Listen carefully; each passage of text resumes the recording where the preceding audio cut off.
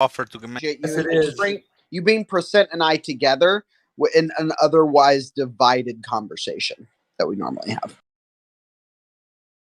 Don't worry about that. Listen, in conversations, well, what's the time that you set in conversations? You spend hundreds of hours having conversations. How many times have you heard people saying the stuff that I've just been saying? Never. Not once.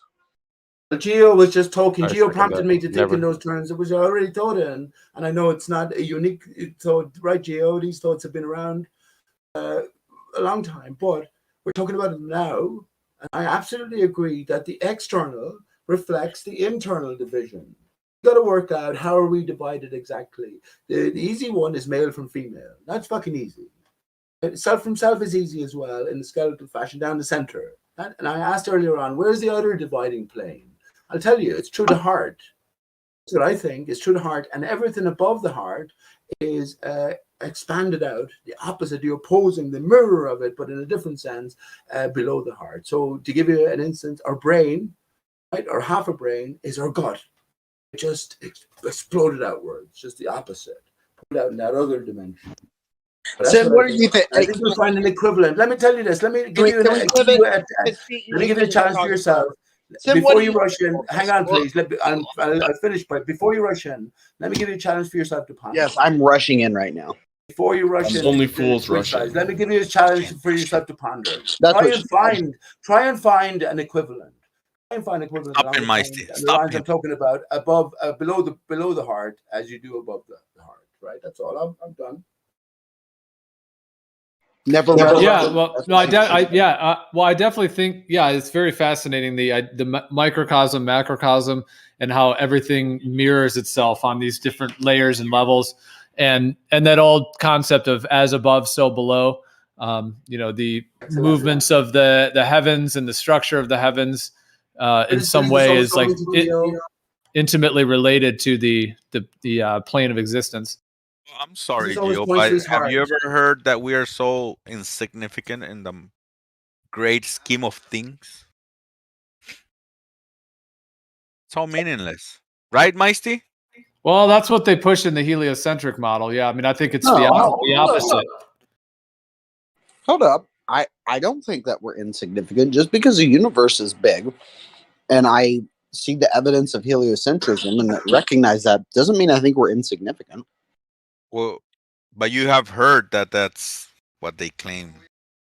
That the universe doesn't care about what you do or think. No, but that's, while there's some truth to that, it doesn't mean that we're insignificant. How can it be true? How can it be true and not true at the same time?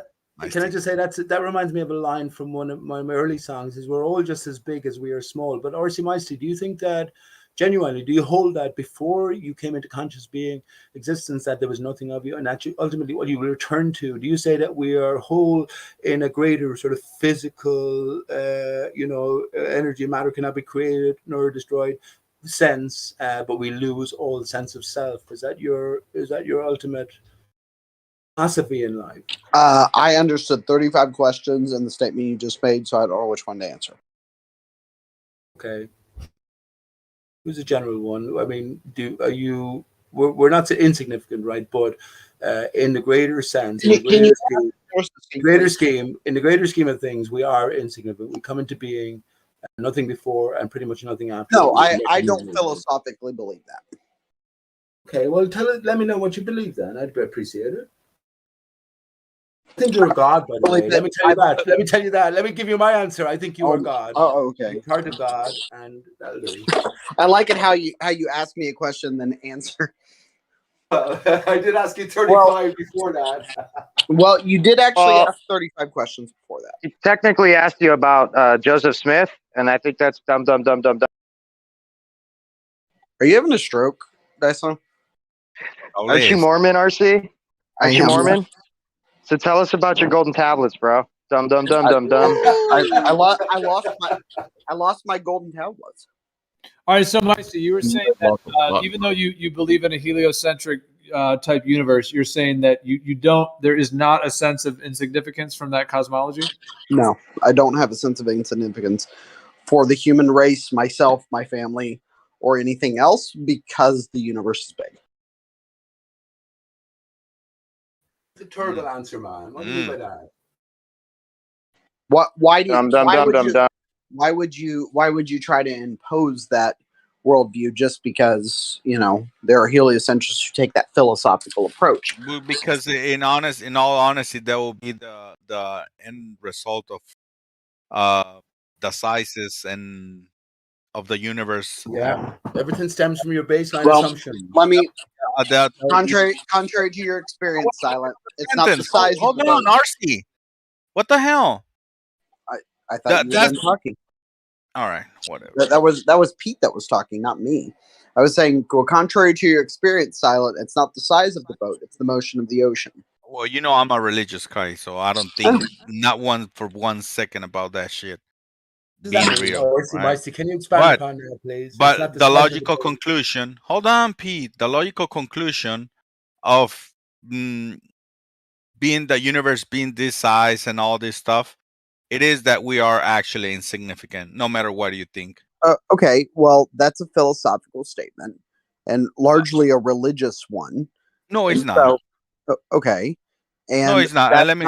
Do you allow me to expand? Why not? Yeah, because even though things are big, there's a lot of really amazing things. I think that both humans. Oh my god! Even those things that you think that are big in the great scheme of things are actually nothing, are meaningless. Okay, that's according to your evaluation of it, based on your values, your religion, your beliefs. No, that's a logical thing to think. All right, just cut me off. Like, I'll just go on mute. You want you guys just keep talking. Thank you, Maestri. On Silent Zero, explain.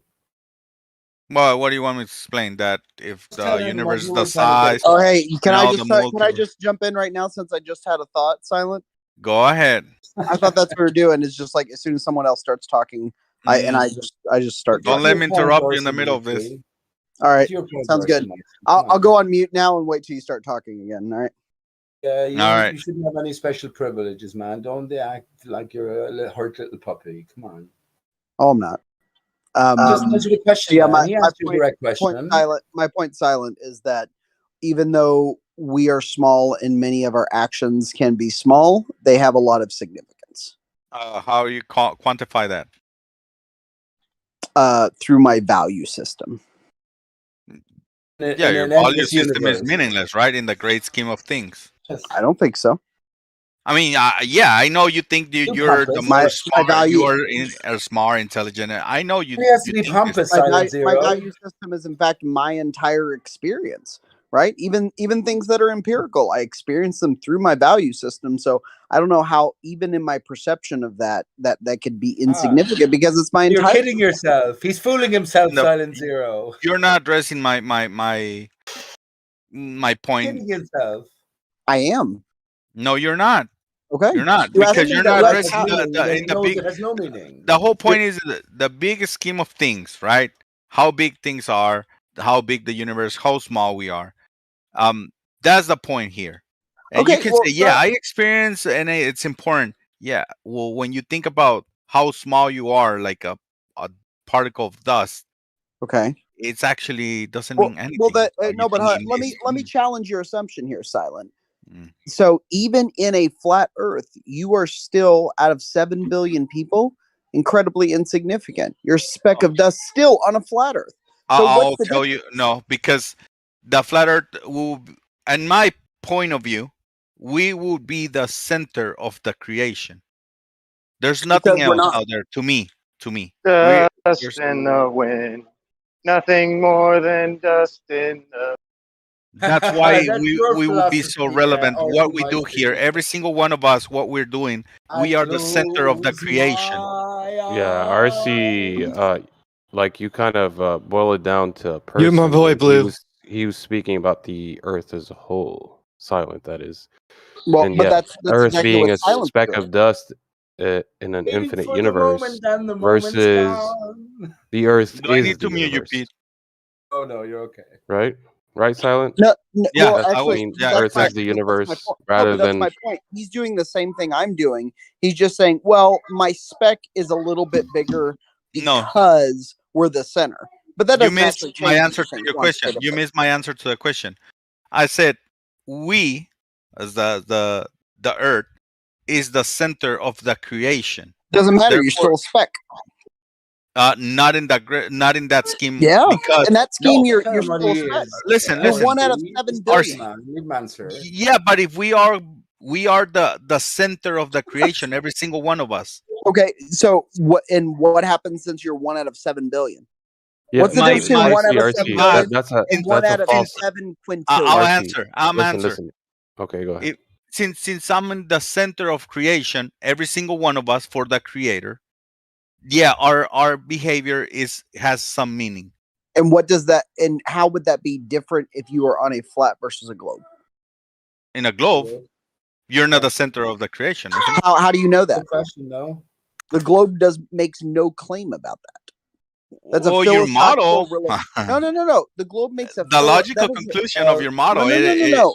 You're imposing that as a philosophical and religious assignment, not an actual claim from the globe. Oh, so you need the claims to get to conclusions. Zero, bear with me 1 minute, please. Bear with, because I can answer RC my question exactly. Please don't bring that thought up. Okay, go ahead. I won't. Bear with me for 30 seconds, right? This is 5 minutes. I'll be done. Hang on, please, because when I was of the previous mindset, big for science, I was really interested. I had a son. I walked him around, and I brought up. My conclusion was to my son at the time, telling him the nature of the world as we understood it, that look, everything is seemingly meaningless. What makes it worthwhile is love for one another, love for yourself primarily, and understanding that we're all in the same boat together. That's what makes it life have a purpose and make it worthwhile. When I came to flat earth reality, guess what I told my son? Exactly the same thing. It's all about love for oneself and love for a fellow man. We're all in the same boat together. I'm guessing your son's name is Junior. More close and special sense. Is your son a junior? Going off in a tangent. 19 now. He was 10. Come on, Dodo. Is he a Pete? Is his name Pete as well, though? Man, you just went off in a tangent. Didn't I answer that question perfectly? All about love. I don't think you did. But no matter what your worldview is, it's all about love. Love brings us home. Well, you're just affirming RC's point that it's philosophical rather than. Of course it is, though. Of course it is philosophical ultimately. Yeah, and I think we agree. Yeah, but Silent was kind of disagreeing with RC, and you kind of. Sorry, I was answering RC's question. Silent didn't give an answer. Because I considered both points of view, and I just laid them out the best way I could. That's all. It took 30 seconds, but it's true. Well, like I say, if we're the center of the creation, it will have meaning. Right. Otherwise, we're a random thing that happened in, because that you agree with that, right, RC? That in the heliocentric model, we just happen as a random thing.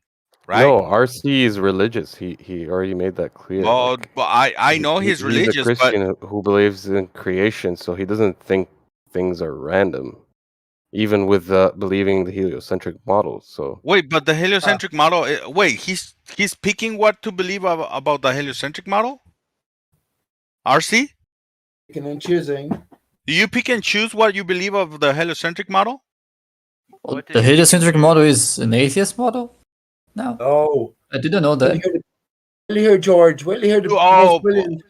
Sorry. Well, I thought it was. I thought it was. To be honest, in my point of view, it is. Let him come back when he answers. Maybe I'm wrong. Let him come back when he answers. The heliocentric model is an atheist model.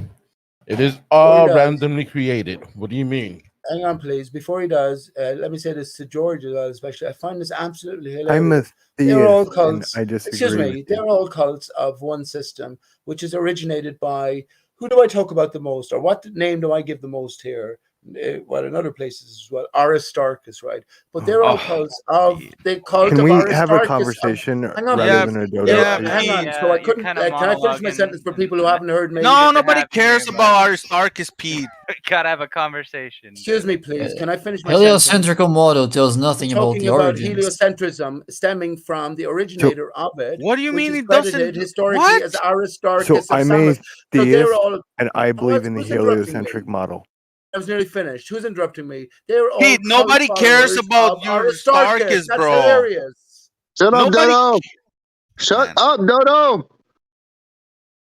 Well, I think it's entirely possible to be a glober and believe in God and creationism. It's not mutually exclusive that, God created the Big Bang, right? So Right. I think RC believes that when he dies, he's going to occupy the planets that are in heaven that God went to go prepare for him. At least that's what he's explained to me. Yeah, like I would say that heliocentrism on a foundational level is an isolating, insignificant type of cosmology. Of course, when it's rooted in the Big Bang and there's an atheistic component to it. So that seems to be the push of it and the core structure of it. However, even people who believe it may have their own like spiritual or religious viewpoints in which they feel like it's created. Like I have a lot of friends who still think it's a globe Earth, but they know about like astrology, like they know about how a lot of these things are timed in terms of like the movements of the heavens. And so they just think that the creator created the heliocentric universe. And so they're able to kind of put the creator inside of it. But even at that, they still talk about how there's this crisis in cosmology of this sort of like disenchanted worldview. The Newtonian Cartesian materialistic paradigm that we're in, which is based in that heliocentrism and atheism, is still some kind of a schism that's causing isolation and a lack of meaning and like a disenchantment of the universe because of that core concept that we're just this insignificant little ball within this huge galaxy. But Gio, but the whole thing is that they had to adapt because of what they're being shown. Right, exactly. Yeah, so it's. I mean, again, I know just because of my father's a pastor, and when he talk about the ferment or whatever, he's like, "Well, it dissipated." I mean, I don't know where scripture says that, but that he wants to come out with that, saying that it dissipated, and then now they could travel to the outside of the firmament or whatever. But it's just an adaptation. So they like had a I've heard Kent Hovind say that the firmament used to be frozen. It's like the canopy theory, and then and they turn into the water, and stuff. Yep. That's pretty Tree of life was cut. We live on the tree of life. It's called Aristarchus. We live on the stump of the tree of life as it juts above the waters. Can Hovind is a flat earth? My fault. Is it my fault? Why am I shut down? Because the name Aristarchus is mentioned. Because nobody cares about Aristarchus, though. I don't know if you know. For No. 16 years. Right? For whoever asked, Kent Hovind does not believe the flat Earth. He doesn't. Yeah, not at all. I didn't say he did. I just said the canopy theory was similar to what Elba was bringing up. Somebody asked the question. Together. Within the light is I did, DLive, as I heard right? Talking about his understanding of the firmament. Yeah.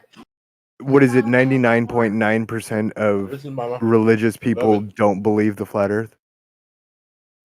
Yep. Well, I mean, that would be 99% of all people. Whether what do you believe? What they say about the scriptures, they're saying that the people that wrote it was naive, and what they understood at the time. That's how they wrote it. Hey, bro, what are you eating right now? I'm pretty sure it's a rule you can't be chewing and that's all part of fake talking on history. this channel Get at the same time. That's all part of a history. Get real. Hey, guys, you have a problem listening to people eat, huh? Yeah, bro, I don't like hearing that bullshit. It's actually a rule on this channel. You can't be eating and talking at the same time. Mm-hmm. Read the rules. Read the guidelines. Well, yeah, I put it in there. I can talk and have shit at the same time. There's plenty of people who do talk shit. Well, I did put it in there on the rules, but it's not, or the guidelines, but it's not like extremely. I mean, it's just more of a suggestion because it is funny. with eating, yeah, it's interesting that it does seem to. Yeah, because nobody wants to hear that shit. There's so much other shit to hear. Gio, what do you think of historical revisionism? You gotta have an ear for it. It's a pleasure to talk to you, Gio. What do you think of historical revisionism, and is it a fundamental part of our sort of pathway here? Of course, flat Earth was handed to us on a platter from the outset. You know, so where should the individual's thinking sort of evolve towards? What do you think yourself? Outside of what? I'm not sure. I'm just talking about history. We're fed a history. We're fed a story of history. It's attached to. I say all these stories are attached to spinning ball Earth. They're all a fabrication, all a lie, which of course stems back to the father of heliocentrism, Aristarchus of Samos. Don't hate me on that. I didn't write it that way, but that man didn't exist. That's where my historical revisioning and everything encoded within the greater story, because the truth is already known, is written into the scripting. By the way, I apologize because I didn't know I wasn't on push. Just saying, what do you think? What is the panel's take on historical revisionism? How far can we go? No one cares. We're going to talk. We're going to continue the. We're going to continue the topic that was already on the table. For God's sake, the general question. Well, no one cares. I don't remember. We were talking about. I told you the other day. Yeah, sometimes I think you're the shield, Pete, because you keep disrupting the conversations, trying to take. Gio said something very interesting there, and I was commenting on that. What's wrong with you? So I don't know, man. If we can go back to it, I don't think. Who invited the French? What's wrong with you? I don't think that believing in heliocentrism has anything to do with my belief in God. And my God can be just as powerful, if not more powerful, by allowing him to create something larger. I don't see where that...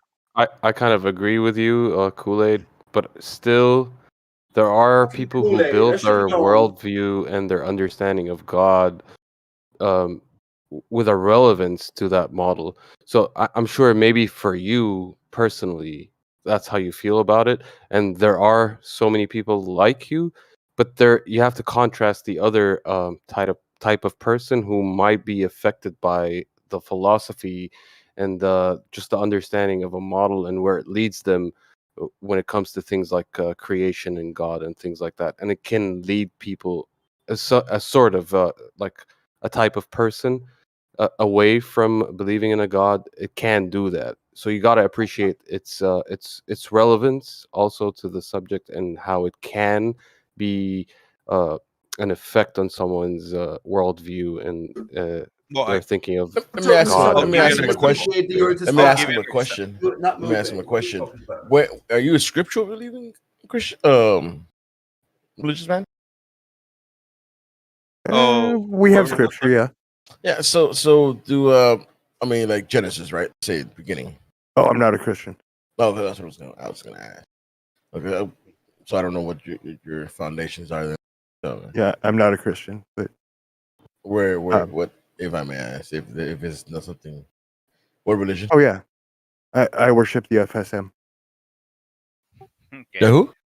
Flying Spaghetti Monster. Okay, thank you, Kool-Aid. Kool-Aid. Great insight. So I mean, he believes in meatballs because he loves the balls. It's all a joke. All serious fucking conversation is shut down for stupidness. There is it's a word. It's a word. It's a name, right? Okay, moving on. No. Like for real, on. Let me just answer you. I'll give you an example. I had a friend which was religious. He was really religious, and now he's excused for this is literally for not being religious because it is meaningless, because it's so big. You know, the main thing about Christianity that I think every pastor misses, and that would help, I think, anybody that's non-religious, is the fact that we have a story where somebody resurrected. That's like the major miracle within the scriptures, the fact that this guy literally came back to life in the flesh. That's not the only one. There's many people that came back to life. Well, not after he went through. Yeah. Show me one. The guy that you're talking about Lazarus. Lazarus one. The kid that died and who was it?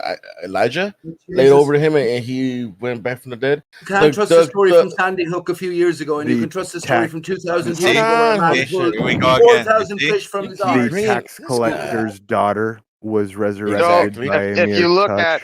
at if you look at Corinthians, I think it's 1:15. It specifically says that if this is invalid, the whole fucking scripture is invalid, and our entire belief system is in vain, and it lies on the fact that it says it's predicted that the saints, these people that existed in the day of Jesus, will rise from the dead. They say that it's going to happen, it's predicted, and if it doesn't happen, then Jesus never rose from the dead, and our entire understanding of God is in vain. So I just think it's really interesting that's within the Bible, literally within the Bible. Yeah, I understand, but it doesn't say that he's the only one that rose from the dead. But I mean, that's not the point. My question was because the other guy that was always trolling and shit, talking about. No, I'm really not. Hold on. I want to hear it. Okay. I want to hear it. I'm in the middle of something. Was in the issue with Christianity, right? And they believe in a heliocentric model is that, I mean, what came first in a Big Bang? It was the singularity, which became the sun, right? And we started rotating around it. But I mean, according to scriptures, the sun came after, right? Then then we go to Joshua. No, that's actually not the order. That's actually not the order. What was not the order? What it's within the first paragraph of the Bible, man. It says exactly what came first. So before God did anything, before He created the heavens and the earth, there was already something existent. What was that something? Where He created the heavens and the earth? Water. Light. Word. Let there The be word, light. right? The verb. No, the word. Nope. It was The water? somebody got it. It was the waters, and it was the darkness upon the face of the waters. But He created the heavens. In the beginning, God created the heavens and the earth. That's what it says. That's what it says. You can go to the very first says paragraph. the water was already here. Face of the deep. Yes, it does. No, it I'm doesn't. supposed to be first. It says the darkness was upon the face of the waters After before God He ever created the heavens and the earth. It doesn't say in the beginning there was the waters. He was in the face of the deep. Hold on, guys. You're incorrect. Is there a It says in person the who knows the beginning, Bible better than us? Someone? in the beginning, God created the heavens and the earth. This And the is an Spirit of interesting God. it's an interesting conversation. Just keep it one mic. Like, really, just respect each other's opinions. We can listen to each other. Just one mic. That's fine. Go ahead, Bot. Right. So it says in the beginning, God created the heavens and the earth. And then it talks about the faces of the deep. Then the Spirit of God walks over His faces of the deep. The water wasn't here before. That. So is that verbatim, or is this your understanding? That's what it says. Pulling out my book right now. Pull it out. So here we go. I think I just got my hands on it. Daiso's trying to say is it's not the order of the way the story was told. It's the actual understanding of the way it's told that means the waters existed before anything. I mean, if the chronological. Hold on. It says right here. It says right here, in the beginning, God created the heavens and the earth was without form and void, and darkness was upon the face of the deep. And the Spirit of God moved upon the face of the waters. And God said, "Let there be light." Right, and then God saw that the light was good, and divided the light from darkness. And then God created the day and the night, and the evening for morning. And then he this is how He started creating the earth. But prior to it specifically says that it was without form and was without void. Did you miss the first part? In the beginning, God created the heaven and the earth. Right? Hold on. Right? Did He not? That's not what it said? That's it. Yeah, that's the first right. of what it says. And then first, it says, you have to give context. And then this says, now the earth was formless, meaning the earth was already created. It was just formless. Because it said in the beginning, hold on. It says in the beginning, God created the heavens and the earth. Now, the earth was formless and empty, right? Or void. What do you think is the original? What do you think is the original word that they use for earth there? If you go to Jubilee, right?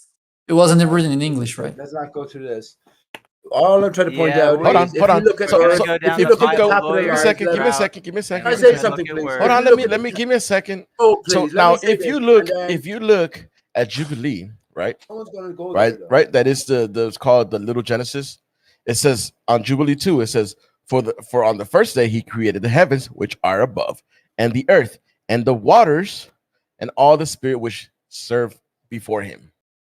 Waters below, but listen, when you look at the Genesis 1, you'll notice that earth is capitalized in one sense, and later on when you go down to where Dad had talked about, it is in lowercase letters. There's distinction.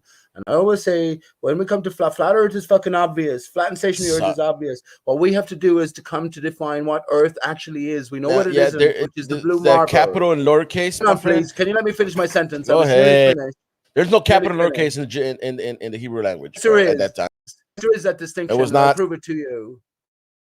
Prove it to you if I must. Who invited the friend? To finish the greater point, that is our quest here, is to decide what Earth actually is, coming away from what we were told Earth is, right, which is in the blue marble, the greater heliocentric model, the greater Big Bang model. And I say Earth is everything within that bubble. This is the distinction. So going back to you, man, and when the earth was already created, the heavens and the earth were the first thing he created. What did he do when all he did was when the earth came out of the water was that he told the water to move away, to spread out, and let the earth show it. He didn't create the earth afterward.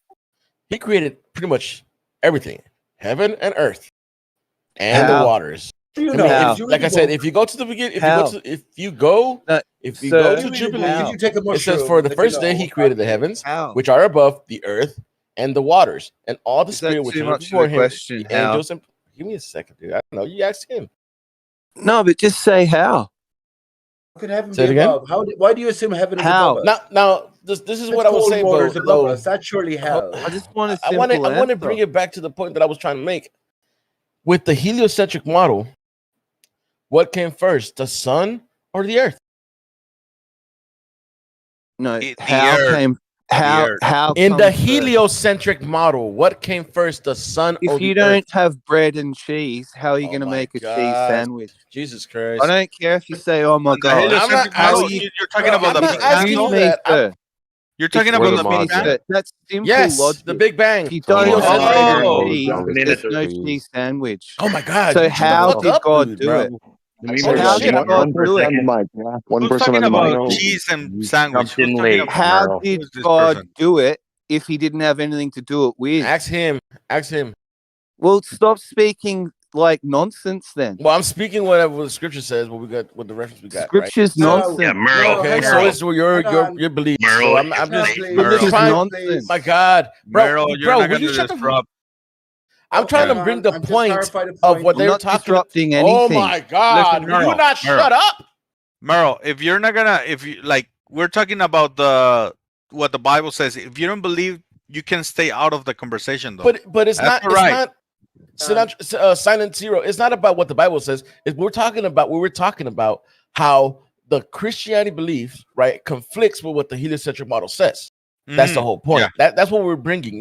Nothing about what we believe in the scriptures. What I'm saying, what clashes in their belief and believing in this heliocentric model. That's what we're talking about. I just want to clarify here. I posted something in chat here which made my point exactly. Earth at the very beginning is capitalized, and Earth halfway through is lowercase letters. There is a distinction made, which whoever was denying that, I hope we will agree that there is a distinction made, and this comes back to our understanding with the word earth itself and what picture you paint, what you say that means. Yeah, can you give me back into Genesis 1? If you can think and claim you can think into the mind of God back in Genesis 1. Well, I'd love to hear from you. Can you give me? You shut the fuck up and listen. Can you give me the capital letter in Hebrew, please? Listen, in the Asian Hebrew, please. Hold on, guys, here, where the distinction is made. Yeah, there's no mistakes in the Bible. It doesn't matter what language you make. Oh, really? So capital letters. Guys, hold on. Yeah, the point is that there is a distinction in translation. So, does anyone know the original Hebrew for these Don't have to words do where that. they were? What's wrong with No, no, you? no. Hold on. No. You made a claim, Dodo. So let's hear the Hebrew word Do you want to for hear the that fullness was. of my claim then? Go ahead. Right. So there's a King James Bible version, right? And I was responding to the guy who was talking about Earth in response to data. I pointed out that Earth was capitalized in one sense, and in another sense, it was lowercase, because a specific distinction was made. As flat earthers, we don't know what Earth is. We go away from the ball, right? The blue marble. That's what we know. So hang on, this is my point. So You're repeating your claim. Let me finish my point. Then there is a very purposeful placement there of capital lowercase, and that's up in to us the translation. Yes, and that's what I said, right? In the translation, there's a capital and there's a lowercase. Now, the original Hebrew, what's the distinction? Is it the same word, or what's happening there? I mean, the translation can be. Speak the Hebrew. Then don't make the claim, because you just made a claim out of it. I say fucking original. Okay, who gives a shit? That's not. Never existed. Oh my god! Somebody mute this guy. All right, Dodo, you made your All right, point. guys, I can hear you in the background. Time for you to take a break, Dodo. Guys, I can hear you guys in the background. Calm down. The point of the conversation was not of the Discord, Don, to hear us in the background. Dude, the point of the conversation was is the conflict and what the Christian believing heliocentric believes and what the scriptures actually says. That was the point of the conversation, right? So the point was that they believe the heliocentric model. The heliocentric model says that the sun was here before the earth. Does it not? The Bible and Scripture leaves out one important detail, which is how God did it in the first place. That's why a lot of people don't believe it. You understand that, right? But that's not the point of the conversation. Elbow, can I address your point, Elbow, real quick? How he created I've been it is asking not for the somebody to question. address the point. Okay. So the sun in their model would be a part of the heaven, right? Is that my question? Is that my question? All right. To answer your question, since someone's going to answer your question, I'll answer it for you, man. The sun came after the earth in the Bible, but in the heliocentric model, the sun was the first thing. Right. Exactly. You guys sound ridiculous right now. Seriously. What? The sun we're talking about heliocentric versus geocentric. Yeah, it's Merlin, embarrassing to listen to, though. It's embarrassing to listen to you because you're ignorant, man. Yeah, there's no Merlin, logic. you have a point, there's no or science. There's you nothing can go somewhere else, empirical. Yeah, There's what science in it? What science is there? Guys. What science? What science is there in the heliocentric model? Stop over talking me, then. Like, you stop over talking because you're saying everything is nonsense. I'm allowed. And I'm trying. And you're saying all right, that there's no logic to what we're saying. There isn't any. How is it? Merlin, you have a point. Make it, please. I got the headphones. Listen. Like, I'm gonna mute you. I got my headphones on my boom arm, and I can hear you guys from the other room. Yeah, well, turn it off. Have my say and I'll be quiet. Just chill out a little bit. Calm down. Don, you got your volume too high, bro. You're gonna hurt your ears. No, y'all just loud. Let's go disconnect if you're not listening. We're loud and proud, bro. Holy what shit. do you mean? Like I appreciate. I can't believe in this. You're talking to each other quite often. I can't believe in this because there's nothing there for me to quantify. Yeah, what can you quantify with the heliocentric model? It's not a quantification. It's simply which came first. That's not a quantification. Of course it is, because if you don't know how the creator even started, how did the creator create itself? You know, it's like this. It's just an endless regression. No. You're going off tangent. We're speaking about scripture, strictly speaking about Genesis, right? Versus a well-known model, the heliocentric one, right? And both of them dictate certain things, regardless of whether they're true or not. That's not the discussion here. No one's saying either is true. So right? one side says the Big Bang, the other is creation. Okay, I'm on board with that. Then. Creation, we're all the strictly way. speaking about both scriptures, what they say, versus what people think is actually true. Thanks for explaining it, man. Sorry to come in hot.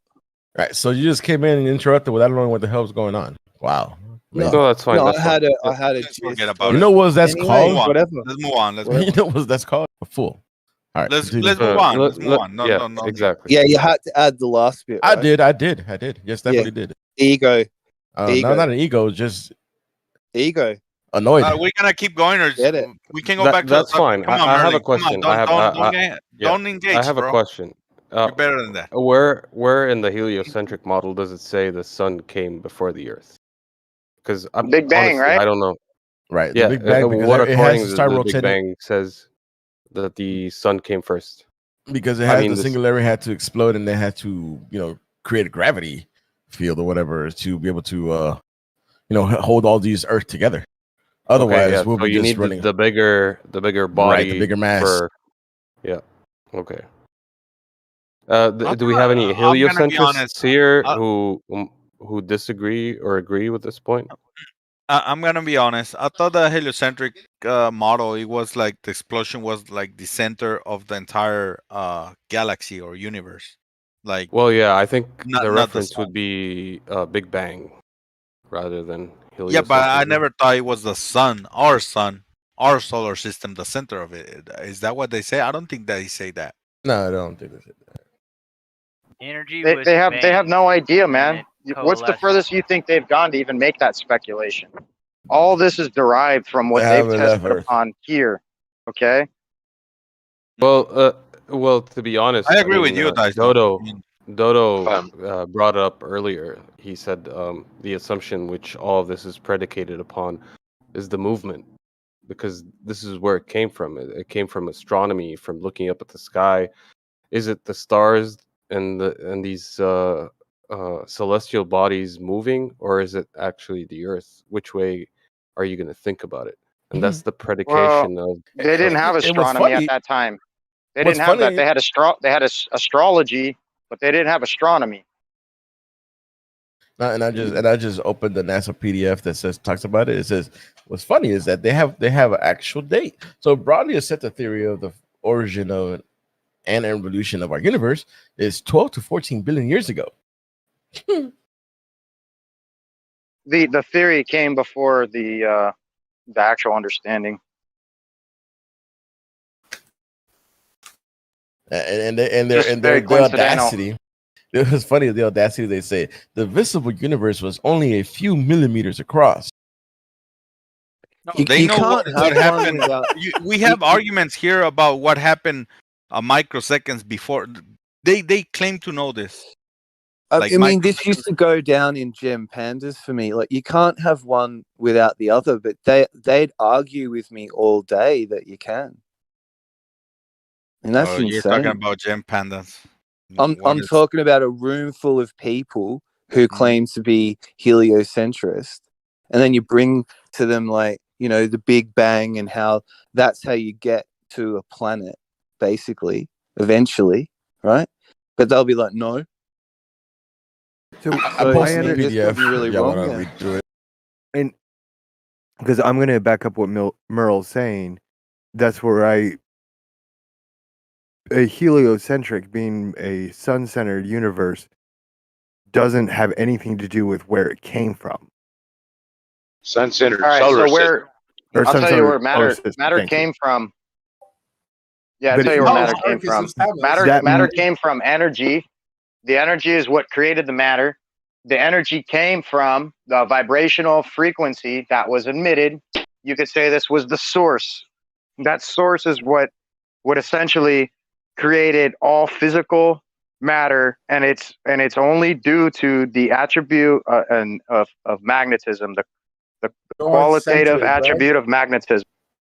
I have a question for Kool-Aid. So one of the things that I'm reading right here, it says that the expansion of the universe, it says the observation that galaxies are receding from us, meaning they're moving away from us. So we had to be the center of the bang. Yeah, think of it like this. Let me give you an example. Think about a balloon, right? And you put dots in it, and then you inflate. Shove the balloon up your arse. It's expanding. That's what it's doing. That's how they. You see, this is how you explain to kids, right? That's what they do in the school. Then, if you want gravity, I can explain it with the. You have to explain what came before space, time, and mass, and that's what I just told you. And I don't know why you guys hand wave past that, but this is what they've been trying to figure out how this. Oh, dice lawyer, that's irrelevant, bro. I mean, Actually, Silent Zero. They say it was hot, dense state. Well, hang on, Silent Zero. What if it's an analogy for a thought bubble, right? So you know that when you consider a thought, the more you consider it, the more it will expand your sort of greater universal sort of view, I guess. I think maybe that's closer to that analogy, you know, and we know that's not literally true, right? We're flat earthers. That's not literally true. The galaxies aren't moving away. Hey, man, take a break, bro. No one can understand you. And we just can't see it because they're so far away. That's not what's happening. Somebody had a question they wanted to ask me. Analogy, though. Come on. I mean, you can think that. I mean, I don't. Bubble, the little cartoon, the thought bubble, right? It's perfect. Perfect analogy. Gio will appreciate that, I think. Well, I don't know. Keep going. I don't want to change the subject. Go ahead. Yeah, so there's lots of different theories about where the universe started, and that's cool. One of them, and then the big one you guys pointed out, is the Big Bang. There's other theories out there. We don't know. But ether, dude. Ether and relativity, quantum mechanics, materialism. Those two are the only postulations ever been accepted by science as being set forth and pondered upon. Everything else is like so abstract and theoretical with no support. But the only two things that have ever been supported were these two. Sure. Okay. But that doesn't change the fact that the model of the solar system is where the heliocentric model. You're making assumption of grandeur that you want everyone else to concede to due to the fact that you've essentially given this falsehoods of dogma with your CGI cartoonery, and we don't subscribe to all of that. It can't be a genuine position though, because that was a lot of words with no. What I'm telling you is your outer space paradigm. Your outer space paradigm is a great story, but it's nothing more than that at this point. It's metaphor, though. I mean, it's been measured. We've had people there. All of the tests. You're measuring lights in the sky. No one's going to the light in the sky to physically measure it. All you're doing is measuring based upon your red-blue Doppler shift and such and such. You know exactly what's going on. Don't fool ourselves. What two models are you going on about? The heliocentric versus the geocentric model, which both are models of the solar system, and one is just centered around the sun and one centered around the earth, which is where this conversation. One centered around physical reality that we reside within, and the other is centered upon lights in the sky that you're making. You're making very grotesque, fantastical allusions upon that. You guys have nothing more than theory. It's all theory that you've replaced for fact. Let's get to the base of who gave us that model to begin with. Kool-Aid. Who gave us the model that you and billions around the earth follow to this date? Who's the person we can all go back looking to? That's important. It's a genuine question, man. George LeMaitre. I agree. Let's look at both these models. Yeah, who gave us that model that we're all following? Einstein is the hero of our century. This guy should be the hero of our millennium, whatever. Who gave us that model that you're all swearing by now? Do you know the answer to that? If you don't know, that's fair enough. No. What was the question? I know Dodo gave us the was model, the talking, heliocentric but model. I've got white noise generator that blocks his Okay, words. well, who gave us the dichotomous choice? It was a heliocentric model. Who was the originator of it that billions on Earth are following? You know. No, it's not Copernicus. Who gives us a model that we're all trying to follow now? That most of the world are following now, according to it was the Pythagoreans. That's who gave it to you, unfortunately. It is credited. It is credited to someone in particular. Well, we're sold. We're sold Yeah, a Pythagorean. Well, we're sold a history. There's a history that's been sold to us about this. Which, yeah, Pythagoras, the Greeks is where they claim it sort of started, and then Copernicus picked it up in 1500, and then. No, it's Aristarchus of Samos. Look it up, man. One Aristarchus of Samos is the originator of heliocentrism. Following on. So then why are you so into that guy if he created a false cosmology? Sure, but these guys never existed. We know that, right? Storytelling. Show us the model. The story is crafted like you're writing fucking script tomorrow. That's what I was saying. It's a lot of history that we're sold. We're just sold it. Exactly. Just like Exactly. Don't. So Gio, they're all in the cult of Aristarchus. That's fucking hilarious. The Kool-Aid is in the cult of Aristarchus. He's selling me the reality of Aristarchus has been the originator of this whole heliocentric, which leads on to, of course, the Big Bang. And fucking make no bones about it, Aristarchus is the originator of materialism, where everything stems from nothing, which is like, Big Bang-ism. Well, it's illogicalness, man. Something cannot come from nothing, right? But you can get mass. Here's the thing: is you can get matter. Excuse me. You can get matter from energy. So with that being said, holy shit, is this really happening? You're just gonna cut right fucking through me like I've got nothing to say here? Go ahead, Daiso. Go on. Yeah, just try not to interrupt, guys. But I think someone has interrupted me. Yeah, go ahead, Daiso. It's fine. Carry on. No, he was gonna say you cannot get energy. No, material from energy, but the other way around. Yeah, it's been proven back in 2020. Oh, did I say that statement wrong, Daislo? Yeah, no, you said it right, but if that's what you were quoting that he was saying, but I'm telling you that's not accurate. That you can get matter from energy. Daislo, this comes back to the death of the ether. This is ultimately what is. We were all base matter. No, it's not. Here, this supports the ether. Well, we're base matter here. Without the ether vibration, then matter doesn't exist, right? As we know it, it doesn't vibrate. So there's a different. Of course, what do you think the ether is? Maybe you have a different understanding. Yes, I do. I have an absolute, and it goes back to Aristarchus as well. Now, when we realize that Aristarchus and Samos didn't exist, right? We look at the moon as flat Earth observers as our nearest clue. This is not. Oh no, go back to your ether vibration. Let me just say this to him, because you're all over the place. All over the place, bud. So I'm not all over the place. I'm answering a specific question.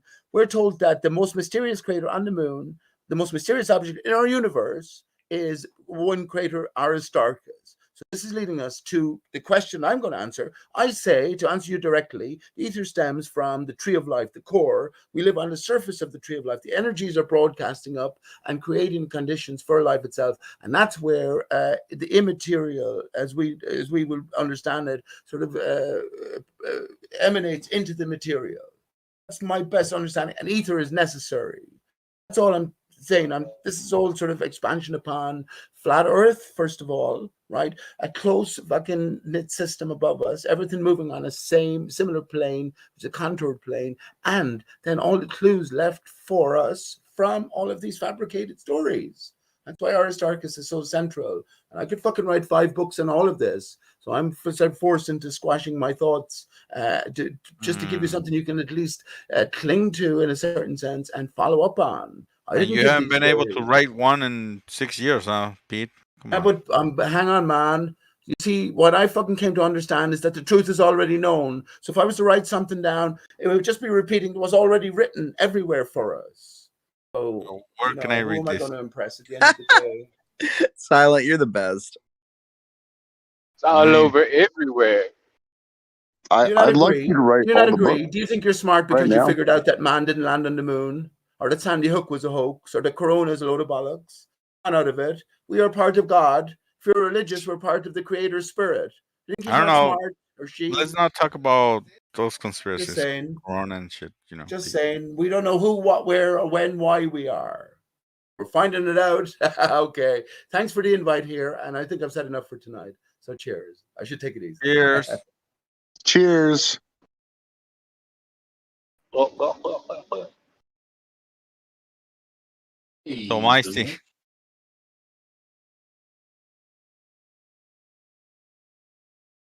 What's up, Silent?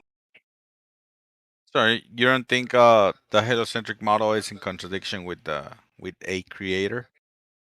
No. No. Exact opposite, mate. Is the opposite in your point of view? Everything comes from chaos. Order comes from chaos. Intelligence comes from chaos. Creativity comes from chaos. And the order we see around us is a product of chaos. If it comes from chaos, what do you say? Chaos encompasses all possibilities. What if it comes from chaos? Why is it so symmetrical? Everything. Because order comes from chaos. Chaos is the root of all possibilities, the root of all creativity. How Order can is the chaos structure create that comes out of it. symmetry? Because it's the product of all possibilities. No. Listen to the question. How can something that is like chaos, to me, that word has a meaning like fucking chaos. No symmetry, no order. You want to look at the opposite of philosophical those and things. religious view of How? it. Yeah. Okay. Well, I'll be quiet because it seems like you're not paying attention to what I'm asking, and it's pointless at this point. Chaos doesn't exist. Chaos is nothing more than a concept. Nothing is perfectly symmetrical. On a philosophical or spiritual level, chaos Yeah, is there's no perfect circle. Correct. As all possibilities, but it's wild, random possibilities. And from that comes order, and order gives us structure.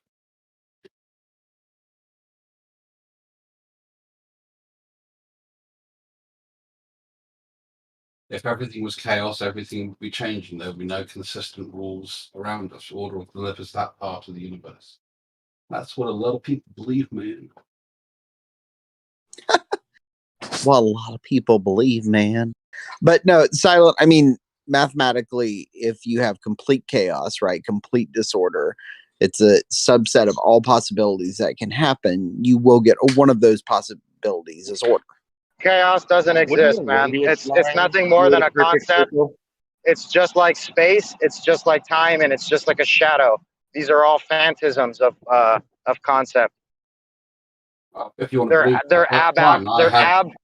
they're abstract to the phenomena. Well, isn't concept? Yeah, wait. Wouldn't a radius line create a perfect circle?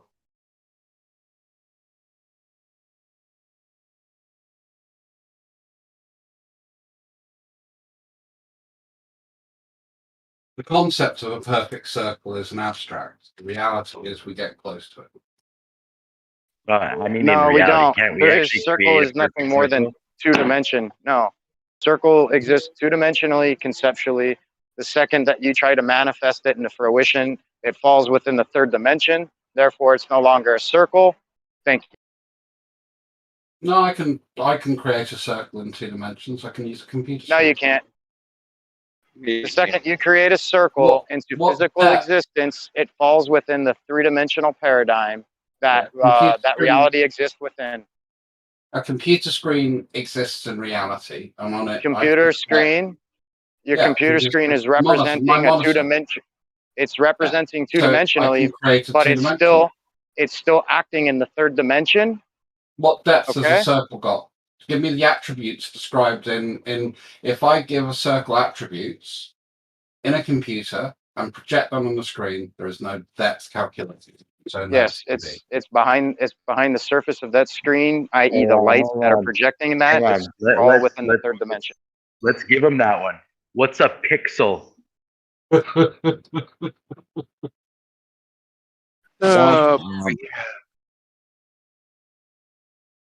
Oh, and that's when the size come. Oh, there goes my circle.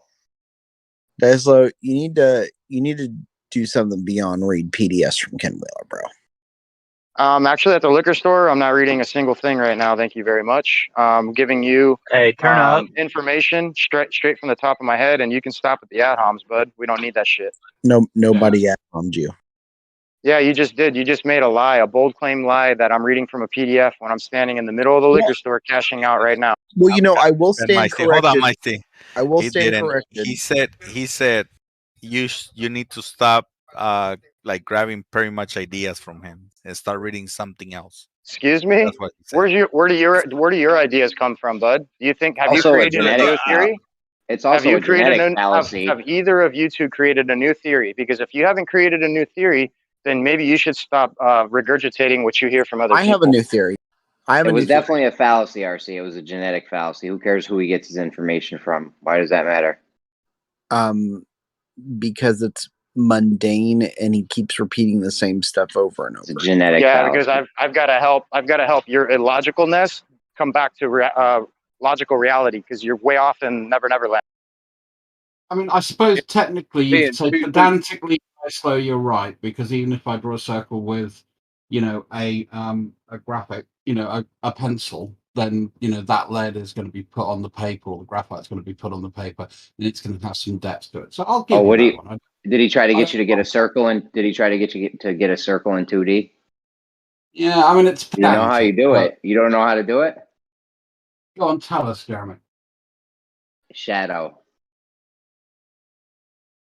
Yeah, but that's a projection. There's nothing physically manifesting. A shadow has no physical properties. It's nothing more than a circle, right? Than a deprivation. It would be a circle, deprivation. Right? Yes, you're right. Yeah. You can create a circle, but it's nothing more than a projection. There's nothing physical there. I'm actually going to give Slow that for the win, because I think actually it's a pedantic point, but I'm going to give it to him. I appreciate the honesty, Dan. And the shadow would still be in 3D because you'd have bumps and things on the surface of whatever you're projecting it on. Oh, whatever. You want to talk about surface? Oh, so you just jumped into the third dimension. You're welcome. Yeah. Well, surface by definition has no depth, but you're right, it's an abstract again. So we can carry on in the real world. We live in the third dimension, so by de facto, anything that we manipulate is going to be in the third dimension. I don't mind. You know what RC told me yesterday, that the surface of a sphere is 2D, but then if you take a triangle out of that, if you cut a spherical triangle out of that, that's 3D somehow. Well, any surface as an abstract we consider it to be two-dimensional. And what if you take a piece of that surface, it becomes 3D all of a sudden? Anytime you introduce depth into your calculation, you create volume. Volume requires 3 dimensions. Yep. No, they didn't have any volume to this surface piece of the surface they cut out of the sphere. Yep. Don't know. I'll let RC argue his own point. You lost, RC. You lost that shit yesterday, big time. Which point? Sorry, I was playing something. Remember when we had the surface of a sphere, and then you wanted to cut a little piece of a spherical triangle out of it, and you said now that's 3D. That's not what I said. That's what happened now. But Jeremy, I did was you were asking about 2 dimensions versus 3 dimensions, and I said the surface is 2 of those dimensions of a 3-dimensional object. And then you got pedantic about 30,000 other things and refused to listen to my claim, so I went on mute and listened to you ramble on. But one thing I am glad, Jeremy, is you've introduced, the concept of the genetic fallacy. I'll save that one for later. Mic check. What's going on, everyone? Hey, Matrix. Sounding good, man. What up? RC, is your name related to remote control cars and stuff like that? No, it's not. Anybody know remote controls by any chance over here? Because I found one. I found one of them gasoline remote control cars. I want to know like his value. Dude, I was into them when I was younger. Yeah, I built boats and cars, radio controlled. Was into them for a bit, like when I was, I don't know, young. They were fun. Yeah. I did some of the gas boats and the gas cars. Yeah, like the nitro powered. Yeah, those are fun. How big is the one you found? It's pretty big, like the regular ones with the big tires and stuff, and it has like a lot of it looks like expensive parts and like the battery pack, but I really don't know anything about them. So, and if it's got a battery pack, it's not going to be electric unless the battery pack's just for the RC unit. It's gasoline. It's one of the gasoline ones. So generally, if it's a nitro, you'll have a sort of little connector on the top where you put your nitro charger in to fire the car off, and then a small tank, and then those engines are measured. Normal 2 cc's, 3, 4, 5 cc's is about the size of the engine on them. I'm going back a while because again, like Geo, it's a long time since I played with that shit. Well, I used to have a few. I used to build remote control cars for people as a sort of bit of fun. Well, I built 4. Let's not exaggerate. Did you used to be a slave? No, I just enjoy building stuff. I've built probably 30 or 40 PCs for friends and family over the years. They buy me the bits, I put them all together and make it look nice. For free. Speaking of building stuff, if there was something you couldn't see, would you be able to build something out of that? If there was something I couldn't see, well, what do you mean can't see it? You mean I can't detect it in any way, shape, or form? Visually, you can visually see it. Good question, Dress. Good question. That's why you're a good slave, man. If you couldn't visually see this thing, could you build something out of it? Coach, just one quick question: Are you do you practice your faith, or are you cultural? Just a question that came up earlier. I'm not religious. Listen, if you had something, Kosho, I asked Kosho the question. Oh, all right. What about my question? Satanism. Well, yeah, again, you say Satanism? What do you mean? Well, no, just do you practice a faith? Someone said you were religious, and a faith. I have my own ideas. If that's what you mean, yeah, sure. Your own idea. To attach it to any specific organized one. No, I told him last night. Kosho's always trying to tell people he's not Muslim, but we all know he is really. On your question, Jeremy, yeah, I mean, if I can't detect it in any way, then I can't do anything. Just visually. Just visually. No, visually, no, definitely not. There's loads of shit I do that I build that's not visual. Bismillahirrahmanirrahim. Dress asked a good question. I didn't hear it. What the hell is Jin saying, dude? Jin's rumpusing you. I don't know. He's trying to do the call to prayer. But he said he's going to force feed Kosho. He said he's going to force feed Kosho hot salami bacon. Very funny. Salami bacon. Hot salami bacon. Jeremy, you're on fire today. Give me a bacon salami, Sandy. So I want to hear the continuing of this question, Jeremy. If you don't mind. you have some. There's something in reality you can't see it. Can you build something out of it? Yeah. Visually, just visually. Well, if you can't see it, then no, visually you can't do that. But there are lots of things that we can't see with our naked eyes that we build stuff out of. We use things that enhance our vision. We use other tools. I met a blind kid who makes video games. Okay, he can't see shit. What about what's his name? Sir Richard Owen and the other guy. What's their names? Helen Keller?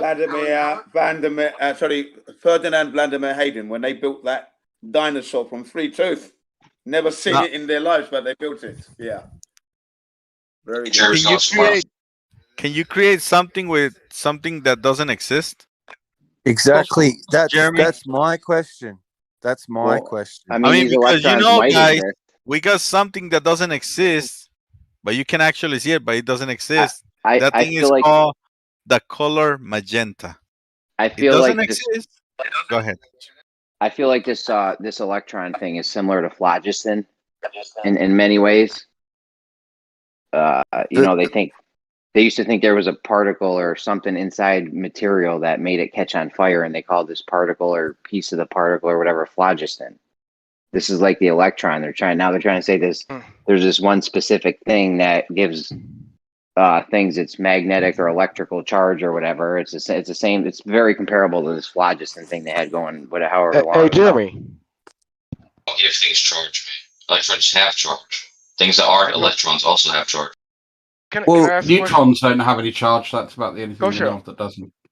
Yeah, can I ask a question as to B-ball wait. too? More a thought experiment. I'm not B-ball. I'm not B-ball. Kosho. Who are you? Who are you? Red man. Red man. What up, Red man? What up? So Kosho. And long time. Yeah. So a blind person made a video game. Yeah, blind kid actually. I picked up 2 blind kids, and I was actually really impressed by the fact that he makes video games specifically for blind people. And this is the best part. Hear me out. This is the best part. He makes there's a Mortal Kombat game. There's a or a version of Mortal Kombat that a blind person can play against a sighted person. And I was thinking like it was just text based, but it's completely audio based. And they augment the sound. Yeah, I gotta remember his website. He gave it to me, but I gotta remember. But yeah, they augment the sound so like you can hear it from different directions depending on where the character. Yeah. Hold on. Let me clarify something right there, Kosho. It's not 100% blind, the people who are doing this, and I'm guessing that the question from the person is a 100% blind person. No, this kid is 100% blind. This is another red herring from Kosho. This is another red herring from Kosho. I'm talking about some. Go ahead, Simon. No, because I last time, actually one of the last year games, The Last of Us Part 2, he won a prize for the best adaptation for people who are not able to see, right? And I remember like starting to question, how do they do that? It's not actually for blind people, 100% blind. It's for people who has like 10 or 20% vision, but it's not. This kid is 100% blind, and if he's 100% blind, can't see nothing. If they can't see nothing, 100% blind, how does he know? What does he need to be coding? Stop. Hang on. He's programming. He's not using audio based. Why would a blind person want to play a video game? Just hold on. This is all a big red herring. This is all a big red herring because somebody can see it. Where I'm talking about this electron, nobody can see it. At least somebody can see this blind kid shit. You know what I'm saying? I'm talking about there's something no one can see, not just this one group of people. We're stuck on this. Yeah, but Gio, is someone here? Like, fuck's sake. Go ahead. This is stupid. So, like, if you have 2 rooms, and in one room you say, okay, like basically the point of this is to paint a picture. And you send one person into one room, and there's paints, there's canvas, everything's there that a painter would need. In the other room, there's nothing. Who's going to, at the end of that, come up with a painting?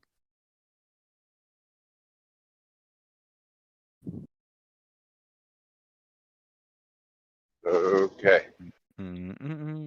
If you have no materials, even if you had an imagination and were an artist, what if both artists were dead? What would they make? What would they create? A painting was it would be called the invisible blank. I suppose you could do an art installation with 2 dead artists. Let's call it neutrons, guys. Let's call it that. Wait, didn't someone just sell some invisible artwork, like for big money? And like, just so I can put a full stop on it, like that for me, that for me, like in everything I've heard and seen in my life, still to this day, I'm in the mystery. I have no idea where I exist, why I exist, why any of us exist, why anything exists. And that's the truth. Oh, man. Woo! That's a tough one. Well, I think, from my personal perspective, I think you give meaning to your life. Yeah. I think for me, I give personal meaning to my life and my existence. I know why I exist. It's because my parents boffed each other. That's fairly reasonable. I mean, I believe my ex-wife and I have kids too. parents I boxed believe you're each onto other. something there with Yeah, that. and now you know why your parents don't call you back. I was saying the F word on here isn't really acceptable, so I was trying to find something a bit more innocuous. It just Yeah, why? doesn't make sense to me anymore. It just No, doesn't. knowing my dad, it really doesn't make sense to me either, mate. But he's dead now, so it's okay. Yeah, Well, seriously though, just go Dress. with your Why? senses. Why? You're Dress, here, why? man, as an experience, and you have to use your wherewithal, right, to kind of make a spiritual choice, man, of what you're going to choose. Are you going to choose the dogmas before you, or are you going to use your internal understandings and mesh that with the facts, the logic, and common sense, and how everything works out, man? This is a spiritual battle. It's a spiritual Yeah. battle, man. I'm just gonna do as I'm told, and obey. No, don't do as you were told, bro. But it's a spiritual battle. I think the only rule is don't listen to Dawn. That was mean. I take it back. I apologize. I shouldn't have said that. I apologize. Don is ace, bro. Don is good. He is a unique individual. He makes a lot of good points, though, man. Yes. I know some of them. He makes those points with irony as the emphasis. He is a self-confessed contrarian, which means he'll always take the opposite side to any argument that's going. Yeah, Dawn is like the new thing. Wait, what Don are we talking about? Dawn in here, who Don Shredder. Don Coyote. Don Shredder. I think there's more than one. Yeah, there's three Dons. Two of them are spelled D-O-N. One's the press Don. One's Don. What do you call him? Don Geo. And one is Don Shredder. Dawn and no, Dawn I mean are Dawn. different. D-A-W-N. Yeah, it's Don Shredder. That's Paul. For anybody who doesn't know, Currently, his name is My Truth, No Debate. Yeah, my friend, my good friend.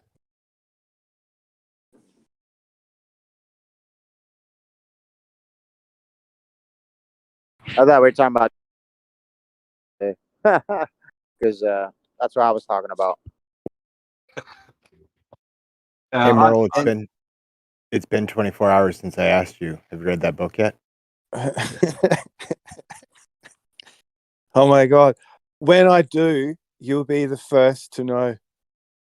You do realise the same alarm's going to go off tomorrow for him because he's probably set it on his phone. I don't. No, I rearranged my room yesterday. I sort of have to take things in bite-sized segments. Was that for organisation or chaos? Well, I had a box arrive and it had like my most precious belongings in it, and then I had to get it in I'm in a garage basically, and then I had to find somewhere to put it all, and then it's like now it's Sunday, so I think I'm meant to rest on Sunday and pray. Saturday's the real day for us, but you can save some room if you deflate some of the sex dolls. I know that usually if you have too many of them, you'll definitely take up too much space. So, Kosho, the thing Jeremy was talking about earlier, so were you saying that they've built crystals out of electrons? Is that what you were saying? Yeah, there's something called the Wigner, what's it called, Wigner crystal, and it was like a theorized thing from the 30s about an electron crystal lattice, based on the electrons all being like equally spaced in such a perfect structure. Like they're perfectly. If you imagine like if you had a bunch of magnets that are all repelled from each other, you just space them in some 3D arrangement that allowed them to kind of both be repelled from each other, but then also be kind of I don't know, like structurally sound. I guess this was the idea. It was just an idea, but 3 different scientific groups independently created this thing this year, supposedly. I'm wondering how they moved them because that sounds rather difficult. Don. Yeah.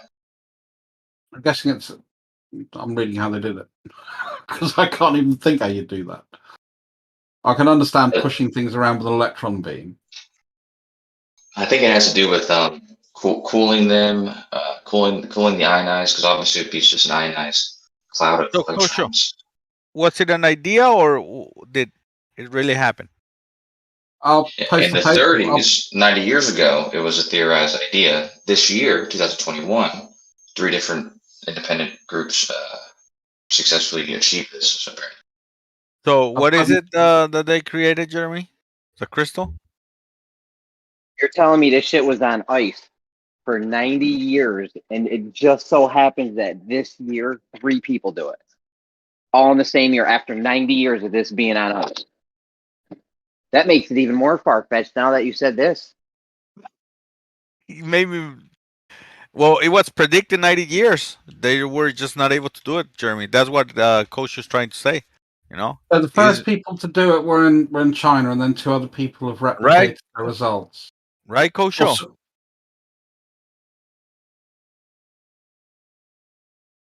Kosho. Right. That's why you explained that it was predicted 90 years ago, right? Yeah, I've said this 3 times now. But yeah. So 90 years ago, they predict this, and then all of a sudden this year, 3 people do it. No, 1 person did it. 2 people replicated his results. Oh, okay. I thought 3 people just happened I put the article up in the chat, so it's there, and it sort of tells who sort of did it, and then who contributed to it. And there's a guy at Harvard who was involved in a bit of it. No, I want to see the crystal that they created. Where is it? Almost like I don't want to see no drawings. I don't want to see no drawings. Wait, what? You can't see an electron, bro. You can't see an electron. I don't. This thing is made of electrons. What did they create then? They created a crystal out of electrons. Yeah, I want to see the crystal. You can't see electrons. Wait, and this shit is what Kosha believes? I mean, you can't see electrons. You can't see an electron.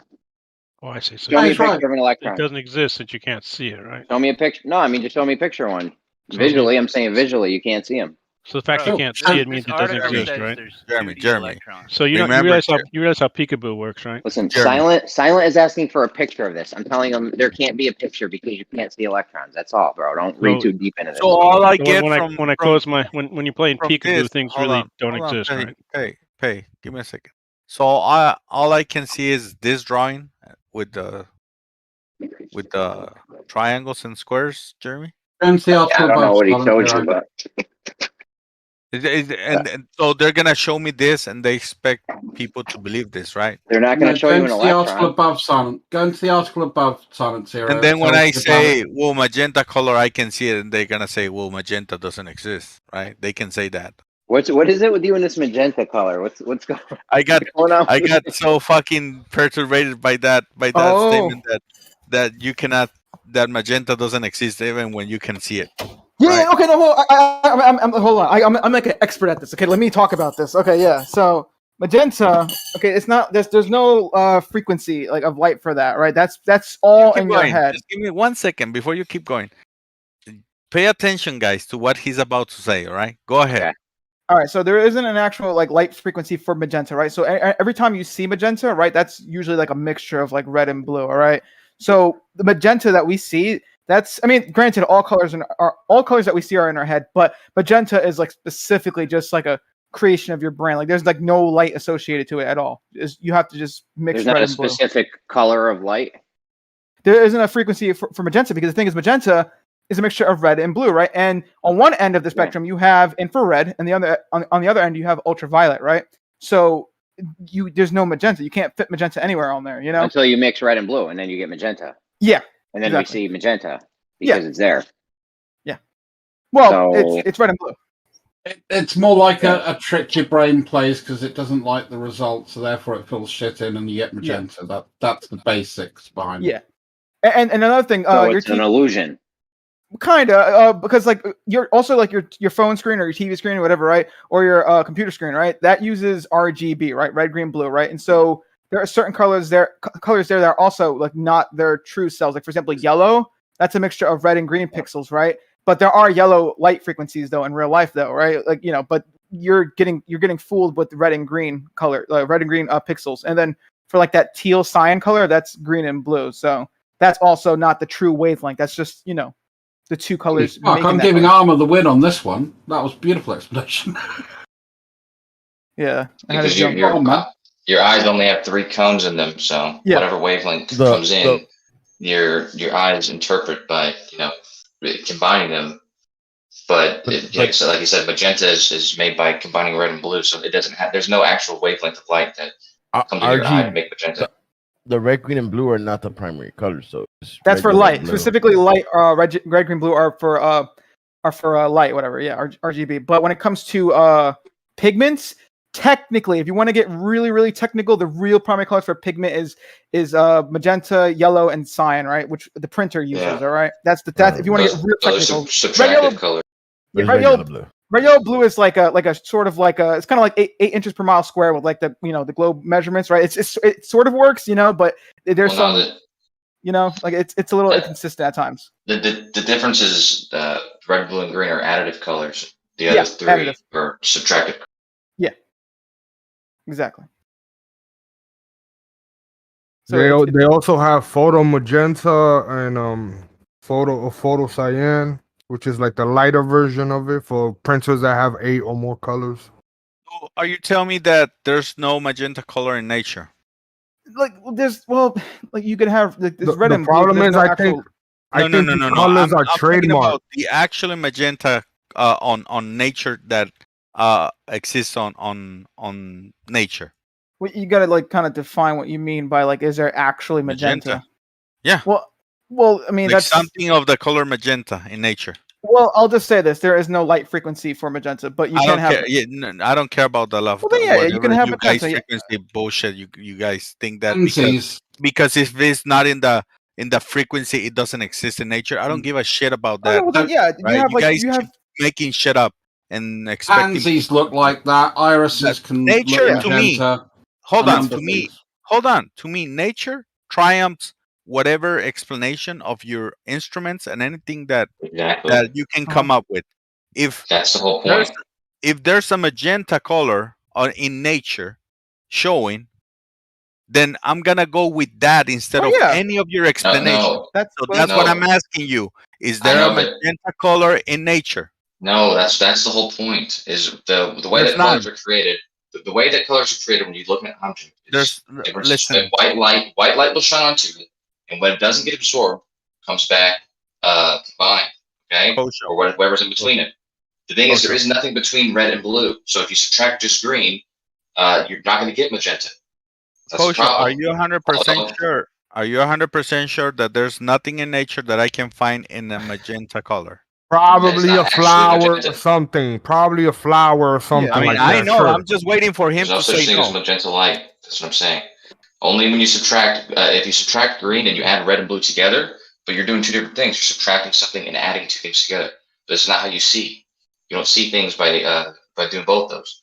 When something's absorbed, it absorbs just the green light, and what comes back is the pure light with the green light subtracted, which would make magenta on a computer, but not in reality. Again, if I see something in nature that triumphs whatever explanation that you cannot see in these colors or whatever, if it's out there in nature, that triumphs whatever explanation that you're giving me. That's why I'm asking, is there something in nature that is of magenta color? Yeah, the magenta is like the digital version of red, right? They have to encode it somehow for enable to the printer to be able to read it. So it's like a synthetic version of red.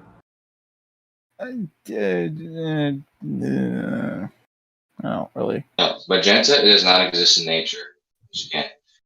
You can create it on a computer because the way your printer is gonna why you buy printer ink is it works with subtractive colors, just like your eyes have. I have a citation directly refuting everything you just said, Kosho. I'm gonna post it in. Sure, go ahead and post it in the live stream text one right now.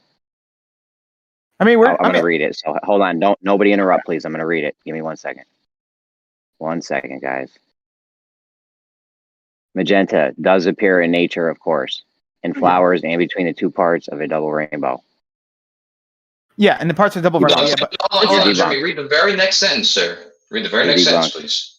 Read the next sentence, Jeremy. No, hold on. Let's see how honest Jeremy. Let's see how honest Jeremy's going to read. Read the very next sentence, sir. That's where you are making shit up. Should I read it for you? Hold on. The next sentence says magenta is not exactly a color. It's two colors, red, blue, and violet at once. Okay, you specifically just said magenta does not exist. Hold on, Kosho literally just said magenta does not exist in nature. Yeah, but then your thing also says that. It says when you have those two rainbows that are overlapping each other. No, my thing says magenta does appear in nature, of course. In flowers and between the two parts of the double rainbow. Those two colors. That's what I said too. I said when you combine two colors, that can exist. However, when a color is coming from something, a color is I can't believe we're arguing colors. So let me ask you something, Kosho. Which one do you think is first, nature or your explanation of if it exists or not? Nature, dude. And the thing that Jeremy just read is nature. He's just leaving out the parts that refute what he's saying. Well, because the second part is the human I'm not explanation saying anything. or making. All right, go ahead. I'm not saying anything. I just use that to refute exactly what you just said, that it doesn't appear in nature. And come to find out, it does appear in nature. Yeah, it doesn't. It says itself. It doesn't exist purely in nature. It exists only when you combine those two colors. If you have two of those colors separately combined into one color, then yeah, you can get that color. But that's not. You're not going to get that from one object. Like I said, like two rainbows overlapping or something. Jeremy, that's why I'm focusing on the which one is first, because the second one is an explanation that a human came up with. Right? We see this in nature, and then they say, well, no, it doesn't exist. It's just a mixture of two colors. Huh? I mean, you see it in nature. Yeah, we're talking about the light spectrum, specifically Silent Zero, and that's the point. In the light spectrum, we don't have a magenta frequency. What we have but the light spectrum is the mixing of two colors. The light spectrum is something that humans came up with. It's not something that nature has dictated, right? Yeah, it is. Every again, every time how do you know? How do you know that how do you know that our frequency is limited? Our frequency is limited. You know, octopuses can see into the ultraviolet. Well, then there can be a frequency where magenta is, right? Because we see it in nature. It's just that our tools are limited, right? Well, no, because we get the bands of those frequencies, and it's pretty well known. Is it possible we could have fucked something up? Yeah, it's possible. I think it's remote, but it's kind of weird that every other time we split light, we don't see magenta anywhere. So that's something that happens in nature science. Just magenta anywhere. Well, I mean, I don't know. This is just kind of a dumb argument. Split light, we don't see at Silent Zero. Listen to the words I'm using. Have you guys checked that magenta isn't a trademarked color like Jay-Z blue? But hold on. Jay-Z came out with a color. It's called Jay-Z blue, which is a color specifically for that he created. You know, he combined a few colors or whatever, made his own color. I'm pretty sure that color you can't really find it anywhere, but probably some flowers or whatever. But what I'm saying is, it could be that is a trademark thing. There's a trademark name. Magenta is not trademarked. So you're telling me that they just came up with a color that doesn't appear in nature, according to you guys, and it does appear. It isn't trademarked. It isn't owned by someone by some sort of entity. It does appear in nature, but because humans said that it doesn't exist, it cannot. I mean, you can only get it by adding the colors. Hold on, I'll clear things up. Right, so we have flowers that are pretty much magenta in color, but the light coming from it, there isn't an actual wavelength for the magenta. All right, I see it. Why you say isn't? Because there is. I mean, literally, the visible spectrum goes from literally red you're seeing it. No, yeah, but that's red and blue, though. I mean, like, there's no magenta in a rainbow. If you have one rainbow, I don't see red or blue in that thing. I don't know what you're talking about, red and blue. but this is color From mixing. where Like, it's you not get even, that is red and blue? why are we even arguing this? We're crying out loud. This is so It says dumb. right here that the way the brain perceives magenta that's the human comes in. It explanation says again. it comes in when light triggers your blue cones, specifically from short wave for your blue cones, without triggering the other cones at all. Again, your brain interprets that as magenta. All right. Again, that's just a human explanation. Okay, well, here's the thing. Well, actually, you know what? Okay, okay, let me go with this first, right? So rainbows, right? We have from red to blue, right? You have all the colors in between, right? I don't know how much, well, I'd imagine the sun has pretty much all wavelengths of light. But with that being said, though, could we put an IR camera to the sun, right? Or my bad, not to the sun, but to like a rainbow, right? And could we see like a band of like infrared light in there? Could we do that? I'm pretty sure we could, right? It should be something like that, right? And the reason why I'm asking this is because if that's the case, right, then maybe, I mean, this is a huge jump, but maybe we can assume that the rainbow is pretty much showing all the wavelengths, but we're only seeing the ones that are visible to us, and there's no magenta there that's visible to us. So, you know, if you kind of follow that logic, maybe, you know, we. So why do we take the rainbow as all the colors that exist in nature, but we're gonna exclude the ones that show in the flower? This is such a dumb. Well, okay, what is the end goal for this argument? I'm sorry, I don't mean to like whatever, but this is dumb. What is the point of this? Oh, you're not gonna answer that question? Well, okay, what was the question again? And then I'll go back to my thing. What was your question? Leave it there. That's all right. Oh, never mind then. Okay. But what is the point of this argument, though? What's the point of this, though? I mean, I don't get it. Well, to say Well, that it was talking about the person creating the electron. crystal you can't, the electron that you can't see. Yeah. So the reason why I'm like pretty much mocking you guys is because you say that you have created something out of something that we cannot see, right? And then we have things that we can actually see, but they don't exist. Well, we're not saying you can't what I'm see trying to it. point out is that you guys live in a fucking upside down world. Well, no, but we're full not of saying you can't. contradictions. Hold on, we're not saying you can't see magenta. We're just saying that we haven't found a wavelength for magenta. All right, because the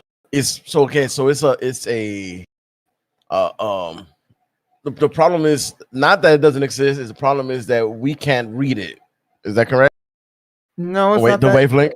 Well, it's not even that either, because if that was the case, then we would be able to pick it up, and I'm pretty sure whenever we do pick up light from a magenta flower, we pick up red and blue light. I'm almost positive. We can like probably lots of colors. There is like one specific wavelength that it corresponds to, right? Like blue is a high wavelength, low wavelength, and red is a high wavelength. There's not one particular wavelength that corresponds to magenta. It's a combination of blue and red from the opposite ends of the visible spectrum. And we could test this too. I mean, if we were to take the magenta light and then we were supposed to if we were see what wavelengths are in there, we would find red and blue. I mean, this isn't an argument, you know.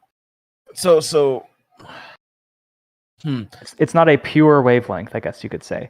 It's a color because we see it, but like it doesn't consist of just one wavelength. It's a combination of two, and our brain interprets that as this different color. So what's the argument? I don't know. That's what I was saying. It's just. Well, I mean, Silent saying, well, this is proof that we Globers are like making shit up, whatever. We live in an upside down world, but I mean, I don't know. My whole thing is that it's the opposite. It's to show that you guys don't exactly understand what's going on. I'm not trying to insult you guys, but I might as well throw that in there since Silent did it first, all right? Well, Silent did it first. Hold on, Silent did it first. All right, he came out us Globers, all right? So I just I thought I'd return the favor, all right? No, I'm just playing, man. On that note, you guys do realize that you Globers or whatever, you guys have some other narrative other than the official narrative, right? Like the story that you guys give us, it doesn't even parallel the narrative anymore. It's like you guys are a complete separate entity. What do you mean? So the thing was, it wasn't say that you Globers. It was that when we asked for confirmation or a citation of a picture of the crystal or whatever it was, the what was it that they said that you can't see it, but they created it. The crystal made of electrons. Yes. And and Kosha show that what is posted. Let me see. You wouldn't expect a picture or something like that. There's many things Well, you wouldn't yeah, expect yeah. a I picture mean, I for. expect a picture of a crystal. Yeah, of course.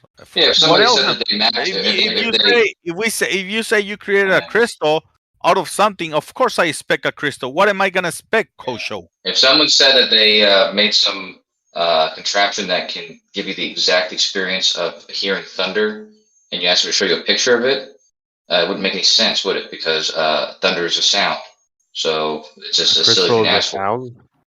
No, this crystal specifically is not one that you're expected to see.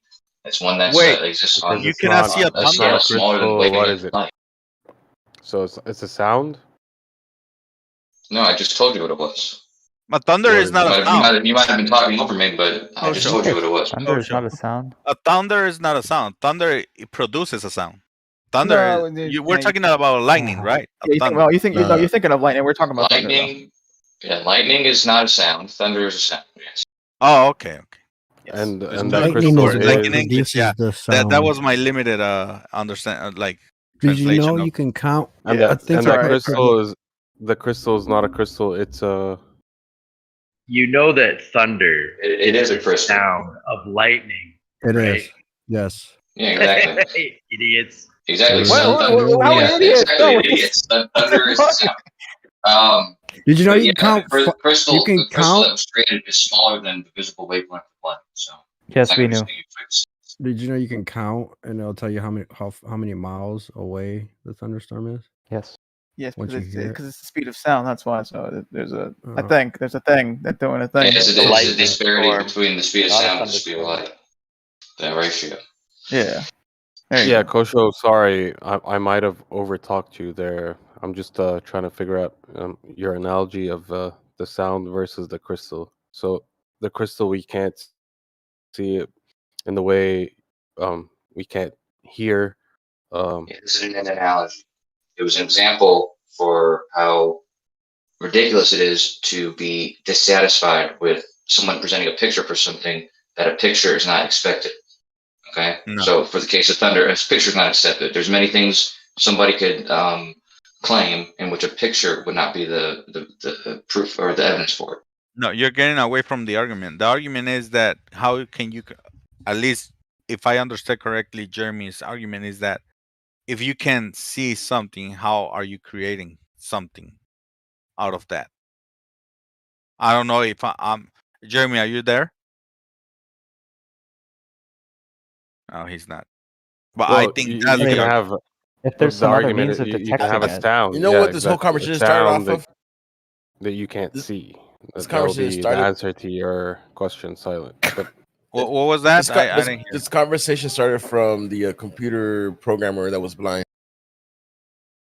Game developer. Well, no, the question Jeremy asked was pertaining to this electron crystal, in which I brought up, yes, has anything ever been created by somebody who can't see what they're creating or what's being used to create it? And there's plenty of things that is created by, without being able to see what you're using to create it. yeah, I agree with that, Kosho.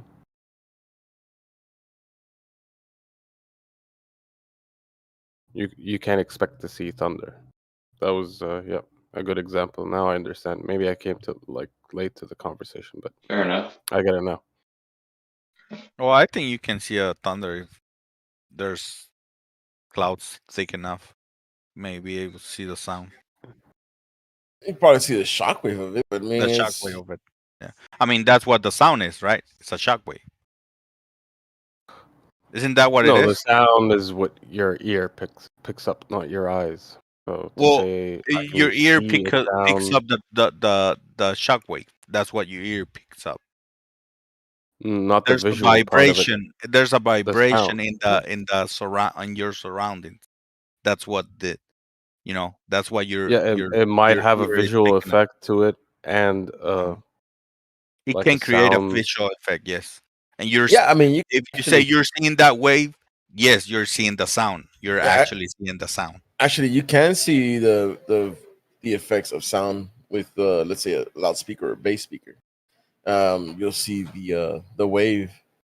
Yeah, but you can't say you're seeing the sound. That's like tasting blue. No, Right. you can see the effect can of the taste blue. sound. Can you taste blue?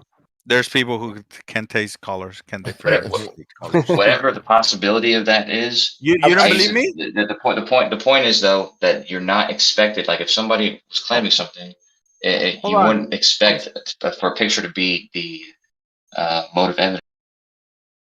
Put a speaker in front of your computer screen and blast it, especially with a lot of bass. You'll see.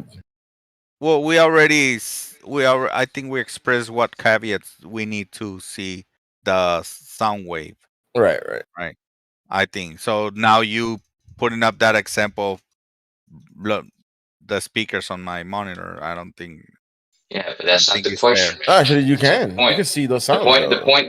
point is not the possibility of seeing it. The point is it's not the expected mode of evidence. So if somebody claims something of that nature or the nature of this electron crystal, and the criticism is that it's not the evidence isn't a picture. You can't see a picture of it. That's not a valid criticism because you don't expect to see a picture of it. It's not. It's not the expected mode of evidence. Wait, so this is about the electron microscope thingy? Is that what this is about? What? Electron crystal.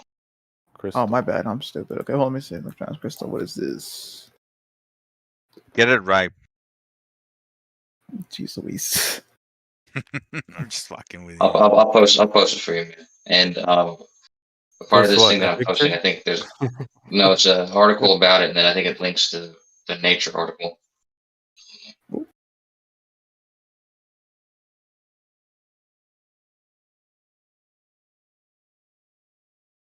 And as Fuller said, so one person in China had achieved this, and then two people in the nature of peer review repeated this person's method and success. Oh shit! It's like a crystal made out of what? Like electrons? What? What's going on here? Purely out of Wow. You believe that, huh? Well, I haven't looked into it yet, so I don't know. I mean, you know what I'm saying? Like, I mean, I can't just say, "Well, You're it sounds amazed, huh? weird." Well, I mean, let me look into it. Jeez. Yeah, but you're amazed already. So Well, that means you already set on your mind. Anyway, well, I mean, here's the thing, right? I think it's foolish to think something is not correct just because it doesn't sound right. You should at least look into it first and then make that conclusion. You know what I'm saying? But just judging it before even looking into it, that's just kind of I that's totally foolish. agree with you. I totally agree with you. So I would not know why you sounded so amazed by that. Well, because I'm like, Before okay, seeing into it. well, I'm Yeah. amazed because I'm like, how would that happen? How would that work? So I'm gonna look into it and see if there's any, like what's the reasoning? How does that work? Okay. I don't really. Jeez, always. Here's the Nature paper, which is probably going to have all the details that you need. But what's in this article, at least, is they're describing how difficult it was to not only create this crystal lattice with just electrons, but to actually create it in such a way that they could easily observe it and probe it. So the paper is going to also go over the mechanism for. You just said observe it. I thought that was the whole argument. Bruh. Yeah, you can They observe say they things. built a wing You can that observe crystal things. using layers of You can observe things semiconductors without just one atom thick. Come on. Read Come it on. again. Read what you read again. They built a Wigner crystal using layers of semiconductors just one atom thick. All right. Yeah, all you need is an electron microscope to observe it. No, I think that would be too. It's too fragile for something like that because it would totally mess up the I guess the lattice. That's what they're saying. That it's very difficult to create something that could probe it without disturbing the lattice or whatever. But yeah, what that guy just said about the semiconductor, single layer semiconductor, that was just the first part of the process. That was just a process that they used in order to get a single electron on its own, and then manipulate the rest of the material so that they could use that single electron with multiple of these single layer semiconductors and to get all these single electrons together.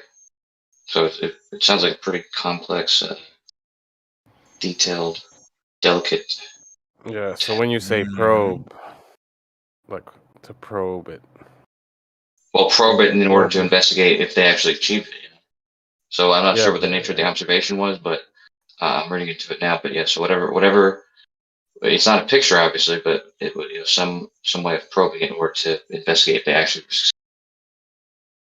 I think it sounds like assuming rather than probing. Assuming would be a better word.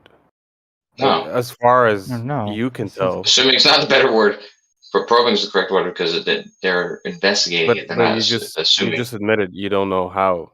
So assuming. No, but they're saying in their own words they were probing. Probing is not another word for assuming. It's the exact opposite of that word, actually. Well, you read the article and you still can't tell me how they probed it. So I haven't read the paper yet. I'm going over the paper now, but yeah, in the article they say that. I'm going to see in the paper what they used to. I mean, from what I'm reading, it just sounds like they're just trapping them in a sort of configure like it's weird, but it's like I don't know. It's like they have like a sort of like template almost, and they put in these two things and then they're trapping the electrons. It's weird, but what is like? I mean, is there like any actual like use for this, or is it just kind of just for fun, just to see what That's what I'm wondering. If there's any actual use for this. Just to indoctrinate you more. Okay, That's now all you're it just is. no. Anyway. No. That's all it is. There's no use for it or anything. I would say so. Well, I mean, the single layered semiconductors that they're using, there certainly is use for that. The problem with that is that a single layered semiconductor is too thin to contain electrons.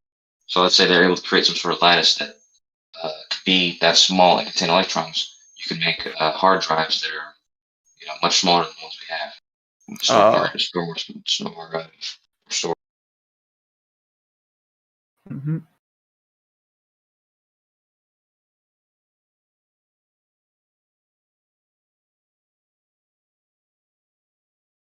And why is Silent or whoever like arguing against this? I'm confused. Like, what was the whole?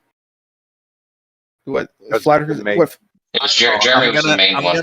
I'm gonna explain you for like third time, I guess. This is the third time. Now pay attention. This is gonna be the last one. Oh no. Because they are creating something out of something that they cannot see. Okay. All right. That's the argument. That was the third and last time I'm gonna explain to you. That's it. Can you repeat it back? Just repeat it back. Doesn't mean you don't have One to more agree. time? All right, just for you, man. Because they are creating something out of something that they cannot see. See, when you say observe, okay. See. I mean, isn't that a transistors doing the same thing? I mean, transistors they're now on the scale of things we can't see, but they're very useful to us. Do you know how the first transistor was created, Kosho? I'm not talking about the first transistor. I'm talking about the current transistors. But the first transistor was based on that, and those transistors right now, like your processor from your computer, has millions of those, but they're based on the first one, and they use the same thing. Yeah, it's a large number. But they function the same way. You can see the transistors, can't you? They function the same way. Yeah, they function on the same principles, but they're used with things that are too small to see. No. Well, I mean, there's some modern transistors are on the order of nanometers. Yeah, nanometers, right? Because I heard like they were like going down to like what? At one point it was like this. It was like 14, and then now I think it's like 7 or something. Yeah, I was going to say that have you ever uncapped a CPU? I have many times. Okay, especially Intel's because they're shit with the thermals. You cannot see the individual transistors on chip, Silent Zero. I'll promise you that, unless I get a really I can see some of the tracks on it, but I can't see any of the transistors. You can't see anything below 450 nanometers. Yeah, you can't see individual transistors on a chip, and yet there are billions of them all working together to make, well, this discussion possible. But we still use MOSFETs on motherboards. Those you can see. That's another form of transistor.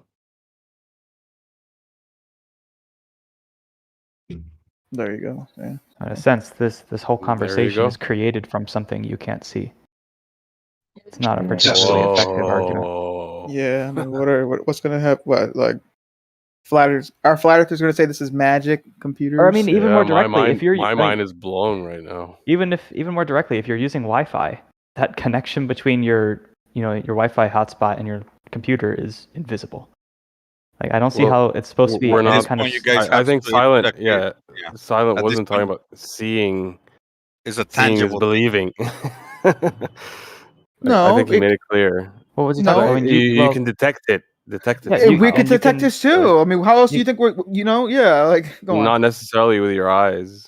Well, yeah. Oh, that so would have but we to be can with your detect what? eyes. We can't detect the freaking internet, like the freaking the light waves and all that. Like, I mean, but with our eyes either, Yeah, but I think I can see the topic the was connection strictly between about my computer. the crystal, the electron crystal. How are Yeah. they You don't see those probing with your it? eyes either. I.e., well, nobody claimed or expected to see them with their eyes. I don't think that was Simon's point.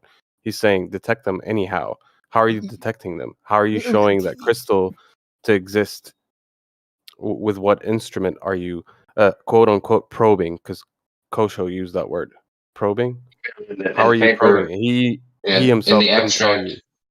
I'm telling you right now because you're asking, right? Go ahead. In the paper in abstract, they're saying, so they don't go over it explicitly in the abstract, but they say it's enabled by a new optical sensing technique based on the sensitivity to the dielectric environment of the excited states in a single layer semiconductor of tungsten.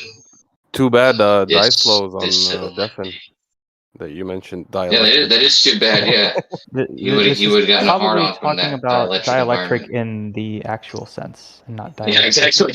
Yeah, when I usually hear the word dielectric, it usually makes sense, like in this context. But dielectric, what do you usually say? Dielectric field? That I don't understand. Dielectric fields or dielectric properties of materials. So most insulators are dielectric, for instance. Dielectric acceleration, dielectric inductance, dielectric field, dielectric capacitance. Those ones, yeah. And those are the context I don't understand. But in this context, then the dielectric in the way I understand it to be defined.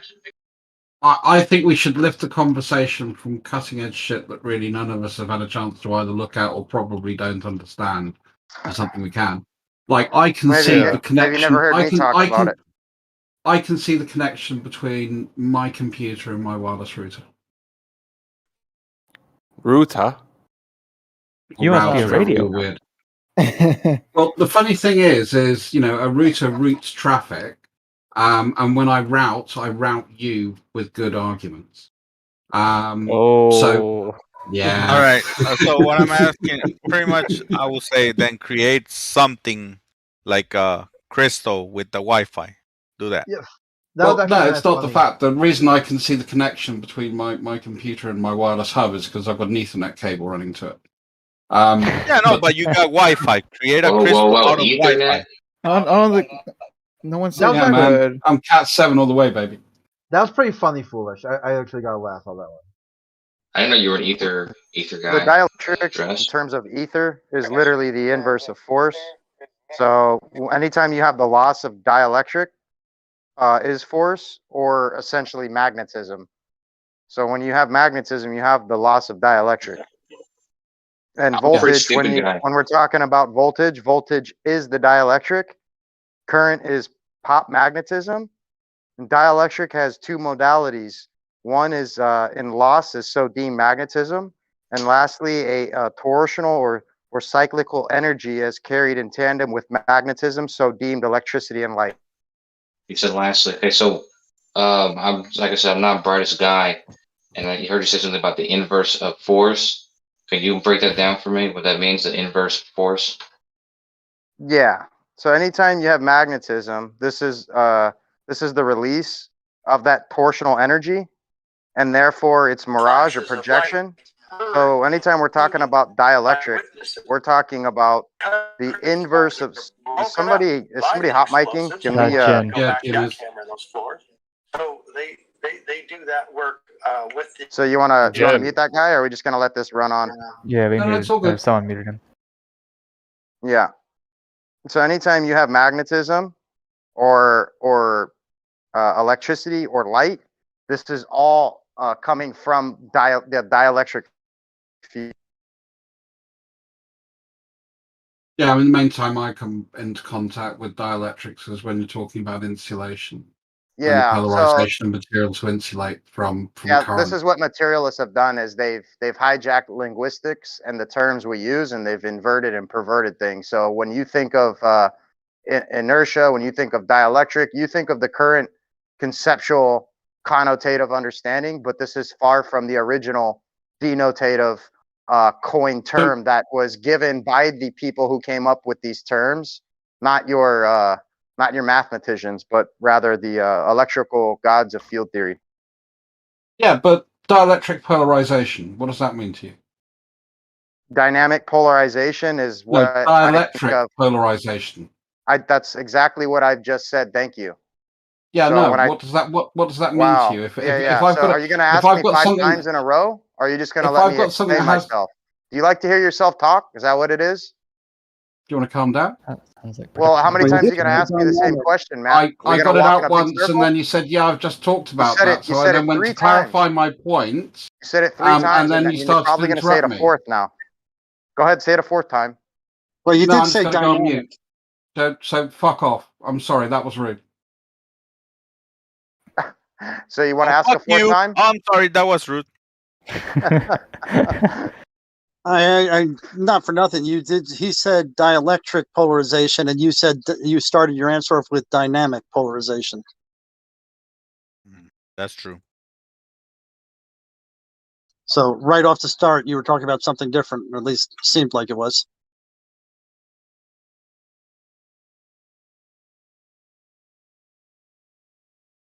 Dice, are you still there? Yeah, I'm here. When you said dynamic rather than dielectric, was that for a reason? No, I said it's a torsional or cyclical energy as carried in tandem with magnetism, which is deemed electricity and light. And I didn't say dynamic. I said dielectric polarization.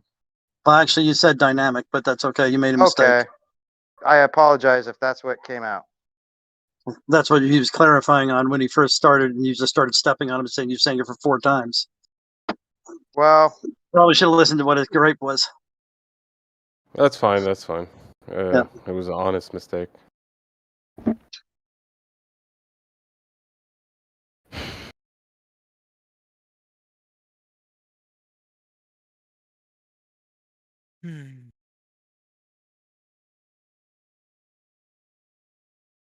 That's it. That's it. Pack well, up and go what else do home. we want to talk about, man? I don't know. I want to hear about the ether. Yep. Really? I just told you. I'm gonna be honest, Daislo. I don't understand anything that you say. Well, I It's mean, me. It's there's a me little bit of a problem. Don't barrier. worry. It's a There's me. a little It's bit a of a me. barrier. Yeah. We got a slight But barrier. yeah, I don't know what dielectric is, and Dielectric is the other side of magnetism. It's the side you don't see. So magnetism comes from the loss of the dielectric field. The dielectric field is represented within that what I told you is the hyperboloid or that hourglass shape, which is the other half of the conjugate geometry, which makes up ether. Ether is comprised of both magnetic and the dielectric field, and together those two fields create everything within our phenomenal existence, what is deemed as the ether. So the dielectric field is the shit we can't see. The magnetic field is the shit we can see. And anytime you have a magnetic that field, exists if we cannot see it. yeah, you do know it exists. It's all measurable and testable. How do you measure the dielectric field? How? Because at this point I'm the same because- with the electrons, and pretty much I'm on the, I put them on the same boat. I cannot see them or anything. How do we quantify this thing? Well, the electron is a misnomer. The electron is actually the one corpuscle of dielectric capacitance. So anytime you hear them talking about electricity, and they talk about the electron, this is just one base unit that they've subdivided everything down to try to quantify it. But again, that no sooner explains it than it does quantify it. And the very fact is electricity is from the dielectric field. And anytime you have electricity, you have two components that make electricity present. Electricity is not a thing in itself. It's a dual head hydra, and it's comprised of magnetic and a dielectric component. And these two in conjunction is what gives us electricity, light, and magnetism is just a byproduct of the dielectric field. So anytime you have electricity, light, or magnetism, these are all components and constituents of the dielectric field. How do we measure the dielectric component of, say, some current? How do you quantify So they can dielectric? separate. Yeah, so they can separate the dielectric field from the magnetic field from the electric induction. And Eric Dollard's done this. He's set up a series of coils in tandem and essentially induced an electrical induction, and then essentially separated these three fields while still simultaneously charging this whole system. And then he basically measured along each one of these points to show the separation. It's kind of complicated video, but it's pretty interesting. You could check it out. When you say three fields, are you talking about electric, magnetic, and dielectric? Because I thought dielectric and magnetic create the electric. Yeah, exactly. The dielectric times the magnetic equals Q and Planck of electrification. So phi times psi equals Q and Planck of electrification, and this formula is all like valid and verified. Where can I find this formula? In a context where it is known to be validated? Yeah, like I said, Eric Dollard's done a lot on this subject, as well as his predecessors that he's studied from. Right, but I guess what are these variables, and in what sense are you multiplying them? Are they like ask about variables, Mister? Are they like numbers that you just multiply, or are they like vectors? Are they what kind of things are these, and what is our multiplication operation? Wait, you're a Glover? Yeah. And you're complaining about the numbers, and you're asking him about the variables? Yeah, sure. I'm curious. Interesting. Yeah. All right, go ahead. Well, it's going to be very difficult to cram like a 3-hour video into a 10-minute conversation. But if you'd like, I could probably provide the video where he goes over the experiment and the diagrams and the numbers generated and the values and the understanding behind it. So if you're interested in that kind of thing, I can give you some information upon it. Is there? Sure. If you could send that, I'd like to see it. But is there not like a short or simple explanation for like what that equation even means? Like, what does multiplying mean in this case? Is it like the normal multiplication we're used to from grade school? Is it some new kind of multiplication? What is it? I mean, that's a good question. I would assume it's just regular old multiplication. That's what the formula says. It says phi times psi equals Q and Planck of electrification. Again, I mean, if you want to talk more about this, I can send you some information. It's up to you, man. Sure. Yeah, if you could send that, that'd be great.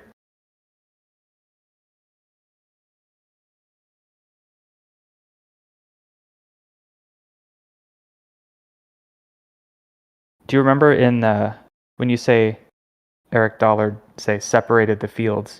How do you do that? What tool do you use, and then what tool do you use to measure the dielectric component? I'm curious about like the super practical part of this. Yeah, I mean, I'm not too understood upon all the finite things within it and how he composed it all. It's not my main forte, but again, I can provide that with, and I'm sure it's within the video. I'm sure he goes over all of that. You posted a video? No, I've just been answering his questions. Let me plug in before I run out of battery life.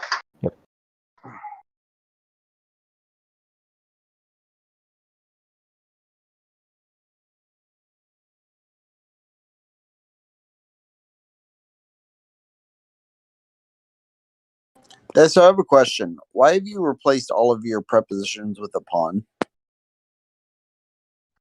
Yeah, you always have the little whiny arguments, don't you?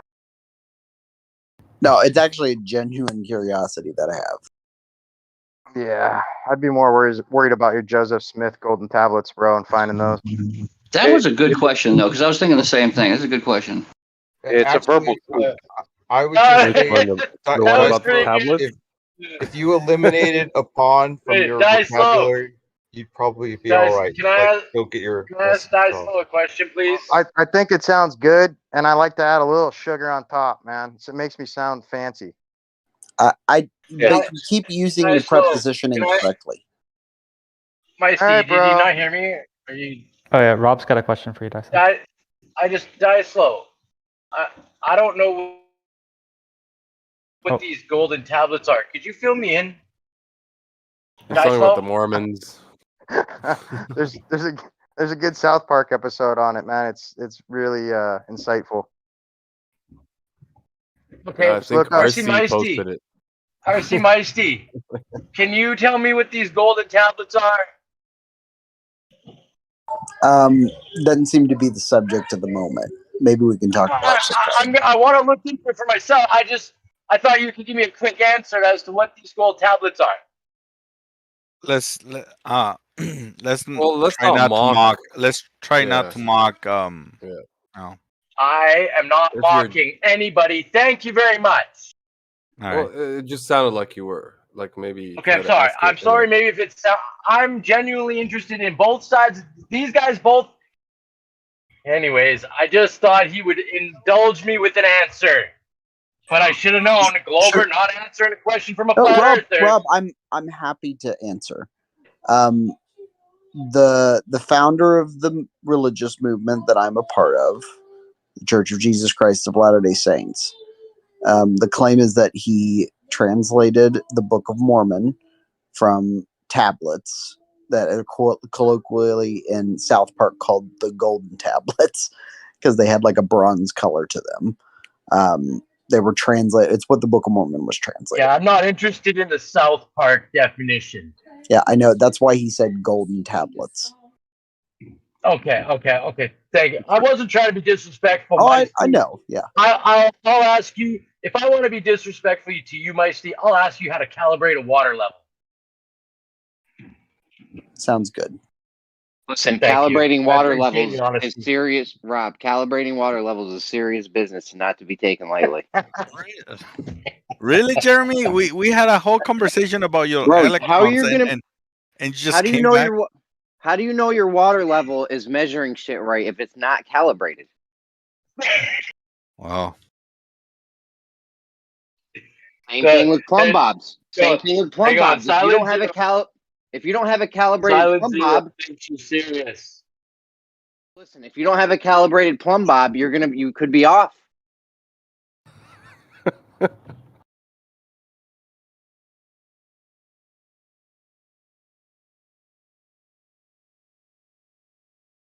Get it together, guys. I posted some stuff in the main chat if you guys want to look into what I was talking about. A couple videos. Calibrating a plumb bob is pretty dangerous work. You need an expert plumber. You need this. You need an expert specialist, professional, a professional expert specialist. Professional expert specialist plumber. Yes. Need to be very, very expert. Wasn't that Jin's definition of himself yesterday? Special expert professional. Expert specialist, a professional expert specialist. There you go. Jeremy, now that you're here, can you ask your proper question about the electrons? Because I think I was misquoting you. Bro, we can never get down to this. How do you build something out of something you can't see? So it was correct, right? See, Yeah, I mean, just how do you like if you can't see something, how do you build something out of that thing? And now Kosho tried to use an analogy of a blind person making a video game. It's a little different because somebody can see it. You know what I mean? It's not like this thing nobody. It's not like this guy's manipulating this shit. Hold on no now. one can see. Not the person building it though. If it's a blind How did person JJ building Thompson it, discover this?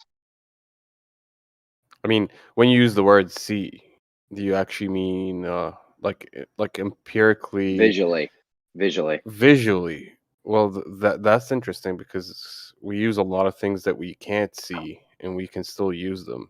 Like we can't see with our own eyes, but can still utilize them. I mean, we already gave a few examples. You can't see light. That's something that most people don't realize. You can't see light. That's probably the dumbest thing I've ever heard. But do we build an object? You out see of the light? byproduct of light. Okay, but do we build an object out of it? You build an object out of light? They claim they made a crystal. Listen. They claim they made a crystal out of electrons. So do we build anything out of this shit that we can't see? Well, yeah, that's kind of the word they use there could be misleading, i.e., crystal, right? The way they're trying to explain what they did there, like I don't really understand what they're talking about, but maybe it's just the wording. Using the word crystal kind of misleads what the actual thing they made per se.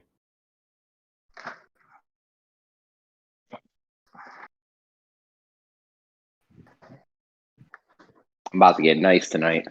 Roll a little blunt up. Get a little mixed drink session done. Pour me some more.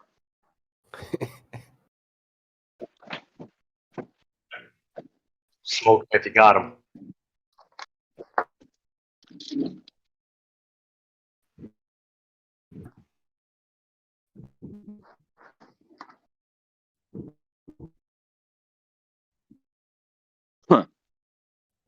Listen, now that you got me worried about this color magenta. All right, it appears in nature. Why are they saying it's not an actual thing?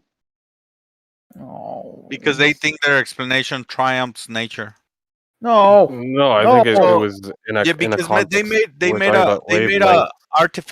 an artifact who they probably can see some colors in it, and because it doesn't show in that artifact, it means that that color doesn't exist in actuality. It's a mixture of them. Well, we can literally test this. I mean, if we were to take magenta light and Tested with what? With that object that I just described? Well, okay, what like the prism thing or something? If I was to put like a prism next to magenta light, I mean, wouldn't that split it? Flower color magenta. How Yeah. about I show you that, and then after you say it doesn't exist, I'll slap you with it. I'm right? not saying magenta doesn't exist. I'm saying the wavelength. We can literally test if there's a wavelength for it or not. That's what we're saying. Talking about the wavelength. We're talking about the color magenta. Then yeah, it exists in that sense. It depends on how you So if a color doesn't exist in the wavelength, Hang on, it doesn't silent. exist? Hang on, silent. Show me a wavelength. Show me a wavelength. Oh, we're not doing this shit. Oh my god. No, that's a good point. Look, whether I show you wavelength or not, we can still define these like things as I can name it so and so. Right? No, So if you I- need a man-made tool to show me a wavelength, right? Well, Right. actually, It's not not real? necessarily Am I true. wrong? I don't necessarily need. Well, hold on. What do you mean by show? Like, you mean like the prism? Like, what are we talking about here? Like, what are we? We actually had this conversation before. What's a wavelength look like? Magenta. Yeah, and, it's and its simply existence in reality. yeah, Rob. It's like a convention. I mean, blue, right? We use It's the not- word blue to explain a Okay, certain so- color that we see. Correct. Right. Now you Yeah, can call sure. blue you can call it whatever, and like you have languages, so you can use Yeah. a different word to explain the same thing. But this thing is being observed, right? Blue you see the color What blue, thing? correct? Yeah, okay, I That see the color. color blue. We call it a Yep. color, and we call it specifically blue in the English language. Yeah, Now, but blue regardless doesn't of what exist we call, ultimately, only conceptually, because blue, the only thing that contrasts blue as being an actual thing across the board would be its specific frequency. But what is blue to you might not be blue to something else. And because blue is again a representation of a frequency, and how you interact with that frequency determines what yeah, color that's why makeup I it is. said it's a convention. I mean, between us, see, you're saying what it would seem for something else other than me. I think you're talking about a human, right? We're all humans. We created this convention and this language in which we speak, and we call this thing that we observe to be blue because we all agree it's blue. It's the same thing we're observing. But I thought we were talking about magenta. Well, I'm just giving an example. Blue, I know, magenta. but can't you use the example of magenta? Yeah, magenta. It's the same thing. It's a color we observe. Yeah. Yeah. Right, but again, Silent Zero can jump in and say it exists in magenta nature. doesn't I think exist. black Not is the me. only color that's actually not a color. My Because gosh. there's white. I'll put I think the white encompasses all of the definition colors. of net. Yeah, Well, no, Yeah, see, all right. that's the is thing not with I colors, see. right? See what happened when when humans no. try to get their fucking understanding on everything. Start maybe making this shit up. can clarify something. I mean, when you use light to create colors is a different thing than when you create colors using, let's say, paints or solid go. objects. I can agree Okay? with that. When using light, combining RGB would create a white light. When you do that with paint, it actually does. I know. I work with make RGB black. lighting all the time. Yeah, I with light, understand it's how a different thing. RGB lighting works. But I can even make magenta out of RGB lighting. Yeah, Correct. that's Yeah. exactly what we're going on about. Of course. That's So the only way I you don't can get think that any color. of us disagree. I think we're just going in circles, trying to, like it's kind of. Well, I was just trying to at understand this point. where Silent was. I'm trying to understand where Silent Zero is coming from when he says magenta doesn't exist. I know he doesn't believe that. No. Oh, hold on. No, I'm not arguing. I'm not the one saying that. They are saying No, that. I know, but you brought that argument that that's what they say. Well, Yeah, the that's what they context say. That is magenta doesn't a exist. wavelength. A wavelength for magenta. Correct. I will not argue with that.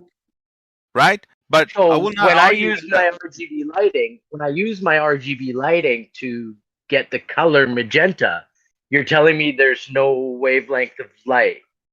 It's a mixture of both red and blue. Right. Wavelength. Correct? And that mixture of the wavelengths cannot create a new wavelength? Within the convention. Within the convention, yes. See, that's a problem. That's a problem that I have with this thing. This is my problem that I have. But that's what we need to communicate. Silent. We need a all right. convention to communicate what we're talking about, or Well, else I have we're a nowhere. problem when you tell me that something doesn't exist only because in your convention or in the convention we are not allowing it. I mean, Well, that's me, what nature a convention triumphs is. whatever It's something convention. we That's agree because upon. we don't All right. we don't have Listen. ultimate Guys, let me realization. just We have get this to across. agree upon the convention so we can get to this Exactly. understanding. Yeah, so a convention is just an agreement. We all agreed that this wavelength is so and so, and this color is called so and so. It's an agreement. Now you can't come and disagree because it's already agreed upon. It's a convention. It's established as being so. Well, now how you're trying about you to apply? disagree with a convention. Who's telling me right now this? Is that you? What's that? Who is it? Oh, that's me, almost exactly. Oh, Flat Earth Egypt. Yeah. Dicelo, if this is a convention, why do you guys disagree with all the other conventions about the globe? No, I think you're misappropriating that. Yeah. Like, what do you mean when you say convention of the globe? Shit. Silent, why would you just say if something's a convention, you should reject it? Because if I can see it in nature, no matter how many millions of people tell me that that color doesn't exist because we cannot see it on a wavelength, if nature is showing it to me, I can give two fucking, I can zero fucks about. Okay, so Silent, here's a good example. Well, you asked me a question. You guys don't let me finish. No, I understand, Silent. Here's the You problem. guys could have let him finish, though. So I didn't finish, Meisty. Yeah, if you have a convention, nature's showing it to me. I don't care about your convention. Your convention means nothing. Spanish is a set of conventions. English is a set of conventions. They don't occur in nature. They're all man-made. Does that mean that they're not real, or that they're not, like, somehow they're less, or we shouldn't abide by them, or we can't recognize them? No. So what's the problem? No, because one is true. Because hold on, because one is true, the other cannot. They cannot be false. I don't even know what you're asking at this point. Because one so are you telling me because the convention of English of communication when communicating with English is true and it works, you're telling me all other conventions have to be true and work? No. I'm sorry, but I'm just saying that, like, colors and calling something magenta is just like that. It's a freaking convention. It's a name. It's a word we give something that exists. It's a convention based on a false premise because what false premise? It's just a name for something. That's not a false premise. It's the premise. The false premise is that it only exists by mixing blue and green. I mean blue and red, and that's not true. That nature is showing you to be there without blue and red. But it is, though. You can literally test it. You can literally you can literally test it with this artifact that doesn't have the magenta color to detect it, right? No. What else do you? So you want an artifact that doesn't have the capacity to detect something? You expect that thing to detect? Well, it's gonna pick up. Well, here's the thing. It's gonna pick up blue and red, right? Yeah, because that's designed to do that. What? Okay. So if I put green light to this and it gives me green, and I put red to it, it gives me red, right? And let's say I get like monochromatic yellow, and I put it to it, and I only get yellow, but then I put magenta to it, and I get red and blue. I mean, what the hell? I mean, we're just gonna ignore that. I mean, you can't have monochromatic magenta. It doesn't exist. I mean, it does. Nature is monochromatic magenta. No, magenta exists. We're not saying magenta doesn't exist. It exists, but you it's can't not have monochromatic. Yeah, it's not monochromatic. It's a combination right? of two. What monochromatic? It means like a single. I'd imagine. Yeah, one color, single like wavelength. I'd match, right? Mono, yeah. So I mean, chroma. Chroma is color. Yeah, but this artifact is not capable of detecting that color. Well, then right? there you go. Then so there you go. Then so if you can find, it's gonna turn that color that is looking at is gonna turn it into whatever color can represent it, right? No, that's not true. Okay, for example, if you were to put, for example, infrared light through, I'm just assuming right now. If you were to put infrared light through a prism, right, we wouldn't be able to see it, obviously, right? So visibly, we actually, you know what? Actually, never mind. What I would add, Silent, on is do you have another convention to convey magenta in? Another convention rather than the wavelengths we understand and have. There's flowers with that color. Yeah, we get that. We're just saying it's not monochromatic. I don't think anyone here disagrees that there are flowers out there with a magenta color. It's not. See here again. You say it's not monochromatic because the artifact you're using to see that color is incapable of detecting that color. So what is gonna do that artifact is gonna turn that color into whatever colors can distinguish. That's Silent, not how it works, I'm genuinely trying to understand your argument. Can you say it in a sentence for me? What do you want me to say? Can you state your position clearly so that I can understand what you're actually arguing? You guys say that magenta color doesn't exist when nature is showing it to us, and you say that it doesn't exist only because it's not showing on this artifact that is reading the wavelength. So who said that magenta doesn't exist? Kosho and nobody. Kosho. No. Kosho said it. You were not. Kosho said it. If he's here, he can say that. Kosho, did you say that? not putting words in his Man, mouth. I mean, this guy's like, holy crap, man! Some of the things this guy says is like. I mean, there's context. I do believe he did say it, but I'm pretty sure, but this context missing though. What he means is it doesn't exist as a frequency. He did say it though. He did. Now you're gonna put intent on what he meant. Well, because he did explain himself. There was context. He did explain that we could see it, but there's no wavelength for it though. So there is context to it. I never argue about the wavelength. I don't know if you noticed that I have not. Then you're right. He did say that though. Every single aspect of your artifact that you use, I considered it. It says there's no wavelength for it. I never argued there is. That doesn't make any sense though, man. Well, there we go. Here, if we can all agree that magenta's a color, I think we can just move on, right? Yeah. Magenta's a color. It has a frequency, and I would say it also has a wavelength. So yeah. You think that colors only exist if there's a wavelength for it? It doesn't matter. Whatever Koshu said was obviously just garbage. Doesn't matter. Just move on. Yeah. Oh, you guys want to do that? Want to move on, or like what? Yeah, I don't care anymore. Yeah, dude, I mean that's pure garbo. I'd really like to move on, especially since Kosho isn't here to actually argue his point. I don't actually see the point of like. So RC, yeah, give us the new topic then. Come on. No, I just genuinely wanted to understand where Silent was coming from with this. I think it's clear. I think it's clear what he was trying to say, and it was clear what Arma was trying to say. We're just going around in circles. I think in essence there is agreement. We're just not able to convey it in a way that we can just move on. But moving on. Are we going to talk about Mormons again?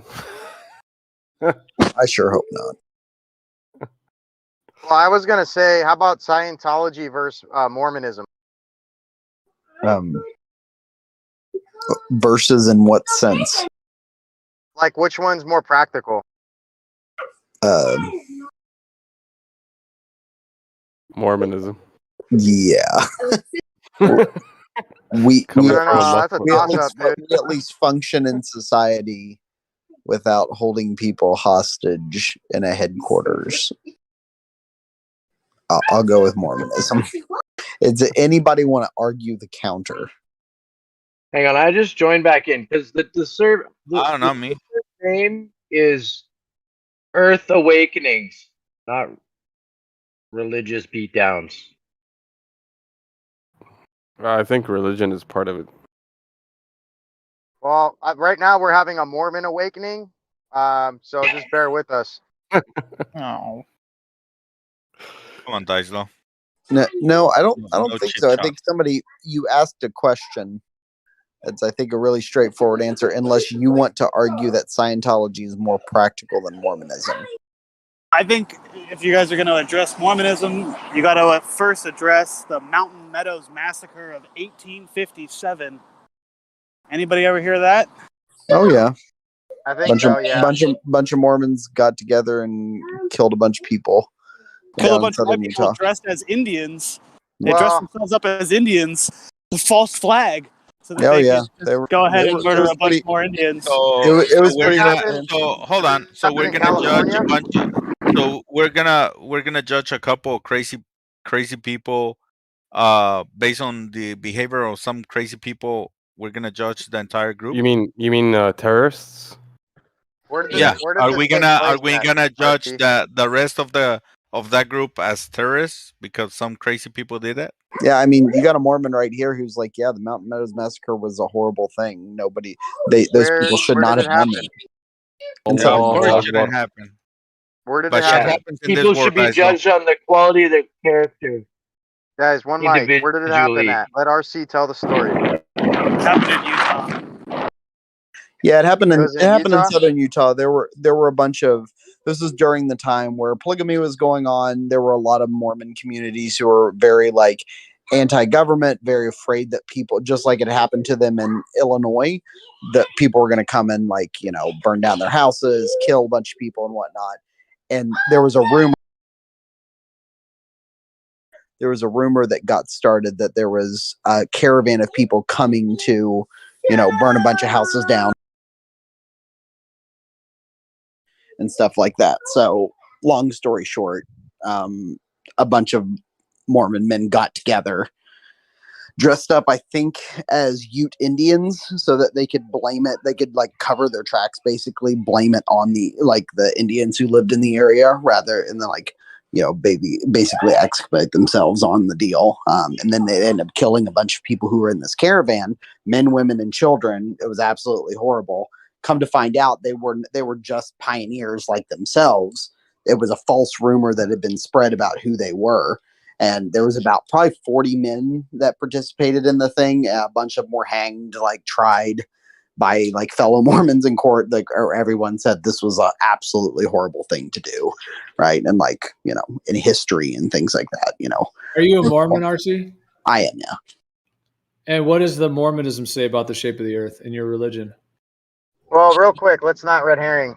There's a few other stories like this with the Mormons and Indians and these like savage, brutal attacks. One took place in Mojave Desert, California. There was another one that's taking place in Mexico.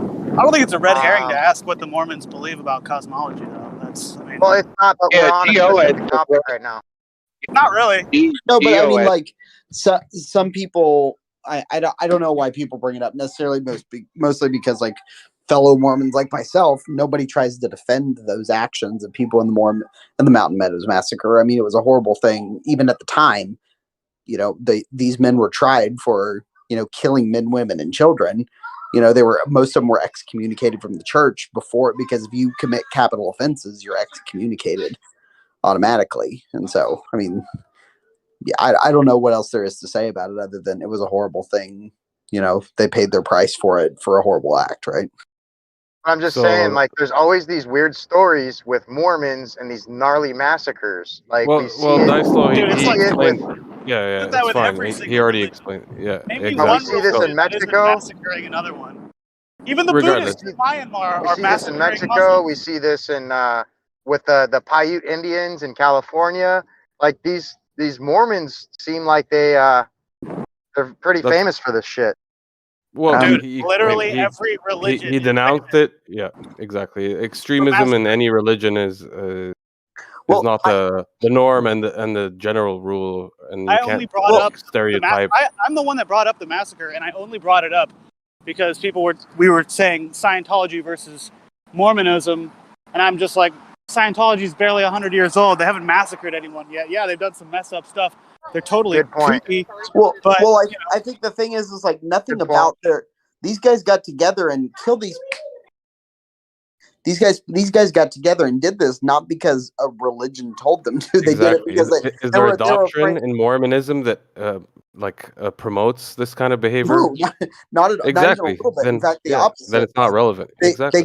They got together because they had all come from Illinois in the Nauvoo area, where many of them had been tarred and feathered for their religious beliefs, and so they were just paranoid, right? Yeah, and so I would never judge a religion according to people's actions. If they follow that religion, it's the doctrine, the scripture, the doctrine, all that. That if someone can bring up something from a Mormonism or like a Mormon scripture that promotes this behavior, then that would be an argument. Other than that, I think you have nothing. So going back to Gio's point, what about the shape of the earth then, according to Mormon scriptures? Anything about that? Not in scripture per se. We as a cosmology do not believe in a single earth. We believe in like worlds without number. So meaning that like God has not only created this earth, but he's created countless number of earths with people on them and things like that. So yeah, well, do you guys have like by implication, right? We don't, we never say the earth is round, like as a doctrinal statement, but like by implication, we by implication. So you're saying there's other worlds that God's created with other people? That's the possibility? No, not a possibility. It's like actually our doctrine. Yeah. Oh, okay. All right. And let me ask you, are these people identical, or do they have like different anatomy? Like maybe there's chicks with 3 boobs or something? No, we believe that there are we believe that we're all God's children. We're created in God's image, and all of his, creation are humans, aka created in his image. So no, they don't. That's where your story went wrong. To quote you, they don't have 3 boobs. But what about black people? Don't the Mormons have some weird belief about black people? Like they're the descendants of Cain or something? No, there were a lot of like southern Mormons who came out of the South. Like a lot of them were Northerners, anti-slavery. A lot of them were Southerners, pro-slavery. Utah did not allow slavery, but there were a lot of like weird racist things, just like, and everybody in the 1870s came up with like weird racist statements about things, but that was never doctrine, like. How many wives do you have currently, RC? What's that? How many wives? I have one wife. Well, how many like real wives versus They can marry their cousins. No, we can't marry our cousins, number one. And number two, Mormons, members of the Church of Jesus Christ of Latter-day Saints, only are allowed since 1892. We've only ever been allowed to have one wife. No, polygamy is definitely in the Mormon community. No, Yeah, well, RC, you mentioned polygamy. So, is it permissible in Mormonism? No, not so. Members of the Church of Jesus Christ of Latter-day Saints, right? The mainstream Mormon, like we are, like not allowed to practice polygamy. It has been like dedoctrinated since 1892. There are breakaway people from the church, right, who are not members of our church, in fact, are excommunicated if they are found to be practicing polygamy. Like, you're not allowed to do it, period. Now, there are people who call themselves Mormons, and they're like, oh, yeah, we read the Book of Mormon, we believe Joseph Smith was a prophet. They are not members of the church that I belong to, and there are a lot of them that practice polygamy. But they broke off, 120 years ago from the church. Hey, RC, you're how not do you know? practicing the I should real bring that up. Mormonism. What's that? You're not practicing the real Mormonism, like the old school true Mormonism. Well, Mormonism is founded on the idea of continued revelation through a living prophet. So when the living prophet, as he did in 1892, said, we're done with polygamy, guess what? The real Mormonism means that the prophet of the time is the one who communicates with God and says, here's what God wants us to do. Just like Moses did, or Abraham did, or anybody else did. Are we gonna delve deeper? Well, or should we stop here? I mean, I'm just trying to answer like in the most straightforward ways, like factually, right? No, you're doing good, man. But I was gonna ask, how's a prophet identified in Mormonism? One who's called from God and bears the fruits that turn the people towards Christ. Are you an important person in your group religion, Maisty? Like a priest or something like that? Silent. You're educated. Stop eating the tacos, bro. All Mormon males. I have a piece of gum. Sorry, Daiso. All Mormon males are ordained to the priesthood. So yes, I'm ordained to the priesthood.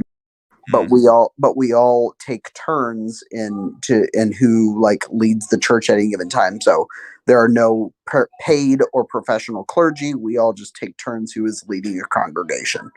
I have been part of a leadership of a congregation before. It usually lasts in 5-year cycles or until you move out of your geographic area. And then, like I was, in ward councils before, and now I'm a youth Sunday school teacher. And, in a couple of years, I'll probably go back to being, a Sunday school teacher or in a bishopric or something like that. It just depends. Do your religion hates other religions? No, in fact, the opposite is true. We really emphasize having living in harmony with people living next to us, being very tolerant of other people. We believe that God gave us all agency, and he gave us agency for a reason. It's because it's the best way we can grow. So we shouldn't be, as long as people are not being violent with others, we should always stand up against violence and things like that against other people, but we definitely shouldn't be perpetuating hate. Do you tell any of these other colleagues of yours in the religion, that these other fellow priests or whatever you call them, do you tell them about your fascination with the planar stationary Earth discussion? Well, I found out about flat Earth from someone at church who was a flat earther at some point. Smart guy, huh? Oh no, he was a flat earther. He was the one who told me about like Nathan Oakley and those guys, and we like listened to him together. I was like, this is fascinating. He's like, yeah, I used to be a flat earther myself. I was like, oh, that's fun. Like, what was that all about? Oh, he's not anymore? No. Oh, he's not as smart as I thought. I guess so, right? Bummer. He woke up to the globe. Mm-hmm. He got woken. He grew a brain, is what happened. Yeah. He was re-woken. He become a real. Did you help him transition back to the globe, RC? He probably did. job? That's the question. Yeah. What was your role in him, quote unquote, going back to the globe, RC? None. I mean, when I knew him, we were just like sitting around one day after church. Actually, he was over at my house. We were eating dinner together with our families, and he was like, "Yeah, I used to like." He had just joined the church like recently, maybe in the past year. This was 3 or 4 years ago, and he's like, "Yeah, I used to be a flat earther." I was like, "What the hell's that?" And he's like, "Yeah, I used to believe that the Earth was flat," and I was like, I didn't know that people believe that still. And so he told me about the community and all that kind of stuff. And because I was traveling a lot at the time, I started listening in on like Discord and Nathan Oakley and stuff like that. And that's how I started knowing. And about you've been hooked ever since, RC? Like I said, I've said this quite a few times. You guys ask a lot of really interesting questions for a science educator like myself. They make me think about questions that I've honestly never been asked before, such as like, doesn't the second law of thermodynamics mean that we can't have an atmosphere around the Earth? Like, I never heard a question asked like that. And of course, the answer is no, but like nobody had ever asked me that question. It's a very good question to a layman, right? Like to somebody who's not into physics or chemistry, right? It's a very good question. To a layman. Oh man! God bless your heart. Logical. But you're not a layman, are you? No, but nobody, I think, walking around in a crowd who doesn't have a physics background or a chemistry background would know anything. Like, walk up to somebody on the street and say, "What's second law of thermodynamics?" People would say, "I don't know. F you, get away from me." Right? Like, nobody knows what that is, like off the top of their head. Yeah, and people who do have never put 2 and 2 together and said, "Hey, wait a minute, like, doesn't that mean gas expands in all directions?" And most people are like, "Well, no, not really. I guess there's like some relation there, could be." And it's like, well, doesn't that mean that gas should fill the space and stuff like that? Like, you just never hear questions like this. And then you just say gravity. And there you go. That's your answer. I was just gonna say because of gravity, right? Yeah, that's pretty much what they say. Gravity. I mean, it's you don't need to get into details. It's gravity. It's gravity. That's what it is. There's no fight about it, Meisty. Yeah, I know. Meisty, what do you think about the fact that most people that believe in the globe really don't have much of a grasp on the actual model itself? I think for most people, the question in general, what is the shape of the Earth, bears little consequence to their life, and so people don't think about it. It's just like asking me. Let me give you an example. Like, it's like asking me about my opinion of like hide tanning techniques. It's like I don't know. I don't give a shit. I don't know anything about it. Right? It's like, you know what I mean. It affects my life. Even though I have leather products, and it probably affects my life in some way, shape, or form, it has no bearing on like my operation day to day. So I don't think about it. But I was just gonna say it's a good question though, because the thing about it, a lot of the globe earther, in this community and whatnot, they'll say, "Oh, everybody believes the globe, and we have everyone on our side," or whatever that means for them. And they're the majority of the world currently would say the Earth is a globe because that's what just like a lot of us, it's what we're all grown up with. I mean, in 1957, there was this Education Act that basically homogenized like all education for first and second world countries. So pretty much from right there, NASA, United Nations, that Education Act, all through the 60s, 70s, and the moon landing and everything. Of course, people have believed it's a globe. But the thing is that, virtually none of them know anything about it. They don't know.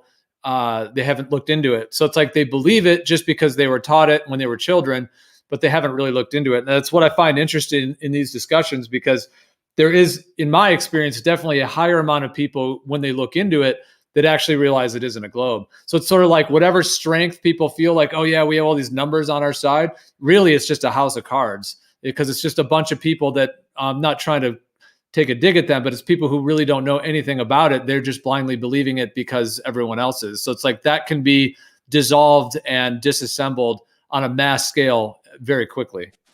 It's like they were never told Santa Claus that doesn't exist.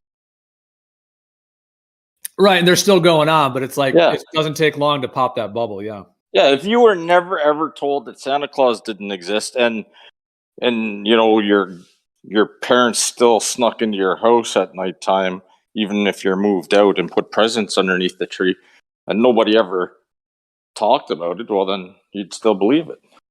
Well, let me give you an example of what I mean though. Like most professions that have to do anything with STEM, like, will either directly or tangentially like hit on quite a few of the subjects, but rarely all the subjects that we talk about at the same time. For example, in what conversation does a pilot talk about both navigation and seismology? The answer is next near never, right? But like a pilot can talk about navigation a lot and how like we know that there's a globe if you know how to navigate at all, right? But the point with that is like who talks about that together with seismology? And the answer is never. So it's compartmentalized, you're saying? I would add on to what you said, Meisty. I would say the people who lives the shape of the earth does affect on a daily basis don't question it because they have evidence for it. Who does the shape of the earth really matter to on a daily basis? Like their life depends on it. Pilots and sailors. That's not exactly true. They don't. That shape of the earth doesn't. Their life doesn't depend on the shape of the earth. Not running out of fuel between your places. Oh, so you mean pre-established distances between point A and point B? Once again, has nothing to do with the shape of the earth. It's just a measurement. It's not like they sit down. Okay, now that we know the shape of the earth, we know that this is our distance. No, the distances are already measured out, and that's how they know. Yeah, it's not like I'm a truck driver. It's not like I say. It's not like I say, "Oh, I'm going to Michigan. I'm gonna put exactly 150 right because gallons of diesel." I don't do that like ever. Fuel on my tank to get there. Mm-hmm. Do you agree with the published distances between ports? Well, that was the other thing. Yeah, I was going to respond to that when you said that in terms of like pilots. And the thing is that you know pilots and even in Navy ships, I mean, they're given a system of what to follow. Like they're not out there actually mapping the Earth, you know, themselves. So they're not deciphering the shape of the Earth themselves. They're being given flight maps and distances and directions and GPS coordinates, and they're literally following that more or less like a video game. Yeah, it doesn't matter. It could be on the back of a unicorn for all that matters. They just know that the distance from point A to point B is this much, and they need this much fuel to go from point A to point B, so they want to make sure they got that much fuel. It's like if I want to go to work, and it normally takes a half a tank for me to get to work and to home again, and I only got a quarter of a tank, well, guess what? I better fuel up, right? Otherwise, I'm not going to make it. So simple. Do you agree that we know distances between ports? Like, say, New York to London, or I would take London. I would say yes. Yes. What is that? Okay. Yeah. I would say not exactly. No, yeah, like if it's on the water, I think things get more difficult. But as far as like on land, I think that the distances are probably pretty accurate. I wouldn't argue with them too much, I don't think. Would you say I could be within a foot over the water? I don't know. How do you measure distances on the sea? It's not by miles, right? It's nautical. What is it? Miles. Nautical miles. Nautical miles. Miles. Which is an approximate, right? That's how it is. No. No, they're just a different distance for a mile. How based on a globe. A nautical mile is a defined amount of distance. It can be translated exactly. No, not of degrees. It is defined distance. It can be exactly correlated with meters, feet, inches. But it's not all the same. It's not equal to it's land derived mile. from It's 1/60th of a latitude. Latitude, exactly. So it's a calculation. That's what I said. No, it's not. Well, it's not what? Let me tell you why I think it's just a calculation. The difference I see on the ocean and on the roads are fixed, right? The roads, when they give you those measurements, because somebody walked the actually distance, and they know the exact distance between those points. In the ocean, you have the weights with which you cannot quantify how many times you're gonna go up and down, and over time, that up and down, you're traveling more distance, right?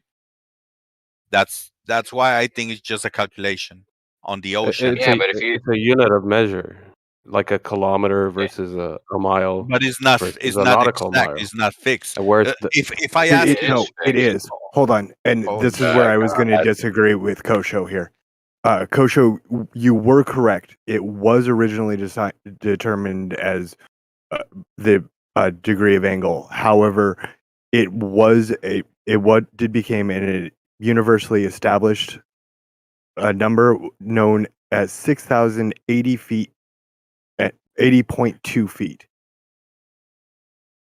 That is right. Just the kind of like how the meter became a unit of measure based on the speed of light. right. But it used to be an approximation based on angle, but it no longer is. We've since refined what a nautical mile is.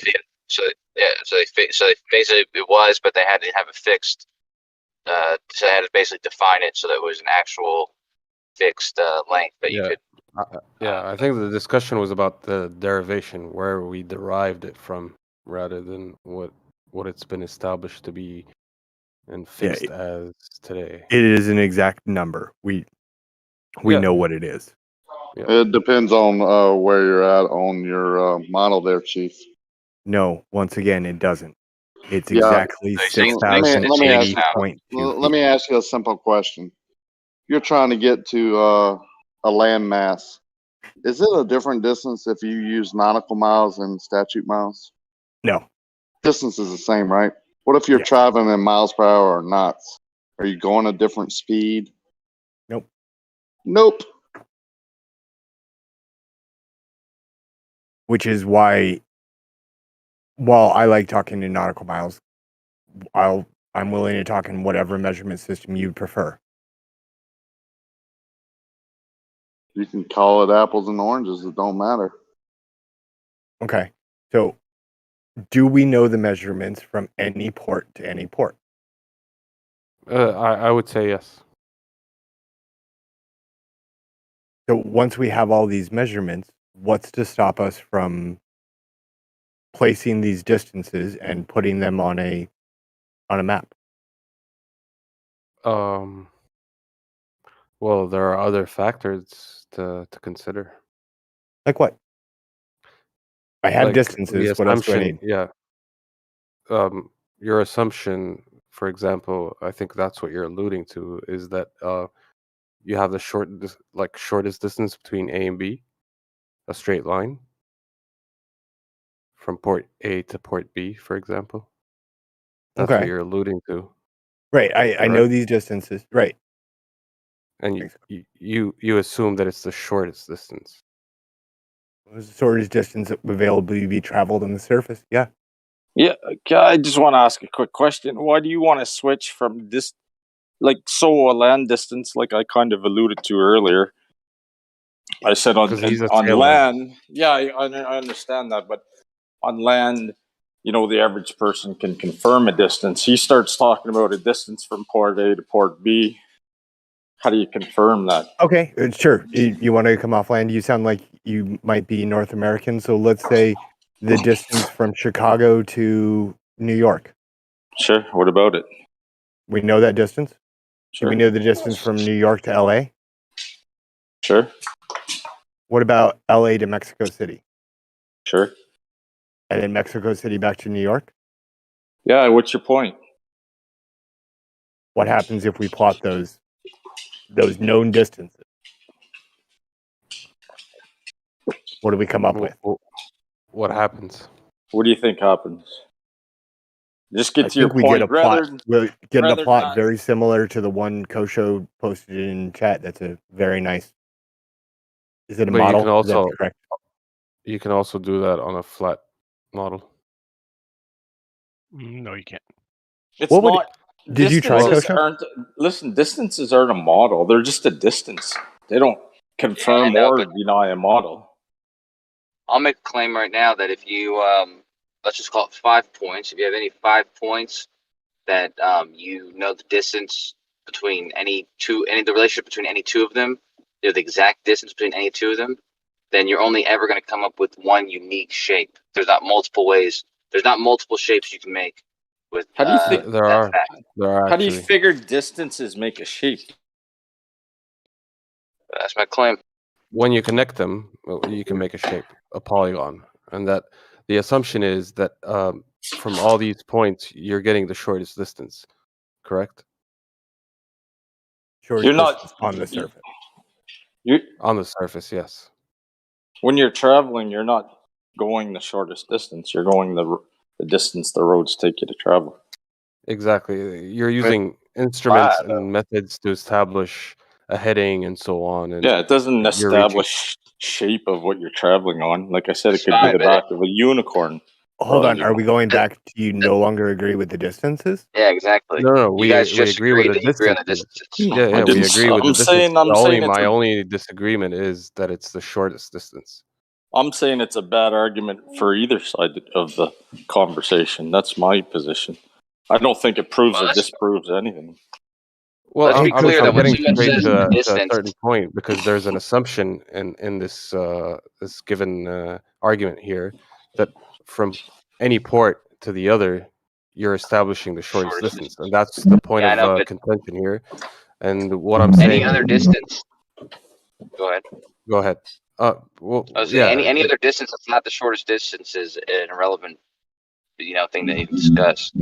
Anything that's not the shortest based distance, there's an infinite amount of distances that are not the shortest distance between those 2 points.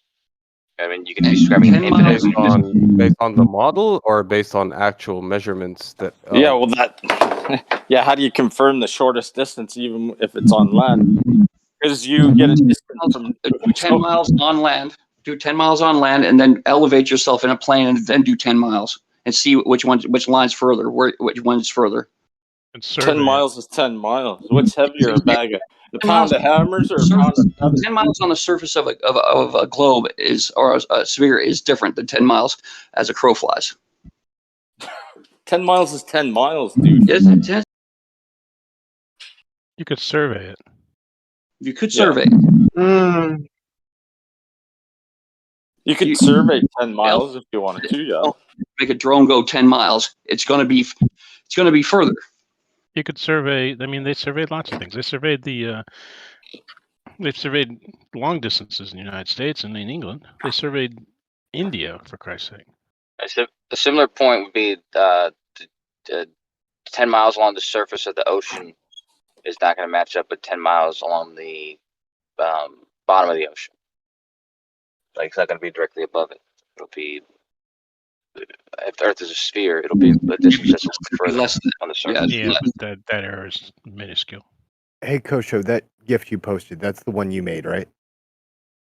Yeah, that's what I made. But when I asked the question you just asked about I asked flat earthers like what distances they agree with, and so yeah, I just put them up there, the distances that they agreed with.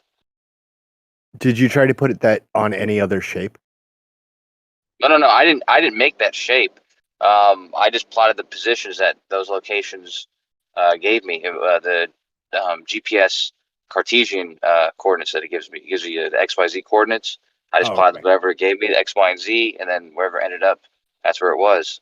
And then I would just connect them using the origin point. So the origin and those 2 points, any 2 points, you can create an arc between them, and they all happen to be along the same, obviously spherical looking shape, which is kind of interesting.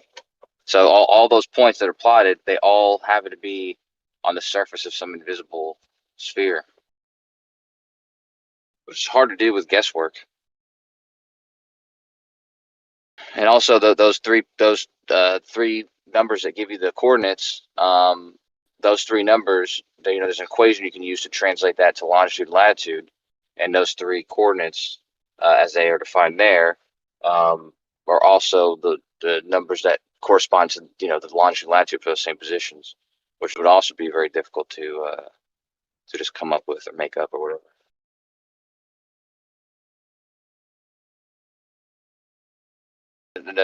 The creme de la creme is the fact that the distances that those arcs are making are the exact distances that each of those locations are from one another.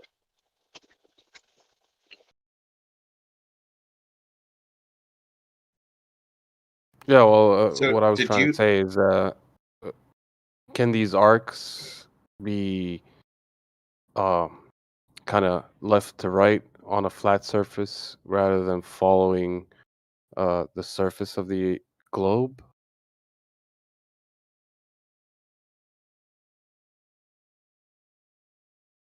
And why arcs instead of just line segments? Well, if I make line segments like between those 2 points, like the straight line, it does not give me the correct distance. So funnily enough, if I connect those 2 points to the origin point and the arc is created, it gives me the exact distance between the 3 points. You got a hot mic, man. I hope whoever you're talking to is okay.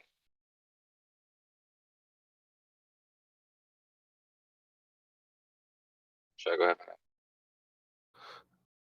What I was saying was, like if you assume a flat plane and you still have the same arc rather than it following the surface of a globe, it's just it's an arc that's heading right or left. Yeah, but the distances don't from fit. your position. Don't fit as in not being the shortest distances. I agree As that in, I don't already fit. No, I understand that point would make sense if there was only 2 points, but like I said, these points are all connected to each other. So, like with just 2 points, you could say, okay, maybe that arc isn't along the surface of a sphere. Maybe it's just an arc on the surface of a plane. Just not a straight line path. But as I said, these lines are in relationship to each other. So, taking 3 or 4 or 5 of them, it wouldn't be the case. They're not all along the same plane. Oh wait, can I say something here? Okay, where's it at? Okay, right here. Okay, so a land. I'm just saying this land mile is 5,280 feet, and the air mile. Where's that at? Where did you just say that? 6,080 feet. Now, a plane. So the same distance. That's the difference between miles. You can convert between statute miles and nautical miles. You guys hearing? It's like yeah, that's it. Like measuring in Who's meters. the guy roboting Lemon. or whatever? I think that's Lemon. Lemon, you're or Tony. horrible. No, Tony was talking fine. I think it must be Lemon if you're watching, correct? Yeah, I was trying to figure it out. Well, the nautical mile times 1.15 gives you roughly the regular statute miles, roughly. So you take the nautical miles and multiply times 1.15, and that gives you the statute miles, or basically add a 6 to that nautical mile standard, and that gives you the regular miles. There's Tony. Or it equals. Tony, your mic is ferocious, dude. So 60 nautical miles, if you add a 6, it's 66 regular statute miles, roughly. Yeah, but I don't. Who cares about that in a way? Like, you could call them unicorn miles if you want. Like, as long as you know what the measurements are, it kind of doesn't matter. Well, basically, although it does beg. Sorry, I just wanted to say, although it does beg the question why they felt the need to make it a nautical mile when you already had a mile to go by. Because the other way around. It's a useful tool when you're thinking about things like traveling between latitudes or something like that. Because What's it is wrong exactly with a mile? Oh, because of the distance. Well, if you think about it, it's exactly 1 arc minute of like if the Earth were a sphere, the latitude lines would equal 1 degree. So every angle is 1 degree, and every what do you call it? Every what are they called again? The sea miles or nautical miles. Yeah, they're one arc. They're exactly one arc minute. Yeah, they're exactly one arc minute of the circumference of the Earth. They're based off of the sky and the revolving sun, moon, and stars being in a circular motion. And if you cut a straight line from your eye up to the body, you're going to basically get an arc as it circles overhead. But that doesn't necessarily mean that the land underneath is arcing. As long as you can see the sky above you, you can make distances based off of the sky that have little to no practical relationship to walking on the ground or any practical measurement by measuring the land more directly. So if you can see the stuff in the sky, you're roughly in the same latitude, longitude, and you can get roughly accurate distances from that. But you're always going to get a greater arc in the sky than the land underneath it, which is going to tend to be a bit flatter and a bit straighter. So as long as you're basing it off of what you can see in the sky, you'll be pretty much in the ballpark with fairly accurate distances anyway, whether or not you walk the distance of the land or not. The only problem is this is actually Kool-Aid's point, but I thought it was a good point. But this fact that you're saying, like when something's directly at your zenith, for you to be able to move away from an object at at some distance, and then be able to for that distance to correspond linearly to the angle that it lowers in the sky, this is not something that you can do with just fixing the shape of the sky. The shape of the sky alone wouldn't do that, which is a pretty big deal, because the shape of the sky isn't going to change the fact that you're on a fixed plane, and that position in the sky is a fixed position, and so the angle that it changes should, as you move away from it, should increase, not linearly, but the differences between the angle should increase more and more, whereas it's a consistent increase, which is, like I said, that really is only possible on a sphere, but I'm open to some other idea. But do you see the sky as flat or dome shaped, Kosho? No, I mean, that's what I'm saying. It could be a dome shaped, and the Earth could be flat, like a snow globe. No, I'm asking you, like, how do you see the sky? Just the way that it is. What do you mean? Well, do you see it as a flat blanket type thing or a dome shape? Well, I mean, I see it just as it is. I mean, since I already imagine all the stars to be different distances away, I don't imagine flat or domed, but I can imagine a flat plane with a dome overhead and the stars at fixed positions. I can imagine that. But as I said, the stars, like, you imagine it like a blanket where they're different distances, or do you imagine it like they're all different distances? a dome shape? There's no two stars at the same distance, I don't think. But on a what am I trying to say here? Like on a flat scale, like a blanket. Are they more like a blanket or like a dome? In your I don't know how to answer that, man. It'd be like looking in the ocean and seeing a bunch of fish. I don't imagine those fish to be a dome distance away from me or a flat distance away from me. I imagine they'd be more along a plane, the fish, even though they're different distances apart. They'd be more like a plane. Sure, they would. Not like a dome. The ancient it would be a dome or a plane. It'd be neither two. The ancient cosmologies, when they were trying to explain what they saw, put a sphere inside a sphere, and they called that the heavenly sphere. That's the way they described it. Is that the way you envision it?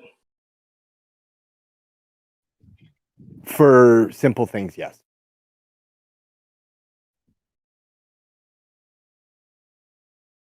It's not correct. They're not actually all in that position, but that's where they appear to me. So it does appear that the Earth does show some curvature, even some sort of dome-like aspects based off of the curve of the stars. It does appear to show downright solidity, spherical solidity to the sky based off of the patterns that the stars trace in the sky anyway. And many of the ancient cosmologies appear to have a solid portion of sky that figures in there, all the way down to the conception of spheres within spheres or armillary spheres within spheres over the surface. So which Which circle are we talking about? Is that the one in the north or the one in the south? Both. They both appear to give you a sort of circle with a center as the sky circles overhead. Cool. So now the South Pole's real. Got it. The South Pole is apparent. It's deformation off of what's more than likely either atmospherics and or a curved glass-like firmament surface. As you know, when you trace a light pattern on a curved surface, it will bend and warp the light itself as it goes off of the surface. So it appears that the North Pole is the anchoring point for all of this rotation, and the southern star pole is probably fake and apparent based off of being deformed off of probably firmament glass and or the what's deformed about it, by the way? Just it's curving when a more accurate rendition of its actual shape and path, just like the northern stars are when they're around the north. I would like to so know it's deforming and looking like a polar point when really more accurately it's a concentric circle around the central north. who in here knows what armillary spheres are? Let's go to YouTube. Yes, let's go to YouTube. it's the celestial spheres. Celestial spheres. It's like the spheres in the heavens. I guess you guys would say. I'll put it in the chat. I'm just wondering how that relates to what you were just saying. Like, I don't get it. If you look at a live stream one voice text, there's some armillary spheres right there. It looks like there are solid concentric rings over the land in the center. Now, if I had to go with the conception of the dome that I would go with, I'd say that it's more like a hemispheric dinner plate covering. But this appears to give a general idea of concentric circles of possible solidity going over the land. Thank you, Tony. I was missing the word. That's exactly what I was talking about, though. I'm sorry. Did I interrupt you? I'm sorry. No. That was what I was talking about. I couldn't come up with the word. I was like, marmalade. Wait a second. Marmalade? What? No. I thought we were talking about making preservatives. Oh, it does sound similar. It's like your arm, Larry. And it. I thought I heard marmalade. See if I can find any more videos. No, yeah, but these can also explain why we have the apparent reduction of elevation of the stars as we move. But the way they do that is by moving around a flat or around a curved surface. Tony, can you check the plug-in of your mic or your headset? If that's you. It's making a horrible noise if it is you. God damn it. I'm sorry. Don't be sorry. Just don't let it happen again. I just don't know how to fix it. Yeah, somebody sounds like they're riding on the side of a Huey with the door open. Yeah, it's really offensive when it does happen. I don't know if it's Tony for sure, but I know Kurt was watching and figured it was either him or Lemon. Doesn't seem to be Lemon, so. It's got to be me. Is it me right now? Because I got a new phone and I haven't programmed it properly. Yeah, it's like when you just before you talk or just at the end of when you talk, it happens. Other than that, we can hear you just fine. Okay, so wait. Okay, I'm gonna do something. Wait a second. Yeah, so you're clear right there. Yeah, that's you right there. If Yeah, that's you, yeah, that was horrible. Okay, my bad. I'll stop talking. Well, I don't know if you can get it fixed. It'll be maybe try resetting or something. All right, cool.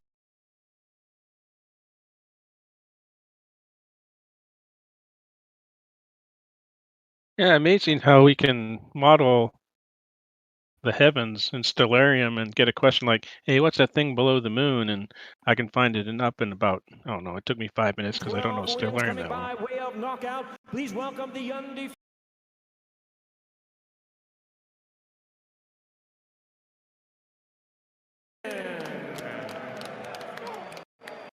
I still like my answer of UFO better. And his opponent across the ring on my left. Well, I did have to change location because in my location, I think Venus is below the horizon already.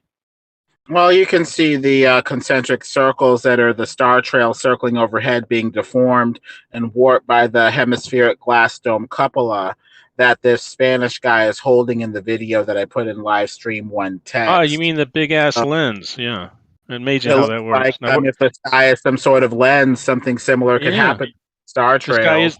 The sky isn't a lens though, Lemon. We don't see the sky acting as a lens. It's only If a it lens has when it. a minute with the sun, moon, and stars rotating over and in it, perhaps, maybe. It's not though. Where's the lens? It would be the firmament and or the atmosphere. Yeah, well, we don't see it either acting that way. It's amazing how you guys postulate the existence of a big ass glass lens when it's to your advantage. Because based off of what's reproducible, this appears to give us a star trail toward the central northern. No, it really doesn't. Though. And the outer perimeter, similar to the north versus the south on the flat Earth conceptions that I heard of. Then you need a different big ass lens to explain the sunsets. That one has to be a Fresnel lens. You sunset. You were doing so good with your armillary spheres. Why'd you stop? The sunset would just be due to the diffraction limit. The sun goes too far away and eventually seems to merge with the surface. Yeah, well, again, this diffraction limit is funny because it only works on the bottom of things and the top of things. So is the bottom of the sun for this closer to the surface than the wall? But we're not to the left, that. right or So up. how much closer? We limit the space to the left and the right and upward. So most of the convergence that you would expect would be toward the floor where we're closest, don't you think? Yeah, but how much closer are we to the stuff that's on the floor versus the stuff that's just barely off the floor? I guess we have infinite room to the left and the right and up since there aren't any Doesn't matter walls about left to right and up. and as far as we can see, there's little to no ceiling upward compared to the floor. Yeah, bullshit. Hey, hold on. Let me bust in. NASA, can you just take a breath and not talk over him every time? But you got to talk over Lemon, or else he'll go for like 20 minutes.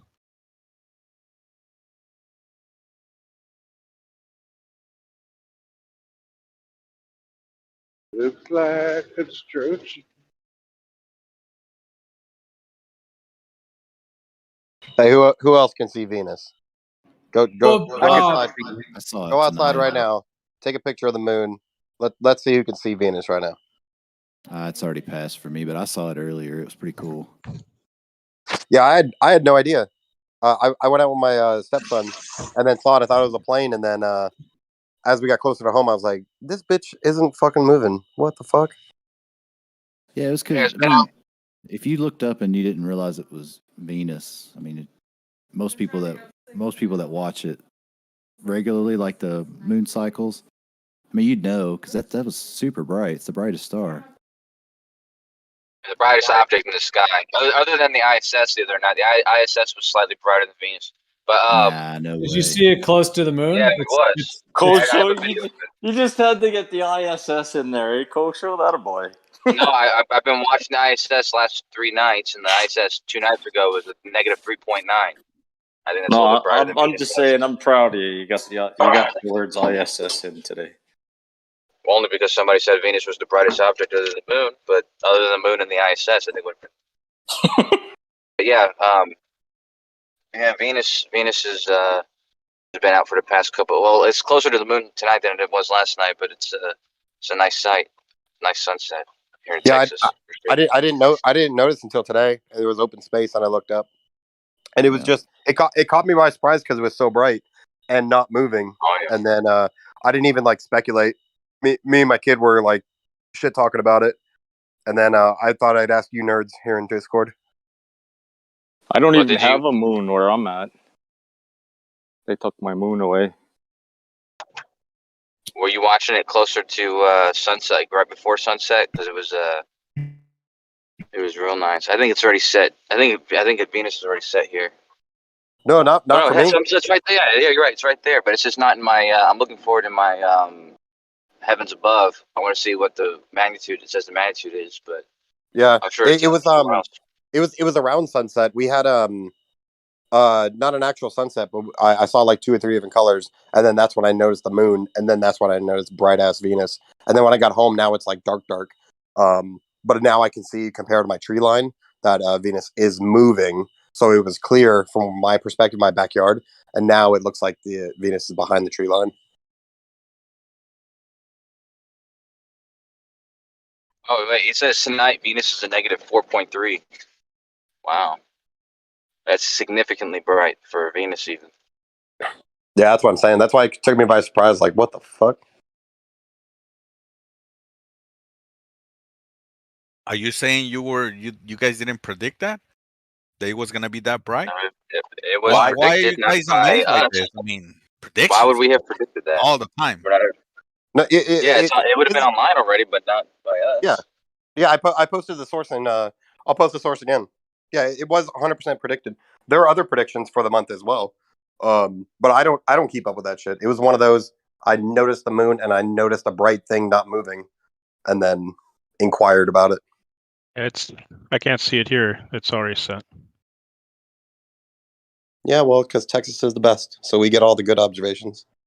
Yeah, my sunset's at my girlfriend's house, man. I have a really cool video with the ISS the other night, but yeah, we get really cool stars out here. But yeah, Venus has a variable magnitude from I think close to 0 up to negative 4 point whatever. You can still see it in Texas? Yeah, of course. Yeah. Oh, good. That means I still got a chance to see it. I don't even see the moon yet. I'm a ways away from Texas. Just watch it towards sunset. It's Where are you? A new moon. Rikia has a really cool picture in Up chat. in Canada. I was gonna try to get it, but I didn't get home in time. Western I was gonna try Canada? to catch it with the. Yeah, northwestern. More eastern, Rodney. I think it's Rodney, right? Can I use what Victoria's? Use Edmonton.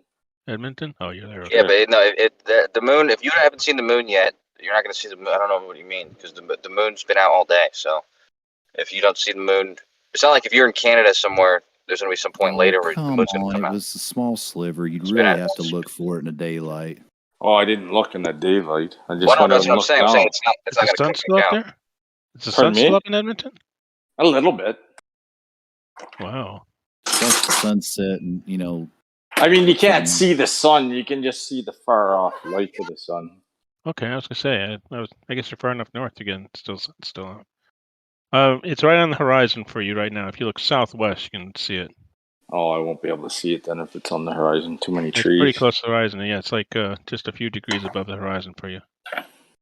So it'll come up then over the night. No, I was just gonna set. Set Mhm. southwest. Yeah, southwest. It's gonna set. I was here going to shortly. guess. I think it would be rising probably like 9 in the morning. Yeah, I won't be able to see it right now. I got too much trees. Trees? Are trees in Edmonton? I just gave you Edmonton as an estimate. You don't think I'm going to tell you exactly where I live, do you? I mean, I'm surprised if you're somewhere close to. I mean, yeah, okay, that's I understand. I understand. I don't blame you. I really don't blame you. I'm just surprised there are trees in Edmonton. Yeah, there's a lot. Well, yeah, I don't know if there's lots of trees in Edmonton. It's just a fucking old city. But anyway, it's right on the right, just barely above the horizon, southwest. If you're west of there, it will be higher. If you're east, it'll be lower.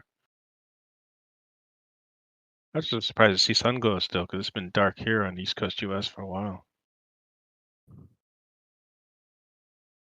Yeah, you can still see blue sky in the north. Looking north. Let me see if I can get a picture of it. I don't know if the iPhone will pick it up or not. Oh yeah, fuck! It looks plenty bright. Yeah, northwest to almost due west looks pretty bright. At least this is a simulation. I'm looking at Stellarium, so it's a simulation. Well, I can give you a real picture here in a second. If you want to see how bright it can still look. There. It's coming. Maybe I'm not allowed to post. Oh, there we go. Wow. There. It's still pretty bright. Yeah. So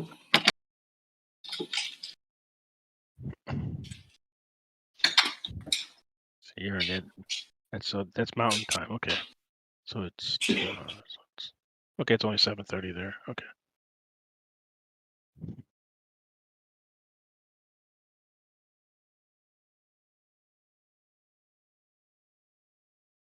You're in mountain time or western in Pacific? No, it's mountain.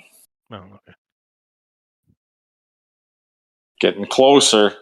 I'm gonna have to stop answering questions right away. That's okay. Okay, that's fine. I'm not trying to dox you. I'm really not. I don't care.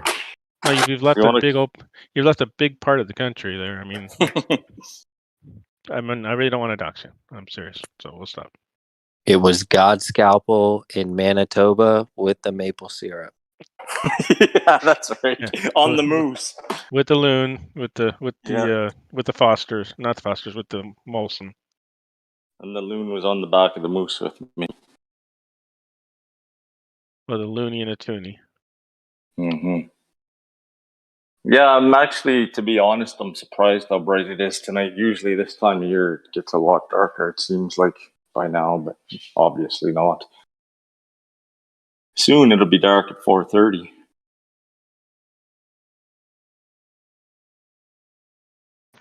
My favorite time of the year. Yeah. What did you get for living up north? Yeah, exactly. I will show you an interesting fact. I've lived near Canada for a good portion of my life, and I knew this, but I didn't know this. Here, I'm gonna post it for you. My interesting Canadian fact of the day.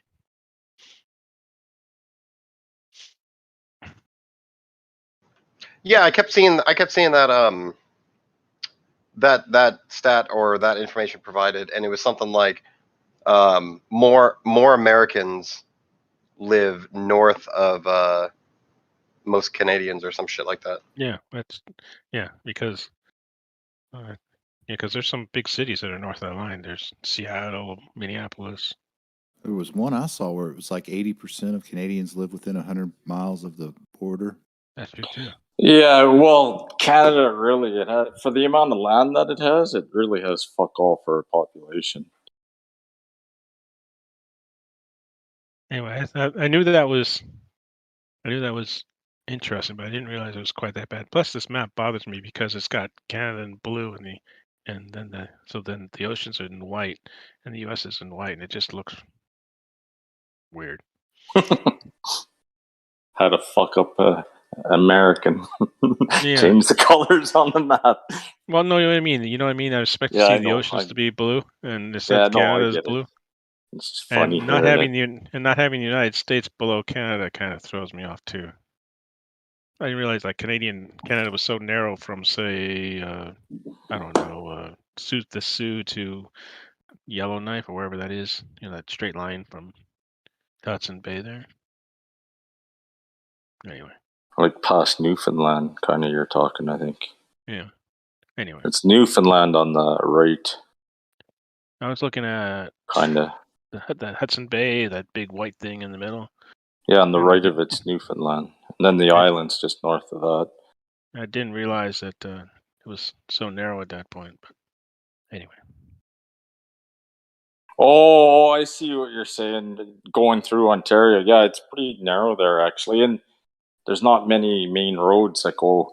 Well, if you're going across Canada and you want to go from Ontario to New Brunswick, there's like only really one main road that goes across that border. Yeah. The Canadian Highway, right? Highway 1, isn't it? Yeah, it's the Trans-Canada. Yeah, I think it's Highway 1 over there. Anyway. Or 2, one of the two. Probably 1.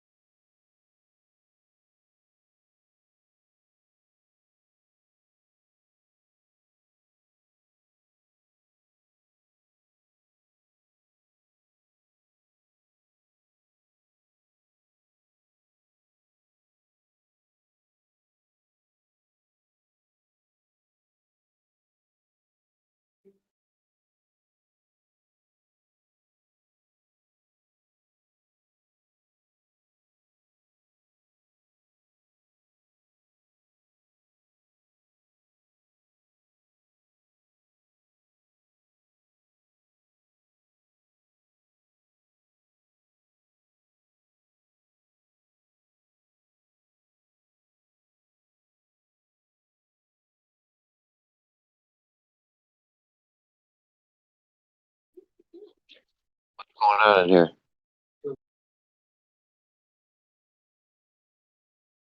Yo. What the fuck do you want, Jeremy? What are you guys taking naps or something? Is it nap time? We're deep in thought right now. There was a question posed, and we're all really thinking about it. What's the question? What shape is the Earth?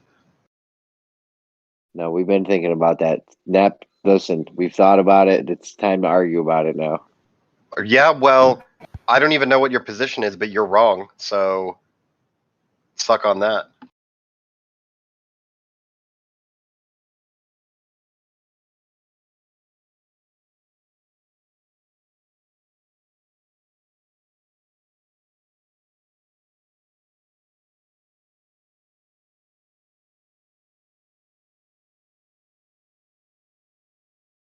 Well, sir, I concur. Well, now I'm going to change my position because I don't like that you agreed with me. So.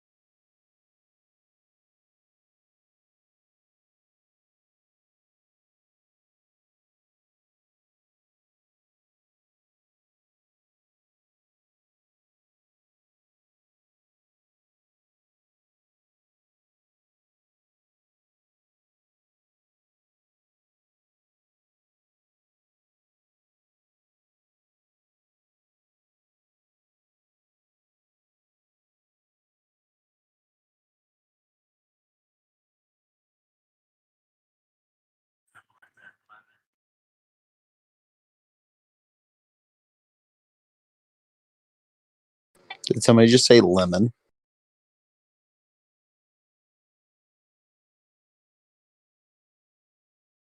I did not. I was going to say, you got to say his name 3 times before he appears. He was here a moment ago. I know, but if you want him back, you have to say lemon, lemon, lemon. He did. He just said it. Oh, shit, I'm wrong about something else. Maybe I'm wrong about the shape of the Earth, too. The only rational conclusion. If you're wrong once, you'll be wrong always. That's what I've heard.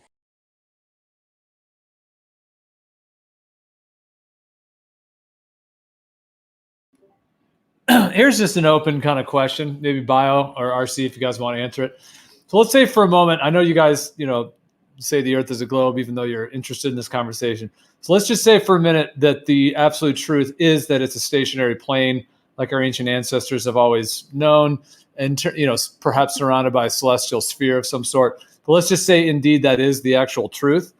What in your mind, either psychology or spiritual or whatever, what is it about those of us who know it now, and how do we know it now? If and indeed it is the truth. So it's the opposite, because I know you guys, a lot of people are like, oh, you guys are stupid and confused. Okay, well, let's say it's the opposite. We're actually correct. What is it within us that has given us is it just insight? Is it intuition? Is it scientific accuracy? Like, what in your mind would it then be if we're correct? You're totally guessing, and or you're withholding information from us. That's No, how you I would could know tell. and we wouldn't. I could tell you what it is. I can I answer before? Yeah. It's a statistical anomaly that has enough entertainment value for us to have heard about it and been entertained by it before it actually came out. But I'll give you the real reason. Or go ahead, Bio. Go ahead. But for example, it's possible we're living in a simulation right now. There are some people who truly believe that. It's not based on any evidence. It's just statistically, out of all of the ideas that are out there, somebody's going to believe it. There's evidence for a simulation. Bio, were you done, or did you have more to add to that? No, that was pretty much it. It was if it were 100% true and I'm unaware, but you know it, then I think it's either a complete guess or you're withholding information, keeping me from subscribing to that. Okay, now here's the real reason, Gio. You want me to give you the real reason, or is this like a test for the Glovers? No, it's just an open. Yeah, no, I mean, I kind of was asking them, but I want to hear your thoughts too. Yeah. Yeah, I mean, my thoughts on it is, we have this ability to spot the bullshit. Like my uncle, for instance, was the biggest scam artist in the city. So like, I know people are always trying to scam you, always trying to get over, always lying. Not always, but like, people are lying. Like we know there's elite people that are out there controlling our future. You know, that's a huge part of it, I believe. And you know, we just have the ability to spot the bullshit better than these guys do. We're less I don't want to say gullible, but something like that. Like, What are we talking about? Not necessarily all true though, Jeremy, because there are some people that are here know that it's bullshit, but still, out of fear of ridicule, have to stay on that side. What are we talking Out about of here? fear of ridicule. Am I get silenced if I voice my opinion? Oh, it's Yeah, okay. shut up, Shill. I actually don't mind your opinion sometimes, Shill. I just hate your ad homs. Well, that's He's good. gonna add how much with his opinion's gonna add That's how correct. much. That's correct. You know my reason that I think you guys think the Earth is flat, so I'm not going to say it. I mean, Yeah, there you go. So Jeremy, I won't I had a follow up kind of. Are you saying that it's more so what you think is negative proof for the globe, more so than positive proof for a flat Earth?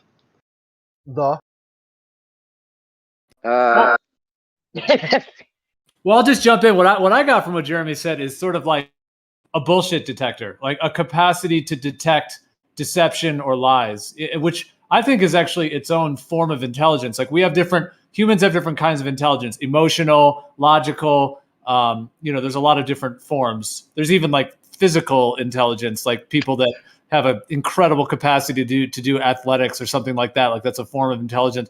So what I got from what Jeremy said is sort of like in terms of the, you know, detecting lies or deception, whatever word we want to use, and having a higher propensity for that, and therefore being able to kind of follow the rabbit trail towards figuring out why that deception is there and what it's trying to cover up.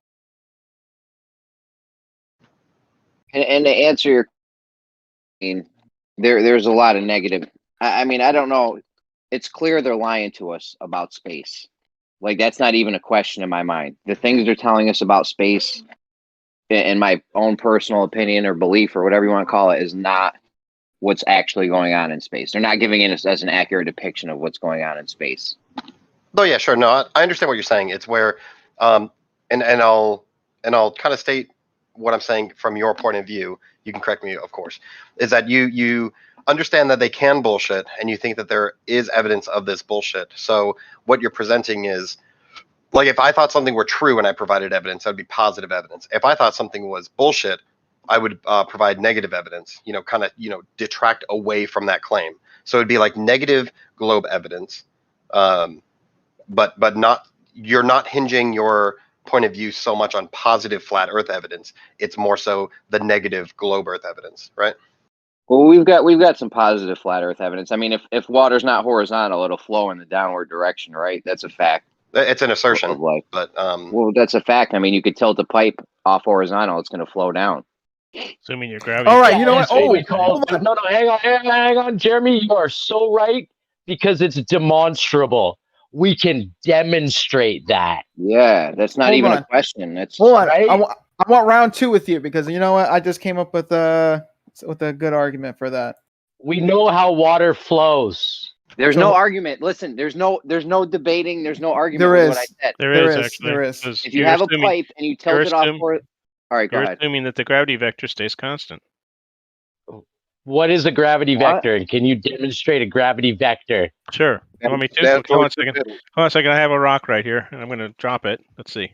Oh, there. well, It it's went- easier. It went in the It's direction easier. we call down. Hang on. Before you drop that rock, what did you do to the rock? I picked it up. Right. So the reason that the rock fell is because you picked it up. No, the reason it fell is See, because this- I released it. That's just for me, and I'm being auspicious. What was that rock doing before? No, hang on, Left Lane. Don't jump into here. Don't white knife. No. Let Before him speak, man. You picked Let him up speak. that I was rock. making a point. I was making a point, Rob. I'm making. Let Left Lane go. Go ahead. All due respect. All due respect. That is the silliest thing I've ever heard anyone say. Is the rock fell because you picked it up? Well, it's not What going to fall was if the you don't rock pick it up. doing? Hang on. What was the rock doing, Left Lane, before he picked it up? It's just laying there. It was It's just not going to fall if laying you there. don't pick the rock up. That's It's right. not going to fall, right? So, yeah, if he didn't pick the rock up, when was it going to fall? Well, you could have moved the whatever it was sitting on. I know. Hold on, Rob. Hold on, Rob. Hold on. I know it's fun, but hold on. What you could have done instead of picking up the rock is whatever it was sitting on, you could remove that. For example, if it's on a table, instead of picking up the rock, you could move the table, and now the rock falls. How do you move the table without moving the rock? Oh, you might move the rock, but you're not going to be picking up the rock. I could push the rock off the table. How about that? You could push There's the rock. also yeah. there also are if you pick up a rock and drop it, I agree with what Rob's saying. Like part of the cause of that is the fact that you took it from its equilibrium and you picked it up. However, there are also rocks like in avalanches and things that will fall on their own accord. It's just deterioration, though. It's just weird to say it fell because you picked it up. Like an you want to talk opposite about vector. the apple? You want to talk about an apple falling from a tree? Because we can go there. Well, it's like it's point silly to say that you provided an opposite vector, but it did the opposite thing of what you did. Therefore, that's the cause. It That's was never strange. going to fall, but it was never going to fall unless you picked it up. In this very specific scenario, but as Gio told you, there are natural ways in which rocks fall. The whole point of this was though that an erosion underneath a boulder? Maybe, but maybe we let Jeremy finish. Yeah, the whole point is though, if water's not horizontal, it's going to flow. It's demonstrable. It's the fact of reality. That's right. What all Assuming instruments again that that the gravity horizontals are vector is based off constant. I don't want to hear Jeremy- nothing about why it happens or gravity. Jeremy, vectors but that happen. you're just wrong about that. Yeah, I think Armor you're wanted to telling get me- in. Because RC's Jeremy, not you're a trying to plumber. define horizontal as something geometric when it's clear that water is, when it comes to being level, is based on forces acting on it. Well, hold And on. so- all If I of have the a- if I instruments, have a hor- wait, all of the instruments that are used to make a horizontal are based off leveling it. Yep, there you go, Jeremy. Okay, yeah, you level it in the leveling is middle. based Sure, off you of level forces. something. You have a horizontal pipe and you level it in the middle, so it's 2 points. And all leveling is based off of forces acting on an object, Jeremy. So you are only saying that, hey, water conforms to the forces acting on it. No, but the what people I'm using saying these is- tools rely on the horizontals being parallel, and they level their tools. Well, not necessarily parallel, horizontal. Yes, what I'm saying. You level. Hold on. You level a pipe in the middle, and then you make it horizontal. So it's level in the middle, and then it's horizontal overall. And then if you tilt it in one direction, the water will flow. So we know that if water's not horizontal, it's going to flow towards Always? the downward direction. Always. Yes, that is a fact. Okay, of so light. let me show you this video then real fast, Jeremy. Okay, because I was waiting for you to say Hold that. on. Okay. Great. Let's see the video. Okay, so why Are you isn't gonna- that Are you water? gonna live stream it or are you posting it? No, I'm posting it. So that water that's tilted, all right? That water that's concaving right here. Why doesn't it flow? Oh, huh? Jeremy. Spin. Let's Come see. on. Ouch, Jeremy. Hang on. Wait, what do you got going on? I posted a video. That water is concave. It is not flowing. It is also not at rest. Oh, Jeremy. Because Yeah, we're gonna have to Good add job, a Jeremy. caveat. That's of- bad. That's pitiful. Do we have to tell you that water at rest? Wait, No, you understand that there's a force. There's a force, right? There's a. It's doing that because of a force. The spinning is causing the force. Good job. Wait, Yeah, you're now killing we're yourself. saying Wait, you're killing yourself because it's All right, spinning. hold on. I know these guys let's are rephrase. snatching their own No, wings off. he said no matter what. Okay, no matter if if it's right. not horizontal, it will flow. All right. Sure, And let me I'm showing- rephrase. I just assumed, so that's my bad, but I assumed we were talking about water at rest. and not Yeah, you're sorry, spinning it. Jamie. Yeah. You got me, okay? Yeah, you got me. We're rephrasing it. Water to an at agreement rest. at least. Jeremy, that's the whole All right. point. The whole Wait a point minute. is that water always conforms to the forces acting on it. Okay, It's well, not Yeah, that the water at spinning a force. level. well, hang, No, so the gravity only the force. All force right. of hang gravity. on, hang on. That This table is spinning, mustard. and We it's that's the point though. concave. That's the point. Yeah, that's the. I would make the claim that that water is at rest, right? In that form with the force with a consistent. Really?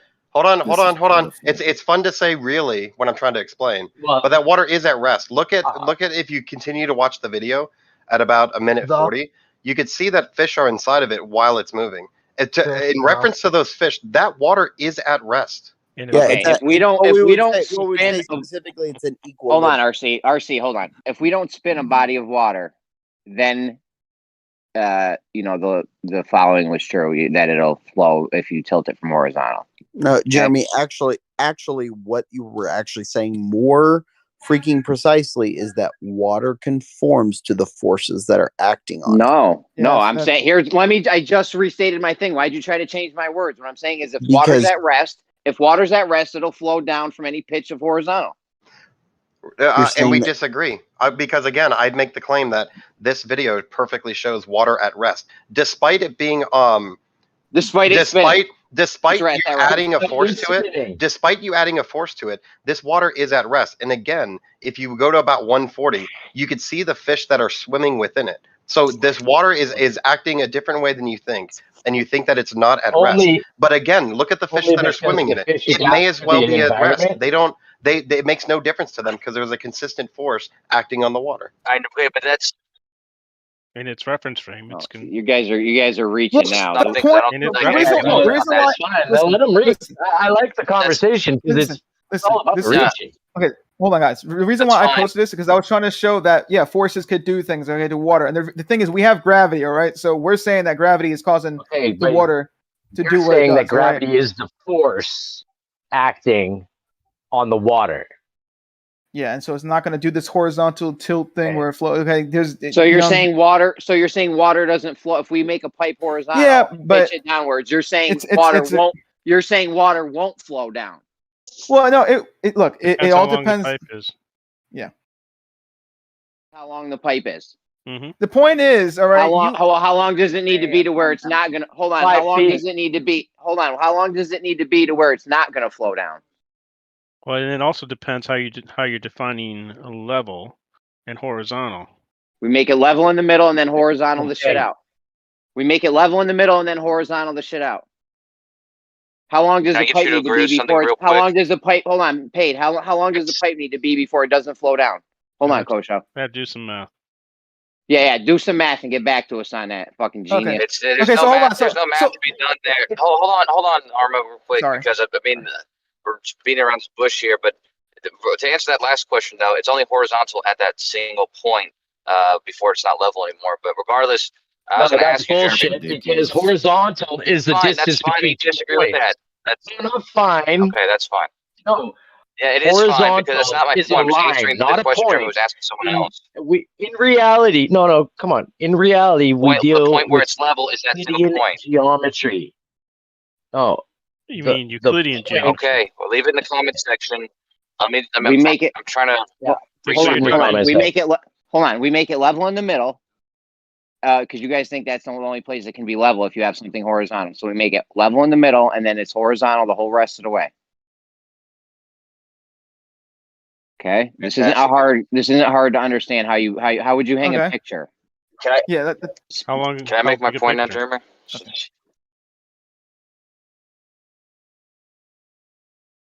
Jeremy, the point I was making or trying to make with you a second ago before I tried to answer that question, which I shouldn't have done, I suppose. But I was going to say, you understand that because we're disagreeing about this because we have two different models of the Earth, but you do understand that we understand on a flat plane what you're saying would be true. We're not talking about a model, though. We're talking about reality. I'm not talking to you, so there's no need to interrupt me, right? Like, stop doing that, dude. I'll make my point when it's done. Then I'll just say something. I don't know. Let him finish. For you. Yeah, just let him finish.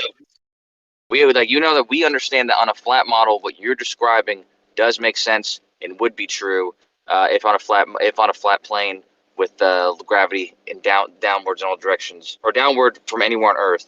Whereas you understand that on our model, if it were a globe and gravity emanates from the center of the Earth, then it would be behaving exactly like we're describing. And it's not far-fetched for us to be claiming that because that is what we experience. So it's not like when we're saying that it's the horizontal from any point is only going to be level at that single point. Anywhere anywhere fine. other That's than fine. that, We're it's gonna not have gonna a. be- give you that. I just explained But- where it's going to be level and horizontal at Kosho. Why is it so hard to understand?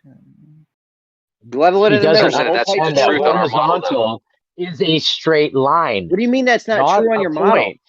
Go ahead. All right. Rob. Okay, hold on. Wait. I said that you understand that's reality. Jesus Horizontal Christ. is a I'm saying you line. understand that that's true on our model. Is Nobody's horizontal disagreeing a with that. curved Why are line? you claiming that like somebody's saying otherwise? Everyone knows that. Because you're saying it's horizontal at a point. Okay, but is that No, I say horizontal? it's horizontal. It's level at that point. What's Level the point? The is point is if we pitch it. The point is if we pitch it down, the water's going to flow in a downward direction. Now tell me why. Do you Tell me agree or why. disagree? Hold on. Because listen, I'll tell you why. The why is because if water's not horizontal, it'll flow in a downward direction. Why though? That's Why though? Why does it flow though? So you're not disagreeing that if water's not horizontal, it will flow. Well, I want to know the mechanism for behind this. What is the mechanism behind this? Are you agreeing with the first part? The law of Hydrostatic Why? Guys, hey. Why, Jeremy? If you guys want to take it over, then go ahead. It can only be one of us though, because there's too many people talking. No, we all need to let people have their turns, right? Like finish speaking because we're interrupting Jeremy, interrupting everybody, and nobody can hear anything, and people are going to drop out. Yeah, fair. Well, so do you guys agree with the first part that if the water's not horizontal, it will flow in a downward direction? To some extent. Off of the horizontal, as in down, as in drop from horizontal. To some extent. What do you mean to some extent? There needs to be context. All right, I want to know why does it do this? Why does it flow downwards? Okay, we'll worry about why after. For now, if there's drop from horizontal, the water will flow in that direction, right? Do we agree? To some extent, yes. What do you mean to some extent? Like I said, I need context. I need context for it, and you're not giving me the context. I'm going to say to some extent. All right. So go on. Still water, horizontal pipe. You have the whole scenario laid out. Now, what's the problem?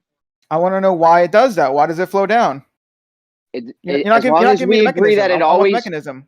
As long as we agree that still water will always do this, right? Do you agree? No, I wouldn't. No, on that base statement. That's why what RC said. Water will always conform to the forces that are acting upon it. I think that is perfect. I told you. Okay, Jeremy, the forces. That's Jeremy's. That's right. what you want. You want to say gravity. So how about you just give me a citation, a credible citation, like maybe from Harvard, saying like Einstein was right when he said gravity was a force. Yeah, I'll start working on that right now, Rob.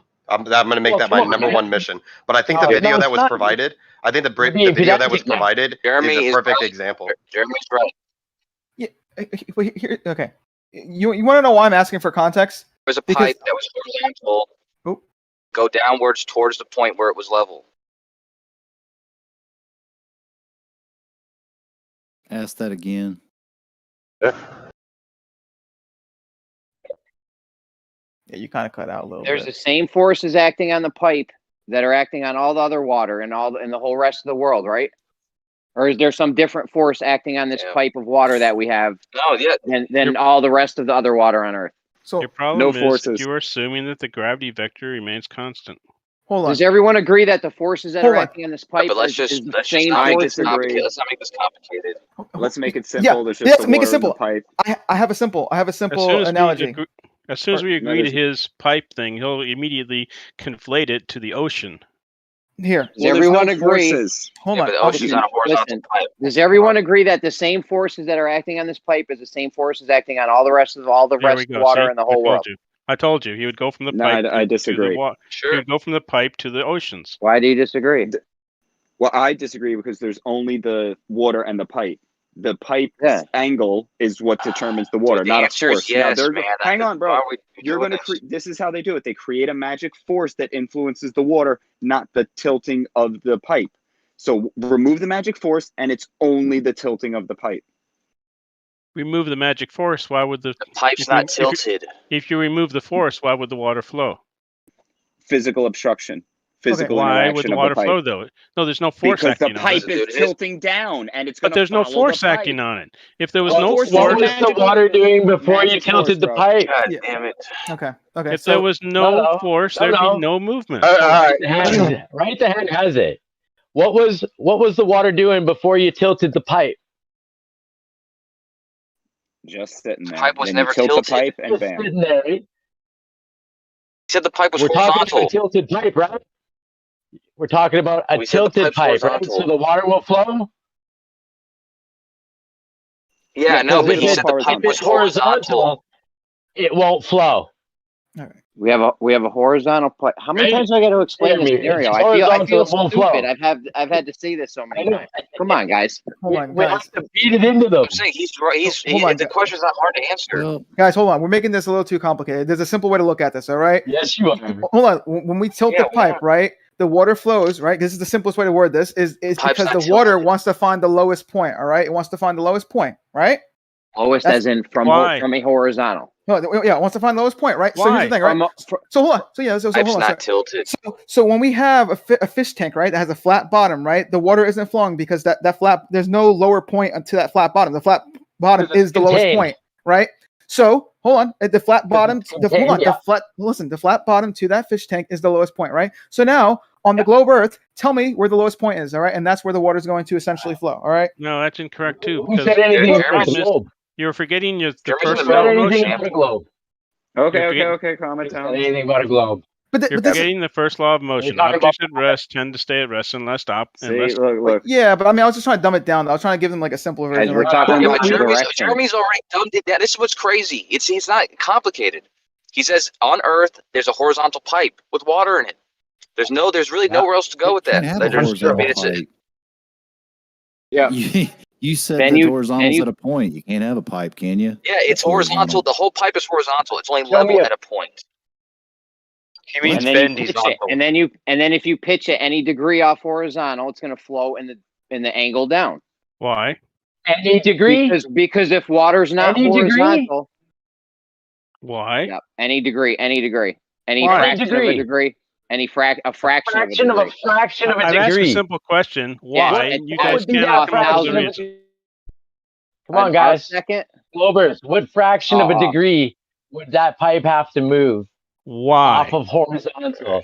Flat earthers. Why does the water flow? No. That's a See, Jeremy's water point flows, wrong, is what though. they- right? They ask why Water it flows, flows. right? They ask why it flows to make it not flow, right? It would be like, well, why does it flow? That's why Jeremy was Because asking us in the then- first place. I'm sorry, isn't Why it does it flowing flow? because it's? That's a very it. simple question. I'm sorry, isn't Yes, it flowing it because is. it's falling? Very simple question. Isn't that why it's flowing? It's falling. I mean, Guys, why don't we find out what Jeremy was asking in the first place? Why are we okay, let's hear I it. want to making up hear what Jeremy's scenarios? got. I mean, we went through this 100 times. If the pipe's not horizontal, if you pitch it any degree off, any fraction of a degree off horizontal, and you start adding water, that's the way it's going to flow. We know that the direction of water flowing will be if it's any pitch off horizontal, right? And then I showed you the video, and then you said, "Well, now it applies to Water this at water. rest. Holy shit, water at rest. The same dude. We're in a room. The same thing that's happening to all the other water on Earth. We're not spinning it crazy in a fish tank. It's all still. All the water on Earth. Yeah, Jeremy, here's the thing. It doesn't matter if it's tilted. The horizontal pipe that you've made from your position, you made a horizontal pipe from your position, make it as long as you want. The water is going to if you pour water at either end, it's going to seek the center of that pipe from either end. Okay, That's and going then to if be you pitch it, that's going to be and where then its if you- level is. And then if you pitch it in any direction, that's the direction the water is going to flow, right? Yeah, wherever Downward- it's going to be level the at, downward angle. However you tilt it, wherever it's horizontal from that position, that's going to be where it's going to go towards. The downward angle. So So, we know we're- that if water's not horizontal, and it's pitched downward any angle from horizontal, it's going to be flowing, right? All you're No, hearing is what I'm they telling tell you, even themselves. if it is horizontal, it's going to be flowing, especially if it's horizontal. The water at either end is This going is to when flow we're going to towards start the projecting. point where it's level. What is wrong with my example with the lowest point thing? I mean, if we use the lowest point example, they can't really argue it because there is no lowest point on a sphere. I mean, unless you want to count like okay, Are you there's- trying to make something we can't argue, or are you trying to do reality? Oh, Right? no, Are you trying well, to it is. bro, that was a bad thing. It was like you're making already something a to defend this. Nah, he had a spinning. He had a spinning Already a aquarium. sphere. Nice spinning aquarium, concave Well, yeah, water. the point was to show that there's forces are being applied to it. All right, that was the whole point. And so I was saying, well, yeah, we have concave. I can solve the dilemma. Just Oh, Globers, yeah. stop using the word horizontal and just call it bendizontal. Why don't you stop using the word? Why don't you stop conflating the words level, horizontal, and flat? Bro, that's what you guys do. This could be so simple. No, Like, the words. it's the the words. words. You Are there guys three use different so words? many Let's words. see. But there's one Horizontal, thing. There's level, one thing. flat. They sound different to me. But the But question why do we have so many words? what makes water flow? It's I've asked that 1,000 Tell you times. what but makes just- water flow. I can tell you what makes water flow. Any pitch off horizontal will make Why? water flow in that direction. Why? Because it's because following water the pipe because down, water dude. yes because water will that's how it happens. It doesn't matter that's why. how it happens. Just some It sort of doesn't matter magic. why. So what? Yeah, but Some what sort you're of going to do magic. is say what you're doing right now is going to go. Why does it flow down? Then you're going to go because forces are acting. Then you create the force that can make it not flow down, and now you have not flowing when the only thing in reality you had of flowing. It's just like the first law. You make a object stay in motion forever. It's never in motion. Then you can bring it back. It's all just word magic, bro. I'm sorry, is Not the word flowing magic. water not falling? Is it not Different. falling? I mean, that's not, bro. It's following the pipe. It's not being it's pushed falling by a though. force.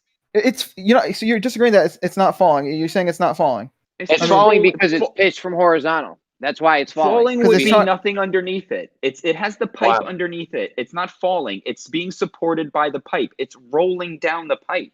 When you say it's falling, then you're gonna say the earth is pulling it down and then gravity, blah blah blah. It's following the pipe, right? It's Right, following due- the pitch due of the to a pipe. force. It's that Due to a force. simple. It's Due to a that force, simple. you're It's follow. No, no force, bro. You're making a magical force. Yes, force. There is no force. There's just the pipe and the water. There's no force. Pipe and water. That's There's no it. force. Then why is the water flowing if there's no force? Pipe, water. That's Why? it. Why? You Why guys does have water flow? Bro, you guys have you Why incomplete is it logic. all you motion want. You without can a ask why force? all you want. No, That to this you. is very simple. This is No, it's this not. is It's something you not. A learn. force is not This a is thing. something you learn in force is Star not a Wars. thing. Forces are In not Star a thing. Wars. In Star Wars, force moves Forces objects. are in not a reality. thing. No, in Star Wars, Forces are not a thing. In Star Wars, you move objects with the force. In reality, we don't do that. Okay, so if you want to move objects forces are with not the a thing. force, Gotcha. the Forces forces are not a thing. No, they're not. A thing would be an object. When A are thing you is an going object. to? When are you going A to get thing your is an Nobel? No, a object, thing. right? So when Is a thing are an you going object? to get your Nobel Prize Is a in thing physics? is a thing an object? When you get your Nobel Prize in physics, will you please invite me? You're I not always addressing the wanted to meet a fact. king. You're not addressing the fact. I Is always a wanted to meet thing- a king because when you get that, you is- meet the well, king of is- Sweden. Dude, Paige, you're talking over him. Could you let him speak? Well, he's avoiding the question. Is No, a thing an I was saying object? he was talking over you. Go ahead, right there. Yeah, because he just wants to avoid. I'll do it. A thing is an object. So when you're saying something is a thing, you're saying it's an object. So you're saying a force is a thing. You're saying a force is an object. No, it's not. I'm saying forces exist. So they They're real. need a physical structure to exist. They don't have. Well, then how do they Physical exist? structure. What is it? So what's existing? No, The you're force is- right. You're right. What- There has to be a physical object that would be causing this to happen, but it's analogous to magnetism because the actual force that magnetism is presenting to an object is unseen. You can't see that magnetic field. You can see the interactions, sure, but that's still the same analogy in which what we're attributing to mass, this giant mass, has a field that is causing this motion to occur. And again, the same way with magnets, we don't see a physical thing interacting with a metal object. We see the field interacting with it. It's still the pipe in the water. Like I'm trying to make this as simple as possible, bro. You got the orientation of the pipe and the water. You change the orientation of the pipe, Why? the water changes. Well, Why? real quick, can you acknowledge or respond to what I said? I feel like you made it. You just changed force to field. I don't feel Same like you difference. really. Well, yeah, your it's still a word that we can't. Sure. We may not agree to the specific definitions, but as far as that analogy, what your problem was there's nothing that we see. It needs to be physical. We need to see an interaction of objects. But I'm just using We don't something need that to see it. we don't. Yeah. We don't disagree to magnetism, and that's the analogy I'm using as far as this is concerned. We're just saying a force, just like a magnet doesn't have to physically touch an object, but it'll impart a force to that Well, object. see, Whether that's it's where I attracting or disagree. I repelling. disagree on that because again, a force is not a thing, right? You can't move an object with a non-thing, right? So That's if I have a telekinesis. magnet with a magnetic field, I cannot attract iron to Well, it. maybe. Oh, but I'm not touching it. I'm not interacting with it. Hold on. It just like air doesn't touch a sail. Like just because, and this is the craziest thing. Air does touch a sail. You can't see atoms. You've never seen an atom, but you assert that they're real. But a magnet will move. But you'll say, oh, there's nothing there. It's crazy, man. Like the logic. So what is moving? Wait. You're misrepresenting. What's moving the metal?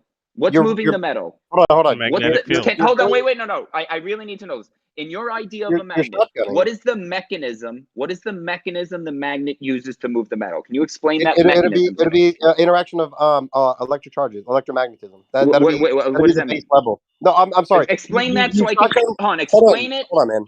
You shotgun so many things, man. It's simple. How does it work? Explain it so I can see it in my head. No, I'm not Explain going it to. so I can see it working in my head. I want to see this magnet working in my head. If you're gonna shotgun statements, these need to be addressed because you're misrepresenting. One statement. No. Please, just explain You've how a magnet you've works. asked at least 7 different questions. No, I want here. Listen. You made explain to me how claims. a magnet moves metal. Just explain to me how so I can see it in my head. Guys, slow down. Let him write the hand. They heard what you said. Let him respond. You don't get to make 7 statements or assert 7 things and then start responding to him. Hold on. You don't get to say or assert 7 things unchallenged and then dictate that I have to give you 1 statement. If you're gonna shotgun, I'm gonna try to respond to your shotgun. Well, okay, but you responded to nothing. So I'll ask again. Can you explain? Can you explain the mechanism? No. Oh, hang on. Let me get this out. Explain to me. Okay, explain to me how a magnet moves metal so that I can understand it. Right. So I don't have any more. I would go. Oh, okay, I gotcha. Can you do that? Explain to me how that happens. No, I can't explain. I know you can't. That's the point. Well, hold the fuck on. God damn. Can we get moderation if it happens again, please? I know everyone's trying to. I've been trying to get a word in, but this is a solid. Slow down. Solid 60 seconds of bullshit. All right, everyone, slow down. Take a breath. But go ahead, Bio. Don't interrupt. I can't give you the quantum level explanation. I can't give you the physical atom, the physical proton, or any of those things. I can't. What I can do is I can show you that we can not see what's happening, but we have an interaction between 2 things. That it's a field around this magnetic object that is causing motion, whether it's attraction or repelling. That's what we can explain and agree to. We don't require, in all cases, a physical contact for something to cause motion. Okay, so we see the magnet work. A magnet lifts metal. Okay, so you have could you just agree you have no idea how this happens? Why don't you just say that instead of going off on this rant? So just for the record, you have no idea how a magnet moves metal. You just can see it doing it, right? I have a couple ideas, but none of my okay, but you didn't give man, bro. Oh my goodness. So do you or don't you? Do you know or you don't, man? I asked you if you knew. You said you don't, and then now you say you have a couple. All right. How about this? I've responded like this when someone's being an asshole. How about you tell me what you want to hear? Because obviously I can't speak. No, I asked you, how does a magnet work? You go, I don't know. And then I was like, okay, well, can we agree that you see a magnet doing what it does, but you have no idea how it works? You go, no, I won't agree to that. I have some ideas how it works. And I'm going, but I just asked you how it works. And you said, we don't know. We just see the effects. And then I'm saying, okay, so you don't know how a magnet works. You just see the effects. And you go, no, I have some ideas. Bro, that's cog dis. No, it's you talking No, over this him is in your halfway head, through his sir. explanation, and you won't Yeah. let him finish, which is very Go, rude. go ahead, Bio. Don't interrupt, please, guys. Please. As I said, I don't have a quantum explanation for you. The explanation that I do have is that there is an electromagnetic field that interacts with other materials that are either opposite or similar within this field. So it's essentially a negative charge attracting a positive charge, a negative charge repelling a negative charge. That's the explanation I can give you. I can't go to the quantum level with a proper explanation. That's what I can't do. All you did was say a magnet will repel or attract. Now you don't have a mechanism. When you said charge, you don't know what charge is. When you say field, you don't know how big the field is. You don't know what shape the field is. All you know is a magnet attracts and a magnet repels. When you start saying charge, magnetic field, you're bringing in mechanisms, and you don't have a mechanism. So stop saying magnetic field like it's a mechanism. You're not like that. No. Sorry. It is a mechanism. You don't know. No, it's not. Because it is a mechanism. Guys, hold on a second. I think that, to be fair, Terry wanted to get in before. Do you want to still say something, Terry? No, I'm not rude like some people just trying to talk over all the time, but I wanted just to clarify the terminology with the people that do know a bit more about science than what I do. Is all I've learnt is that it's cause and effect. Something causes something, and you have an effect. Why can't we just leave it at that? That's my point. Thank you. Yes, I like that. I like that. We don't need to go off into this magical fantasy world of envisioning why this thing happens. It happens. Okay, just leave it at that. Admit we don't know something. Why are you asking deeper why questions? are you asking how it works then? If you're because the whole point is you just won't admit you don't know something. We do know how it works, actually. If you will Google it for a bit. And there you go. And see? We actually know how it works. Of course, you don't know how Google magnetism works. Yes, you don't know how we know how magnetism works. That's correct. Yeah, the electromagnetic field, which is just a couple words. They can't really. They don't know the cause of magnetism, the effect. Okay, wait a minute. The cause of magnetism is different than the effect of magnetism. Dude. And we actually do know the cause of magnetism, but what is it? Oh, what is it? You want me to explain magnetism to people who deny something more hand wavy? In a magnet, all the electric fields of the atoms are lined up in the same direction. Oh, come on. And that's the cause of magnetism. That's the cause. Yes, that's the cause of magnetism. Electrons lined up is the cause. Yeah, the electric fields actually. So we line up electrons and we go, come on. It's best, electrons really, if you think of electrons as little balls, you actually have to think of them more as clouds of balls. Not just a single ball, but a cloud of balls. That's correct. Right? A cloud of probability, actually. A cloud of probability. Yep. Bro, how do you make a cloud? How do you make a cloud out of a Don't laugh at possibility? me. I'm laughing at the idea. Don't laugh at me, you moron. I'm laughing at the idea that you laugh at the idea because, but the idea it's a ridiculous idea. Well, I understand quantum is difficult for you to understand. It is. No, it's just ridiculous. It's ridiculous to understand because it's ridiculous. It would be like trying to understand. If I was trying to explain to you a squared circle, I'm like, yeah, it's square, but it's circle. You would just like, I don't understand that. Like I said, I understand quantum is difficult. I understand a squared circle is difficult. Yo, if you want to see some cool ass shit, I DM this to Brandon. I'm gonna dig it up right now. It's a circle and a square, depending on how you look at it. Fucking awesome. Hold on. Is this the one with the light shining in it? No, it's hanging. No shadows or nothing. It's just this thing hang. Watch, it's gonna blow your mind. It's fucking awesome. Oh, I've seen this one. Yeah, this is an artist that does this, right? Yeah, it's like a hanging piece of art. It's in the corners because you got to get the right angle on it. But if you look at it from the back or the front, if you look at it from the front, it's a square, and then if you look at this from the back, it's a circle. Here we go. I found it. That's right, the square hole. Look, yeah, this is fucking dope. I'm gonna put it in live stream. No, you gotta check that. Live stream. It's just fucking dope, bro. You can make a circle be a square, just depending on how you look at it.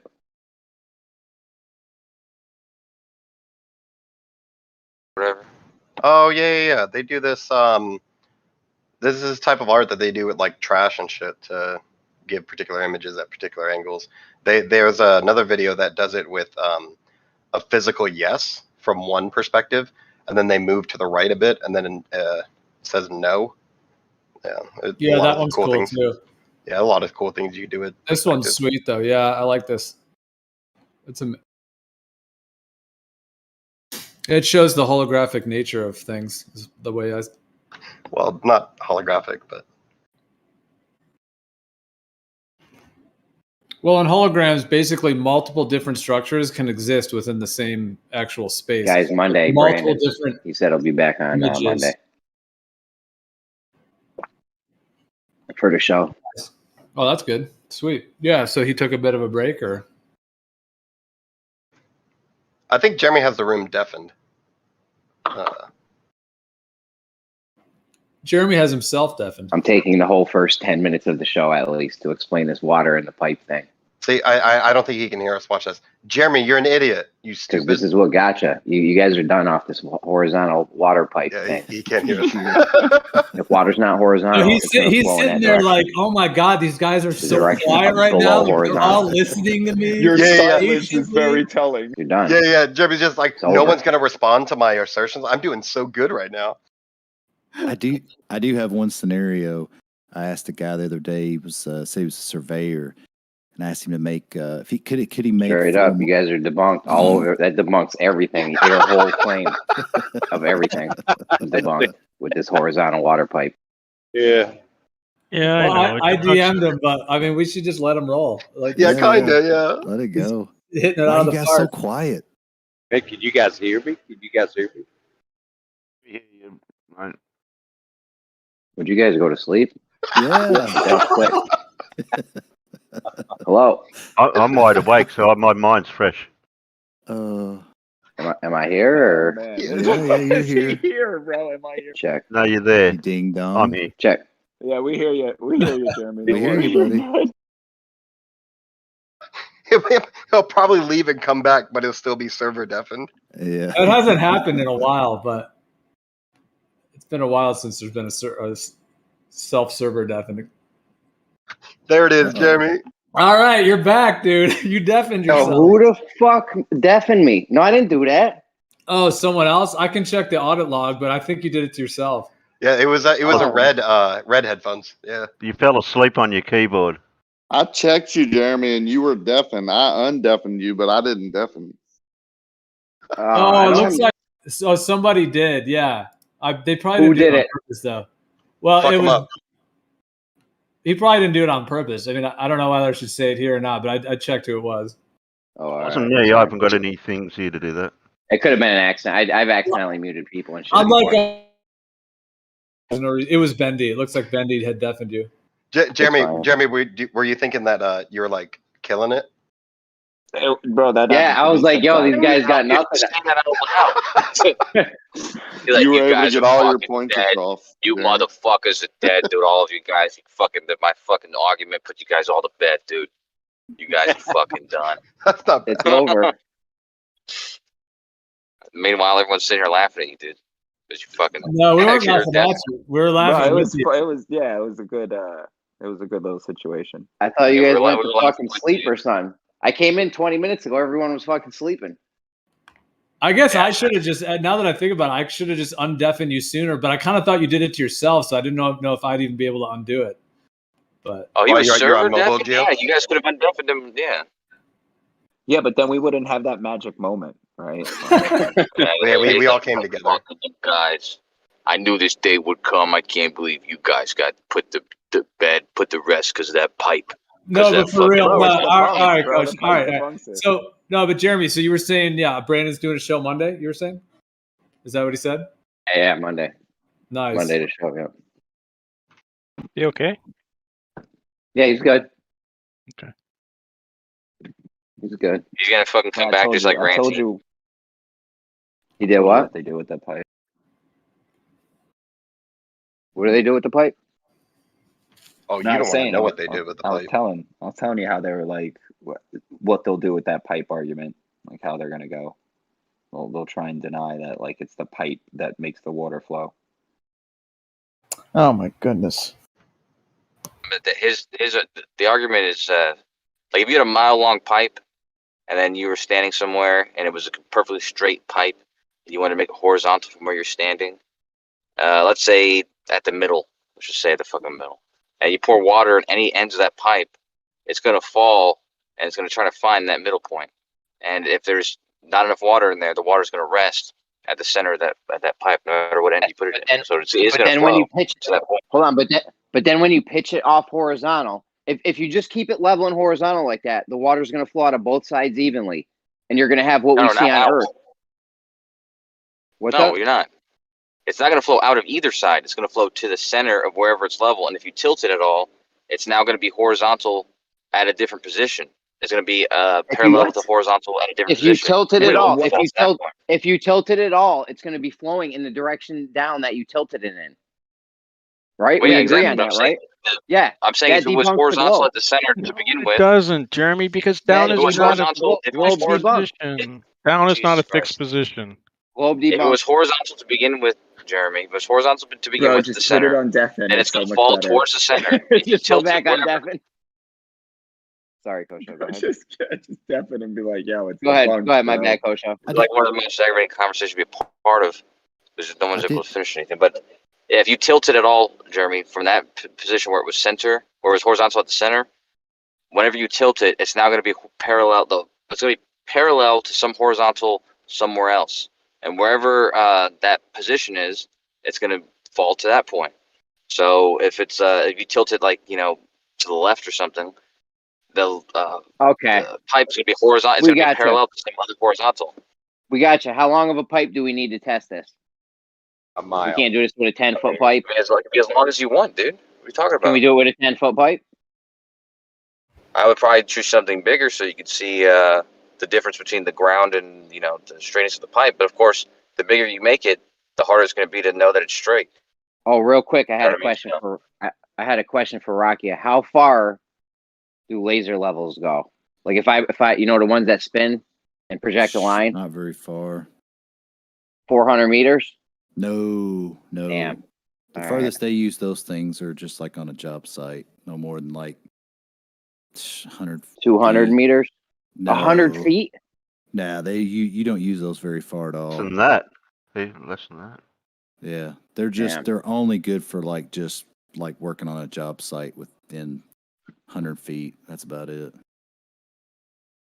I did have a scenario though where I was asking a guy says he was a surveyor, asked him to make if he could make marks on 4 posts over, what did we agree on, 500 meters, and he said yes, he could make a horizontal make marks on 4 posts.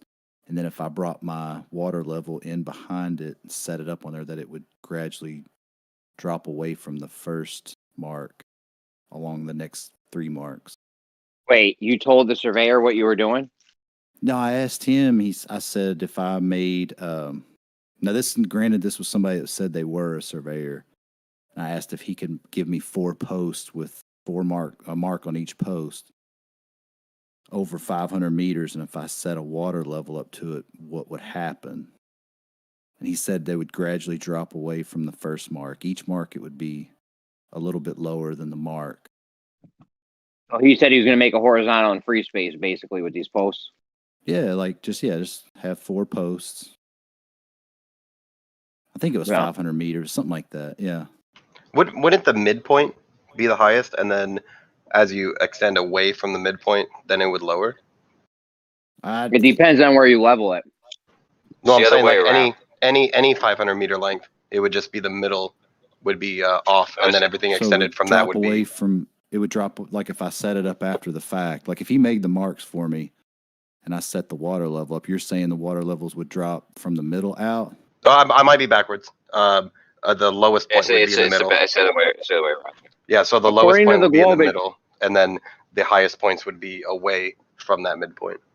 It depends on where you level it at. If you level it in the middle and work your way out from both sides, then yes. But if you just start in one spot and then go straight out, I don't think that would happen. Like like if you were able to fill it, like let's say you run this 3 times, if you first fill it from one side and then make measurements, and then you fill it in the middle, you make measurements, and then you fill it on the right side, I'm pretty sure the end result is the same each 3 No, they're all times. connected. It's all one water level. They're all connected. You just tee in a pipe at each upright that the surveyor marked the line on the post. No, yeah, I 100% agree. What I'm saying is, addressing Jeremy's, If you add depending on water where to you one, level, it's adding to all. yeah, perfect. Exactly. You know, exactly. Yeah, yeah. So where you think you're establishing level, I think doesn't matter. I think it's going to level at the middle, no matter which way you fill it or which way you start.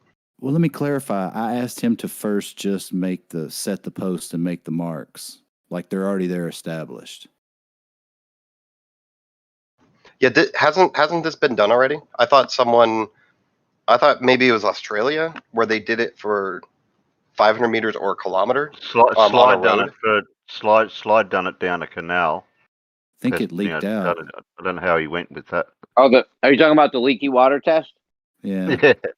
I don't know if anyone's done it again though. Like tried it.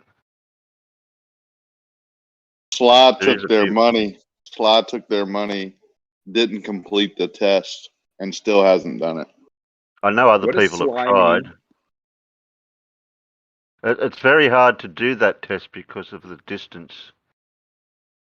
Well, I mean, that was a giant water level, and I don't know if he had it calibrated or not. Well, the Is fact of the matter RC was, is RC here?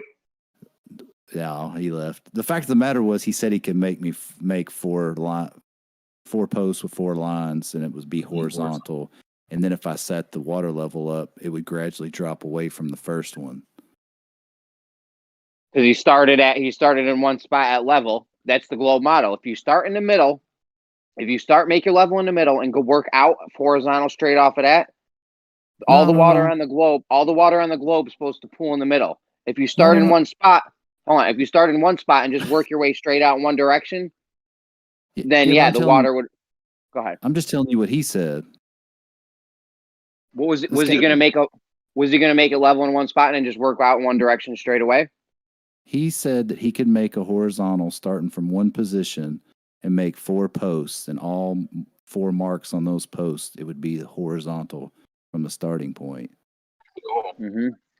And then I asked him what would happen if I set my water level up on those 4 posts, all one connected tube with uprights. What would happen? And he said it would drop away gradually from the first mark. Each mark, the water level would be lower. Yeah. That's what they say would happen on the globe. Yeah. Well, then I asked what would happen if you went to the other side and started making marks from the new water level that's lower. Yeah, I think that's why I disagree with him. I think that the level line would be in the middle of this entire setup, and then it would just. No, he's exactly right. If he's at a point that he makes 3 other points from where he is, like his is 1, and there's 2, 3, and 4, and there's a horizontal, then that it's gonna be just like we were talking about the other day, Baldo, when you were saying about like making a horizontal from your position, and all the rest of the earth is lowering from there. Technically, that would be the lowest position, so all the water would be falling towards him. Like every one of those other posts, it would be higher from that location. It would be a higher line. Like each line would get higher and higher, and so the water would technically be rolling downhill to get to him. I can't make that work in my head, because all I'm thinking about is as the water travels down this tube. Let's say you start at one end. I understand the physical drop due to the earth shape and perspective observation. But as far as the water that's traveling down the tube, as it travels, it's the water's not the center of the traveling earth in would the be. tube. Okay, Rob, no one gives a fuck. Shut the fuck up. But you're So saying what- it's the tube, bro. No, that's not. I'm saying every it's time. not moving. Hang on. Just. Baldo, do you see the picture at least? That's not allowed here. Yeah. If you see the picture at least, Baldo, you'll see that instead of starting at one of the ends, he's starting from the yellow point, and that line, if it was horizontal, at each other end of that, pipe or whatever, it's higher in reference to the ground beneath it. So technically, it's going downhill to get to him. Can you say And that? in Bio's defense, he did. In Bio's defense, he did get interrupted. I mean, it was a little much. He took it far, but I think he does. I didn't try to get rid of Bio. I like Bio, but he was just wrong. Rob, like he said, Rob, the you got to water let was him work it trembling. out in his head. He was trying to vocally work it out in his head. You just cut him off. I know, but when he says that, because he honestly thinks the water shoots through the pipe, and that he has to stop. We're talking about hydrostatic. I know, but like, fair. the To water's be not fair, moving. to be fair, you have I'm to fill the tubes up. You have to fill it up. Well, I mean, yeah, I guess, but when you're adding a drop of water at a time just to set your mark, so your benchmark, you need to set your benchmark. no. Once you set, right? The scenario was he would make the marks for me on the posts, and then I would come back with the water level, and he would already have physicalized the horizontal. Yeah. And then I would set the water level up, and then I asked what would happen. Yeah. And they said the water would drop away. Well, no. Yeah. Once you've matched the first water level to the benchmark first point that he wrote for you, that water, no matter where you take that other pole of water level, anywhere you take it to any of those 4 marks, it will be on those marks. No, it won't. Because the No, it water's won't. not moving once you put it on the mark. That's the difference between Oh, level that's the difference and between the horizontal. models. That's the difference. Why does somebody between actually the do models, this test? Why don't you actually do right? this test if you think it'll turn out the other way then? Because I know how water flows. No, you don't. Yes, we know if it's pitched off horizontal, Okay. it's going to flow. We know if water's pitched off horizontal, it's going Why? to flow that direction. Because Why? that's how water works. Why? Because that's how water works. Why? Here comes the forces. It's correct. Water, nothing moves unless a force is applied to it. Very well. That's congratulations. You now know about Newton's first law of motion. No, you could say how about this? What if we say the pipe, when you tilt it, it pushes the water, right? Because when Why? you tilt it, that upward, physically pushing it, there's no why. That's it. Pipes push If now? Hang on. When you push it up, right? If you tilt the pipe, right, off horizontal, it will push up. You have There to we push go. one side up. So I like that's that. what's So the moving pipe the is water. pushing now. No, the water is How else pushing do the- we tilt it? How do you The tilt water it? is pushing. But I mean, why? It doesn't matter. If there's no force involved, you can tilt it vertically and the water will all stay in the pipe. The water's pushing. It's top is pushing the water everywhere else. law of down. nature. We can say it's a law of nature. And we don't have to tell you why it does it. It just always does it. Yeah, I'm with Rob why. on this. It always does it. We don't need it. No, why? The why's not important on this one. Oh, the why is not For him, important. it is. Gotcha. He Yeah, needs yeah, to why is Natural not important. law Gotcha. of water. Yeah, the law of natural water that law you don't of understand. No, we understand that if water's pitched, Understand it quite whoa, clearly. whoa, that's not fair. We do know the law. It's called hydrostatic equilibrium and Which is communicating caused by vessels. what? Also has The a law force of communicating vessels adds to If you that. ever looked up hydrostatic equilibrium, what Has- force? Yeah, what force do you need for Listen, hydrostatics? That's a good Do point. you want me Water to at give you rest. a wiki answer? Do you want me to give you a wiki answer for No, hydrostatic just give- equilibrium? Just give your answer for what's in equilibrium. Obviously, it's more than one thing there, right? It's not just water. There's two rest. things. I'm pretty sure it's the pressure and the downward force. No, at rest. Yeah, but if something has equilibrium, that means that there's more than one thing At being rest. talked about. So there's Not more than at one thing rest. influencing the water. In your mind, yeah. Not to the water. In the words being Water used. doesn't care what Otherwise, you there's think no about it. point. The There's water no doesn't point care talking what about you think about equilibrium it. unless there's. That's fine. It's a It's at term you rest. used. If it's at rest, why you? What's an equilibrium? At rest. Not moving. Jesus Christ. So what causes Hey it to move? Rob, No change. hey Rob, No look in the change. chat. I want you to look at that picture I posted in the chat. Okay, hang on. I didn't even have Discord open for a minute. Oh, that's outrageous. Look at this thing. Look at this thing he's got posted. Okay, now I got it. Where'd you get this from? This is like anti-globe Earth ASMR. No, but Earth is life, or B-ball for life, or tool abuser. What is this? Bro, that's a wicked So spell. anytime- You stand in the middle. Anytime you look up the term hydrostatic equilibrium, it always talks about a force. Nah, it's just water in the air, dude. No, It's no. just it's where they meet. Why are they There's no calling it force. equilibrium then? Because it's where they meet. But doesn't that strike you It's as not moving. bizarre use of words? It's not moving. Because it equalizes within the container. It's like if you shook it up and waited. There's two things in equilibrium. This There's is two great, things that are you equalized. guys. Yeah, the water in the air. Right. Yeah, just That's pressure. it. There's no That's third it. thing. Yeah. Two There's no forces, third- two there's nothing opposite else. directions in Oh, equilibrium. Lord, here it came. It's just the air and the water, dude. The air is involved. Air in the water. The air, yeah. What do you think? We Keeps talk the, about- it's the relationship between the air and the water, where they meet. That's It's your two opposing equilibrium. forces in two opposing directions. No, it's not. It's air and water. Okay, you can So believe what whatever. does the air do to the water? It touches it physically. That's And- it. That's it. There's no and then, right? No So and then. I mean, so the water so the air touches the water and does nothing. Therefore, the it's pressure's just- the- No, they're the touching pressure's it. the same. Pressure is a different thing. What causes air pressure, by the way? Physical contact of the water and Of air. the air pressure What is kind- caused by the force of the walls on the container. Yeah, and there hydrostatic is no equilibrium Oh, equilibrium's there the goes those same. walls It's again. it equalizes the same You guys, because of the container. you guys still have to figure out whether those walls are physical or not. Cause of air pressure is from the walls of the container. Okay, are those Proof physical of the walls? container, please. Hydrostatic Air equilibrium pressure works the is, same way. bro. You're trying to measure what. You guys don't even know what pressure is, right? Like you're gonna You say don't know it's what the. pressure is. I know what pressure Oh, is. well, so you're gonna say it's the force, right? F equals ma. Over.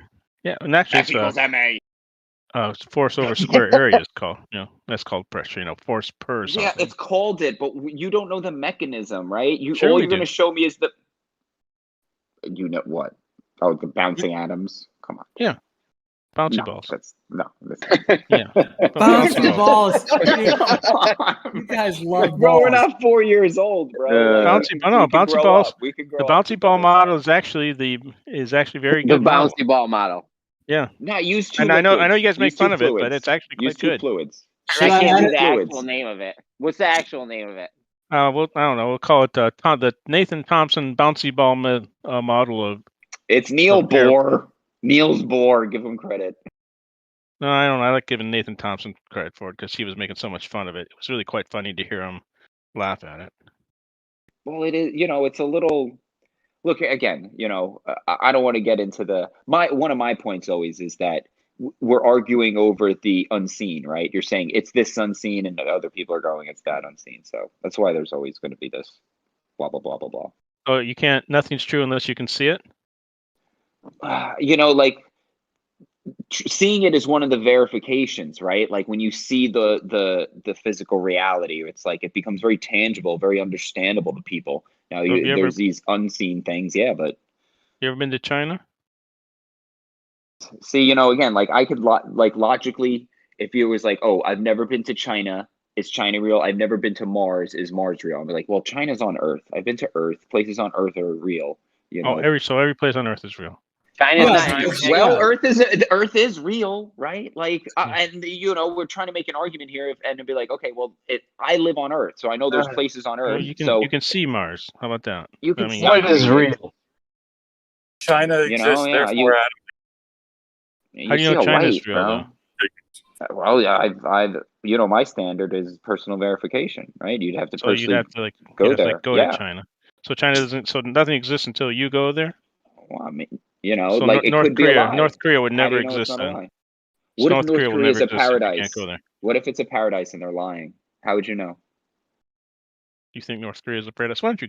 What go if? there What if? and How about report what back? if? What if you go there and they're like, "Wow, you broke through the propaganda. Here's $1 million. Here's a tax-free home, and here's 6 little Korean women to massage you. Oh, men for you, or whatever you're into. How do you know? How do you know Men that for doesn't me? happen? No, I'm for just anybody, whatever you Oh, want, okay. whatever you want when you go there. How would you know unless you've gone there and got off the plane and been like, wait, there's nothing here waiting for me. Like, where? This was a waste of time. So you wouldn't know, right? Like that, and this is the difference. This is like the difference between knowing and believing. I think I nothing- have funny feelings about North Korea personally. I mean, I think they left Bro, some I'll tell you what enemies. happens. I think they left some enemies for us because you know, you got to keep the people scared. You need North Korea putting up nukes and shit. You know what I mean? You got to Yeah, have it's an the Cold enemy. War We can't again. we can't just wipe all our enemies off the map. Who are we going to be scared of? They need us Yeah, living in that's fear. They need us living in fear. That's how they operate. That's their MO.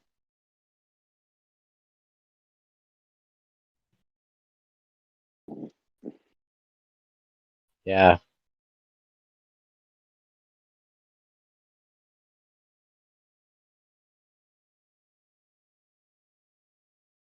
I mean, I don't know why you guys want to know. Well, why how's that water- going?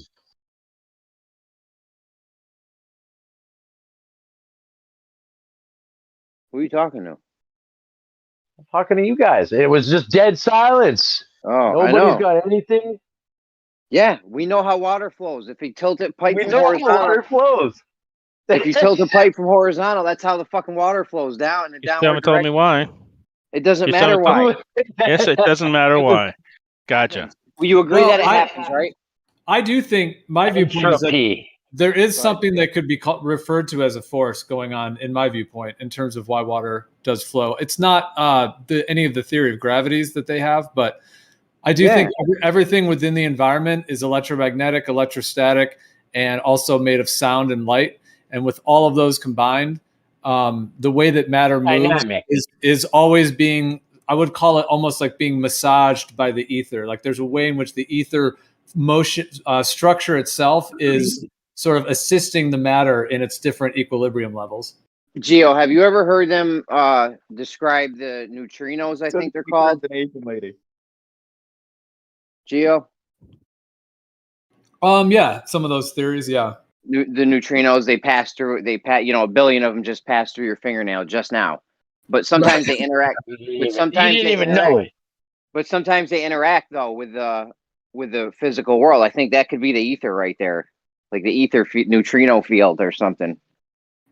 Yeah, they might be tapping into, something that is real, but then they're just putting, like they always do, a model and funding and an agenda, whatever it is behind what it the actual thrust Studies. of it. They do studies, right? Yep, all financed and funded by very particular agencies. Yeah, so it's very controlled often, and especially the stuff that hits the You can't mainstream. just any geek off the street and ask to see these studies, though, can you? Yes, you can. Sure. Yeah, you can. Yeah, sure. I don't think you'd understand them though. You absolutely can. This is what Somebody Nick was wrote pointing them, out. right? Yeah, Somebody yeah. who wrote them understood them. It's correct. So I could get that. I could gain that understanding.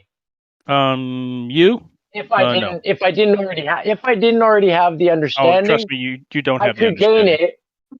Yeah, sure. You can But I email could the gain the creators of these understanding. studies. Yeah, you could with a few Hey, years. you of guys, time. just to put it out there, Paid, I know you're not necessarily insulting him, but it kind of is another version of it when you just keep telling people they don't know things. It's kind of pointless, banter. It doesn't really get anyone anywhere. So if you have some knowledge or something to actually share, share it. Just telling people over and over they don't know things is not productive. Well, I'm sorry, but he doesn't know things. That doesn't matter. But we're not here to tell people I do what know. we think they know. Pretty much, I do know things. I consider myself an engineer. I work with things. So what I kind don't of know. engineer might I ask? What? What kind of engineer might I ask? Audio engineer. Okay. I went to Hybrid Technical College for home theater and car audio installation. So I know a thing or two about audio and visual. I'm not an expert, but I did go to college. So whatever. I do know some things. It's not that I don't know things or I can't That's awesome. learn things. That's awesome, That's dude. what I'm getting at. Yeah, I can audio is understand amazing. things.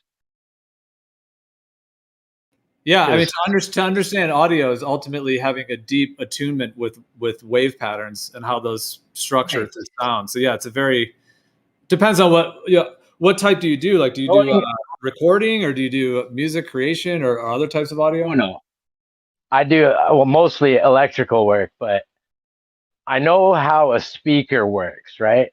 And how the inner ear works and how the electrical impulses send signals to the brain based on compressions and rarefactions of air. And that's it. Nice. And what is air? That's awesome. Well, what is air? Like, how do you move They air? got the bouncy ball model. I would say air is an element which is part of the ether.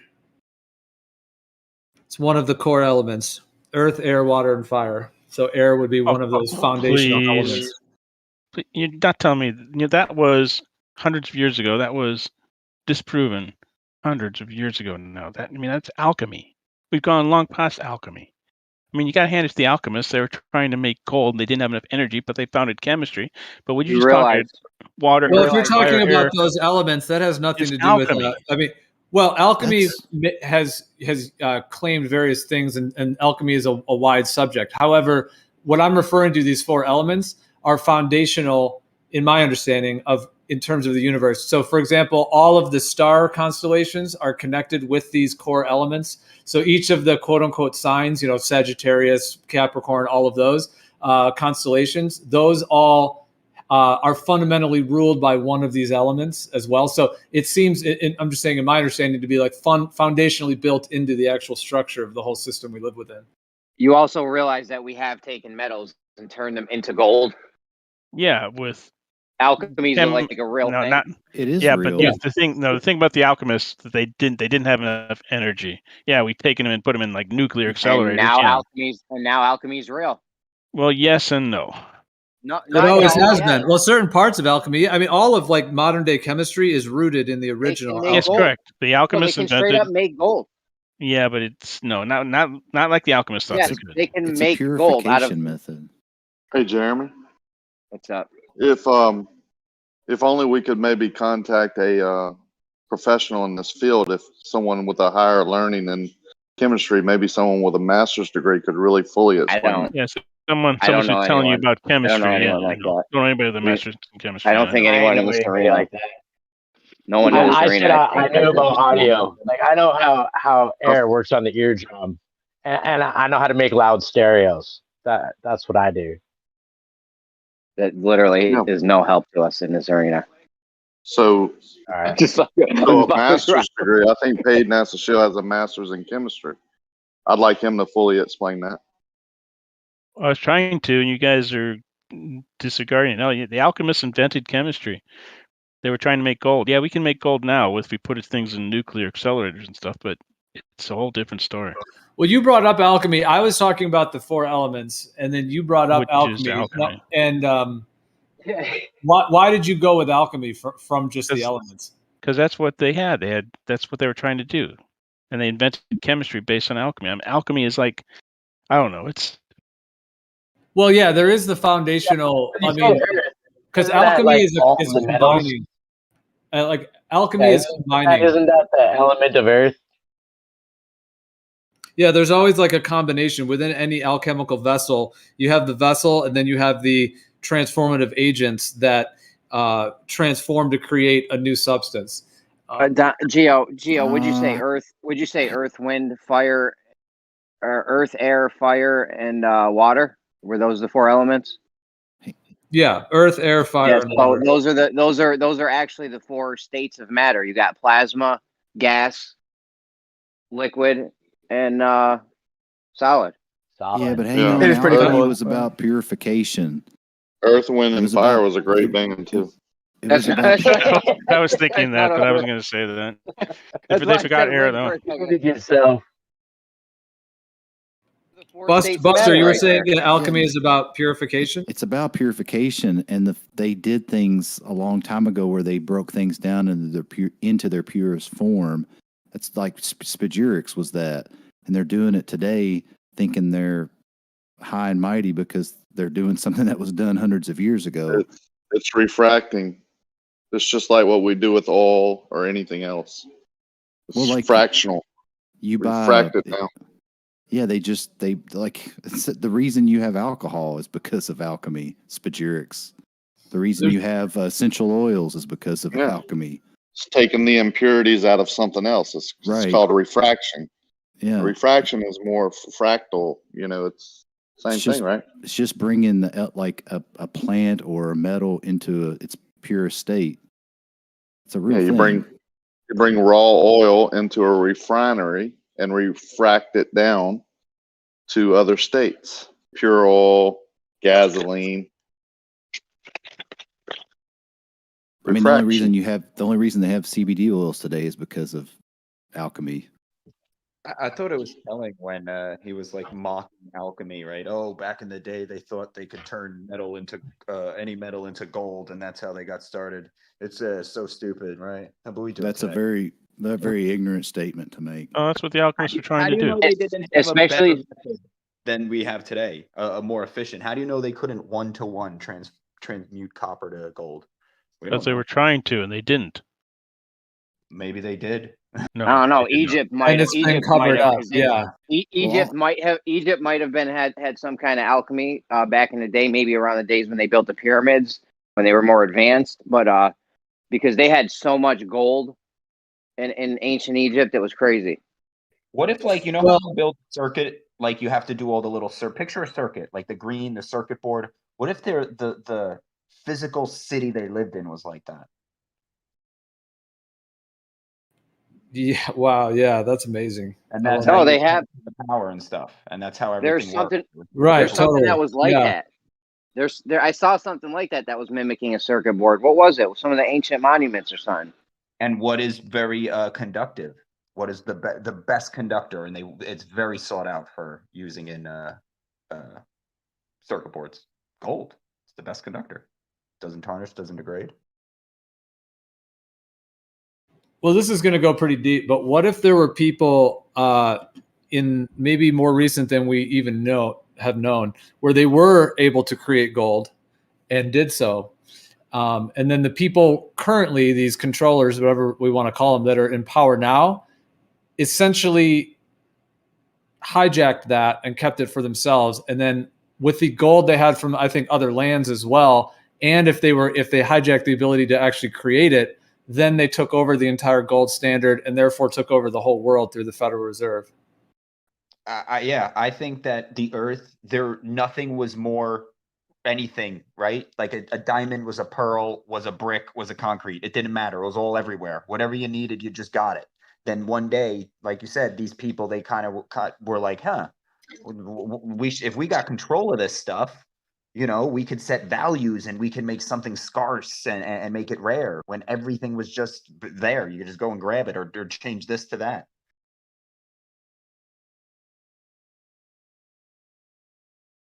Yeah, that along with free energy. Wow, that would change the whole game. Or if those are even connected, kind of like you were saying, like perhaps if they used gold as part of the conduction system to pull energy directly from the environment or from the ether. Yo, the pyramid definitely did something. You don't build a fucking structure that big for somebody's tomb or something. I mean, come on. Covered in gold. I think they covered in gold. Maybe it was covered in gold, and that's how it it just got a lot of. I think the electricity, the friction, right? You get friction going through the air, and that'll create static electricity. Blah blah blah, and that's power lines. I don't think they're transferring the power. I think all those power lines create like static electricity, blah blah blah, from the motion of the air, and then it goes to the station and gets upped or whatever. You know what I think the pyramids could have been? It could have been restructuring water.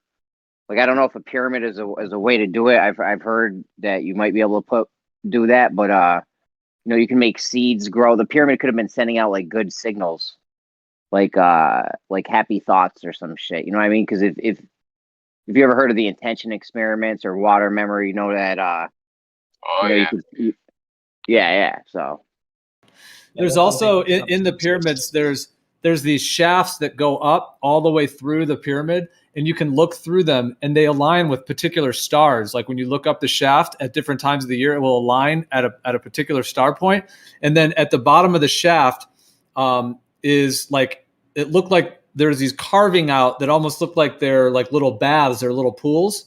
So perhaps there's an idea that people have that they were because like flotation tanks is one way to alter your consciousness very, very strongly by like floating in water when it's really quiet and calm. Like it's called sensory deprivation. So you have like no senses. It's almost like you're just like in the womb or something. You're just and salt water as well. Now, if they combine that with something like DMT, which they very likely were from like acacia and different species as well, perhaps they were lying in these flotation tanks, perhaps using some plant medicine as well. And then as that shaft is going on, first of all, you're in the whole pyramid, so that whole thing is channeling that energy, and then that shaft, and then perhaps they actually were, essentially having like out of body experiences where they would shoot, soul would leave their body, go through the shaft, and go through the star, and essentially sort of transition into another. It could have been some form of communication with extra, or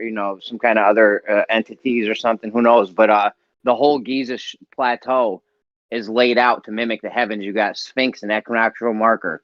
The Great Pyramids are mimicking Orion's belt. You got the Milky Way galaxy is in there somewhere. Like it's all mimicking the stars. Yeah. The whole plateau. Pluto's there. Anyone smoke DMT here? Yeah. Bro, No, you didn't.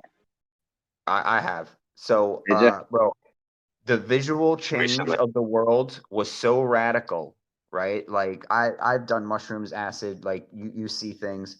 DMT, bro, it changed I saw glyphs scrolling across my skin that, like, if I knew what they meant, maybe I could have understood I them. didn't even see my skin, dude.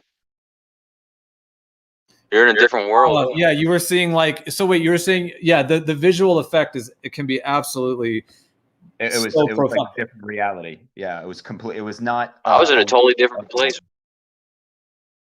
The couch I was on rose up as I felt the. Did you elevator, talk to anyone? Did you talk to anyone? My buddy was There's there. the machine No, I elves. mean anyone in your well, I mean maybe, I don't know, but I'm just saying, did you talk to any other entities or anything? No, it was pretty. It wasn't one of those. I guess. No communication. I've heard you talk. You could talk to other beings or some shit. We're the machine elves, dude. Well, there's a lot of different beings that have been experienced on multiple levels with DMT and other plants that contain DMT. Yeah, everything ranging from like feeling like they're being given like knowledge from an entity, and there's just like a wide different range of kind of interactions people have. And what's interesting is that two people, like Rick Strassman, did this work with it in the 90s and was actually doing it in a rigorous way, like giving it to people and then actually like measuring all of their experience and going through that. And so he would have different people that didn't know each other, totally different people who would come in and do the DMT, and then they would basically connect with the same entities. So they were actually, that's what I'm saying. Yeah, completely different people. Yeah. Yeah, the machine elves. As most people describe the machine elves, but yeah, you see. I mean, whenever I experienced the same thing that that same sort of entity thing that we're talking about, like the machine elves thing. Well, it's weird to describe. But yeah, well, machine elves is one particular type of archetype. Usually when people have a machine elf experience, it's usually the whole experience is fully immersed in that. It's like the machine elves come and fully engage with you. But that's just one particular, and often people refer to them as being somehow connected to like the underlying creation of reality, like the entire physical world. Like they're these kind of like happy gnomes that are like peaceful and kind of bouncing around, and they just keep creating more and more realities. Like somehow they're like connected to like the gears behind the matrix that somehow create reality. That's how people describe it. They're like the butlers at the Akashic Records. They're like the dudes at the Akashic Records that like handle all the records and shit. Yeah, they're the low level guys, you know, whatever, however you want to think about it, but there's something going on behind the scenes, some nitty gritty work. And yeah, who's ever doing that knows a lot of stuff because, right, they know the inner workings. If it's There was a guy that got put on an IV for 24 hours, I believe, and he said that he experienced time as if he were alive for 1,000 years, basically, when they woke him up from it.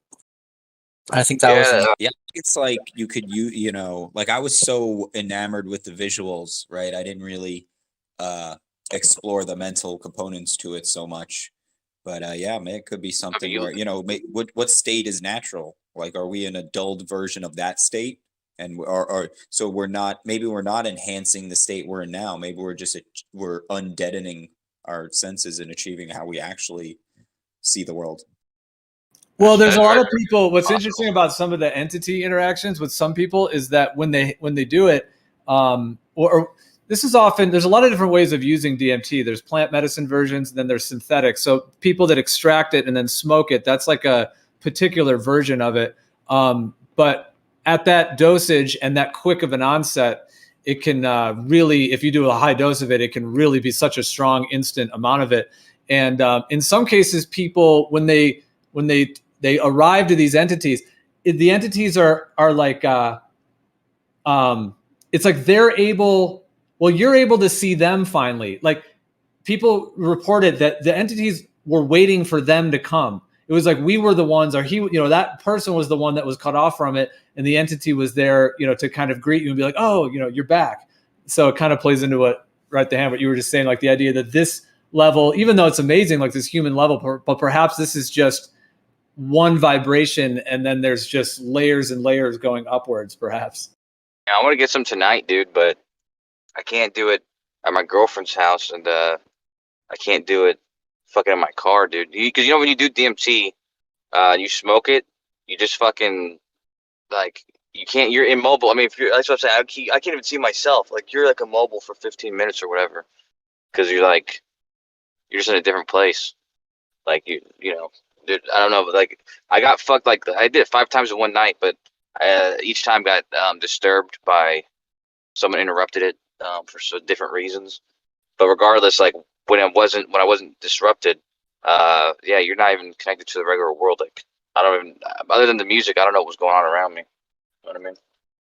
I think I don't want to be stuck in my car and a fucking cop comes up and I'm fucking tripping on DMT. just ask him to wait a minute. It'll be over. Are you sure it was DMT? No, that's what yeah. When I was tripping out, yeah, sure. I mean, dude, there's a video on YouTube with this dude, because in Canada, it's legal. You can buy it legally because it's sold for research purposes, but you can actually buy it legally. And there's a dude who was videotaping other people doing it on his YouTube channel. And it's the same thing. Like, the dude just smokes it, and then he's, like, fucking unconscious for, like, 15 minutes. Or he's just kind of, like, it looks like he dozed off, basically. You can make it for very, very cheap and very simply. I do it all the time. Well, yeah. If you do it, yeah, if you smoke it, I mean, that's like I said, that's an extracted synthetic version, or somewhat, you know, partially synthetic. And yeah, that's kind of a little bit of a crude way to do it, to be honest. It's kind of jolting to the system, but it does get a high dose of it in the system. But I mean, yeah, the interesting thing about DMT is it's a human neurotransmitter. So it's in all of our brains, it's in our bodies, our blood, our lungs. It's in thousands of plant and animal species in different amounts. And it seems to be connected to the pineal gland, and where the pineal gland, it seems to be like the foundational neurotransmitter that fuels the pineal gland. And so there's an idea that DMT itself is actually essentially the sort of gateway molecule or compound that puts us in a human body and actually has us be in a human body where, you know, we're like awake and walking around. And then when we dream, the DMT perhaps is active in that. And then when we die as well. So perhaps like it's often seen that DMT is like the foundational, that's why it's often referred to as the spirit molecule, but that it's like the actual molecule that interfaces between like our waking life and our dream life, and perhaps our life as a soul or a spirit, if one sees it that way as well. You know what's crazy?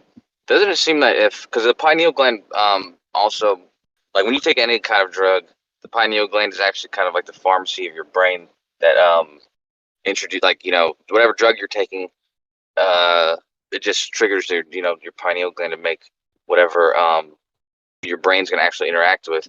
And so I'm wondering what if you could like produce like a pineal gland sort of, like if you create like a DMT factory just by making like a pineal gland, because it's just all it's doing is chemically making other compounds on its own. So it's like all you have to do is kind of duplicate the pineal gland, and you'd be able to make a whole bunch of drugs, basically DMT, whatever else. I'm I'm not not a sure if fucking it's actually biologist, so proven that it's actually hit in the pineal gland, or basically, but I think there are studies that have said that. I don't know if they've actually like located that specific point in the brain where it's actually like being produced. But yeah, like I think maybe Gia was saying, like there's so many different kinds of DMT too. There's like NN-DMT, there's 5-MeO DMT, there's DMT molecules and mushrooms, all these other different types, basically, kind of are variants, I guess you can say. I don't want to like say variants, but they do different things. Different, I don't know if anyone's done 5-MeO DMT, but it's totally different. I guess it's sort of like you leaving your mind basically, and you get it from, I think it's the buffo toad. You can get some from there, and but yeah, there's different kinds. But the DMT that is the NN-DMT. That's like the common one, I think. Yeah, for sure. There's a bunch of different kinds, and where they come from actually denotes the type of experience that they'll often engender and create. Like certain types of DMT plants will have connections to certain like types of realms and dimensions. So, for example, like there's ones that are what I would call like truly shamanic versions of DMT in the plant medicines. Those are the like the organic ones. But then there's certain plants that people will use to extract it that are not really shamanic plants, so they're not really used like in that sense. They're more used, they're not really used for that. And so if you extract DMT from that, that's why some people have very, very frightening experiences where there's some people that they'll smoke a very high dose of it and then often have like a very unpleasant experience. Like they feel like some aliens or some other being is almost like torturing them, or some kind of like a painful or negative experience. And that can happen because, in my understanding, like if it's extracted from a particular species of plant that is connected to that kind of thing, then it will kind of take you to that realm in a sense. And so people can actually have like experiences that are not like protected, I would say. Cause like when you do shamanic work where it's like you're actually protecting the spiritual space so that nothing negative like that could happen. So it's sort of like, unfortunately, it's like people are extracting it from the wrong thing essentially, then they're just blasting a high dose of it. And instead of having like a supportive, healing, expansive, mind-opening type journey that's positive, they can often have a painful one. It reminds me of a filter, kind of like you're the filter, and those things are filters of certain, if you will. And they filter certain shit out and retain certain things, and you retain certain things. So certain, like when you said, certain ones or whatever, like certain things are going to have certain information, certain things won't, and like it'll go through your body. You know what I mean? Exactly. Yeah, the plants have like connections to very particular states of consciousness. Yeah, like a portion or something, like maybe the plant got this amount of whatever for a month or something, and you take that plant and you get like a different feeling or a different idea or different, reaction because like what it had for a month compared to another one or something. Maybe you can just get that frequency or whatever it had. You know what I mean? Yeah, I think I got you. Yeah, that could make, yeah. Kind of like drinking different cups of liquid and different cups of liquid over time, have different amounts of rainwater or different kinds of dirt or you know what I mean, and which one you drink would have different amounts of information, basically like that.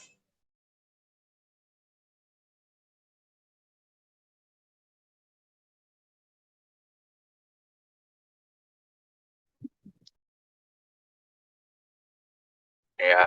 Sorry, I was researching pineal gland because I don't know where I heard that, but it does produce some hormones, but I guess not a bunch of them. And I think there's an idea that the pineal gland creates a DMT, but they're not 100% sure. But well, you know how you Well, it has been found in it's in very high amounts in the pineal gland. Like it's found in the highest amount there, and that's often where it's also where it's secreted out of during deep REM states of sleep, like deep REM sleep is when the DMT is released from that gland more so.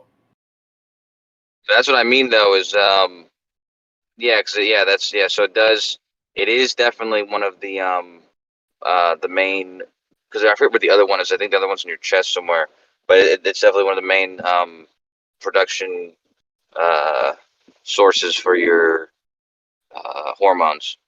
So multiple hormones. But I mean, is DMT a neurotransmitter or a hormone?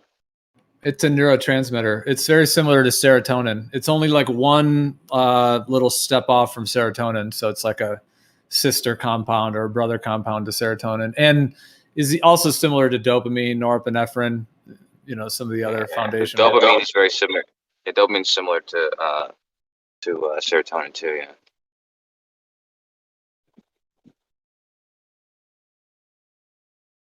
warm milk supposedly puts off certain opiates too. What does? Or releases something from your brain.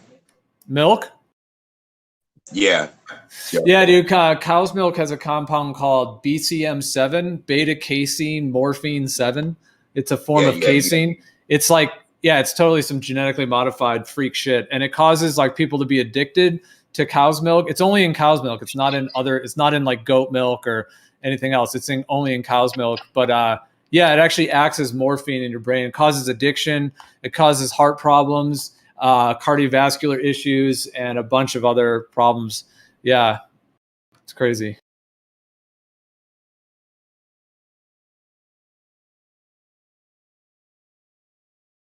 This guy wrote this book. It was called Devil in the Milk. He wrote about it.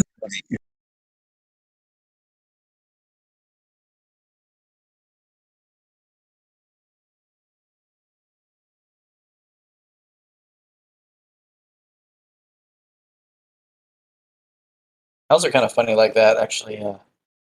Mushrooms grow from manure as well too a lot, so they kind of have a lot of different ways of getting. Think about the word fix. Dimethyltryptamine, meth. Just a word. Well, it's because it's in the methyl group. Yeah. I mean, methamphetamine has a methyl group as well, but it's different than. Yeah, methane is what, I don't know why. I just think of methane for some fucking odd reason. And that's like super abundant, right? It's one of the most abundant compounds. Yep. And then what about nitrous the fucking nitrogen, the shit you blow up? Nitrous oxide. No, that's not one of the most abundant ones. Dude, have you guys ever huffed nitrous balloons? Yeah. I'm talking about the real balloon, like not one of those whippet things, but the actual like front like medical version of it, or just like pure version of it. Yeah, the kind you put into a car is the same kind that they give to you at the hospital. But I did actually one morning. Somebody gave it to me. I wanted Nathan Oakley's show. I remember that morning. That was when I fucking did it. I was fucking around Nathan Oakley's show. Your brain doesn't care. If you get on laughing gas, it won't care as long as it gets the laughing gas. It'll let you die. What are you talking about? Your brain. Your brain. They did Well, studies. it's when a they give little you brain addictive, but scans.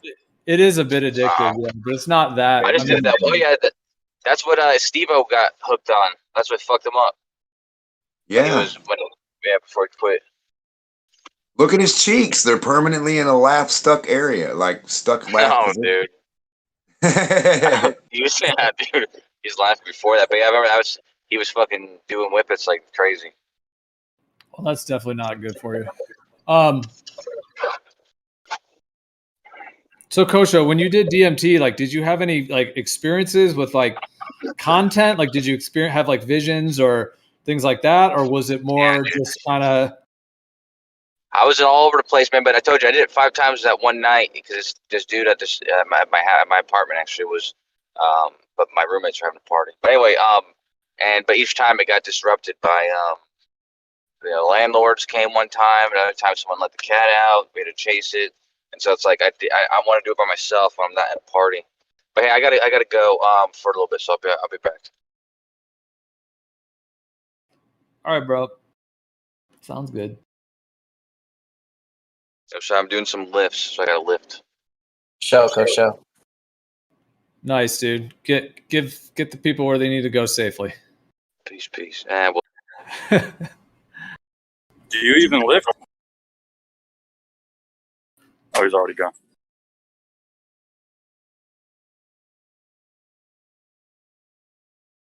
Yeah, it kind of is hard to break through in DMT world.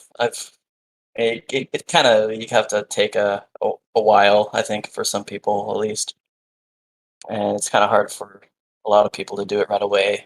But yeah, it's worth it though. I think if you can muster up enough knowledge and just patience and just practicality of understanding how to do it and things like that. It's a pretty good way of it's a medicine too. So I think it's kind of gotten that that bad rap basically. DMT is it's gonna fry your brain or something, but it's definitely worth it.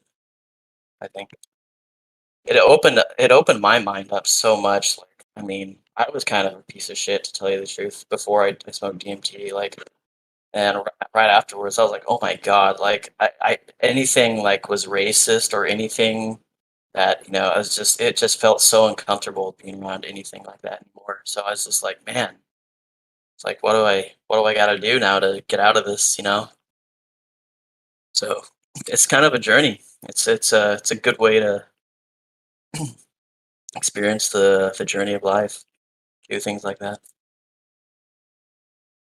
But yeah, I don't want to make this about DMT still. Absolutely. Well, I think DMT can absolutely be a sacred medicine that has profound healing and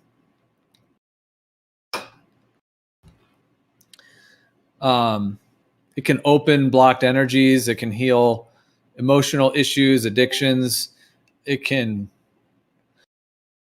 play a foundational role in helping people to understand their own like spiritual nature and getting to the root of their own like self-discovery. But yeah, definitely like set and setting make a difference. And then also the type that you're using. And so yeah, all of that, definitely varies quite a bit. But if it's used in the most like kind of respectful and sacred type of way, it can open itself up to be an incredibly profound compound for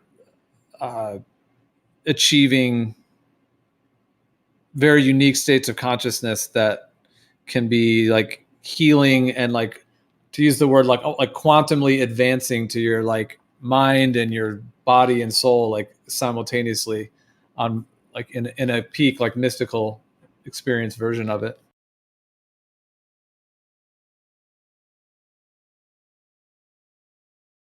And it's one of the main ayahuasca. DMT is one of the main compounds, and yeah, that's one of the most potent medicines in the universe in terms of healing. And the DMT is used as the visionary component of it.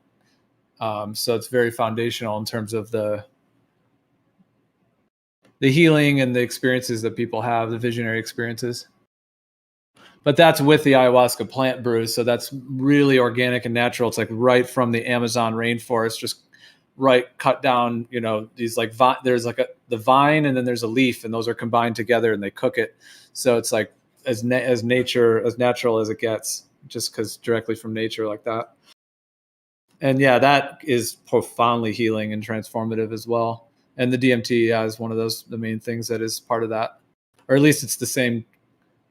Yeah, the same compound, but it has so many other things with it that kind of make it unique. Definitely. And there's ways to smoke it, and there's ways not to smoke it. And I think sometimes these vape pens that people have, it kind of burns the DMT a little bit too much sometimes. Or if you can get a good one though, but when I've experienced it, it was just not a good way, I think, to smoke DMT. But I think, yeah, it's just like I was saying before, like smoking DMT, like how you do it. I feel like it is a spirit. Obviously, you're injecting in yourself in a way, and if you don't respect that spirit, you don't respect how to do it, because or if you abuse it, or you do it in settings where it's not permissible, basically, for the spirit to actually take effect, or it's not worth it to do that. And I think, yeah, it's kind of like one of those drugs that people can kind of not use wisely, fortunately. But the way I try to do it usually now is just being alone. If you need somebody there, obviously it's nice, especially when you're trying to break through for the first time or so, having just a spotter with you because if you really do it right, you're gonna like be at the edge sometimes, like really putting up your mouth basically, and it might hurt. Oh yeah, no, for sure. I mean, yeah. By the time, yeah, you like it's great. It's always great to have, unless you can do it on your own. Like unless you're, well, I mean, yeah, I mean, I'm not recommending anything either one way or the other, but I'm just saying that there are, it can be done alone as well. But if you're going to do it alone, you really have to know what you're doing, because yeah, depending on, well, yeah, if you're doing it that way, like ayahuasca is a liquid that you drink and it lasts for like 3 or 4 hours, so it's much more kind of in that way. Whereas, yeah, smoking it is more instant. Have you ever heard of the method as well? It's called snuffs. So these are basically plant powders, and they contain DMT. Some of them contain different types of DMT, either 5-MeO DMT or also the NN-DMT, and it's blown up into the nose. So you don't snort it, but it's actually blown into the nose. So usually another guy has like a tube and goes and does a little blow, and that tube goes, so it kind of blows the powder up into your nose. And it sounds like it would be unpleasant, but it actually isn't. It actually, because the pineal gland is like right there. And so, yeah, it's kind of intense as it goes in, but then like the medicine, anyways, yeah, those are snuffs. And they also have tobacco snuffs as well, which are called hape, which is a medicine that uses tobacco along with other blends that are snuffs. But the ones I'm talking about are the DMT snuffs. So that's another version of doing DMT. That usually lasts for about an hour. And it's so active though, because it goes right up next to your pineal gland, and then those plants just start releasing it right there. So it's pretty amazing. Yeah. Tobacco has one of the most hallucinogenic things with it. It's like one of the most hallucinogenic. It's pretty badass. Yeah, exactly. At higher doses, tobacco. Yeah, like the real like jungle tobacco, the natural stuff. Yeah. The organic stuff that's growing. Yeah, exactly. Because I mean, of course, like modern day tobacco is all toxic, but like the real deal, yeah, it can be. You can have visionary experiences with it as well. Yeah, closed eye visuals are nice. Usually, that's all I get. With DMT or ayahuasca, I've never really experienced anything out of. Well, the old workers in the fields or slaves or whoever, or just the workers in general, would steal the leaves. They knew like certain shit, and they would like get them fucking high after they did like certain things, and then the guys would try to make sure to like not let you steal any leaves and look for, what I mean, on like the plantations and stuff. Yeah, because they'd get certain tobacco leaves, and the dudes just be getting, they wouldn't be worried about working. They'd just be grabbing them leaves and going to get fucking high. Like the cacao leaf in a sense, cocoa leaf. They clean them, they soak them, they dry them. Yeah, very common in South America.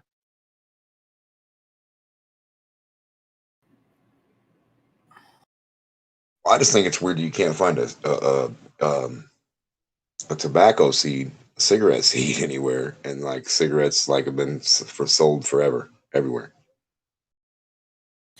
Well, yeah, they are harder to get. Tobacco, that's a whole nother topic, but yeah, that plant has been just completely messed with. It's because like it's interesting, like in South America and even in different parts of Africa as well, like deep in the jungle and stuff, like the tobacco is the most like protective plant. It's like it's the one that the shamans always use and throughout, you know, to keep everything kind of protected in a way. And so the people in power now or in control now, they know that.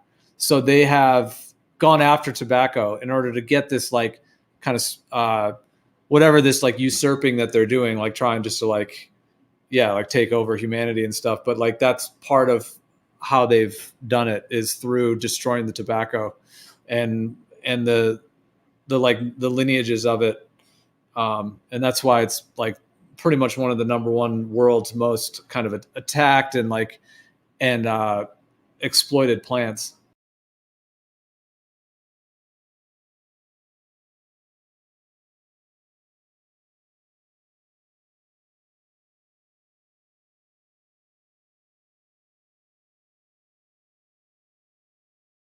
Yeah, it's I was spending time in Iquitos, Peru, a couple of years ago, and there was a shaman's alley there. So if anyone's been there, it's very popular. It's a lot of people know about it, and you can just go through this market, and they'll just give you snuff, or they'll you can buy ayahuasca there, whatever you want, you know. And you go back, and it's not the best ayahuasca that they sell here, but it's kind of like one of these like, you know, watered down sort of drinks that you can just take. But it's a way to experience something kind of legally in a sense, because you can just go there and just get all this stuff basically in like one little alley.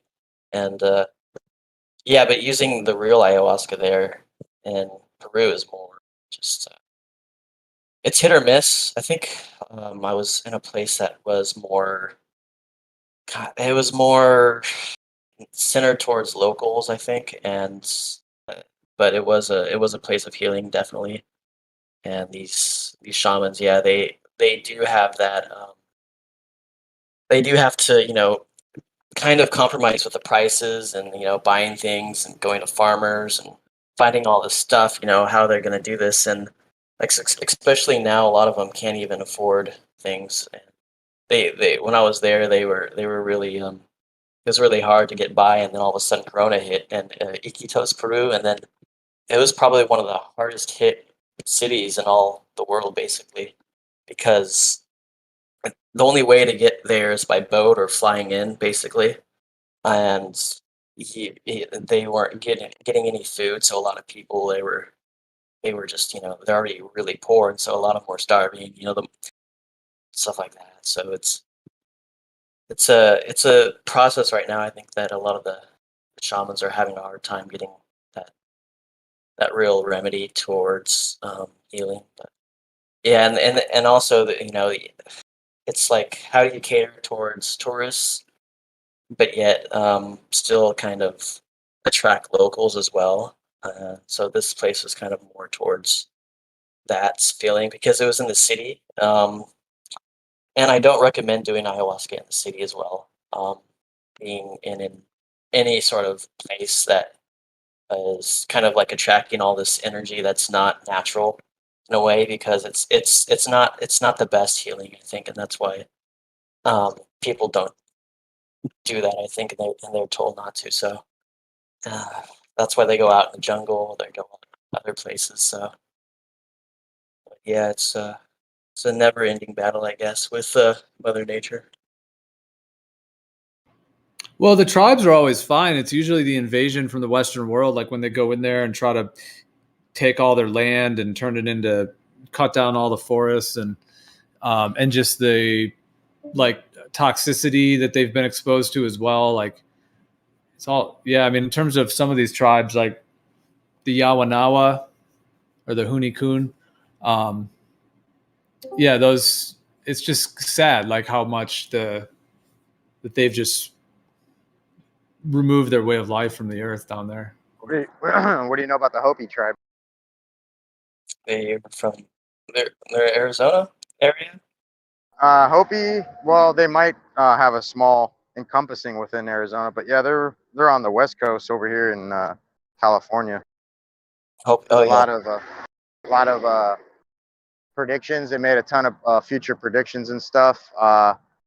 The largest freestanding boulder in Northern America resides here in California, called Giant Rock in Lucerne Valley, and they predicted that something is going to happen in the future upon this rock cracking, and depending on how the rock breaks and how it's going to essentially mean one thing or another, depending on how it breaks, and is going to determine the future outcome.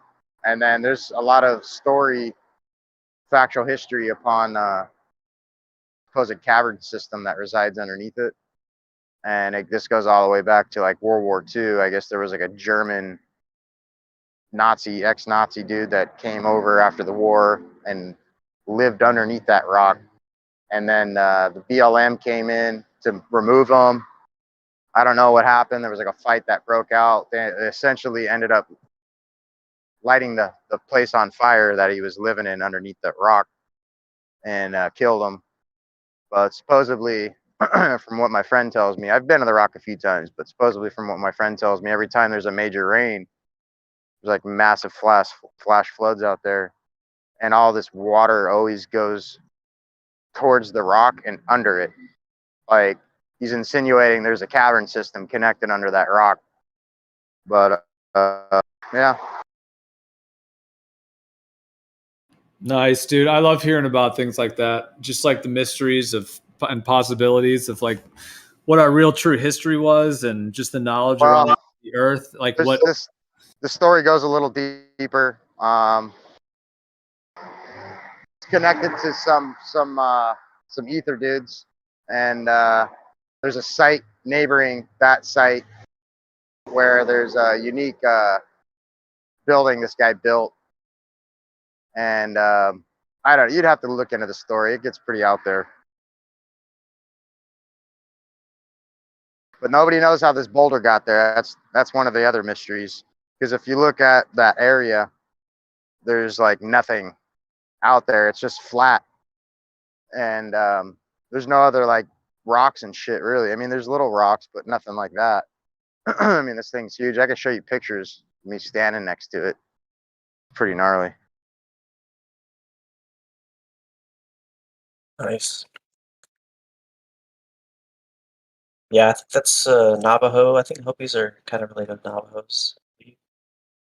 The Navajo Nation. They've got their own little reservation there, and then it's kind of like an encompassing reservation too with the others. When I drive through Arizona, I sometimes stop at the reservation area. Yeah, I've been on a couple of reservations. I got some friends that are tribe members. Nice to be a tribe member. Yes. Yeah, I mean, I don't know, they're not all that welcoming. No, no. But the old guy was pretty cool. One of the older guys I spoke with. He didn't really speak any English, but he had a translator, and we had some interesting conversation. He pointed at my buddy's chest, and he's got this mark on his chest. Long story behind that, but this guy knew the mark was there, and it was just crazy experience. Wow. Yeah, it was pretty gnarly, dude.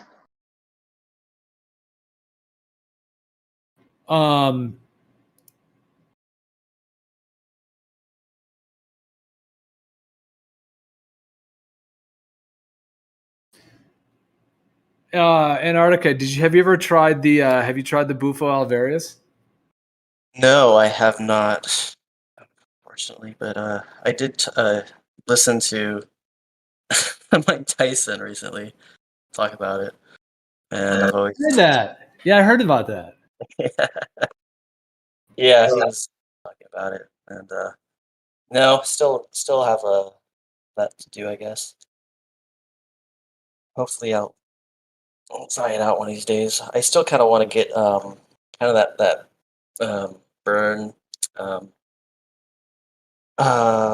from the, I guess it's, when you take one of these frogs basically and you kind of stroke it and you kind of you get kind of like I believe it's the semen, and you can burn it on your skin basically, and it kind of, it's like and you start vomiting for like a couple hours and hours and stuff. It's kind of like a poison basically, and I kind of wanted to try that one out as well, but I never got around to doing it. Yeah, Gotcha. So yeah, that one's often referred to as combo. Combo. It's called the giant waxy monkey frog, and it secretes a wax on its body. And so when they catch the frogs, they gently scrape off this wax from it. So it's not really semen; it's more of like a wax that they put on their body to retain moisture. Yeah, exactly. And then and then that's put onto like a little piece of wood, and then then it's applied to the skin, like you were saying. It's usually lasts for about 20 to 30 minutes. And usually it often does feel like, sometimes people have visions, but usually not. Usually they just feel kind of relaxed and like in a meditative mind state. And then your body goes through this whole process where it's like going through like a master diagnostician and testing all of the components of your body and like dumping like bile and toxins out of the system, moving through the system and releasing toxins. And then often there is a purge, but you drink a lot of water before. So when you do purge, like when you vomit, like it's not like a gross, like it's not like spaghetti dinner, you know what I mean? It's more just like water. So it's like, and it's actually wild because it's like this green frothy water. And it's usually a lot of it because you have to drink a lot of water. So it's actually like somewhat pleasurable in a sense because it's so like releasing. And anyways, and so and when you're going through it, often it feels like you've had the flu, or you just feel kind of sick or tired, or you feel nauseous, and then there can be that. But then after about 20, 30 minutes, you begin to feel like you're in bliss, like you feel the best you've ever felt in your life, like you feel amazing.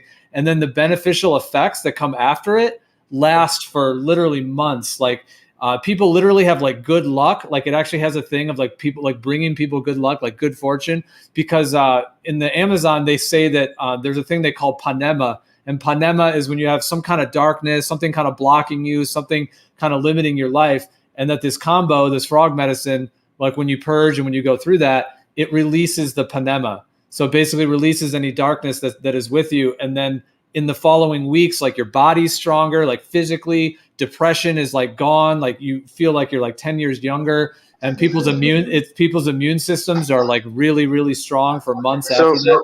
Does this have any connection to dimethyltryptamine at all, or is this something completely, totally different chemical compound? The one in the combo is completely different. Yeah, it's actually got something called dimorphine in it, which is actually a form of morphine, but it's a natural form, and it's actually like thousands of times stronger, which is probably why afterwards people feel like you feel really blissful. So it does have something called it's called dermorphine in it, but it's a natural form of something like morphine, but it's so that's one of the main things in it, and it has actually like all these other compounds, like these peptides. And there's still actually mainstream medicine has actually studied it, and they actually have used it in certain drugs as well. Like they take an extract because there's certain of these peptides, and that's why it can be so healing for people. Like you can heal. Aren't those peptides released associated with heart attacks or like EKG issues and shit, like the kind of the body's way of remifying like trauma? Interesting. Yeah, I see. Yeah, this is something they test for. Like if you feel like you've had maybe a heart attack or something, they look for these things within the blood, because that's a telltale been either a stroke or B, a heart attack. And then from there, they can start trying to, further look into things. But yeah, peptide is from what I remember, this is like a body's mechanism of recovering from trauma. Right, absolutely. Now that is a peptide, but that's actually an enzyme, I think. Yeah, it's an enzyme. But I do hear what you're saying. I think with the combo, it has these peptides that seem to have these anti-inflammatory effects, and they also have cellular rebuilding effects. So they're like these peptides that like rebuild the immune system, which is often why this combo medicine is referred to as the vaccine of the forest. So it's like a real vaccine, meaning that you take it and it takes you through a process, and then afterwards actually strengthens your system. We're not allowed to talk about that kind of stuff here. If you could please refrain from that talk. Well, yeah, but yeah, man, that's awesome. Yeah, combo. I've heard, people also vomit and like they feel like they're just really sick for some reason, then they just like, I'm never doing it again, Well, usually it's about like 20 or 30 minutes where usually like people feel like sometimes a little bit hot or a little bit cold, almost feel like you have the flu sometimes, a little bit nauseous. Like I said, usually your mind is in a pretty calm mind state. You're just kind of going through it. And then it can be unpleasant. I mean, for sure. It is an ordeal that it takes you through in a sense, but it's very loving and very blissfully positive. And when I've done it in different, like in ceremony groups with friends and community and on my own and so on, like it has only brought like heart opening positivity. Like after like being with a whole group doing it for like a whole day, or a day or two, like afterwards, like I've never seen smiles on people's faces. That it's just like that big a smile. Like I don't think I've ever seen a bad is doing person in so the good. middle of an orgy. I am going down to South America again this year, so I will be probably doing it. Hopefully, there's a frog. Like, because that's like Another real. frog. That's like in a way, it's like real medicine. Like you do have to go through something challenging because when it's purging you in that sense, like that green frothy like vomit liquid that comes out, like that is it contains all kinds of toxins. So it's almost like taking like an internal shower in a sense. That's so cool, dude. And the fact that you were able to explain it the way you did, man, was awesome. I feel like I'm talking to Hamilton's Pharmacopoeia or something like that. It's a profound medicine from the jungle. Yeah, it's a tree frog. It's called the giant waxy monkey tree frog. And it's actually they sell those at pet stores, bro. Actually, like, no bullshit. You can buy one on you can they're ugly fuckers, and they kind of have this like almost a bill. I want to say over the brow or nose area if I can remember right. Well, I would say they're pretty attractive dudes. If you're thinking of the same one, there are different types of waxy frogs, though. Yeah, this one is a. This was a pudgy bastard. Here, I'll post it. This is one of them. It's called Philomedusa bicolor. That's the species name. That's the one that has this particular effect. So it's a big frog. It's actually one of the biggest tree frogs. They're really, not what I was thinking. They're really gentle. They're super. He looks like gentle. He's on something for sure. Yeah, they're like little Buddhas, dude. Like they meditate. Like, and they'll crawl on your hand. They'll crawl up your body really slowly, and they're so. He's got the eyes of a fucking lemur, dude. Yeah, they're really special guys. There's another frog in South America that I'm sure you've heard of. It's got the gland behind its eyes where its ears would be, and it excretes the DMT, but a certain type of DMT. I think it's DMT something with the number 5 in it. I don't know. Yeah, so this one is the tree frog, but the one you're referring to is a toad from the Sonoran Desert. It's and that it secretes like a white milky substance out of these little glands that are kind of down on its belly. And you kind of, when you catch the toad, you kind of squeeze the glands, and then this white stuff shoots out, and you have to shoot it onto like a piece of glass or something. And then once the glass dries, once it dries, you can kind of scrape it into a powder, and then you vaporize that. You only need like one hit, like just one kind of slow, A good like, hit. yeah. And it's not even, doesn't even really make you cough. Yeah. And then you just hold it and blast off. And that one contains 5-MeO DMT and also There you go. something called bufotenine, which is, those are the two main things, bufotenine but the 5-MeO DMT is the main, thing in it as well. Yeah. And then there's another, I want to say it's a mushroom that they found next to, was it the sugar? Yeah, the sugar cane, where they were essentially refine the sugar cane. Something within the enzymes within the sugar cane would leach into the ground and naturally create this fungus spore, this mushroom to grow that was psychoactive. I forget exactly where this was, but somewhere in South America where the sugar cane plantations are. I thought that was interesting.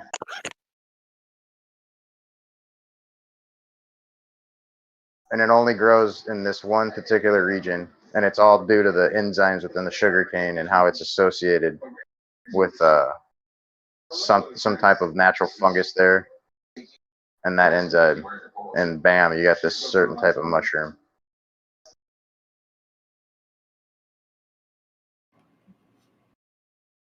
Yeah, there's so many different types of fungi and big ones, especially like in Oregon. They have the base. It's like the biggest. I think it's one of the biggest organisms, basically. I think, and it's just like it's. I think it's like just one giant like mycelial mass, basically. So Yeah. and it stretches for like miles long. Yep. I know what you're talking about. Yep. I've seen that one. I forget what type of fungus it is, but yeah, the infrastructure is gnarly on that thing. Mushrooms are amazing. Yeah, the benefits they have to the immune system and the peptides and no, it's not. It's what are the main compounds? Yeah, there's these the long chain polysaccharides that are in mushrooms are very unique and have these qualities where they also can create neurogenesis, where it can actually create like new cells and new neurons. Yeah, mushrooms are amazing. Oh yeah. Yeah. I'm never doing mushrooms again. I came across this mushroom on a hiking trip when I was a kid in Boy Scouts, and I shit you not, dude, this thing was probably almost 2 feet tall. I don't know, it's hard to gauge when you're a kid, everything's so much bigger, but I perceived it as being 2 feet tall, and a good 10 inches in diameter at least on the cap. The stem was pretty girthy too, but it was a red cap with white dots and a white stem, and it looked like Toady from fucking Mario Brothers or whatever. Oh. It was gnarly, dude. Yeah, they're pretty easy to grow if you want to. Just like get a straight incubator kit or something. You don't even have to get a kit. You just buy one of the like easy, already made like little grow bags, and you just inject it, and then you just put it on the ground or wherever, and give it water, and it's gonna grow. It's so easy and it's so nice, and it's just a great. What I did is I just bought a mason jar, and they sell a special lid that you can basically take the liquid mycelium and inject it through this rubber orifice in the lid, so that there's no like cross contamination, and then it inoculates in there, and then then you can just take that and essentially like use that, like take little bits out or whatever, and use that to just kind of inoculate other things and shit, and just kind of keep it as like a go-to source. And that's kind of what I'm doing for like my vivariums and terrariums and stuff, so I can have like mushrooms and shit inside there. Yeah, inoculation and getting those spores correct, and just buying just a easy kit, for cultivation. It's gonna save you a lot of money in the long term if you're growing mushrooms, because you don't have to I constantly buy them. I think mushrooms could literally resolve world hunger, like literally super easily and pretty cost efficiently, and like with minimal overhead. Just, I mean, I don't understand why it's not being put into application yet, but I've always said fucking mushrooms is literally the answer, the remedy to world hunger. Well, if everybody has All food, then they can't justify charging you so much for other food.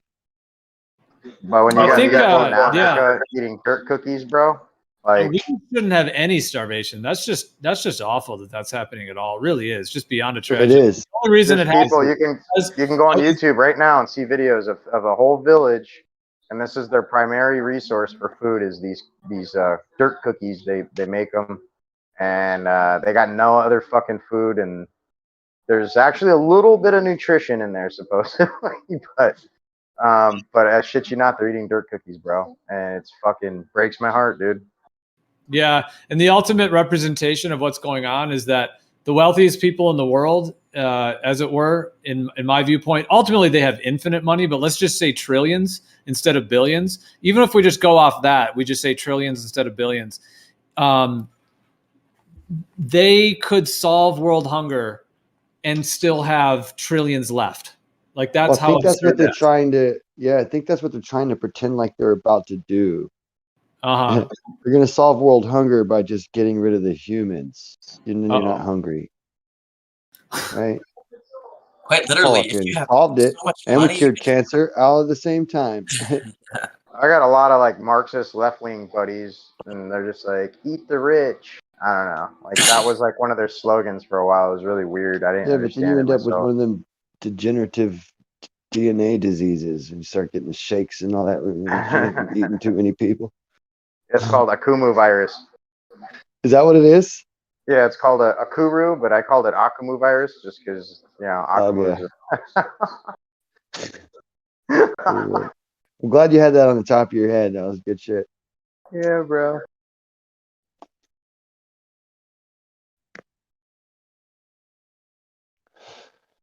Man. Graham, you got a new name, Electric University. That's pretty cool. I like that. Are you going to make the Electric University, or is it just for fun? No, it's just for fun. This is definitely a slap in the face to that panda room, because I'll be schooling their ass all the time with this shit. I'll be schooling that ass. Yeah, dude, Graham, if you were like just in my viewpoint, if you were a stationary plane earther and everything dude, oh man, that would be just on fire, dude. It really would.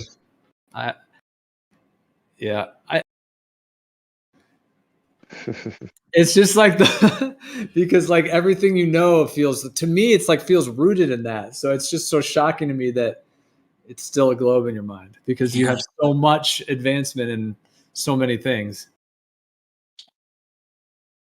Yeah. I mean, maybe that's something you might want to pay attention to, since I have so much advancement in so many things. Maybe I'm right. Oh, nice one. We say it's the trauma. The trauma. I never caused try to it. argue it with you. That's the thing I like about it, because it doesn't. Sorry, the trauma. Yeah. Have you Yeah. experienced any like mental trauma by any chance, or like have you undergone any like deprogramming, hallucinogenic, like I don't know. Oh yeah, I grew up on those, dude. I mean, I was okay. never one. I was never one to just believe what I was told. I had a rough kind of start, so there wasn't a lot of trust in anything. So I had to, out of survival, just check it all myself. Mhm. Yeah, because I think that's one of the necessary things. That's kind of in Yeah, you have to be order. squeezed.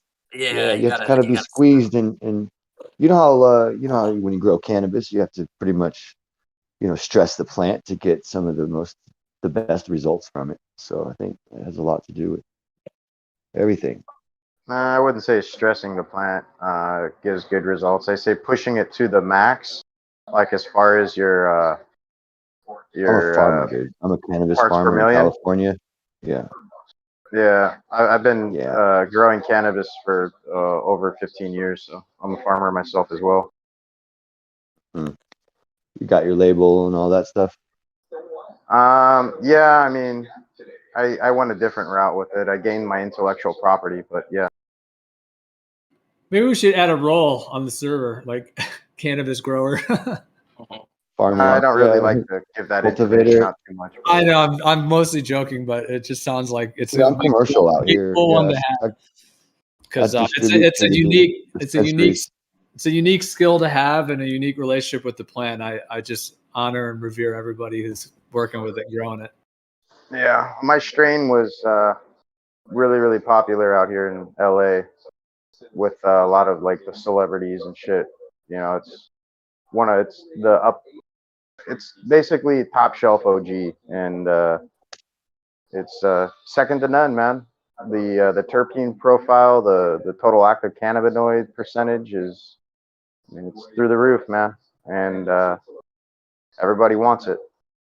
But yeah, I also do extracts as well. So yeah, bro.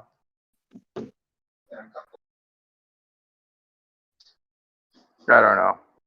I look at a lot of these flowers from out of state, and it's nothing, man, compared to what we have here in California. If you really like cannabis, come out, take a trip to California, maybe sometime. Yeah, I'm out here in the mountains. I got 40 acres. Yeah, we did everything indoor, like so we could control all the variables and maximize everything. Yeah, I have greenhouses. Yeah, light depth's cool, but yeah, it's not really gonna Yeah. give you the best quality. My favorite is always the outdoor. Like I always get outdoor organically grown. I can even get biodynamically certified cannabis out here. So that I love like outdoor. I understand like the benefits of indoor. Definitely you can get the terpene. You're a You sativa can get guy. the terpene. You can get the terpene profiles really high, and you can get a lot of crystalline like THC within indoor. But what I like about the outdoor is that it's connected to the earth and the sun, and there's a whole like electromagnetic connection between them. And I feel like the plant is a lot happier. I can agree with you 100%. My I greenhouse mean, I'm is not saying some of the basically best weed indoor. I've had, honestly, was outdoor, dude, to be honest with you, but it's very You know all rare that you come stuff you go to across the shop somebody. and you buy what they call indoor from the shop? That's my greenhouse at the shop called indoor. Okay. That's what's going on there. I mean, we pump CO2 and shit into our greenhouse, right?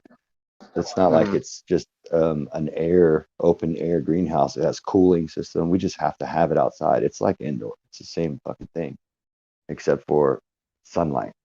And we utilize the summer. And then we have lights in the greenhouse too for light depth for off season. What kind of light are you running inside? 1,000 watt dual arc bulbs, metal highlights, high pressure sodium. Oh, okay. Well, are you running the HPs, like the Gavitas, double enders? Well, yeah, they're the single enders. Oh, And I okay. have So you're just running traditional 37 of them. metal halide? Yeah. Yeah, that's old school, bro. That shit's They're metal too highlights. Dual arc bulbs are both high pressure sodium and metal halide in one Yeah. bulb. Yeah. Okay. But I mean, you probably only want to use one side for depending on where you're at, right? No, a full spectrum is you want to be all that splitting it up and stuff. That's for the birds. You want full spectrum on your lights, just like the sun. That's where you get the best production on your lights. What are you getting? They're heavier on the electric, but I use the. What are you getting per light on average? Well, I don't. It's in. See, here's the deal. They're greenhouse, so I'm getting 3 pounds per plant, right? But the one light doesn't How many do weeks 3 are you pounds. going? You can only get about a pound a plant, a pound of light. You know, if you're Yeah, doing so you're just getting what? indoor. So Harvest since in a it's year? outdoor, yeah, 4. You're getting 4 harvests in a year? Yeah. And I do Yeah, cloves as that's well all not year that great. round. I mean, I can do 7 harvests in a year at 2 pounds per light. Yeah, but each one of my harvests is 700 plants, dude. So you try trimming that much a year. Fuck that. You want to Yeah, do more, go bro. for it. I'm not gonna like get real into numbers, bro, but that's not really a lot, bud. Yes, it is. All right. I mean, is that including veg or is that just bloom side? Of course not. So is that bloom side or veg side or included? Yeah, no, it's not including veg. Veg is its own. We have our own area for that. Well, when you say you're handling 700 plants, I mean, veg is still a plant, right? Well, This now you're seems- getting technical, and now this- it's almost like you're trying to incriminate somebody by starting to get a little bit too busy into the Well, numbers. this seems like a contentious discussion Yeah. that doesn't have Well, to be. the first, I know it's weird because for some reason he said his strain, OG. It's not his strain. I don't. It's just a plant you grew, but it's not your strain. Like I take offense to Yeah, that it kind of is. shit. That's why I stayed quiet for quite a I while. crossbred my own genetic. What's it called? What OG? What though? What's the name of it? Yeah, I don't really want to get into that. I'll just tell you. I'll tell you my name before I. That's why I was quiet, man. And then something got weird after that, and then you got really like you try to put somebody on the fence, and that's something that a person who just told a lie does. So you're saying I I'm don't think telling he's lies? lying. I Well, don't think he's no. lying I'm well, no. I mean, that's just it is something that someone just told a lie does, though. They sit there and put somebody up on the fence like that, and you start acting like aggressive I towards thought, me I and think it trying to seemed tell. like it more like a challenge about what the. Yeah, man. You said you're a farmer. I told you I was, and you kind of snickered. So I was just, see where you're at. That's all. It's all I good. didn't snicker. I was happy to hear from another farmer.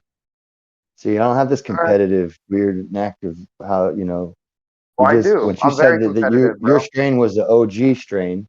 Yeah, I'm very competitive, bro. This does When you not said sound like your the strain was the an stoner OG. talk. It should.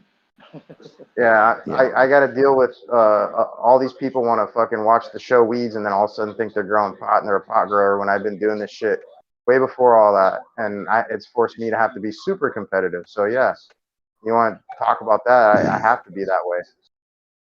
Doesn't seem necessary right now. Yeah, sure does. Very necessary. Very necessary. No, I mean, really in this isn't. situation in particular.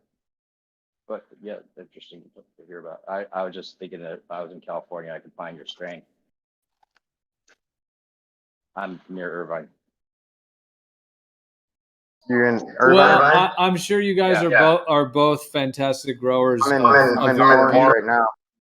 Beautiful plant. I'm sorry. There was distortion. I'm in You Orange said right what? now. Oh, you're in Orange. Okay, cool. Close to Right, Irvine. well, huh? that's not. I'm just at a hotel out here right now. Oh, okay. So you're not. You don't live here, or you're just. In I'm town in just this area? visiting. There's a competition. Oh, okay. Okay. For a strain competition? No, jiu-jitsu.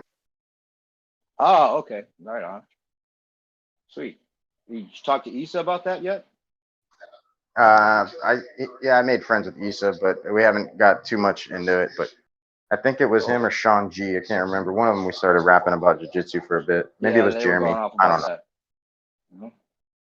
Cool. Well, good luck. Is the competition over?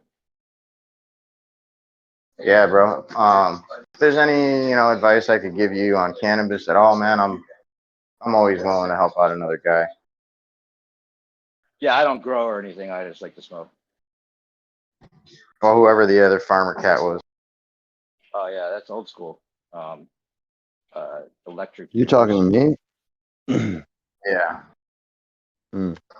I could give you Yeah, one I thing that could appreciate the increase your arrogance, yield but by that is 20%. nothing. But that's No, cool, we- bro. Dude, Yeah, I appreciate your arrogance, man. But I'm 46 now. I've been doing this for about 30 years, dude. So I mean, I appreciate all of that, but you're being kind of rude at this point. I am. I'm being a dick, dude. You are. Sorry. Yeah. At least you admit it. My bad, bro. I do notice that there is like a lot of competition already. Like when people compare growing techniques, it does seem kind of like they're trying to one up each other a lot of times in these conversations. So it does seem like Not kind of usually, like man. but I go to the you should, exposés all the time, brother, and we're always uplifting each other and shit, and not trying to be like, oh, I'm maybe it was shit. meant to be that way. Yeah, Maybe you you ain't meant got it that shit. way. Look at what I do. You know, that's not like that. It's like, man, maybe you could try this too, because it worked for me. You know, they talk like that. They don't do this other shit, man. This is for kids. It's Well, a different generation. I don't know if you're referring to me, but I did try to give you a little piece of advice on the way out, but Yeah, like that. That was like, yeah. Let me show you. If you really want a tip on how to get women, you haven't seen any of my plants. You want to give me 20% yield. well, actually, the same tip on how to get women is the same tip on how I was going to give you the advice for gaining 20% more on your yield. Yeah. No, it's no bullshit. It's an easy piece of information you could say whether he wants it or not. He doesn't want it. It's cool. No, Somebody else might be interested. Now that you, Well, someone else could ask if they are. Okay. Yeah, that was.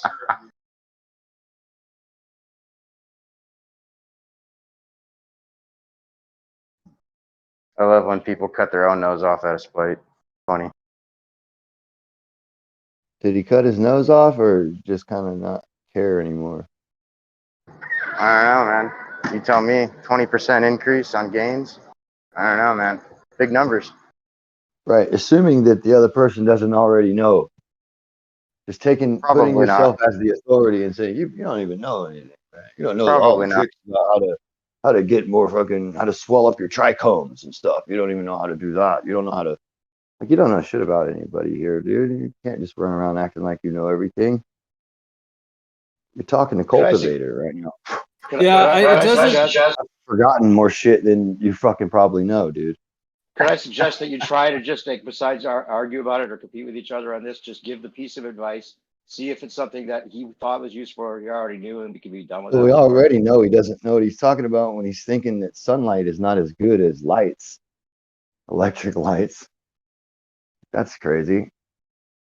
Full spectrum is much better than one or the other spectrum. For all stages of growth. That's why they came out with the dual arc bulb. And I have heard that, from my understanding, outdoor grown plants have a much higher yield. Now they might not have as, they might not have as. You don't really have the ceiling height for a double ender bulb like he's saying he uses. So I already know he's full of shit because if you were in a greenhouse, you wouldn't be using a Gavita. You'd be bleaching your shit out. It's weird that you think the whole purpose of a greenhouse is for what? My greenhouses are. What's VPD stand for, bud? If you're a grower, tell me what VPD means. No. What about my lights? What's your VPD percentage? Why do I need to know that? Yeah, this is kind of just a toxic direction. Like it's not a good discussion. It seems like you're kind of just like what. Well, he talked enough shit, so I'm just gonna call him on his shit. I know he's full of shit, so I'm just gonna challenge him on it now. I mean, dude, I think Grim definitely grows. So you can think, but I can tell you right now, he's full of shit because nobody uses a double ender in a greenhouse. Yeah, they do. You're full of shit, bro. The whole point to a greenhouse, take a break. build up the humidity. So if you have really tall ceilings in a greenhouse, you're counterproductive. So it makes no sense in what you're saying at all, bud. All right, guys. He's talking about probably humidity because that's basically. Yeah, what's your VPD? What does VPD mean? If you're a grower for X amount of years, you should know VPD.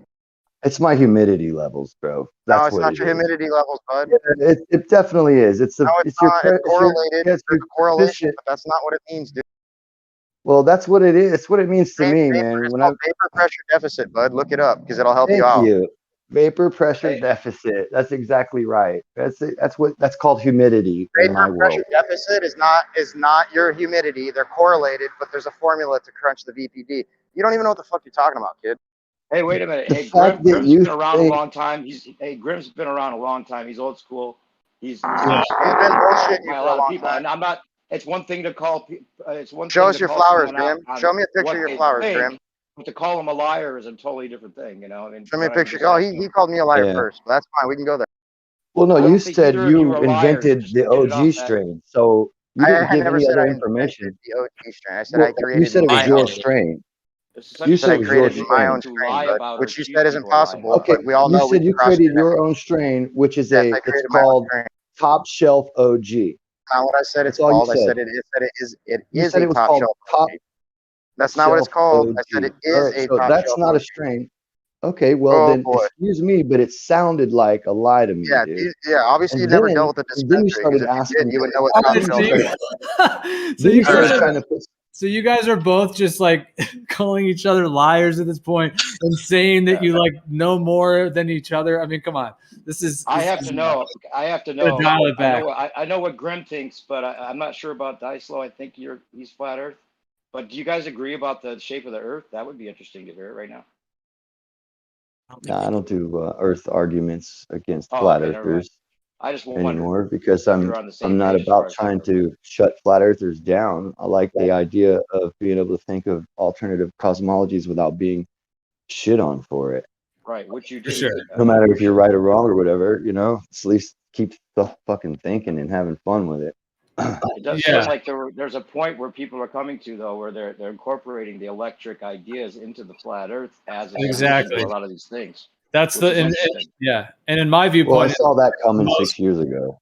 the Yeah, I most told people progressive. that. That's the most progressive kind of tip of the unfolding, because I think that the cosmology that existed before this current takeover was foundationally based in electromagnetics, electrostatic, and the function of light and sound. Right. Remember 6 years, 5 years? I don't know. How long have you known me? Yeah. Oh, I'd Google say Hangouts. as long as I've been on Discord, probably, or even maybe I think Google Hangouts. what I Like might have. I think politics and yeah, I might have heard you on some things, but because I didn't really start speaking within this community too much until I came to Discord. So like before, I was like listening to like Bro Sanchez, and I was typing a lot because that's what we did back then, is like typing in the YouTube chats. But you know, back then, like yeah, I didn't really go on any of those panels, but I do think I remember hearing you perhaps definitely on Bro Sanchez. Yeah. on Bro Sanchez. Yeah. Yeah. On a G Plus Hangout or whatever. But I was saying, You used to go on there, right? Yeah, you went on there. Yeah, a lot. They used to like me until he, you know, he Oh, tried to dude, I argue. remember now the memories are coming back, dude. I remember times when like you and Bro Sanchez got into it. Yeah, because you were like a Glover back then, dude. Like you were going at it. Like, well, see, that's what exactly. Maybe now you're more of a baller. You're more of a baller now, but you were a Glover back then. Right. Well, no, it was like I was trying. I knew not to. I was trying to tiptoe all the way around it, and then one day they were just feeling aggressive and just started getting at me, and so I just gave them like, you know, all my usual stuff. Before we get into anything technical, let's talk about sunrises, sunsets, moon phases, lunar eclipses, solar eclipses, all that shit. You know, equinoxes, solstices, and how easy they are in one way, and then you figure it out this other way of yours. And then they were like, "Fuck you, man!" Blah blah blah blah blah. And so that didn't go well. But before that, though, we were talking about cool shit, man. Fucking like, you know, historical shit and, you know, Black conscious community shit and a bunch of other different stuff, you know. But and So what's a the lot of latest in the electric universe stuff. world? This is what I was saying before. I don't know. Plasma hurricanes over the North Pole discovered by NASA and them finally. You know, Plasma hurricanes. Alphean waves actually are a thing and they exist and they discovered them. So Hannes Alphean is vindicated. I mean, there's a lot of really cool shit, you know. Plasma crystals. What about time crystals? Is that Hell falling yeah, under dude. the same thing as plasma crystals? No. Different See, type. the electric universe. Talking about time crystals the other day. I'm not sure what that Ultimately, is. that's what we're surrounded by. I think is plasma time crystals, interdimensional portal time crystals. You're saying plasma time crystals as if they're the same thing? Or? Yeah, I'm saying like plasma time crystals. Yeah. Well, I want to What's the ask Grim difference? something. Oh, go ahead. Sorry, you guys. No, I was. Go ahead. I yield. I was just going to ask a question. Well, no, I was curious because I just realized the thing we were talking about earlier are technically are plasma crystals. Because I don't know if you heard about I don't know if the same thing you're talking about, Grim Morphus is or we've heard about this, but this year there's something called Wigner. I think they're called Wigner crystals, and it was Yeah. something that was theorized like in the 30s, and it was I saw you just talking about that. it's a purely yeah. So I mean that would be considered plasma crystals, right? Because it's just purely electrons. And yeah, so he claimed to have produced this electron crystal, They have and to then be somebody across else. an ion. It has to be across an ionized gas as a conductor to technically be called a plasma crystal, though. Like there'd have to be some plasma involved, right? Is it just ions, or is So there are there electrons? Like, well, I thought oh electron yeah, yeah. soup would be considered plasma, but I mean, that's what I'm saying. That's what I'm asking. I'm not sure if that's considered plasma crystal. That's what I was wondering. Like the effect that they're getting, I think they are using they are getting a plasma because they're ionizing the with those electrons, ionizing because it's not in a vacuum. They're ionizing the gases around those electrodes, and then and then they're freezing that shit at super cold temperatures, and so that they can get these electrons to try and slow down enough to see if there's a lattice structure. Is that what I'm getting? Is that what they're doing? Well, I only read the what's it called the very beginning of the paper. I actually didn't get to finish it yet. I can post it, but I'm driving right now. But yeah, I'm really curious about that. So I was trying to learn more about it, but I mean, that'd be interesting if I mean, what other, so the plasma crystals you were talking about just now, those are the plasma crystals that you were discussing? Because I didn't really think about it So until the Max Planck Institute took the data from the Russian cosmonauts in their experiment, and what they did was they used nanoparticulate dust, right, and a plasma in an actual space environment. It was really the atmosphere of space that they had in the container. And what they did, they got this lattice structure and these crystalline structure out of like the dust particles, the electrons, the protons, and it created a new form of matter. I mean, literally to us, this is an actual new form of matter.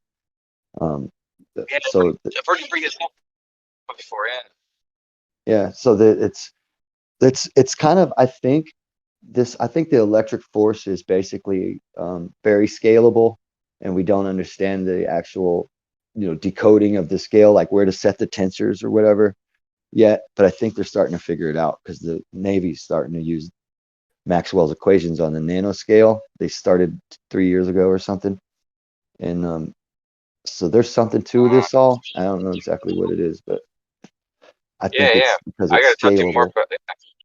Yeah. I gotta run in a second, but oh god, I've asked you this before, and I think I already know your take on it, but I'm just refresher. Like I said, I gotta go in a second, so I can't get into it too much. But I was gonna ask you about neutron stars, which I think I think you don't agree with them, so I'm not No, sure. yeah, I don't. Okay, because I was gonna say, I'll tell you more when you about said why later. Yeah. The you rock said of scale, but Alma. I always wondered about what kind of if the neutron stars, assuming they're real, if they're rotating as fast as they're rotating, like what kind of electrical field that would be created from just the existence of something that massive and dense and rotating as fast as it is. But like I said, Well, here's the we'll get thing. into it right now.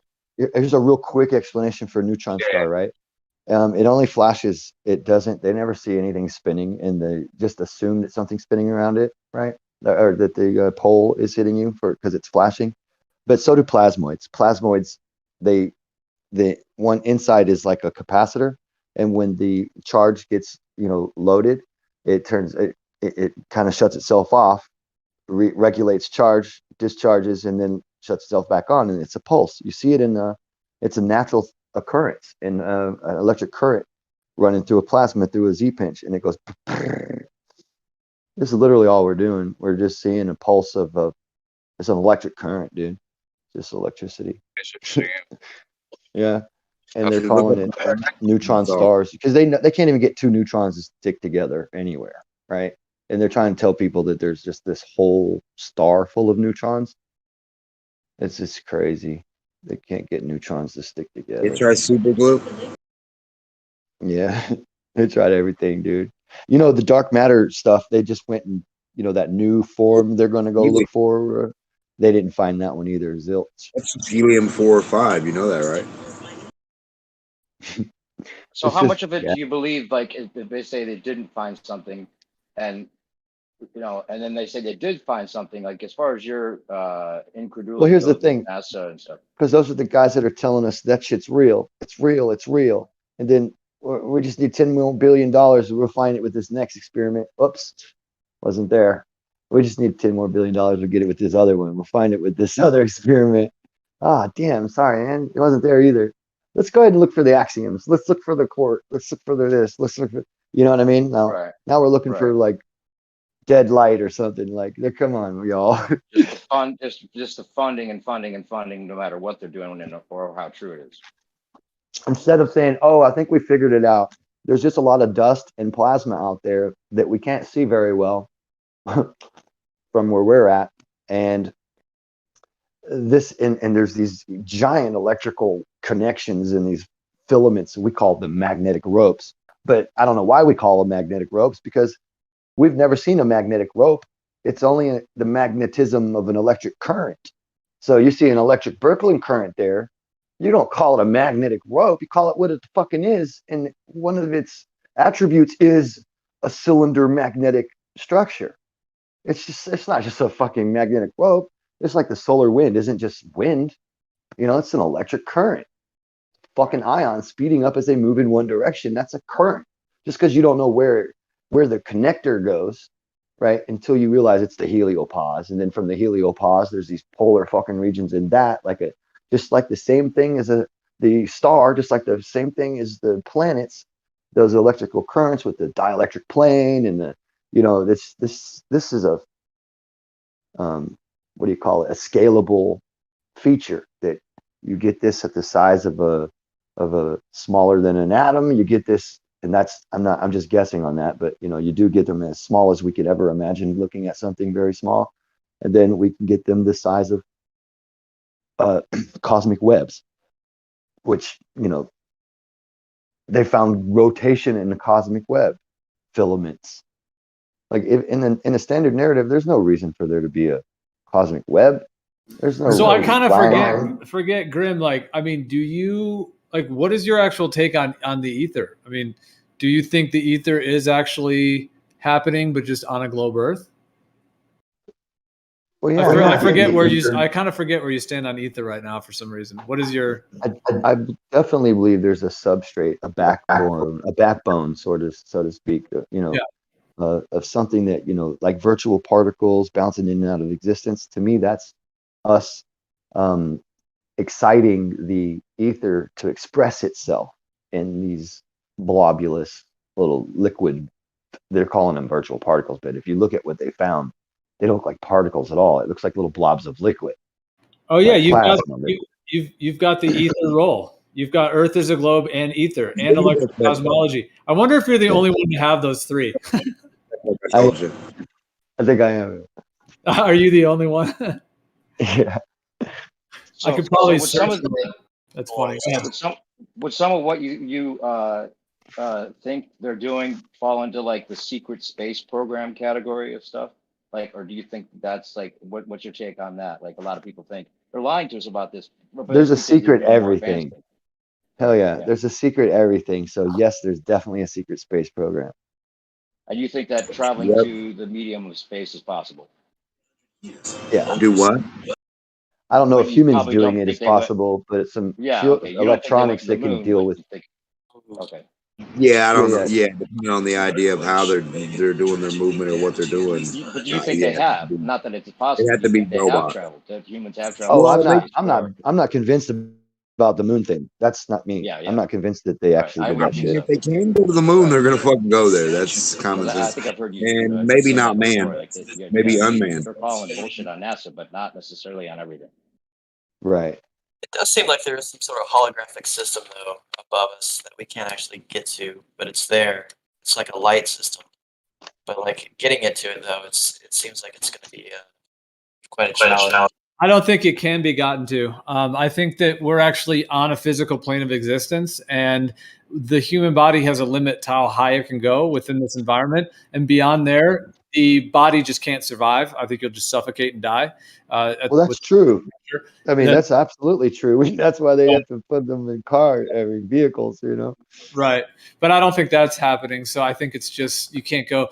And the only way to really transcend, as it were, into the heavens is, in my viewpoint, would be in actual spirit form, like in your actual soul form. Like you can't physically transcend beyond the physical plane without, That's an actual potential. at that point, you have to be non-physical. Yeah. But where do you Right, stand yeah, on letting yeah. me try? Where do you stand on that? Like if I want to try, though? Well, I think they already have, and I think they found out there's a limit, and then they've just been faking space since then. No, I meant like Hey, you Grim, personally. what's your like, take on would their you be like, argument of I don't believe in putting any tax money towards trying, or do well, you what's like, your take oh, on just I think it the sucks you argument dry. about I the think second law of it's the thermodynamics energy. violation? Out of anything that goes up there, I think it automatically gets zapped out like a fucking a vampire. It sucks the fucking energy out of anything. somebody asked a question about the second law of thermodynamics violation. Yeah. Yeah, I was What's trying your to take on hear that? you. I don't Okay, know. maybe Mike. It wasn't People you. argue, Jim or was flat just earthers finishing up. argue about that. That it's a second law of thermodynamics violation because What we is? don't have a container. If we don't have a container, then the gas will go No. into space. No, I'd say that's just more comprehension of people. They're not understanding. I mean, it's comprehension, wrong comprehension.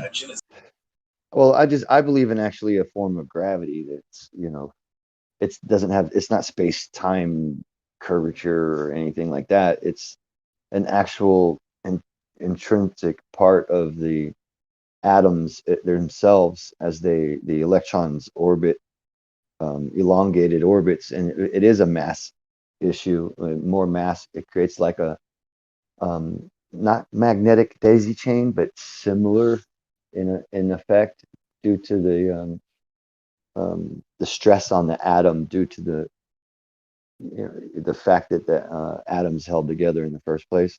I don't really know what it's called, but Wallace Thornhill does a presentation about it. He calls it electric gravity, but that's clearly misleading because it doesn't have anything to do with charged forces or particles like that on that scale.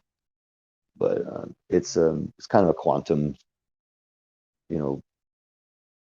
issue. I don't know how to explain it too much, but I think that's it just makes more sense that they're actually talking about particles that exist and forces that can be measured. They're explained away in a different way, but they can be measured. And then they're calling it space-time curvature is doing it or whatever. But I definitely think it has something to do with electricity being scalable, and that the atom itself is held together by a small part of an electric force, so to say, or maybe even like the ashes of an electric force. I don't know how to put it. Scaled down, it just would, and it's not a perfect scaled down. There's some tensor limits. It's like a net field of static. What are some of these guys like the guy you just mentioned, who I used to watch a lot, and David too? The Electric Universe was an interest of mine. Oh yeah, Wallace Thornhill, David Talbot, and David Talbot. What's their take? I mean, I could assume that they're ballers, but do they even address the idea of a flat Earth, electric flat Earth? no, not that I've ever heard of. They're not like. I think a lot of that would, like, if all of a sudden that was the case, then they wouldn't really want to be using all their data that they use to come to their conclusions about the electric universe, because then it would be like, well, then are these spacecraft even out there that we're talking about getting this data from? Or then it's like all about like that, and it wrecks their paradigm in a way. Yeah. But do you think that's a conscious choice then to avoid that? Oh no, I've really looked into it, dude. I mean, I was Yeah, I like, know you you have. I know, know you have. it'd be great and everything, but I just saw too many things that just I just understood, you know, Well, to don't be you think not the true. rotation of the Earth, especially an electric flat Earth, could be somehow detected? I don't know. I mean, we're all so big. I would imagine I would have to change my whole entire axiom to have the, you know what I mean? Would you entertain it as a possibility? If I mean, Oh, because for we sure. don't Yeah. I observe the try to Earth. make it Yeah. happen. I'm in here all the time going, like when ballers like, no, that's the only way this can happen. I go, wait a minute. What if we had this? And it doesn't mean I actually believe the flat earth, thing, but it's another way to look for a different answer to solve the same problem. You know what I mean? Like, Yeah. um, and I try to do that all the time. Hopefully that's the goal of everyone, not just to promote one line of thinking, so much as to Yeah, try to exactly. figure out what the fuck is actually going on, right? That's why I hate getting into the argument, because then that means Yeah. that I'm set in this way and I'm not, so Yeah, that's yeah, what it yeah. is. I appreciate that about you. You don't know me, but I've heard you more than Thank you. you've heard me. Thank So you. yeah, for sure. I know I talk a lot. I get what you're saying, man. I'm picking up what you're laying down. Yeah, I'm I'm just I'm kidding. old school. Yeah, I used to be at on East's Flat Earth Court all the time, and even back before that, pre-chan for and Oh, just okay, yeah. picked up on it. I was mostly a listener for a long time. So I always liked yeah, Issa, dude. Even when we were arguing, I always, because we weren't arguing about yeah, anything serious. yeah. It's It all was, good it would fun, right? never, yeah. Totally. He's Some a super hilarious talented moments. dude. Yeah. Dude, beyond that, I mean, not just with the law stuff, but if people in here haven't heard his music, I mean, Yeah, that's what I mean. He's I really do talented. think it's on another level. Yeah, for sure. I think we sat and had a jam session together with. Oh, that's right. You play too, don't you? I don't think I've heard you Not as play. well as him, man. Yeah. Yeah. Do you have any music that you like record or anything like that? Or? Hell no. Yeah, fuck. Oh, Not okay, you since just play for fun. not since I was with not since my kids lived at home. Oh, okay. Been a while. You mean now that they live at home, then you don't play as much? No, now they don't live at. Yeah, now they've moved out. I'm old. Their kids Oh, are grown. Now that they're It's like going out. water. It's like a static field of water. A watery field of static. That's the you web played or more when they were there. the web they were talking Yeah, about. I did. I played more when they were here. Gotcha. For them, maybe is that the reason, or they would Well, always they just ask you make you players? feel younger. Your kids make you feel younger, man. You're always, you know what I mean? I hear it. Yeah. Yeah. You get Now sad you're an when they old leave, man. even though you want them out. Oh shit. You're You sad ever when they walk in the leave. woods and feel static around I you? hear you. I hear you. Yeah, dude. In my socks on the on the Well, no, I floor. mean like like if Right? there's a Because field of you don't have to poison pick it up now ivy or a field of something you're allergic to, can you like sense that you're coming up because there's no onto one it? around to care, right? Is that what you're saying? Have you ever been able to do that? Like No, know that no. you can come up into Oh, some shit that you're allergic to There's and be just like, more energy. Yeah, I like to gotcha. do a lot of stuff around them, gives them motivation to do a lot too. Oh, don't lose it. You know. Don't lose. I mean, if you play, man, just maybe Oh that's no, just the. yeah. I got an example I'm going to post here that I'm going to ask people about here. There's this idea I have about a way that we could possibly detect or prove that there's a spin of the Earth. I'm going to post a couple GIFs. Maybe some people could check them out and see what they think here. There's this airplane called the F-35B that can hover. It's a hover airplane, and it can fly 1,200 miles per hour. And so I put a little GIF together of the ad that shows what it can do. It has maneuverable capabilities. It can withstand 40,000 pounds of thrust. And the idea I have is in this GIF. Follow the sun. No, it's to because the claim of the ball is that conservation of momentum is retained, right? So that it starts at 1,000 miles per hour at the equator, and it flies 1,200 miles. It doesn't have to even go to the 750 mark, but technically, it would be conserving the 1,000 miles per hour no matter what, according to the globe claim. even though there could be wind conditions and all that. But when it gets to the 750 mile per hour latitude of the Earth, it would technically be going 250 miles per hour faster than the Earth is spinning, if it could get there instantaneously, that is. But Oh, it could get there measuring its different. ground speed. Yeah, A ball's not so if gonna you do could it. get there and hover, and then stick a camera out the window, then you could see the Earth spinning west to east independently of the plane hovering, and we could prove if the Earth actually turns or not. Well, at I think 1,000 a mile ball an would hour, be you could impossible probably. for a ball to do it. I think you'd have How to many? do something different. What about that X-38 plane? Right? Remember that one? That it's I don't like know about it. it's an unmanned vehicle that stays up for several weeks or even a couple months or something like that. And yeah, I think why don't they just like follow the sun 1,000 miles That's an hour, or another just idea. Yeah. Well, they could with the just go. Concorde also. Remember the Concorde? With the sun the whole time, right?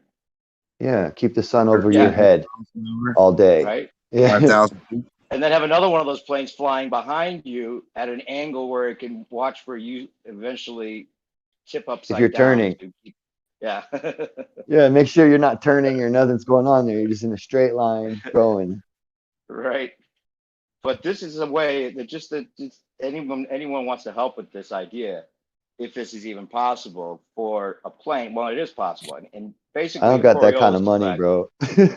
No, not that kind of. I'm talking about just the concept of it as a puzzle for the ballers to entertain as well, because the idea of the Coriolis effect is that you're conserving your momentum no matter where you go, and I think that the ballers like to think of the plane to Earth spin idea not being a problem because just relativity or just it stays within the reference frame, but it's actually in a different reference frame. And there's a lot of double talk going on, it seems.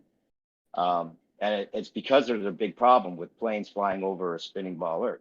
If it's flying against the spin of the Earth, first of all, it's in a different reference frame. And then secondly, if there's any difference between the spin of the Earth and the plane and it's trying to land, there's big problems there. And they don't ever account for it within the training or any training manual or within any flight simulators. If there was a Coriolis effect to deal with that's causing a displacement that you're going to have to deal with in flight, then you would be trained for that. And they don't ever do it. So it's kind of a big proof for the flat Earth side in a way. But this is a way of forcing the reference frames to definitely be at a difference as far as their movement goes, and could prove it one way or another, in my opinion. I don't know if anyone else would want to add to that idea or criticize the idea.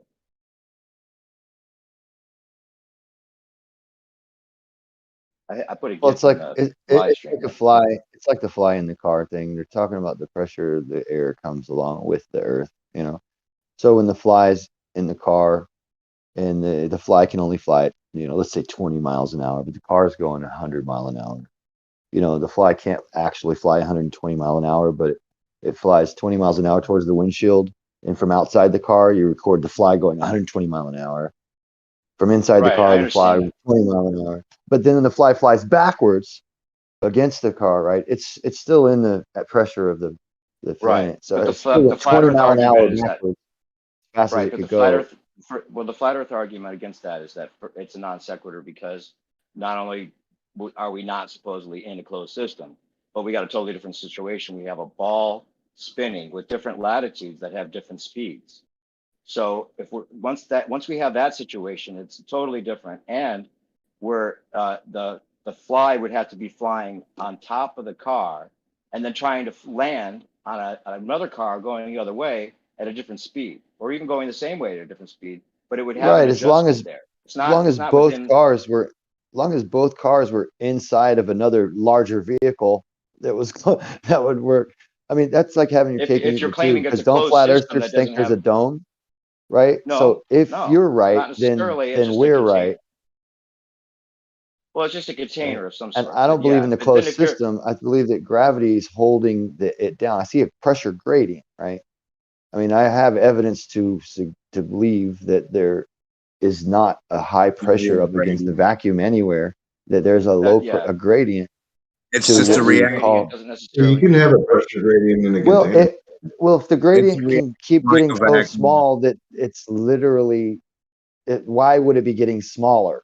Why, if it's leading towards a vacuum and there's not air rushing into it, so there's some other thing happening there that I have to account for.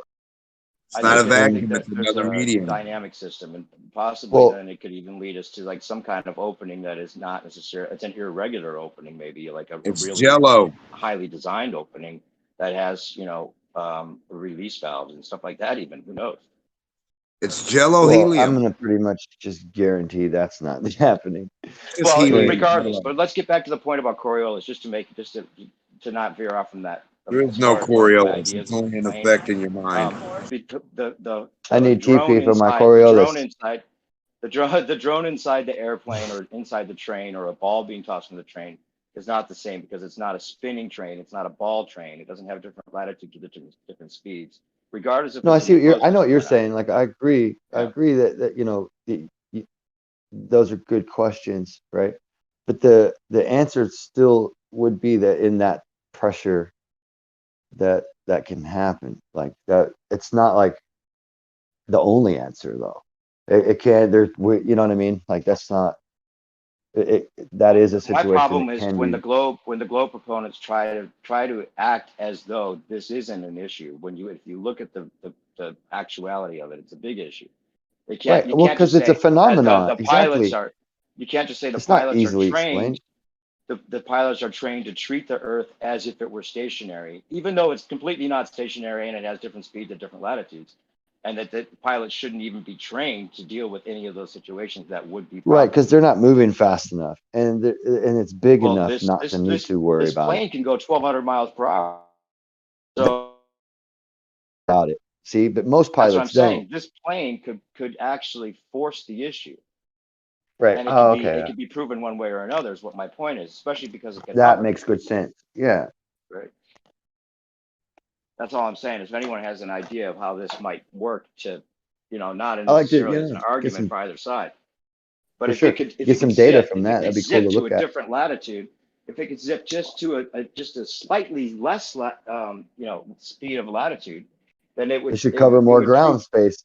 Yeah. and it would prove whether the conservation of momentum is held or if the ground is spinning perpendicular to the plane below it. And it seems like that would be an easy enough practical way to show it. You don't have to be in space to show the Earth spinning. You could do it here with a plane of this sort, it seems. But maybe I'm wrong. Maybe someone would know why that wouldn't be possible. In fact, you should be able to prove it with any plane. Sorry. Because the whole theory is that the whole problem right now is that the ballers are trying to say, oh, well, the Coriolis effect, they don't have to account for that. It gets scrubbed off over a period of time, and trying to say that they adjust for it without really having to be knowledgeable, or it's an in-plane adjustment. These things aren't necessarily true. So Some of those things are true. maybe they are, Well, but even if they that are, would be. Yeah, well, some of them if there's are. I mean, like difference there's those between the ground pedostatic speed and the plane. sensors, and you got.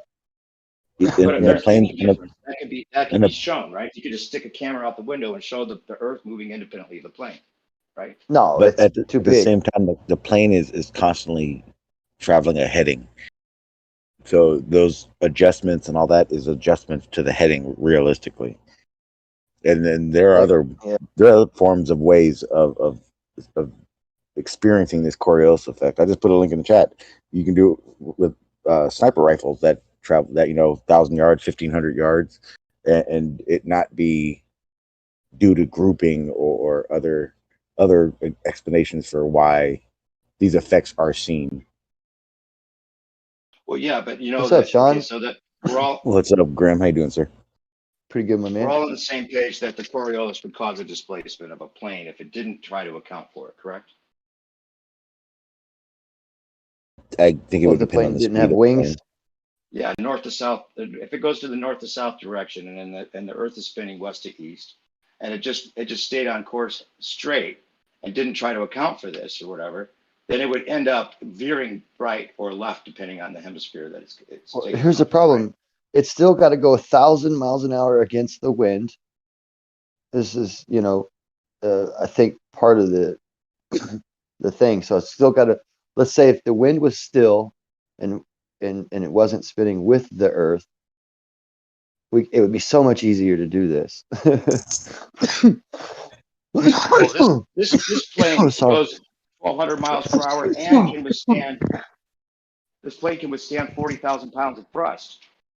So this would be a plane that could prove what I'm talking about, possibly. If anyone else has an idea about that, or, you know what I'm But then saying? you'd It's have not like to a plane. then. A plane of But this at the sort same would be forced to always see the ground as stationary, as if it were stationary, right? what It could outrun the spin of the Earth.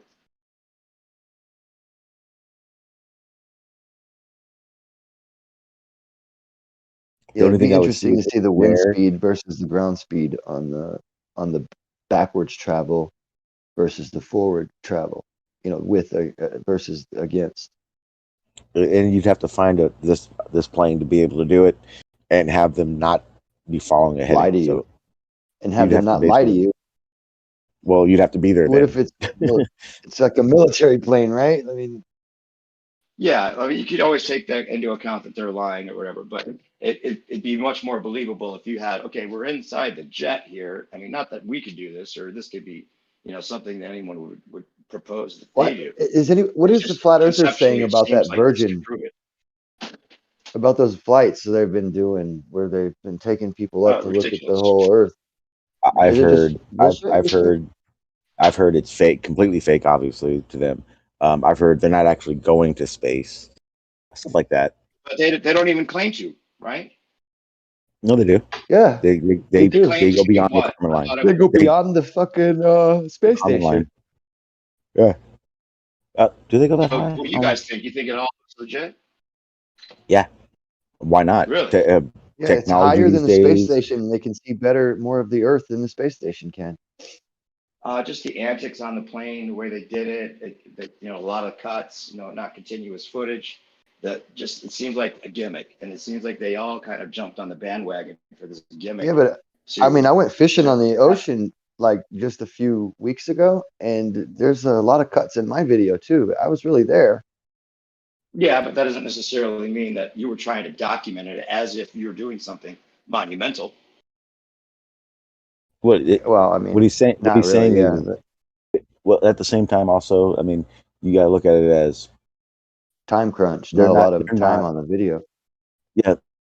Well, I And mean, they're not I'm doing these saying that videos to prove to this flat kind Earth of that they're doing operation it. and the So cost of it, why have excuses? It should be like, I'm not saying it should be one way or another, but it would seem just like a lot of other things that they would want to have it documented the way that people would expect would prove it for sure. but you got to remember, they're not I don't doing know it if they're trying to prove anything. it. Yeah, they're not trying to they're prove already, anything. They're just to them, they're like, documenting why their would I have to experience. prove that I'm going to space when I'm Right, literally I know, going I to know. space? I mean, I know. It's just that they're trying to get other people. I mean, they couldn't be unaware that there's a big contention about the And see, that's also the other issue with these SpaceX launches probably like and the videos that they're doing, and people going, well, why don't they do this way? And this, like, NASA's job isn't. They're not trying to prove they're going to space to anybody. Those videos are made to watch their equipment and document the how the equipment worked, or on the outside what they can't see visually from Earth. And it's not. They're not trying to prove they're going to space. And a lot of people, I'm not gonna say you, a lot of people use that as if they're trying to fake that they're going there. And those videos aren't made for that purpose at all. So it shouldn't even be part of that argument. Just like Grim said, he went fishing. He has a lot of cuts in his. Well, Grim wasn't trying to prove to you he was going fishing. He was just trying to document parts of his trip. Well, you have to admit, some of it looks so bad that you think they're gaslighting, like they're trying to make it look fake on purpose. I think the biggest thing would be, we're not used to seeing it. We don't see it every day. So things that are out of the ordinary seem unrealistic at first glance. I would say that. Well, I don't want to get into an argument with either of you about the No, it's not, definitely not an impossibility of argument. it necessarily. That, but I'm just saying But at that the with this F-35B, do you think that's possible then? That conceptually, this could actually perform a way of showing whether the conservation of momentum is retained, as well as if the Earth's spinning. if you can get a military plane to decide to just take a straight path without a heading, I think it would be possible. But the problem is what are the chances that anyone that whose credibility isn't going to be questioned, first of all? Because let's just say, just shits giggles perspective, you were able to get on one of these jets and one of these planes and record 20, like the whole thing. Do you honestly think that flat Earth would go, we have flat Earth that actually did this, and now we know Coriolis is real? Or do you think they're going to go, Yeah, he's a shill? It's not like a realistic proposal. It's just more for the concept of it. You know? Yeah. As Well, far as the discussion goes, you know. but you got to remember, there are things we can do on the surface of Earth to show these same things.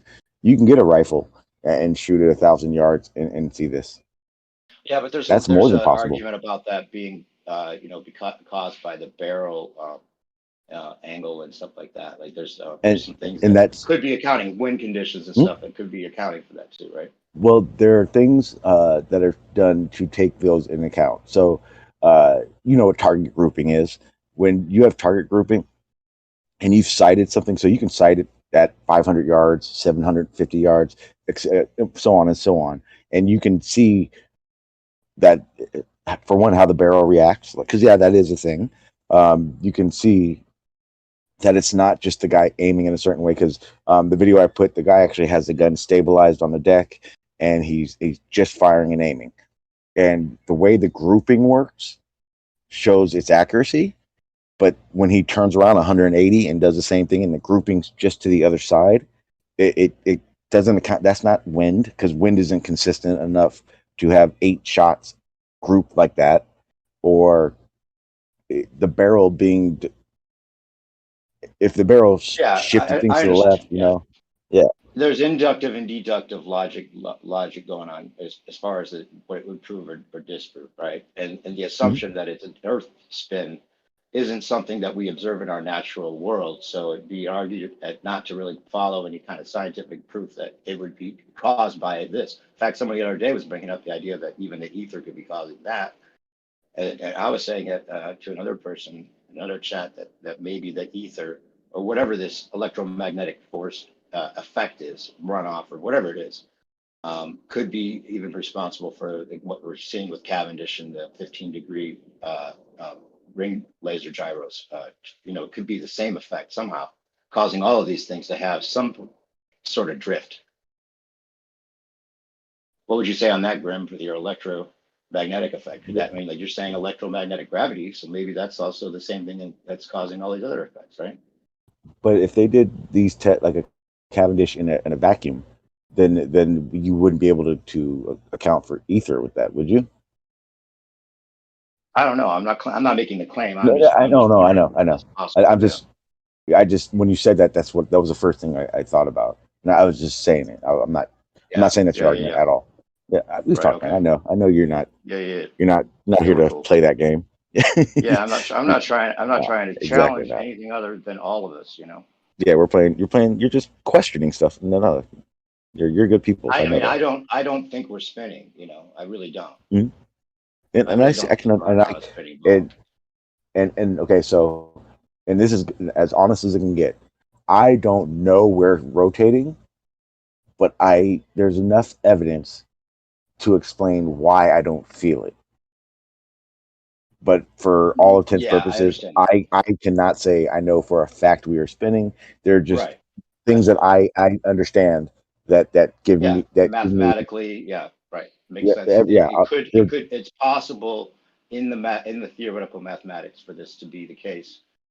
And that would blow my mind all over again if that were somehow able to be shown, because losing the belief was the biggest mind blower. Yeah. But see, that mathematical idea that you're talking about, I in my opinion, I can correlate that with my observations, which is what makes me know it's rotating.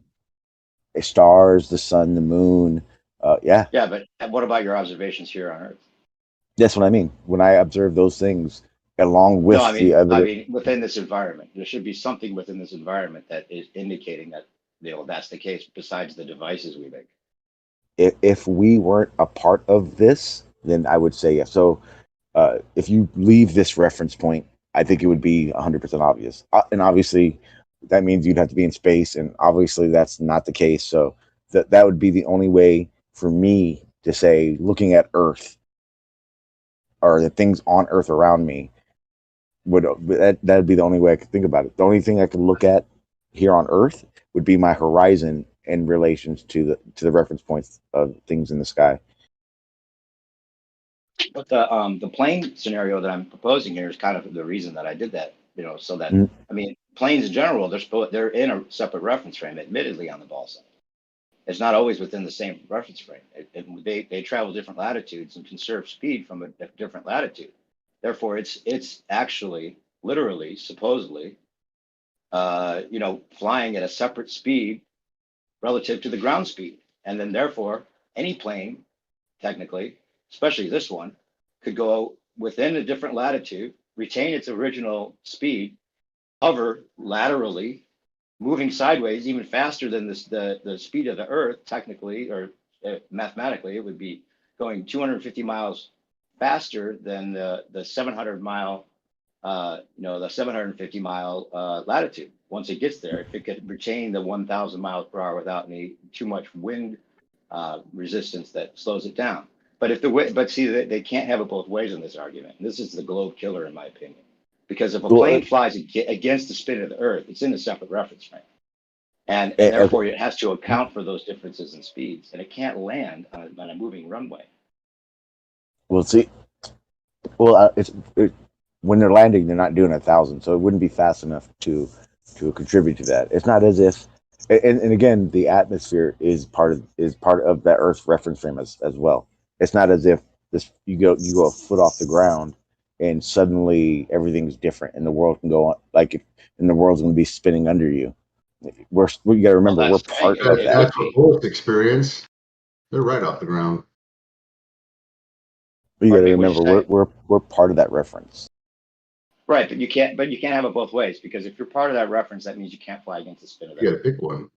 Well, no, remember I was saying, and the hard part of this conversation would be you would have to have a pilot in a plane traveling fast enough who's willing to just fly in a straight line rather than follow a heading, because that heading is going to be moving with the rotation of the Earth as well, and that would be the quote unquote corrections for Coriolis, but it'd be you just following a heading really. So again, you literally have to have a situation where you can get a pilot doing those speeds who's willing to not follow the heading. You know what I mean? Well, regardless if he's willing or not, any plane that flies against the spin of the Earth is automatically in a different reference frame, and this Earth is spinning independently of the plane. Okay, then that'd be like saying, that's why the ballers have to run around saying, "Oh, it's not that much. It'd be close enough they wouldn't notice," and all these things. But even if it's slight, even if it's just a slim difference, this should be able to be measured just by sticking a camera out the window and showing that the Earth is moving. Not that it always looks. You can't say that the plane would always, that the Earth would always seem to be stationary below a plane, no matter what the plane does.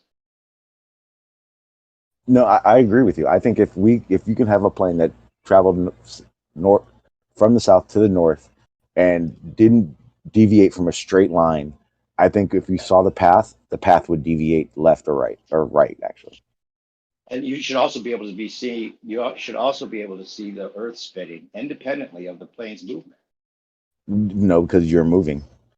You wouldn't be able to. You'd have to be still in the sky to do that. That's why I use this hover plane as an example.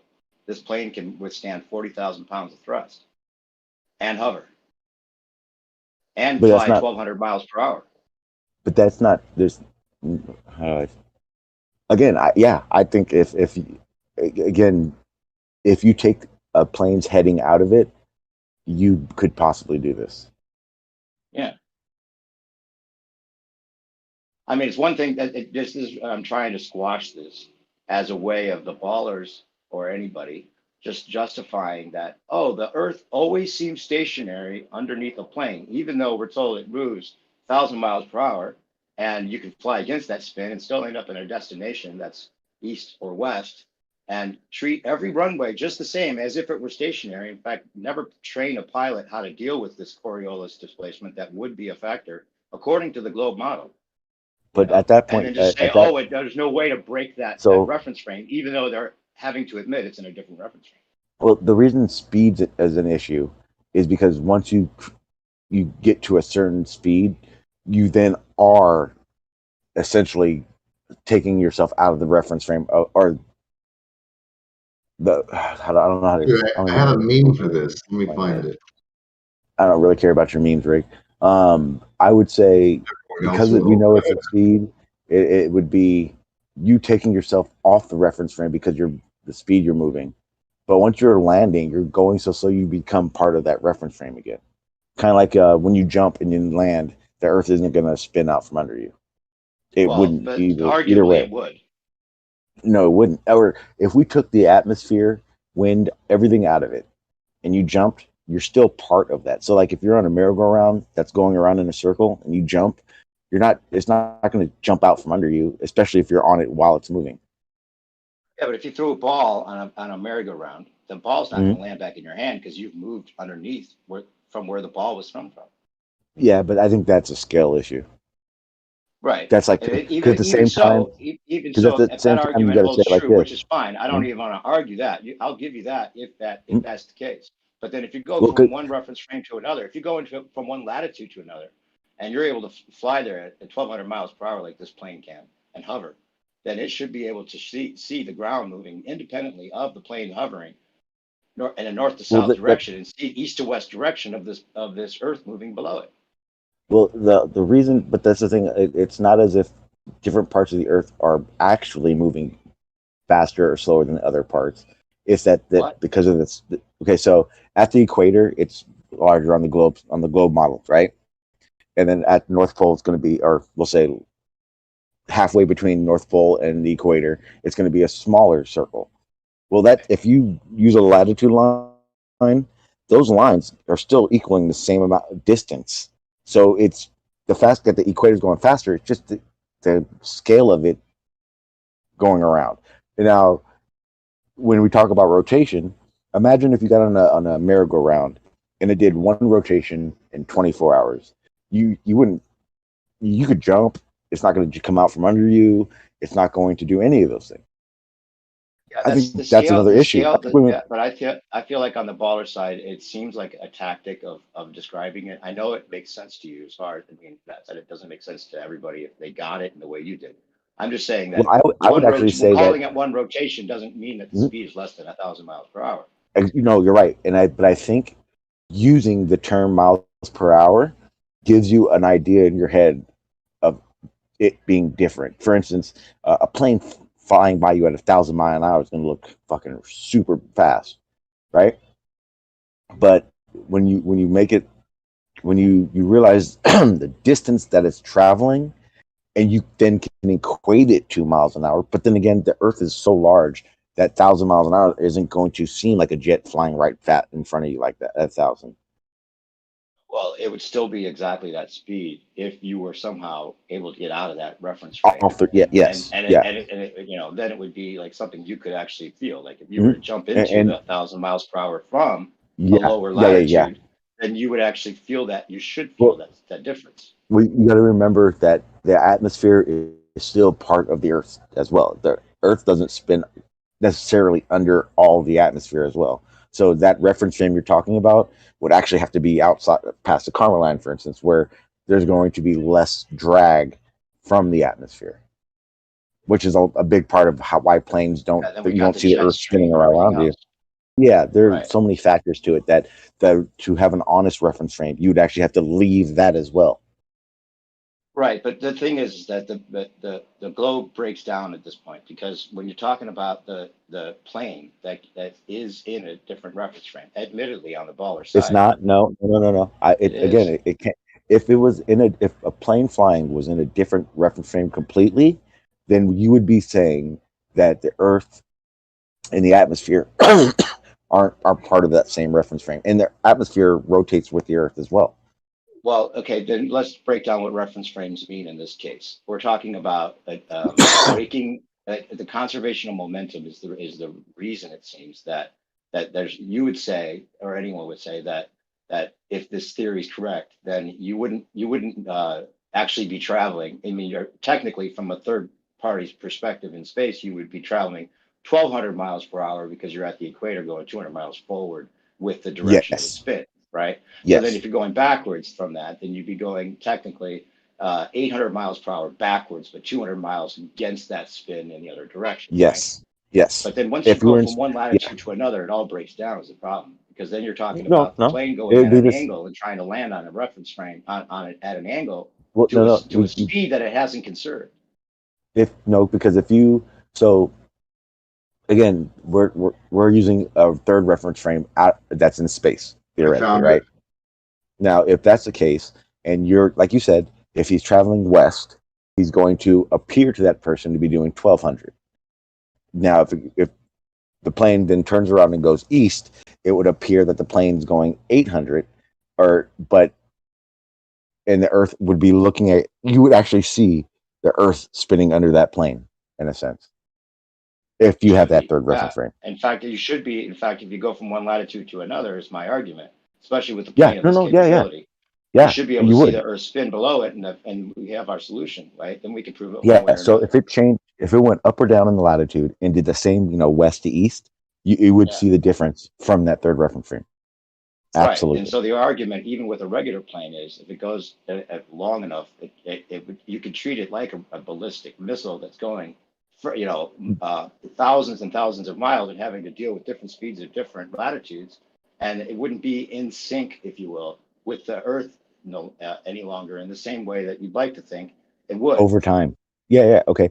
So the best way I could say it is the slower you go, the longer it would take. So if you had a plane doing 200 miles an hour, you may not even notice that as it's traveling along latitude lines. Maybe not, but I'm saying a plane. If there's any difference, you're saying even if you say you wouldn't notice it, you're admitting there's a difference, right? So then, Yes. even in that slight difference, that should be detectable and showable with any It plane is. ride. I believe it is. Really? So you see the Earth moving No. underneath you We independently can't of do the plane? we can't do that because remember, in this scenario, we're using a third reference frame, which is in space. Okay. So I'm if talking you now about put even from yourself, the plane. You're saying there's a difference between the plane and the ground, and it wouldn't be noticeable. But even if you minimalize it, it's a difference. And when you land, your wheels would break off. no, Or because you would have to time the landing again, so that because you're it's like an slowing, aircraft carrier. because you're slowing down so much to land, it's that situation of it taking so long, and in the time it takes for a plane to land, it's not going to affect it. If you had if you had a plane try to It land, doesn't work though. You see what I'm if a saying? plane Like tried to land at it wouldn't treat every one way in every direction the same if it has if to if cover I would say, anything, even ever so slight. I would say if a plane tried to land at 1,000 miles an hour, you would see that happen. If like this runway was north to south, and he landed Yeah. and at 1,000, I think that would be an issue. Well, but wouldn't it be more of an issue actually slower because it would have to then time it so that the runway is then in front of it at the right exact time for it to hit the runway. So the Coriolis wouldn't be a No, factor. because once it gets lower in the atmosphere and slower, it becomes more quote unquote lockstep with the atmosphere.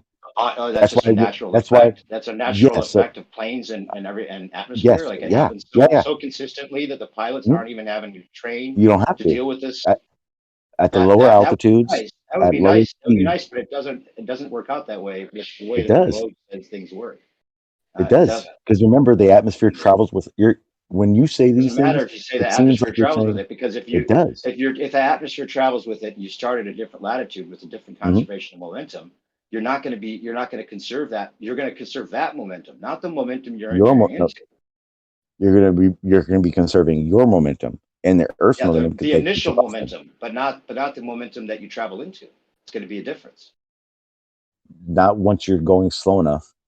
That's why when people are talking about seeing these Coriolis effects, it's usually with high speed ballistics or a fast jet, for instance. If you can get a bullet to travel 200 miles an hour, you probably wouldn't see it, but it probably wouldn't be able to get to 1,000 yards. But the thing is Once you have that there would be a difference in its original conserved momentum to the compared to the latitude it enters. And that if there's even a slight difference, that should be, you know, Yeah, obvious. We should be able to look if out the plane window and see that, no, wait, the Earth is not spinning, going and fast enough. now somehow the atmosphere is all of a sudden making us again in lockstep enough so that we don't have to even consider this. That doesn't make any Okay, sense. I don't even think that's the theory. Is that a theory, or is that just something that you think happens? it's something I think happens. I don't have enough Yeah. knowledge in Okay, it because to that's not be really the way making. the globe model breaks down at this point, in my opinion. And this is what I'm trying to It, focus on. Maybe with the jet, it could be proven, is all I'm saying. yeah. I think you would have to. Um, and again, yeah, like I said, none of this is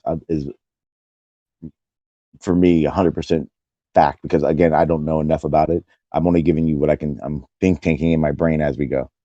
Yeah, I'm not an expert on any of this, to be honest. So it's just something I've been focusing on as the issue, because I think that a lot of the times people talk about,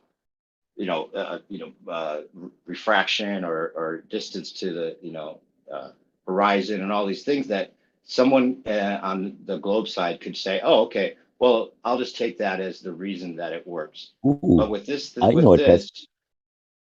yeah, they want to say, oh, everything's relative, so it doesn't matter. But that's not, it doesn't I, solve I it. I wonder if this would be a good test. So I was talking earlier about seeing Coriolis when they shoot rifles at 1,000, 1,500 yards. And to do so, you're doing it north-south. Now, I wonder, because I don't know, never even seen it done or heard anyone actually talk about it, but I wonder if you shot that same rifle west to east, if you can time the bullet from the rifle, the muzzle of the rifle to the target. In my opinion, I think you would see a time difference in that due to the rotation of Earth. I It would don't know make if it that's faster exactly how it would work. because it would Yeah, pick I up don't. the atmosphere. Yeah, that would be Well, a test, sure. so if you shot east, I would expect the bullet to get to the target faster. Yeah, technically that would be the case. They'd probably say that it's not big enough to have the atmosphere affect it very much, right? Yeah, because the bullet's going so fast. Yeah. Yeah, So I'm that'd saying actually treat the be. plane like treat the plane like a bullet, which it is already. If it's going across different latitudes, there's a Coriolis effect to account for. This is a big I problem. wonder if I'm gonna Google search something. I'm gonna see if they actually have talked about for to travel across the United States. I wonder. See if I can find something like that. Does anybody else have anything to say about this? As far as the idea with the jet flying fast enough to get into another reference frame and show that this Earth spins? Yeah. Reference frames are bullshit. There's no such thing. That's it. That's not true. In perspective, I'm sure you have to say You're that's not true as well. you're breaking up there, Sean. Say that again. Go ahead with your I was saying just reference saying frames. I don't think anyone would agree that there's no such thing as a reference frame. Say what anyone Well, else thinks. as There far is as the no Earth such thing. spinning, I think is what he's saying. You're saying that the Earth doesn't spin, therefore there aren't reference frames. Is that what you're saying? No, there aren't reference frames. Period. Are you on the globe side or the flat Earth side of this argument? Reality side. Oh, okay. So what's your argument about that then? Well, it's because they don't. It's because that excuse doesn't work in reality. Like, let's say you get pulled over, and you're told, "Hey, you're going 70 in a 50." You can't say, "No, I only did it once." See, you wouldn't notice because I only What? did it once. Or No. another time, If you're getting pulled over, they're using a laser that hits you and then takes the time to come back, and it takes about 3-second shot. So that's the cop's reference frame. From his reference frame, you were doing 70 and a 50. That's But the I reference don't get what frame. you mean. I don't get what you mean by saying you only did it once. well, that's What the does that mean? whole Earth is spinning thing. Oh, it's not going 1,000 miles an hour. It's only doing it once a day. Right. Okay. I see what you're Bullshit. saying. Yeah. The way they minimalize it and conceptually by saying 15 degrees or one rotation is like Another if one. it were as small as a clock, it would be slower than the hour hand. Yeah, I know what you're saying. Yeah, it's all nonsense. And another one is, I can't get out of a ticket by saying, no, officer. See, from your reference frame, I was going 70 in a 50, but from my reference frame, I was sitting perfectly still. Right. He, Yeah. That he, would be great. he wouldn't be able to prove it. You actually could get out No, of a that's ticket not saying true. That's that not. if it were truth. If that were the truth, you could easily get out of a ticket saying that. So you're saying that it's not true that reference frames do not exist. That is my argument. Thank you. Kosho. Reference frames Yeah, I do know, but exist. If you're if from your reference frame you were staying still, and from the cop's reference frame you're going 70 miles per hour, that means that the cop was moving 70 miles per hour. No, it means that I was sitting And still and I can get out of it. But see, this is all nonsense, and that's why it doesn't work in a court. Yeah, but if it was I true, it think, wouldn't be work. I think saying there are no such thing as reference frames is just a ridiculous thing to say, though. Yeah, but do you have an argument, though? Yeah, if you're standing, if you're on a merry-go-round doing and it's going around, your reference frame, it would look like everything around you is spinning. But if you're standing on away from that merry-go-round, it looks like the guy on the merry-go-round is spinning around. Those are called reference frames. Is the merry-go-round moving? Period. Yes or no? Yes. That's all you need to know. Okay. From if you're standing on a merry-go-round, does it look like the merry-go-round's moving when you look down at the merry-go-round? No, there is no what it looks like. No? There is what it is. No, yeah, Is it moving? That is what a reference frame is. No. Reality is that the merry-go-round is moving. So That's all. That's the problem. I think when this issue gets brought up, and I heard actually a recording that QE was playing, I think, with Kosho, with talking about whether it's something that you're just perceiving or if it's something that actually causes displacement. And it is actually something that is would what you're cause perceiving. displacement. Someone say reference frames. Yes, Yeah, the please. nonsense. Talk.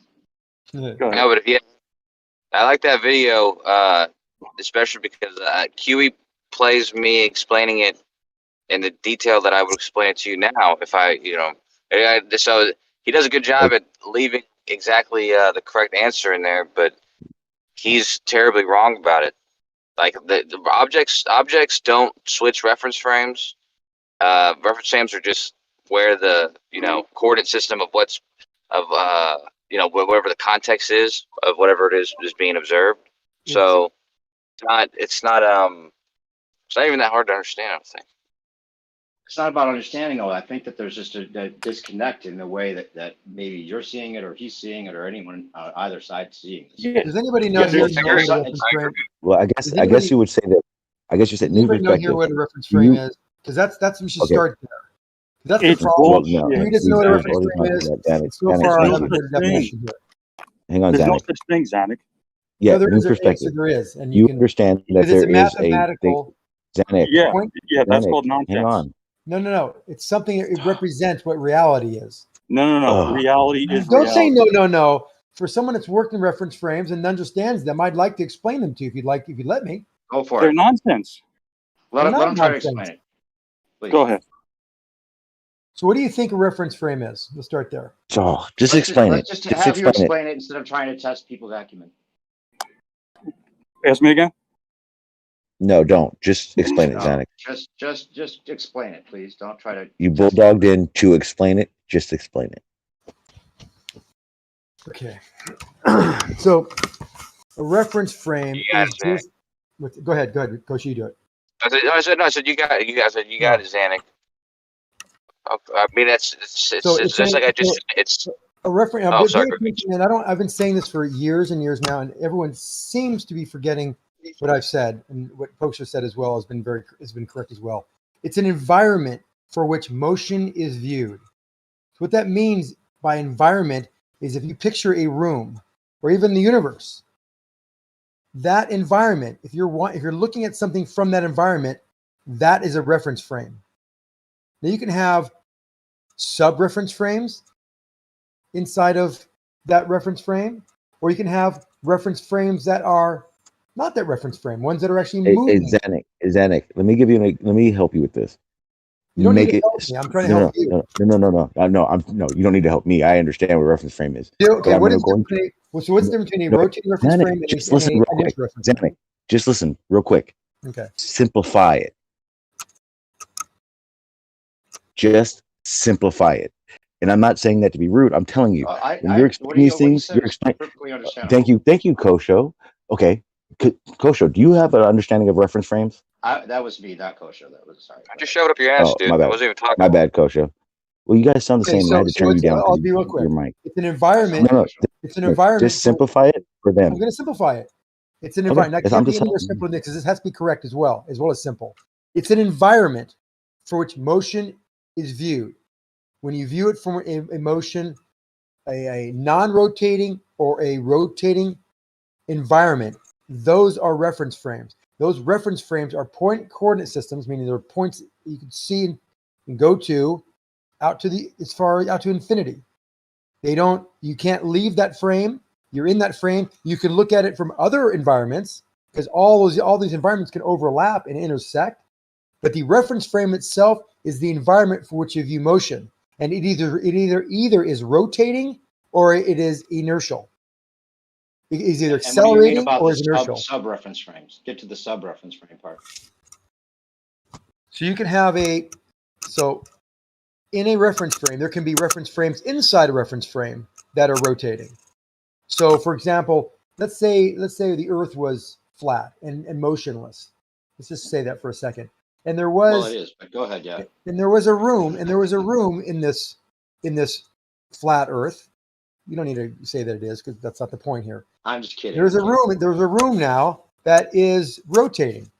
If your environment was that room, meaning that every point, let's say there's a point coordinate system in that room, and that room is rotating, well, then that would be a rotating reference frame within a inertial reference frame. Now, the point, now this is the key point here. The points inside the rotating room, those can be looked at. Remember, I told it's about observing motion or where is something observed from. If you're observing that motion from the inertial reference frame, that's fine. If you're looking at parts that are not in motion or not accelerating or not rotating from the rotating reference frame, that's fine too. All of it is mathematically represented because you look at something, you can see it streak across your periphery. Oh, it looks like it's moving. Well, who is really moving? You don't really know until you do further tests to see if the laws of Newton. Last thing, you can test whether you're rotating or not rotating. If you're looking at something from a rotating reference frame, it's a very easy something that's laws of mechanics. If it does violate it, you're probably an accelerated or rotating reference frame. Did you see the? Wait, hold on. Wait just a second before you get into that. On that point, did you see the GIF that I made and put in the chat a bit ago, with the plane travels from the equator at a latitude where it's retaining the 1,000 miles per hour conserved speed, and then it would be flying into another latitude at 750 miles per hour. Now, if it could go there instantaneously, then technically it would be flying sideways faster than the speed of the Earth below it, right?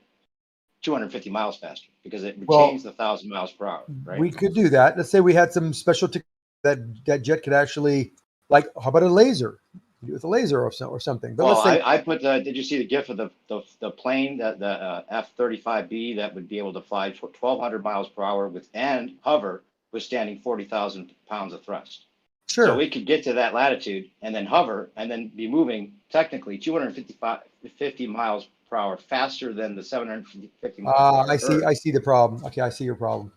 So when you leave the equator with that Y-35, you're going 1,000 miles an hour, from west to east. We all agree, right? If the Earth No, it'd be going north to south. It'd be going from the equator north. Okay, no, but right now we're going east to west. At west to east, 1,000 miles an hour. That's the rotational velocity, right? It retains that. That's the tangential velocity. So we're going to go north. Now, if we went there really fast at 1,200 miles an hour, we would be traveling over a surface of something that is rotating, that has a decreasing tangential velocity from that's with reference to that point where you left. So what happens is, since you cannot destroy momentum, the linear momentum is been preserved. You will start veering to the right. It'll appear that you are veering to the right, even though you're flying straight north. Right. Okay, so you end And up. then Hold now on. this is where the difference is. Wait, hold on. No, This is the you're difference saying of that the it's reference retaining. frame being of just Hold on. perspective or an actual displacement. Well, no, Both. you're saying you said you're retaining that 1,000 miles per hour. Right. Now, how do you retain that 1,000 miles per hour? Well, By that's going because north. of the original. Well, that's the thing, is that would it, and how could it, and if it could withstand the 40,000 pounds of thrust and hover there, I'm saying the test could be done where Yes. if that were possible with this plane, This then is it could what just stick a camera out the window and show that the Earth is moving independently of the plane east to west. Yes, if you go north and there was no atmosphere to worry, like for example, if you're on the moon and you did this and you went from the equator of the moon northward, you would see this effect because we know it. You'd be retaining that 1,000 miles an hour tangential velocity halfway up the sphere on its axis, going toward its axis. So you would That's see why that. I'm saying We this could don't. prove it one way or another, right? Well, no, we can prove that very easily by taking a 20-mile-an-hour shell, a 50 caliber shell, firing it north, and watch it deviate to the east by 1,000 feet off its target. So there's the proof. There's an argument. It's not necessarily the proof that I'm looking for because there's That is- arguments about whether but there's arguments about whether that's caused by the barrel, whether it's something to do with No, the it's not ether or argument. these other There's things. no argument about it caused by the barrel. No one would say Or that. wind, or it could be that Magnus there's effect only electromagnetic. affects the bullets when there's actually shooting into some type of wind. Regardless if that proves it for you or The not. I'm rifling saying, doesn't cause could this it. plane prove it? Could this What? plane that travels at 1,200 miles per hour get to a place at a different latitude and show the ground spinning independently of the plane below it? You'd have since planes are controlled, you'd be better off shooting a rocket or a missile that way. Well, regardless, I'm saying this plane. No, not regardless. It You can't do a plane because the plane is controlled by somebody, and you're going to be flying that toward a target. So that's out of the question. I'm saying that this plane that can fly that fast and hover in place withstanding 40,000 pounds of thrust could prove it one way or another by sticking a camera out and showing that the Earth moves independently of the plane. What would the Earth do as it went north? As it went north, the Earth is still spinning west to east at whatever latitude speed it's at, right? And it retains its 1,000 miles per hour. So what would happen? It would be moving faster automatically than the Earth below it, So right? you'd be accelerating ahead of the Earth, and that's exactly what you would do, right? But then if it was sideways, right, and it could withstand and it could hover withstanding the 40,000 pounds, I'm saying that this machine could possibly break the whole being in lockstep with the Earth illusion and prove that it's actually our Earth moving independently of the plane. I'm not trying to argue that you're missing the most obvious. You're missing the elephant in the room. The elephant is in the. I'm going to just dispute that very easily. It's not that hard to understand that this. I'm looking for criticism. I'm not looking. I know. I'm going to give it to you. So I'm warming up to it. So what happens is you're losing the fact that it's flying in air. Now your idea is great. It's brilliant, actually. You'd have to do that on the moon to see if you have that lateral increase of land speed. And you can't do that because we're not on the moon. So this particular aircraft would be in air that would moving into an air mass that would be roughly in sync with the ground below it. So that whole experiment, this is the criticism you're looking for, won't work, not even close, no chance. But what you can do, if it's not controllable, is shoot the missile and see it deviate to the right. That's called Coriolis. Yeah. All you're Can you saying hear me here right is now? that Yeah, the Coriolis is a problem, I think. Remember, it's only about 1.5 miles per hour per minute as far as a deviation. It's like a crosswind. It's a all slight you're saying crosswind. here is that objective motion doesn't exist. Well, that's why you go to things that are much more simple, like a Foucault pendulum, and that will detect motion very easily. I'm saying let's break it with a plane that can fly this fast and hover.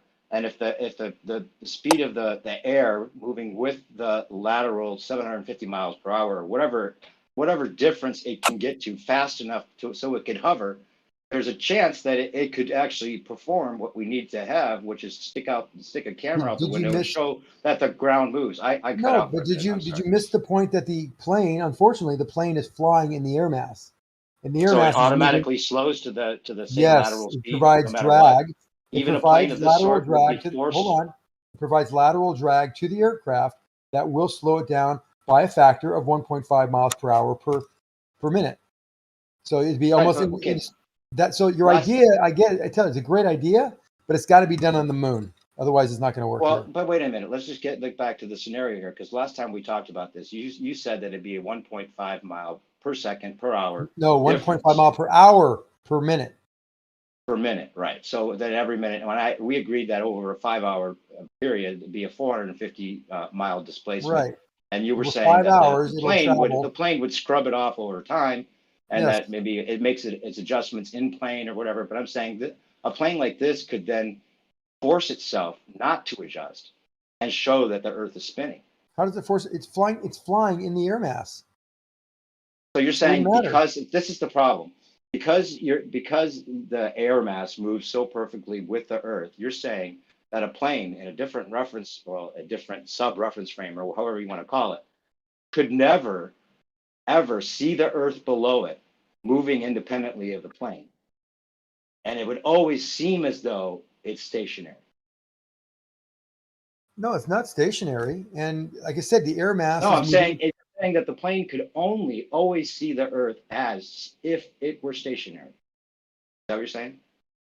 Well, it always looked at it that way because the air mass is moving with it. The air. Remember, I told Well, you the plane is that's flying pretty- in. Hold on, the plane is That's pretty flying in the consistent air. with the air Hold mass on, not hold being on, hold on. necessarily If we have a consistent no matter still, if we have a still, hold on. If we have a still day in the equator and we fly into a still day in California, which is plenty of those days where it just happens to be very calm, the air is then, by definition, if the Earth is moving, well, that air is moving at the same angular velocity, but different tangential velocities. So it's already built into this model that you wouldn't I be don't able want to to. get into the argument of whether the Well, wind goes all in one it's not direction, an argument. It's just saying that whether the air and would wind are not. the same thing. You know this is an God, issue, though. the air would not allow it. Okay, one last time, and I won't talk about it again.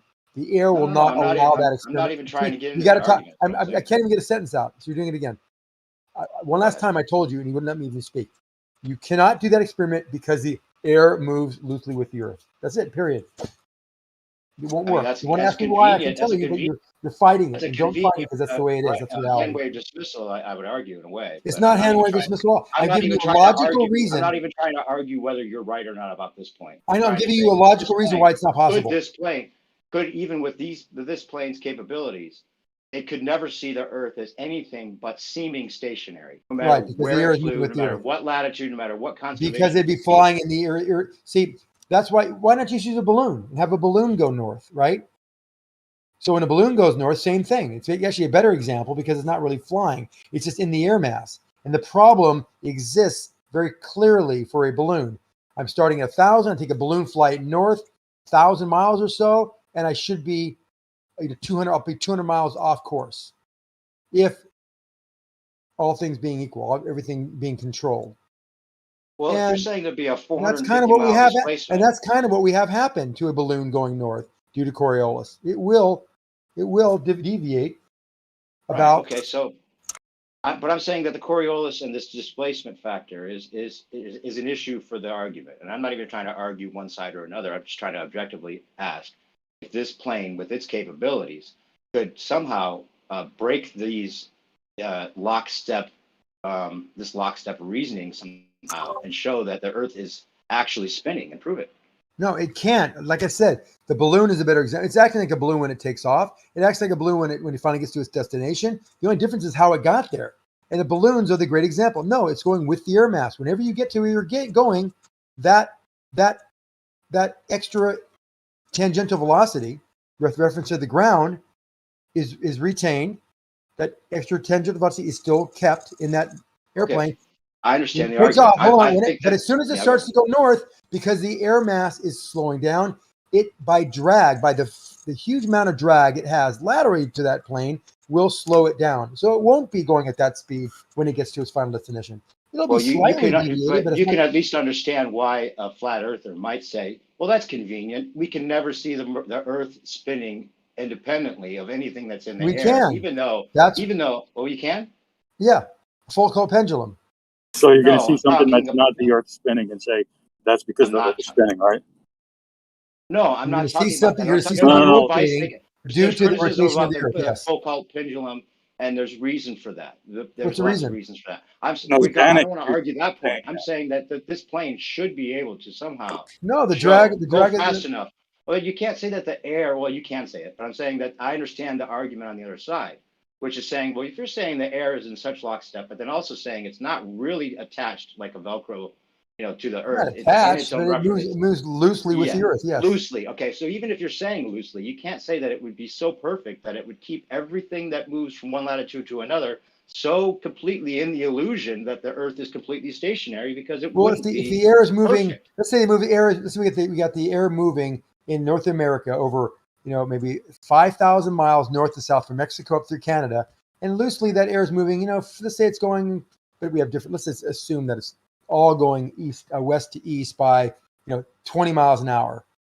We're up flying. We're gonna fly like 1,000 feet, and it's 20 miles an hour, or 5,000 feet, 10,000 feet, 20 miles an hour, or 20 knot headwind or a side wind, acting on it all the way as you go north. Well, that'll blow it. So the winds could be actually going in the opposite direction of the spin. Of course they can. Winds go both directions. Okay, We have so the then jet what's the stream difference going. between the wind and the air? We have a again? jet stream going west to east. We have other air masses going east to west. They alternate.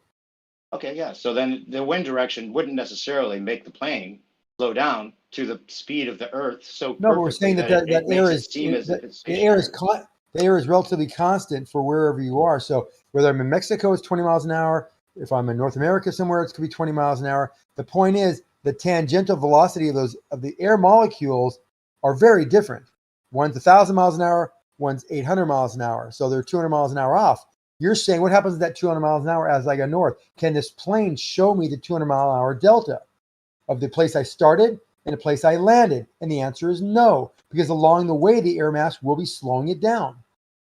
Oh, consistently, perfectly, every time. So Not much so that perfectly, there's never not a way even to close prove to this. perfectly, but somewhat. Oh, okay. Well, it sounds Because like we you're don't saying know, because perfectly. the air will never be 20 miles an hour exactly Right. west to east. So there It'll would be be 10, it'll be variations. So you 15, it'll can't be say 40. It could alternate, you can't say but the plane loosely, would it's in a, always be slowed we're perfectly talking about if over you're not saying it's perfect. 5,000 miles. Sure. I'm not even trying to argue that whether the math works out for you. I'm trying to say that if you're saying it's always going to seem completely stationary, no matter how fast the plane flies or what latitude it comes from and goes to. You're saying that somehow this air that's not necessarily perfectly in lockstep and not necessarily blowing in one direction, or the wind conditions always being the same. All of these things, somehow these variables are always going to work out so that the plane somehow always sees the Earth as stationary, even though it's technically within a Yep, it's self-reference frame. because again, it's such a small factor for airplanes. It's almost insignificant. Even if it is a small factor, it should be detectable. No, because so many other factors are involved. That's why we can do the tests over shorter distances and look at ballistic data. We can look at artillery data to show what happens. Like, why are we shooting this 50 caliber shell?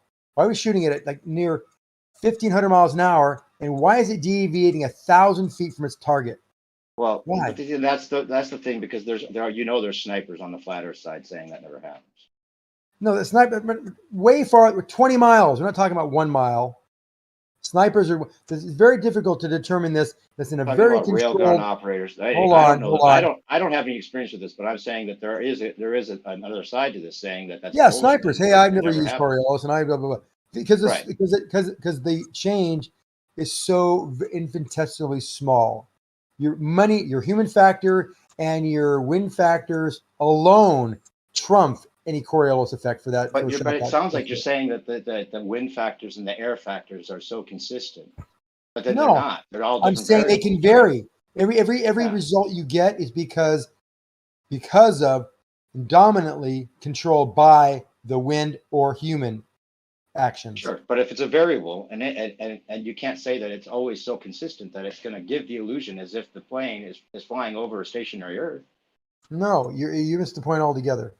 The point is that the air mass that is flying in is slowing down tangentially as you go north. Generally, not exactly, not lockstep. Yeah, see, that's what or I'm saying. Velcro. It's generally, but yet perfectly enough to always give us the illusion that the Earth is stationary compared to No, a it projectile. gives you a value that we're telling you, which is incredibly small. So it's not that you cannot calculate it. What you can't do is you can't demonstrate it because there's too many variables that, see, the whole thing about the scientific method is controlling the control variables. That's what they're defined as, control variables. If you can't control them, then it's very difficult to do your scientific test. So this particular test is full of flaws, and you're not going to find an answer because you can't control the control variables. What you can control in the control variable realm, and what in a certain experiment, is the Foucault pendulum, or shooting artillery shells 20 miles. Now we can control them reasonably well. Which there's a lot of contention with, you know. I'm There's just no saying that the contention of an plane, artillery shell. They never this talk plane's about it. capabilities should be able They to never talk about artillery shells. We somehow can shoot make sure 20 that miles and resist have it those consistently. factors. Hold on. We consistently see that diverted to the east. However, if we shoot east to west, that deviation does not happen. No matter where you do this in the world, this is what we see. No deviation shooting east to west, and a huge deviation shooting north to south. I know that you know the theories, and I know that you believe them.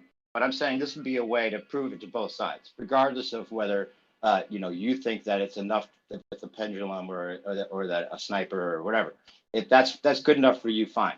I'm saying this way, this plane could actually hover, withstand 40,000 pounds of thrust, and it could somehow eliminate some of these factors to actually show the Earth spins. And it can't.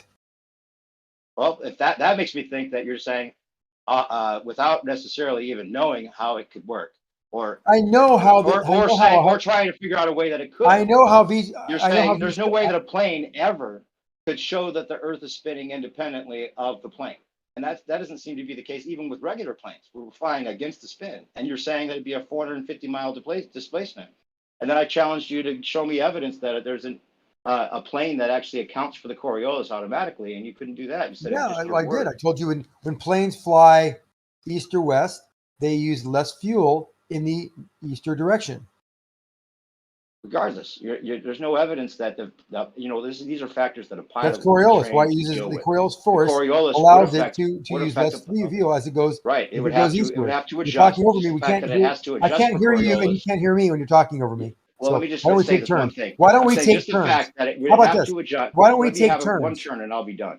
Yeah, why I'm don't we saying that take if it has turns? to adjust for the Coriolis at all, even if it's an in-plane function that you can't show me proof of, because it would be part of the pilot's training, and it would be part of the simulations that a pilot might be able to account for or deal with or know about, at least as part of the training. And Are you done? Yes. No. So no, it is not part of the training. It's glazed over as one of the the characteristics of the Earth, of a rotating Earth. When they start talking about the principles of how the gyros work and how pendulous vanes work within the gyros, if you're looking at mechanical gyros or laser gyros, why they actually sit on the runway for 7 minutes and actually allow the three-ring laser gyro to actually orient itself to prove that it's working properly by showing the 15-degree movement over that period of time.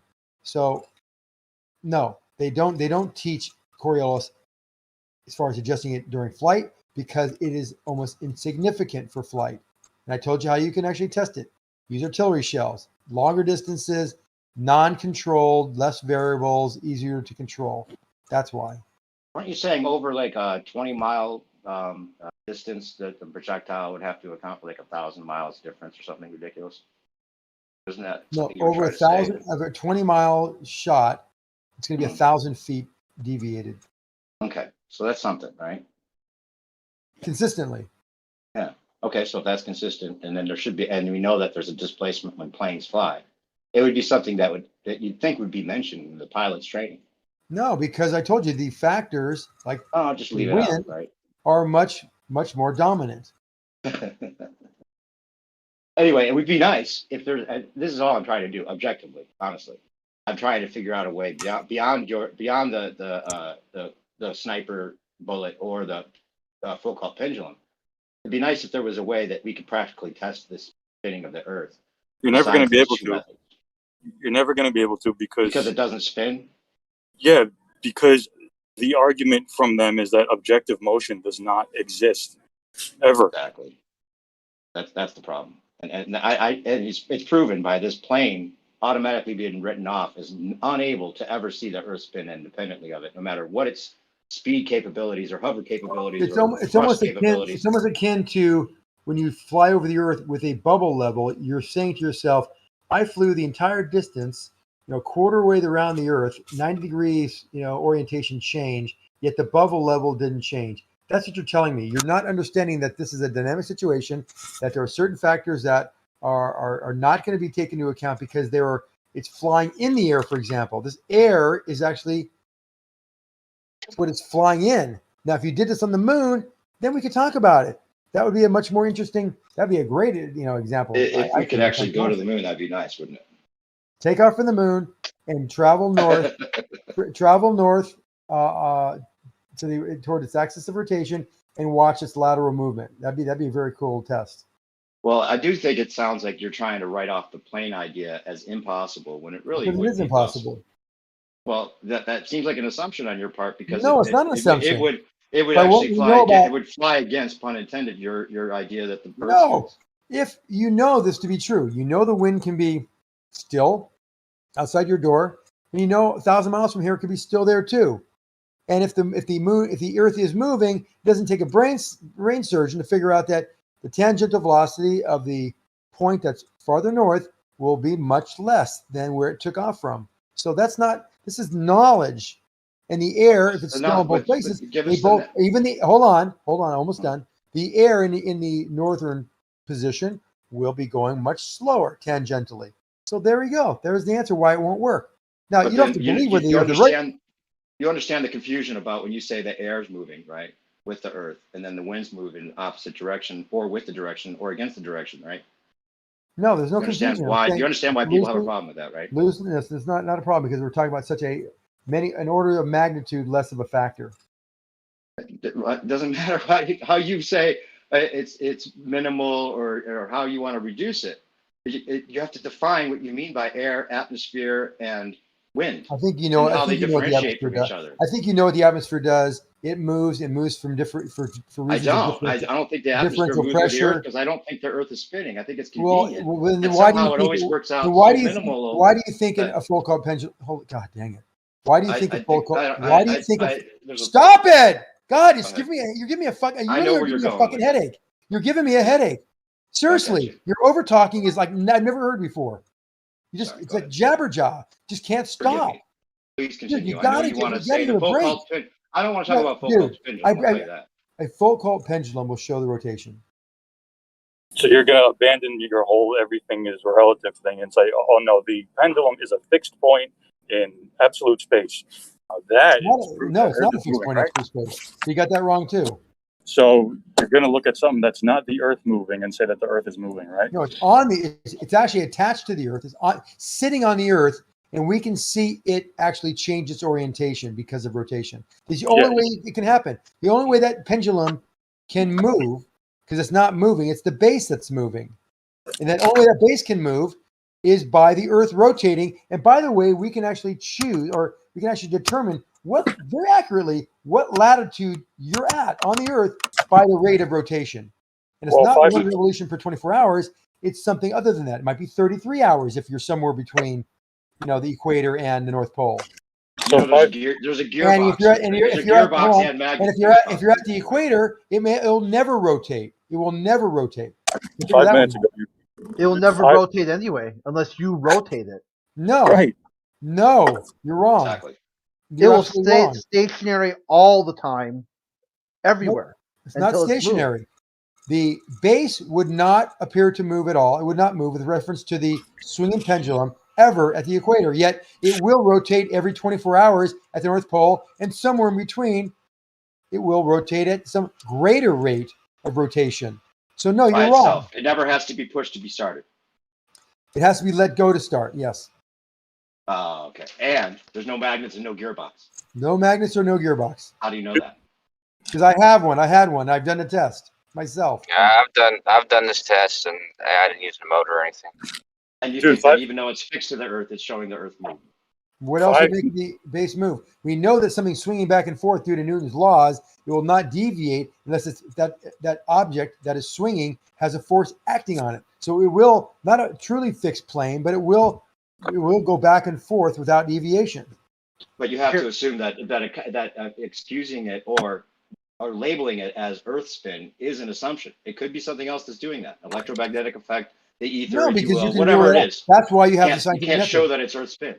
That's why you have the scientific method. You can actually show that it's not something else. You could try acting on it with other forces and see if it follows any kind of new path, and it never does. It So how always did you How does control it follow for the scientific method? What's the breakdown here on the Yeah. scientific method? With the How pendulum? did you control for the variable that is the Earth's you rotation? put it in a Faraday cage.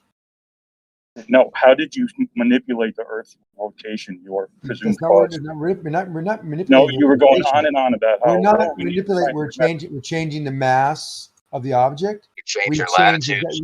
We change the latitude is the number one test. Yes, Kosho, exactly.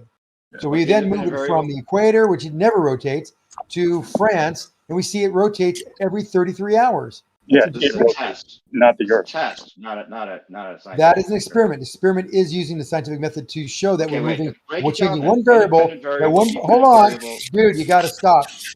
We change the one variable. That's its position on the globe. That is part of the scientific method. We can continue to change things, control things, so that we can show that it is Earth rotation that makes that object. And then you're free to debunk whatever I show. So if I show you that 33-hour rotation, you tell me why it's moving at 33 hours. Right, you're going to answer. Hold on. I'm almost done.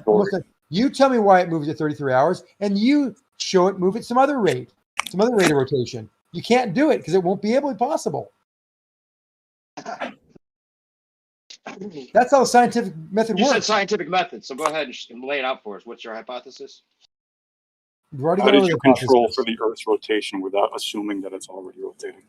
We say the Earth rotation causes a Foucault pendulum that has a mass swinging on a cable to rotate at a specific rate of rotation dependent upon its latitude on a spinning sphere. No, that's already provable because So that's the hypothesis. you got to prove that it's spinning. That is no. Hold on. That's you don't understand hypothesis. Obviously, that is the hypothesis. It's basically the story. It tells you all the factors involved based on what you're observing and what you think the cause and effect relationships are. Then we start doing the experiments. This is why you guys have been in clouds about. You're already assuming that it's going to spin on. No. You're not. You're not assuming anything. You're telling the story of why it's spinning. So you start the thing rotating, and you put it at some location. You see it rotating exactly where you thought it would. Hypothesis looks like it's proven. Well, people go, that's not enough. Move it someplace else. So we change one independent variable, that of location, and we see that it completely comports with what we expected to do. Rotated at a higher rate of rotation because we went north, or a slower rate of rotation because we went south. Well, let's change the math. Let's change this. Let's change that. Let's let it go differently. All these things are the independent variables that we can actually vault, and nothing changes the fact that it rotates. The base rotates underneath the swinging pendulum. When did you see? When did you stop the Earth's rotation to see if it is something else that is causing it? That's not what he's saying, man. Listen what he said about the fact that you can guess exactly the rate of rotation. So, like I said, not guess, but you can predict exactly what the rate of rotation is, depending on what latitude you're at, and you're using an equation that bases that fact off of the Earth being a sphere. Because I think you take the sine of your latitude, multiply that by 24 hours, you divide by 24 hours. So you're only doing that because you think that your latitude's changing because it's on the path of a circle. If you take that the meridian from that point.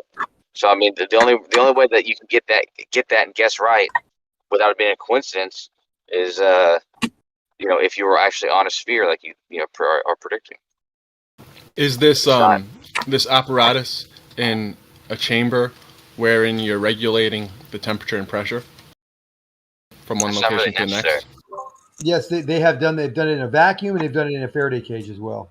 But I'd love for you to provide. That's not necessary. It is absolutely necessary, Kosho, because the vertical air column, the pressure from that, the weight of that will change how it's processing. Right? You might. No, that doesn't change it. That can prove that does not change the processing at all. No, but you might be right. You might be right about that fact.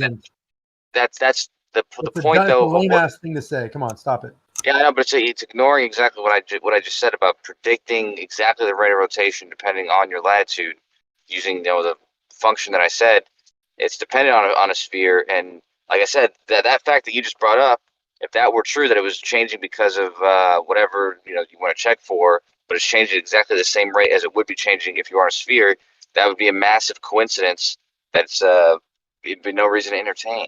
Or maybe you're just thinking that's how it would be on a sphere, but that's really just how it is based off of the changing temperature and pressure.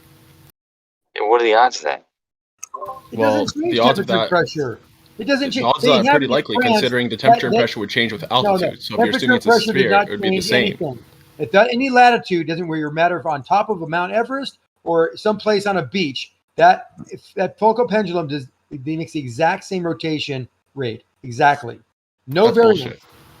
No variance at all. That's absolute bullshit. Now, if you're a science person, then you can find me that instance where you see a That's a different shifting of the location. burden proof fallacy. Hold on. You're making the claim that it's exactly the same. That means you have to show it where it's been done in these two locations. No, it does not matter. As long as You that keep a on certain saying latitude- that, but you don't have evidence. You Yes. haven't presented evidence to support that. You are the one. I made the claim. I made the hypothesis. Gave you a couple examples of changing the independent variables in different experiments. Now you, if you're in science, you say, you know what? That's bullshit. Yeah, I'm picking apart Let me because you're finish. saying that Hold you on. have Let me- one stop it. independent Stop it. variable. Stop it. But I'm showing that you have confounding variables. For Cunnage, listen. You have Go to ahead. now show me a situation where that's not true. That's up to you now. I'm telling you right now, your That's how experiment science is works. flawed. Show me. No, me where it's ever- your show me where- scientific evidence show me where is it's ever- flawed. Show me where it's Zanuck, ever. 1 second. Show 1 me where it's second. ever different. No, you have to show Okay, me where it's ever just different. listen. Listen. You owe me that. For it Not to be a me. valid experiment, it has to have one independent variable, right? One unknown variable that you're manipulating so that you see the cause and effect relationship. Okay? But you haven't shown. Okay, not unknown variable. Wait. Not an unknown You have variable. not shown No. that they have adequately kept the temperature and pressure constant between these latitudes. If you can provide that evidence, then I wouldn't They say it's a haven't. confounding They variable. haven't kept them constant, and yet there's still the same answer. That's dude. Are you not thinking? Show us. I would say, Zanuck, instead of I would just calm it down a little bit because I do think that he knows that this is very silly. Completely, there's no Not at reason. all. First of all, temperatures and pressures are not going to make the pendulum precess, especially consistently. This is silly. You would think the Why more would they do that? drag, Kosho, the more drag, the less it would precess. That's what you would think. No, well, no. I think that drag. There's always going to be drag. There's always going to be all the other. There's nothing about what's happening to the pendulum that's going to allow it to precess. Like mine was indoors. Like how is being indoors going to, so a No, but pendulum listen, should be okay, swinging so let's back say and it's forth. a very thick atmosphere. You would think that these like kind of loops that it makes as it processes, like the flower kind of shape, I forget what it's called, but you would think that they would be more narrow because it's going through a heavier atmosphere, right? So you would expect that the precession would be different. I don't see why it'd be precessing at all if the atmosphere was thick or thin or. I mean, why? I don't think that would cause it maybe to stop swinging for as long. But precessing, I'm not sure why it would do that. Well, because the whole thing is in flux, obviously. Yeah, but like I said, mine was perfectly done balanced. indoors. Listen, hold up. If it's perfectly balanced, such that it doesn't precess at all, then your thing is flawed already, right? So you guys purposely don't balance it out because you think No, that. I'm saying. Hold up. Let me But just say this. shouldn't no, it should be. If It you should be precessing beforehand, now. hold up, Korsho. If you beforehand, like in terms of the experiment, balance it out so it doesn't precess, then you can't find anything about the precession of the precession is being caused by the Earth's rotation because you've already accounted for the Earth's rotation when you balanced it out to 0, right? That's why you purposely can't balance it out to 0. You don't have a 0. What? No, you're not. It's not supposed to be precess unless the Earth was rotating. I mean, there's not really another mechanism that's allowing it for it to precess. You're not trying to make it precess on purpose. Okay, so let me ask this: how do you balance out the pendulum in such a way that you're not, getting rid of the precession that would show us Earth's rotation? Well, but for me, for instance, I just have it swinging back and forth, and I started that out, by having it tied to a chair, and you put a candle underneath the rope that let it swing, and I made sure it started out swinging back and forth. So it was But forward wouldn't and it back and precess forward due and to back. Earth's rotation at that position? No, the precession, the immediate swings, there should be no precession because it's not enough to to see it after the first 2 swings. It should be about 1 degree. Let's say you were at the North Pole. It should be 1 degree every 4 minutes. I think that makes sense. Yeah, 1 degree every 4 minutes. So, a second is going to be a very small portion of that. I mean, it's like a fourth of a arc minute. Yeah, of course you're not going to see it in like 1 or 2 swings. It's going to be micro imbalanced that you'd have to appreciate it over many swings. So how do you like demarcate between the micro imbalance causing this precession versus the Earth's rotation causing a precession? Well, that's what I mean. Is like after a couple swings, you make sure to swing it back and forth. After 4 minutes, if you're at one of the poles, you should see it go 1 degree. Depending on how long you're able to swing it for, you see you just measure the rate at which it's precessing in the direction and see if it's consistent with your hypothesis. But maybe you can actually 1 degree because it's imbalanced. Go show. You can be imbalanced, and you can have a loop, a kind of a elliptical path that it makes, and you can have it in both directions. Still, that elliptical path, very narrow, will still that path will still precess. So it's not how you start it. You can't give it any kind of precession. The precession is a word used to show how it's perceived to move. What's happening is the base is moving. This thing is staying in a relatively fixed plane, whether it be straight as an arrow or an elliptical path. It's still that path will still precess. It's not moving. The base is moving. That's what are you talking about, Zanik? What's that? What are you talking about? If it was imbalanced, it would cause a precession. No, regardless of Earth's rotation. You cannot cause you can't be on the equator, for example, and impart some kind of motion to a swinging pendulum. It doesn't work that way. All you'll do is make a circular path or elliptical path. It won't precess. It won't precess. It would precess. No, it does not precess. You're saying it does not make it true. If it's imbalanced to one side, no, it will not precess. It would. Yes, it would. No, going on its you don't know how things swing. Like obviously. If it's very slightly imbalanced, would cause it to have so drift wrong off in course. So many things, dude. It's almost everything said out of your mouth is wrong. I never heard you say a right thing. Actually, that's it's rich. Unbelievable. It's really uncanny. So tell us, how are you finding the how are you distinguishing between the precession caused by the imbalanced apparatus There's no versus imbalance of the apparatus with anything. Earth's We're rotation? talking about a swing.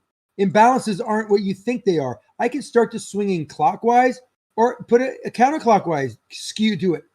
All that will do is make a circular path, an elliptical path. That path will be fixed, and that path will be precessing. Either way you do it, it always will precess clockwise in the northern hemisphere and counterclockwise. Not necessarily. No, necessarily, yes. You can't make something spin like that. You're wrong. So you're saying if it's counterbalanced such that it would precess anti-clockwise, that will never happen. Counterclockwise will never happen. No. All right. It doesn't move clockwise or counterclockwise. It'll be fixed. At the equator, it will not move. So at the equator, no, not at the equator. In the northern hemisphere, equator, where nothing the more we put weights on, the counter side or what have you, it won't go counterclockwise. Weights on the counter side. Do you even know what a pendulum is?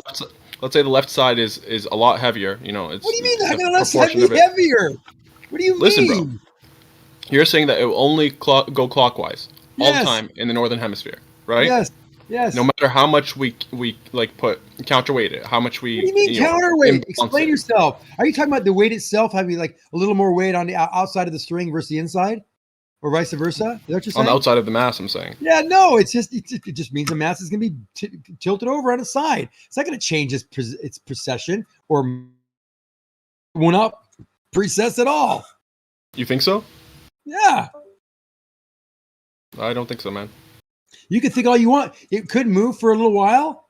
No matter if you really impart something where it kind of has a swing that's actually moving, but it won't be a consistent swing. It'll never, put it this way, you'll never make one full revolution ever in your lifetime.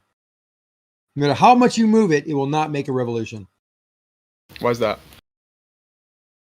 Because it needs a force to do that. And just by starting it out with a force doesn't mean it continues, because you'd have a perpetual motion device if you could do that. Remember, it's the swing. I can easily take a circular path, push it outward, and that circle will continue for as long as it has the friction and the energy to move, and eventually it'll stop. Are you implying that? Are you implying that Foucault's pendulum will keep on going, like forever? No, I'm saying that the swing is in a plane, even if it's an elliptical plane. The elliptical, take an average of that elliptical path. Let's say you weren't quite precise on your release, and that will not precess. So what are you talking about? You're going to need a force for it to keep going. Well, because you're saying that this is going to make a precession. It will make one revolution. Not necessarily one revolution. What if I power? I said it will precess. That doesn't necessarily mean one revolution. We can power your pendulum, like as we do with the Foucault pendulum. Have it powered. We can have you started out with some no, you just said put an unbalanced weight on the end of it, and we could do that. And it doesn't have to be on the actual weight. It could be on whatever to cause it to be imbalanced to one side. Stop it. Everything swinging has a vector. A vector is down because of its weight, and it'll have a center of mass, and it'll have a weight to it, and that weight is a force, and that will be down. Doesn't matter whether you have it weighted one side or the other, it will have an orientation down. It may look funny, maybe skewed to the right or the left, angled or whatever, but it doesn't matter because that doesn't determine its path when you let it go. The letting it go makes the center of mass will go straight down. That's incorrect. Okay. If you let go of it and it's on a string, it'll make a swinging path. And that's incorrect. It's not straight down only. It's not that simple. Yes, it is. Because when you say it like that, you're imagining that it's straight down just from the center point, from one position. Yeah, based on a center but that's of mass. not the way. If it's counterweighted, right? Yes. If one side is bigger in mass or heavier or whatever than the other, then it's straight down will be off center. you know, your brain is missing some major elements to be able to talk about. Keep on ad homing. But the matter is, I'm calling it as it is. You are not thinking. You can't expect it to go perfectly symmetrical. No, you cannot put a unbalanced mass on a string and think it's going to have some different path. That's not how it works. You're confused. Listen, man. Imagine these two halves, right? Imagine you have this mass, and one half is heavier than the other half, right? Mm-hmm. They're both weighing straight down, right? Right. Sure.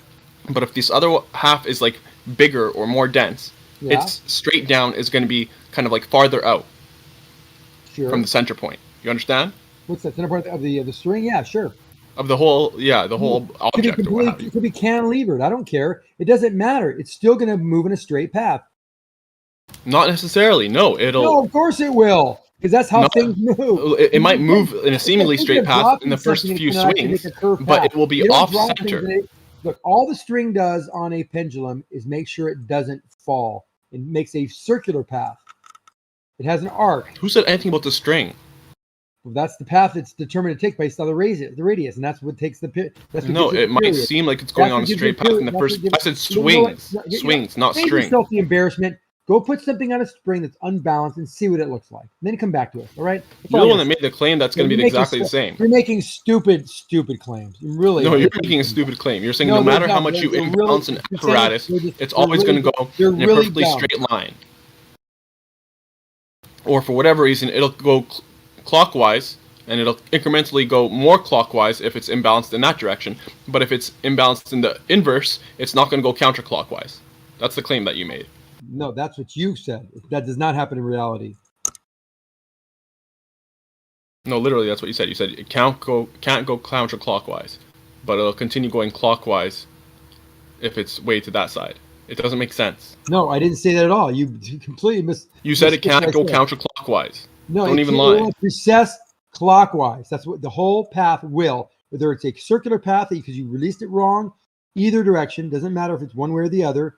Doesn't matter what it's weighted by, what the weight looks like on the string. It will precess clockwise in the northern hemisphere. And I'm saying you can't say it's always going to precess clockwise, and even if it's more imbalanced to that side, that'll precess more clockwise. Show me. Go ahead. Make a pendulum. So hold up. Do you agree that if it's weighted to one side more, it will not. You cannot get it to precess at the equator. It will not precess, no matter what the thing looks like. I'm not saying the equator right now. No, you Okay. have to, because that's the only place we And can control I it. imagine That's you how we're could controlling actually. that it won't move. And you are telling me that you can make it precession. Yes, you can get some rotation for a short time, but that rotation will not take it all the way around, even if it's powered. Yeah. Okay. That's. I mean, great if you believe that. It's not a matter of belief. It's a little bit of knowledge and some experience, which you have none. Listen, you're And that's saying not you ad can hom. balance, You're you can talking out your counterweight ass. it. You're saying stupid things. Come on, it's ridiculous. Come Zanuck, on, you're saying you can I know you're a pro. purposefully imbalance it to one I know you're a side so troll that it here. goes more You're a known clockwise in troll. the You're northern just trolling hemisphere. us. But Go ahead, Coach, you're it's all claiming that yours. you can't do the inverse. Why couldn't you do the inverse? It's a violation of law non-contradiction. If you could balance it to one side so it goes more clockwise, you should be able to balance it to the other side to make it go more counterclockwise. That's not why it goes. I don't know why I'm doing back again. I told you I was dumb, but I'm gonna have to ask one last answer. No, that does not what determines whether being clockwise or counterclockwise. The imbalance of the weight. That is not, again, what causes it to precess. So you're saying that an imbalanced apparatus will not have any deviation in terms of precession. It won't cause any drift. That's your claim.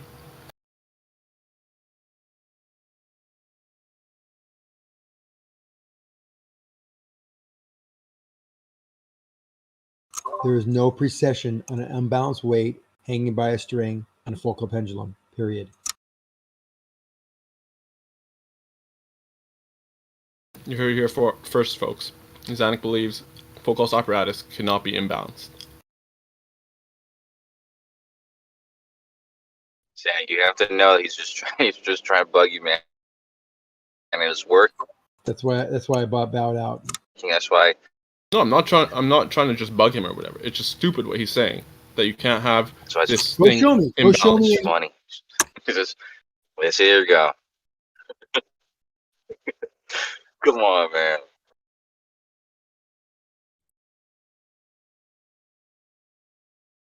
You know,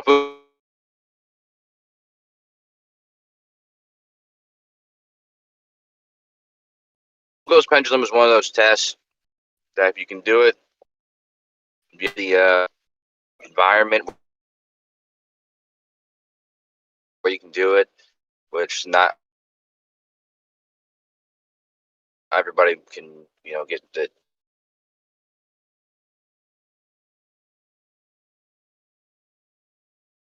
high enough location, whatever.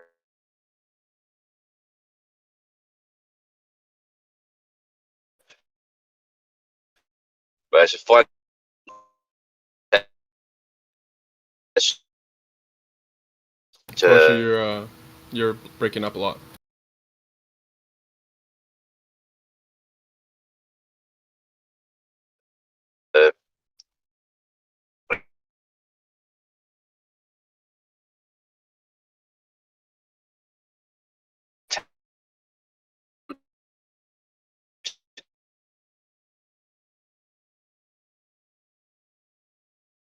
predictions.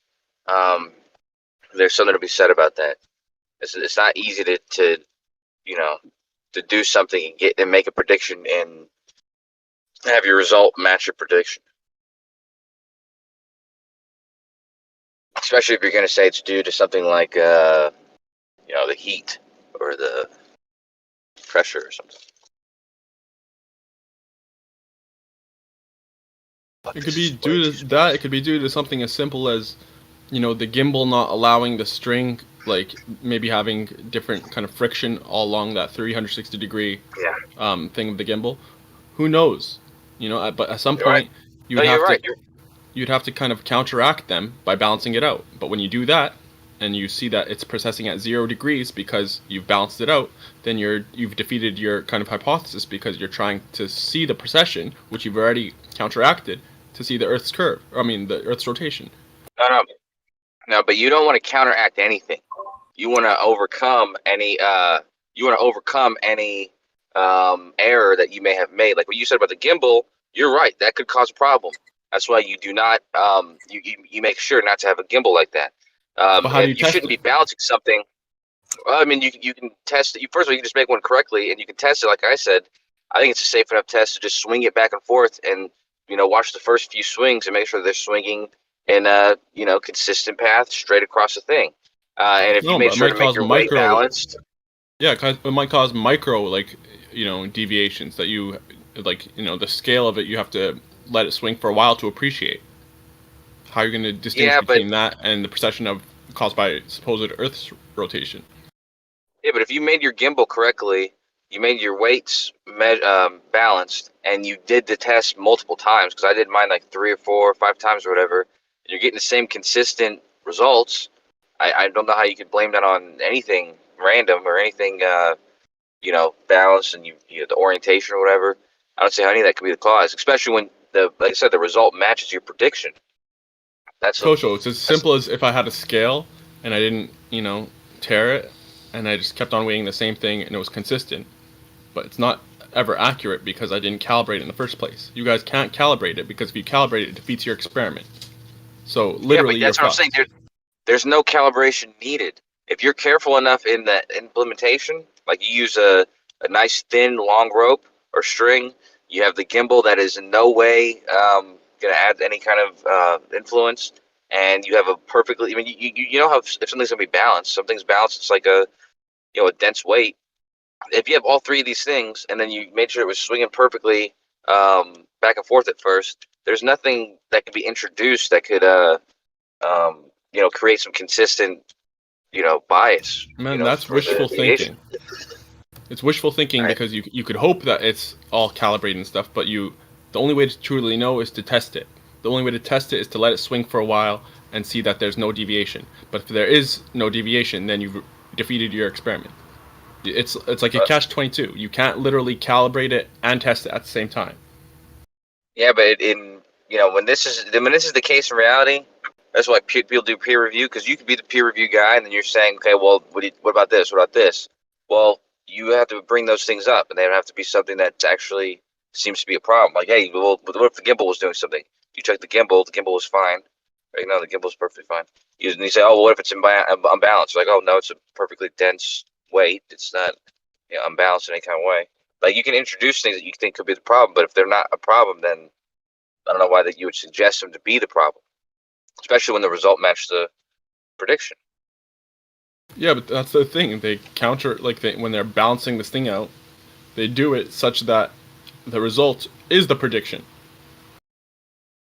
They don't balance it out. You can hang a chair by one of the legs.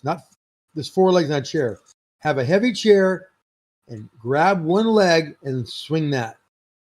That path will precess. It's not balanced. What about if the string, like the friction about the gimbal, isn't completely the same as the string is moving about it? You have a little bit of hysteresis. A little bit what? Hysteresis. Definition? Lagging behind. The friction will only make it lag behind. It's actually it's a disease for hysteresis. My son has that. Yeah. So you'll have the string lagging behind. I went to school and caught some hysteresis. It was terrible. Got a bad case of hysteresis. How will you see that the string is lagging behind?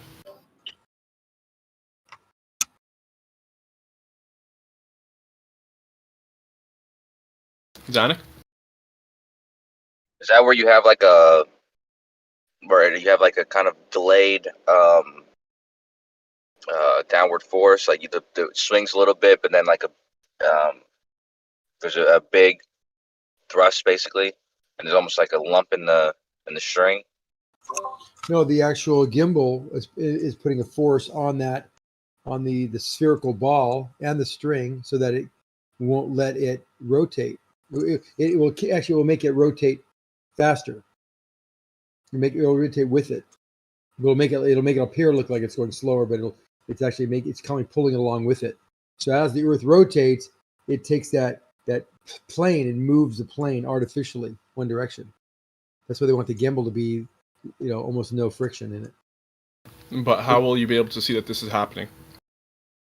You could do tests on the gimbal to see what kind of friction level you have for that weighted ball, and you can then take it to different locations. You'll see that lag is consistent for wherever you take it. So you take it 40 degrees south, and you take it 60 degrees south, you'll know exactly that's the problem, because that friction will make the hysteresis equal in all the points that you measured it from.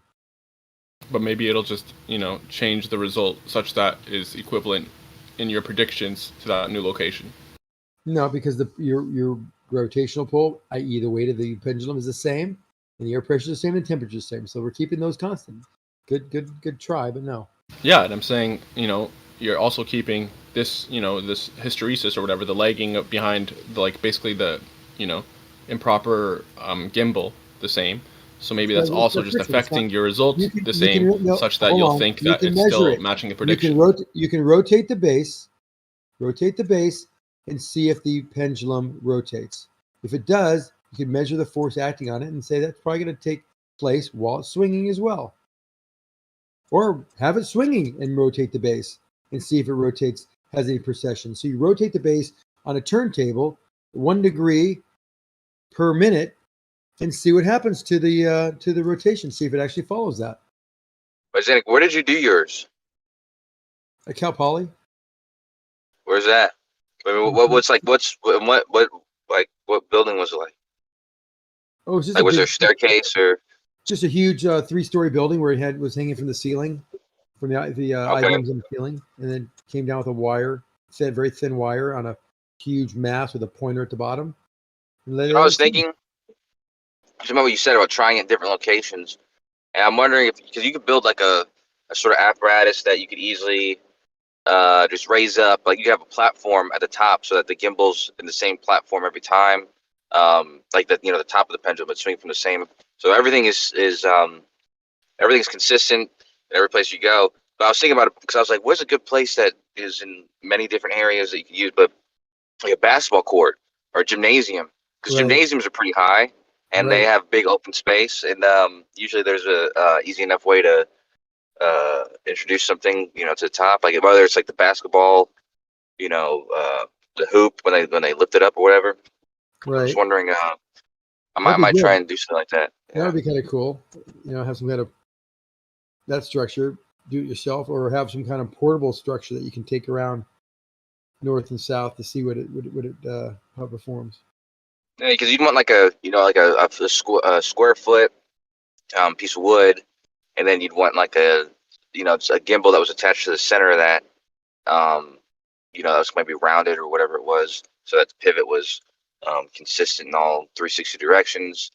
And I don't know, you make it so it was as good as you can get, and then use whatever you can use. A bowling ball actually wouldn't be a bad mass to use.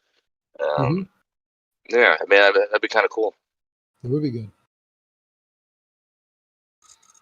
I mean, there's so many of these things around the world, and we're kind of just making just outlandish claim and unreasonable suggestion after unreasonable suggestion to disprove it, when not a single one of them was calibrated. They're not calibrated. All we calibrate is here's the calibration. We swing a mass and we see if it precesses according to its latitude. The location of this operation's latitude will determine what the precession rate is. And if it doesn't, that means the thing wasn't weighted properly. Let's weight it such that it does precess how we think it will at this latitude. Funny enough, it always performs exactly how it should, because that's how it works. Now, it can be a little bit less, but it'll be consistent less everywhere it goes if the gimbal precession or gimbal friction is too high. Only because I want to see what your response or what your rebuttal would be for this. But what if this was done the way I was just saying it, a percentage, and it was like 10 different cities from Texas to Chicago and all in between and stuff, purely just to satisfy your criticism and see if you can't get it to to match the predictions in each of these locations. Now let's just assume that this happened. What would you think? What would you say at that point? Did you hear what Zanik just said a second ago? No. Well, maybe I did, but it said it always performs as we expect it to. Sometimes it'll be a little bit less, but it'll be a little bit less everywhere, So, and I imagine some places it'll be a little bit more, but it'll be a little bit more everywhere. No, why would it be more? Maximum can be, if there's no friction, it'll be a straight. If it's being pulled along, it will actually take longer for it to process. So it'll always be slower. Depending how you Okay, look but at we it. don't have it absolutely frictionless, right? It'll stop. That's There's the no thing. such It's thing not as a gonna, perfectly frictionless gimbal, No, right? it's not going to keep going. Exactly. So the amount of friction that is present will always make it process a little slower than it should. And until it stops. But anyways, to answer your question, Kosho, No, the stop. ideally, like I would love to see this being done. The non-powered focal pendulum works over 20, 30 minutes. This is done, and you can see it move the number of degrees that you expect it to. Marvelous. I just said they do it without having any power on it. Just letting it swing. Yeah, then it stops. Of course it stops, man. It's not a Yeah, supernatural and it doesn't phenomena. move. It's a test. Yeah, and it doesn't move anymore. Because there's friction in the gimbal. Yeah, this is what's expected in reality. So it stops. Yeah, it's like I said. It's not like it's a freak of nature or something like that. It's only meant to swing until it stops if you do it swinging. in a vacuum, it lasts longer in a vacuum. If you do it with the best, most expensive frictionless gimbal, it'll do even longer than that. But generally, it's about 20, 30 minutes is about the most you can. That's like somebody shooting bullets to do Coriolis, and then you're like, hey man, so it deviated in each direction. You're like, yeah. Well, the bullet hit the ground. The bullet stopped. It's not going anymore. Like, duh, no shit, it's not going anymore, man. That wasn't the point. You're looking for the deviation of the path that it's traveling. You're not making it travel. And you don't make the Foucault's pendulum is not about the pendulum swinging because of Earth's rotation. It's about the processing because of Earth's rotation. The swinging is, something that you have to introduce. There's your cause. You. Yep. You're right. See, if I was doing a Foucault's pendulum, I'd say, hey, look, it's processing because the Earth's rotating. And you're like, yeah, and also my test is to see what's causing the pendulum to swing in the first place. And you're the cause. I'm like, yep, you're right. You're right, Crit. I was the cause of that. But Yeah, and we're now looking for the you cause of the can move process. on with the rest of your life. Now you know why. You moved the pendulum, and it moved. And See, that was never I was never curious about that. That was something I kind of already figured out. That's When akin I to swung the saying, pendulum, that I was the one who swung it. yeah, that's akin to saying I dropped the orange and that's the cause of it accelerating. No, you dropped the orange. We're actually talking about the acceleration, not the fact that who dropped it. We don't care who dropped it or why it dropped. All we care about is objects accelerating, and we can measure that acceleration. So that's also a bad example there, Crit. Yeah, you didn't even get there yet. That's the thing.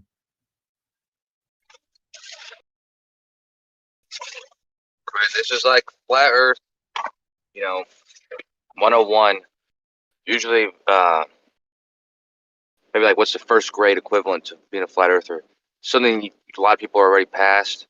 I was 3 years ago. People thought that the claim was that the Foucault's pendulum is causing the pendulum to swing, but that's not anyone's flush a claim. toilet, like you flush a toilet, and that proves the Earth. I don't flush, man. I leave it for somebody else to do. Then you know why. Someone else did it. That's right. I don't worry about that. All this is basically just a leveled up toilet flush. I agree, yeah. That you just won't even let go. Like you're like, well, the toilet flush is out. Okay, sure. But this pendulum here, that's still in. Yeah, I agree, man. Sooner or later, you're going to let it go too. You're going to be like, oh, I get it now. If I don't touch it, it doesn't do anything at all. It's stationary like the Earth. See, when Percentage was doing this, he was at least entertaining the, actual arguments. Like an actual reason somebody could claim and still feel like they're sane, when they say it. You're just, the criticism you're making, you're not even making criticism about it. Yeah, you can't even Foucault's get pendulum. the Earth to rotate first to then test what the rotation is. Yeah, that's You're not like, that's not a question. yes, it is. No, it's not. It's not a question. Hey, if can you make don't the do Earth anything rotate? at all, yeah, if you don't do anything at all, it's stationary, just like the Earth. Yeah, but that's not the question. It's just like if you leave a bullet on the table, you're right. The Earth doesn't do anything. Doesn't do anything to the bullet because that's not the question. The Earth can't make bullets magically do shit if they're sitting on a the table. Earth isn't moving. But the path of a bullet that's traveling, north to south, south to north, we claim that can make the bullet deviate that path. That would be a claim. Yeah, prove the Earth is moving first. Well, that is the mechanism that's the method to doing that. The method of doing that, the evidence that we claim there is that it changes the path of bullets from traveling north to south and south to north, ballistic objects. Did either of you guys that are talking about this now, besides Janet, see the example I put, the GIF I put in the voice chat with the F-35B being able to fly 1,200 miles per hour and hover with 440,000 pounds of thrust, being able to go from one latitude to another? I gotta take a close look at it because I heard somebody bring something like that up. I was kind of curious. But I'd let me also see. like to hear what you say. Yeah, what's your idea on Let me that? see I could repost it. Yeah, repost it if you could, because I'm driving back. I'm gonna stop for a second. Yeah, I put two GIFs in there. The first one is of the F-35B being able to do all these different things, and then I put in this GIF that I made a couple slides for that show that, or propose the idea that it could fly fast enough to get to another latitude, and then somehow be without force itself outside of the rotation of the Earth, so that we could actually witness it by sticking a camera out the window. What do you think about that, Crit? Oh, I see what you're saying. So you're saying it flies, what's the speed that it says? 1,200 miles per hour. Right. Which is, even greater than 1,000 mile at the equator. Yeah. It can outfly the spin of the Earth. Yeah, right. So I guess what you're claiming is, because of It's not this, a claim, it's just an idea. Okay. Well, I guess it should be outpacing. If you're going in the reverse direction, then it should be. I'm not sure what. I guess you would expect. If you went from like 1,000 mile, like if you went from the equator to a latitude as fast as possible, that's anywhere less, but as fast as you can get there, without having any kind of claims on either side that it's going to mess up the being faster. Because if it could get to the 750 mile latitude instantaneously, then it technically would be moving 250 miles conceivably sideways if it were able to hover in place in a north to south facing direction. Then it would be going sideways relative to the Earth underneath it, spinning independently, and you can prove that the Earth spins that way. I see what you're saying. Okay. But it's funny. I was making a Coriolis calculator.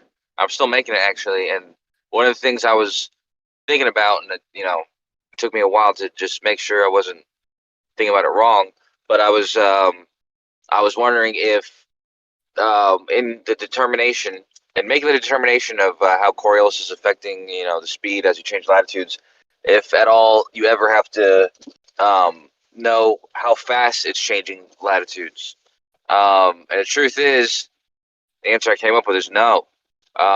It doesn't matter how fast it's changing latitudes at all, because it's not about all that's going to matter is the distance that it's traveling, and it could take a year to travel that distance or not, but or 2 seconds, but it's not going to make a difference.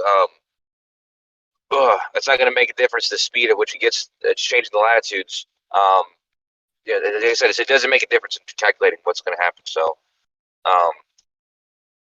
you mean the initial speed's always conserved? Well, yeah. Let's say you start off at the equator, and the ending point is 60 degrees north. Because I know this because the speed should be exactly half.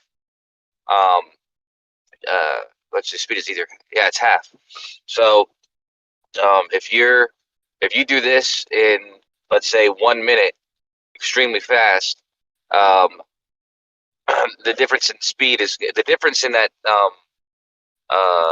lateral speed or the eastward speed or whatever is going to be exactly half, regardless if it takes you 2 minutes or 2 hours or whatever. And I guess the only difference there would be the amount of time that you have to gradually change that. You know what I mean? So if it takes you 2 hours, then it's going to be something that you can adjust. It'll be something that could be very subtle and wouldn't really what you wouldn't really be aware of.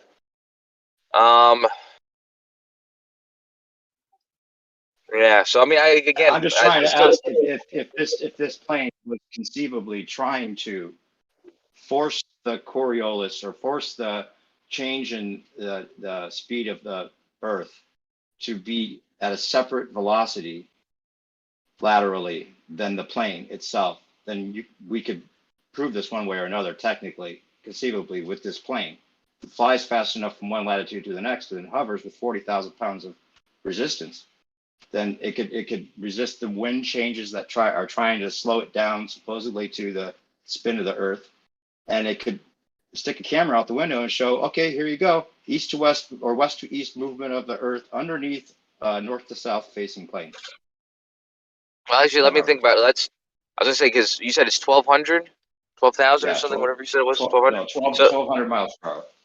yeah, because if it's doing 1,200 miles per hour, and let's just say the distance from the equator to 60 degrees north, pretty sure is 4,000 miles, somewhere around 4,000, a little bit more, 4,000 miles.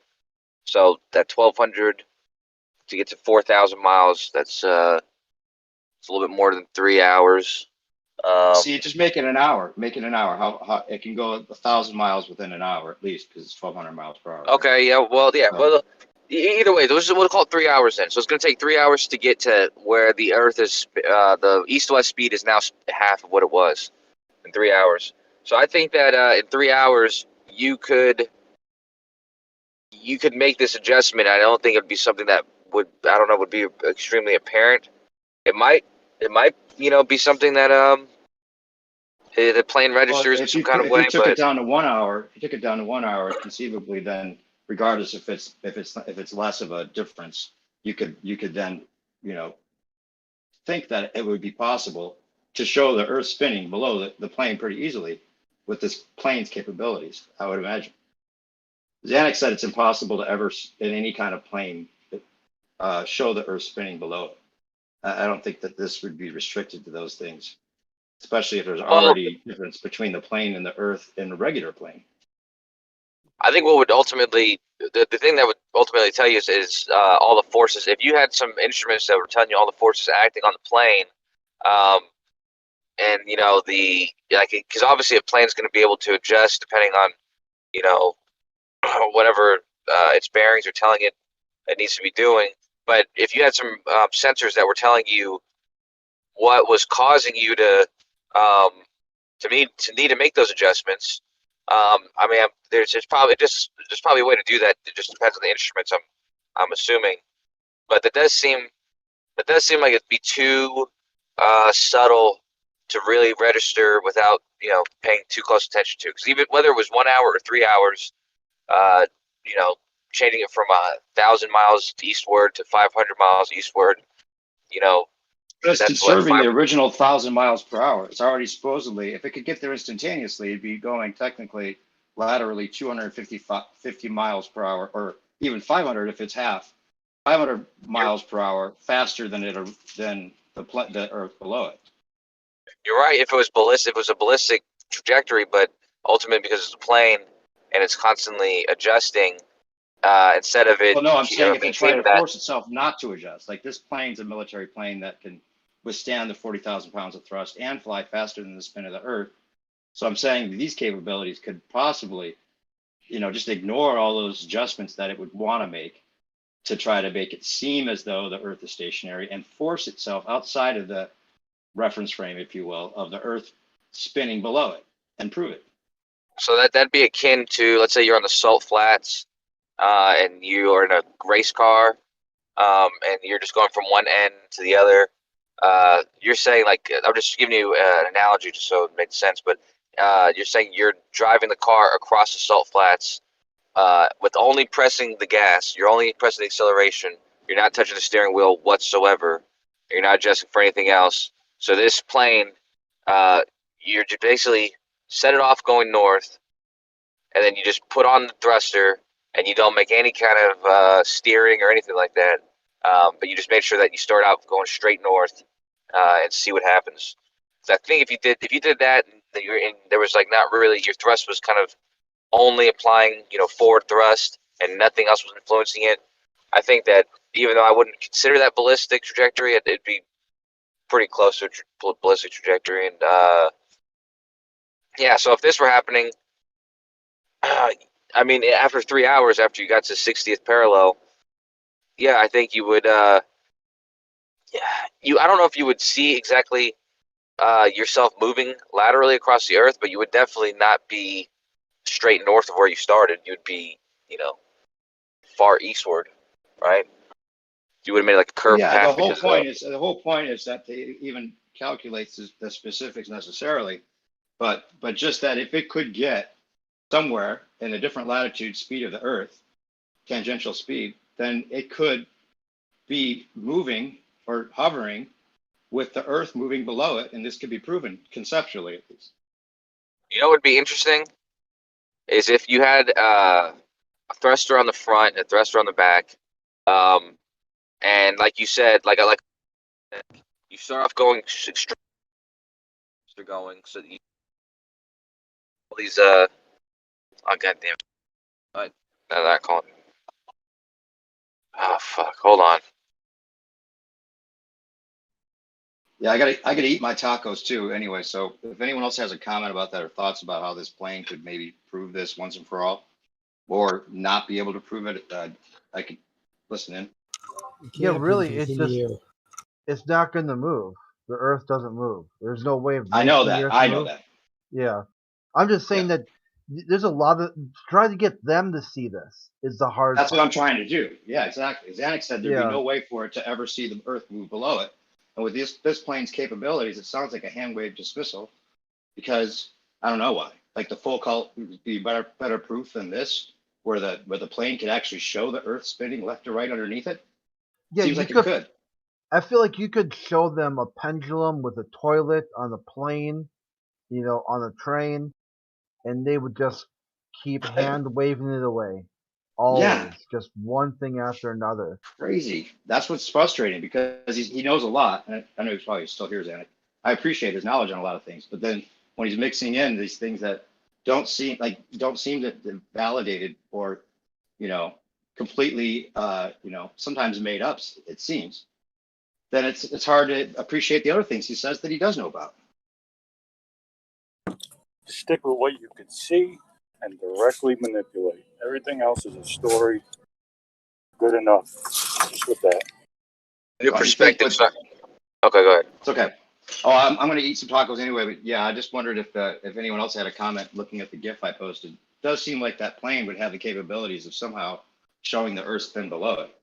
Well, that's what I'm saying is, in a perfect world, in this scenario I have in my head, you have to ignore any other outside forces. But if you had a thrust on the back and a thrust in the front, and you were able to launch, even if it was just a rocket, not even a plane, if you just had a rocket with the thrust on both sides, and so the thrust going north, would just get you north in 3 hours, to 60th parallel. And then once you're about halfway there, you stop applying thrust in the back and apply the thrust in the front. That way, you're just slowing down your, forward speed. So by the time you get there, your northward speed is back to 0. And I guess a test would be to see if your eastward speed was conserved, meaning because there should be about 500 miles per hour eastward conserved. If this test were possible to do perfectly, which I'm sure, there'd be so many issues in trying to do something like this, but be something interesting to look for. Because there might be an example of something like this with a ballistic missile, maybe an ICBM or some sort of test of a ballistic missile. I'm sure you could see if there's an example of this. That actually be pretty cool. Because that you would expect that, as it was coming down or before it hit the ground, or if it was hovering, it should conserve eastward 500 miles per hour. Well, if this plane moves at 1,200 miles per hour, it should be good enough to. Especially because we already know there's supposed to be a difference between the ground speed and the plane, according to the Coriolis effect, that they'd have to adjust for it in without adjusting for it somehow. I guess that's the flat Earth argument. The flat Earth argument is that ballistic missiles and some of these other things that we usually use to supposedly show this, they don't have the practical demonstration that we would like, which would be like the plane with a camera out the window showing the left to right movement of the Earth. And I think that these this plane with all its capabilities could do that. I think to think that this plane wouldn't be capable of showing that when it's already supposed to be a difference is my point. No, I told you already because it's flying in the air that's moving. It's a dumb test. Yeah, the I'm not air is the thinking it through. atmosphere and the wind at the same time. I don't want to get into that again. Look at three gifts showing air in the same spot moving multiple different directions. Hey Zach, I got a question. What do you think about that? The like ICBM sort of a launch of ICBM from the equator, the 60th parallel. You know, it'd leave the atmosphere for a little bit and then come back down, but it was only worried about a northern trajectory. So any thrust that was applied to it was only applied to make sure that it's going northward.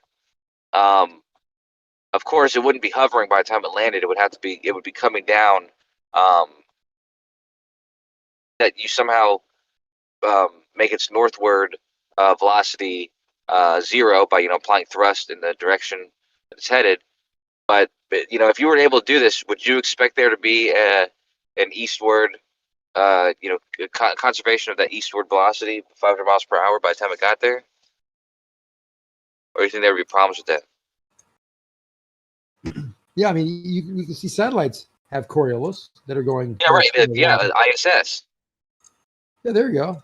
Right there. Yeah, it's part. Yeah, if you look at the path of the ISS, I mean, I got a really good view of the ISS 2 days ago, and I was trying to view it at the same time it was curved and at the same time as somebody in California, and it just so happened that the paths that were good for all of us were exactly the path after the next one. So the first path, it went over Virginia and then southward, and then the next path it went over Texas and then southward, and then the next path it was over California, and it goes around the world like that because of Coriolis. Yeah, exactly. So how you view that is making a really crazy curved path, but in actuality it's just going round in circles, perfectly straight. Yeah. It's pretty funny, but I mean it's actually, I mean, I got a cool video I took of it that night. It was so fucking bright, and yeah, it's one of those. Yeah, well, can you prove this? I can prove the video. I can show you the video. You saw the video, but can you show the video? Where's the Coriolis? Yeah, prove the Coriolis. Well, that's a good example of it. I mean, yeah, it's a nice story.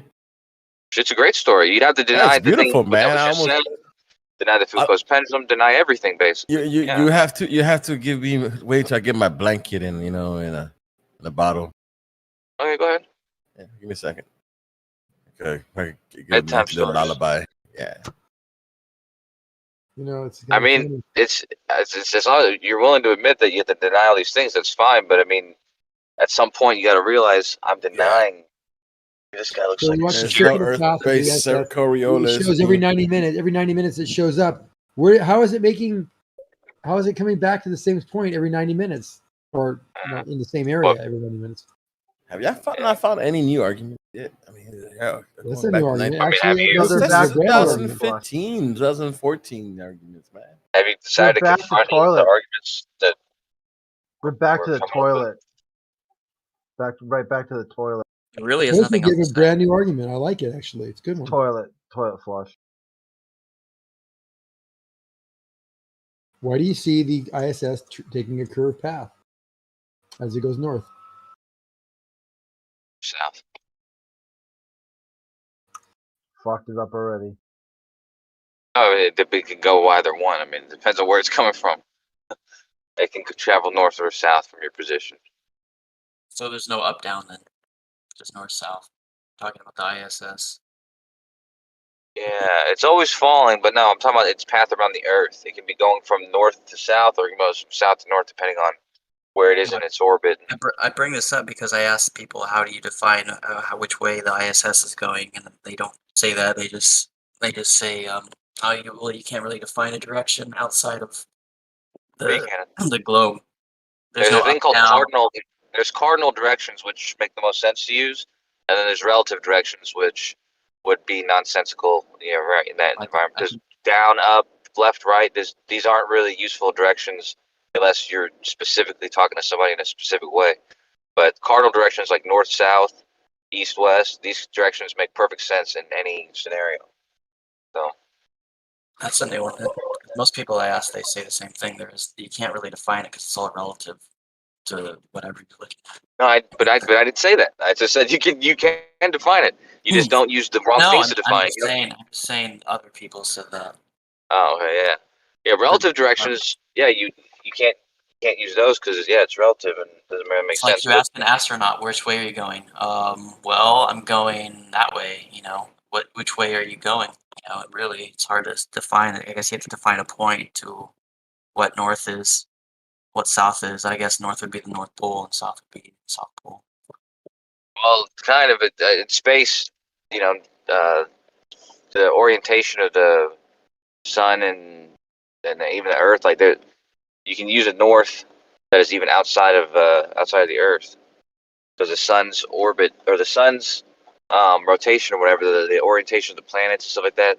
There's a north side of the plane and there's a south side of the plane.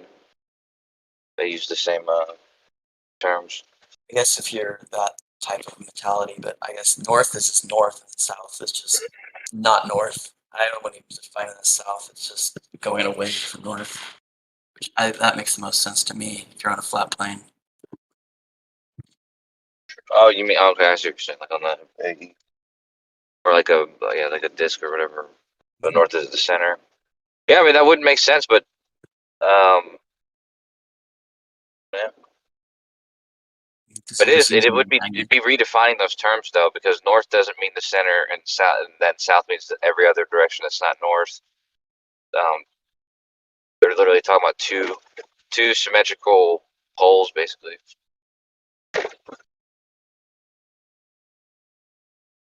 There's like On two a globe, ends. yeah. No, on a globe though, there would be no pole, or they're on a flat mat, there would be no pole. The globe would just be south. That's the that's why they use it, the cardinal directions.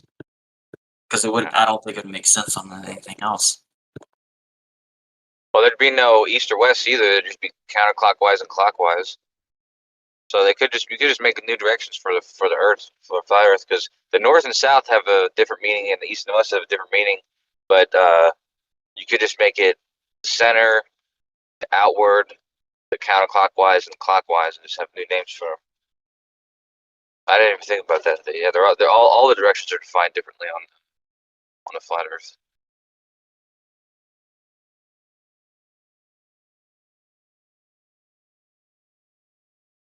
They're all to north. Everything's based on north. It's not different on a flat Earth. It's different on a globe.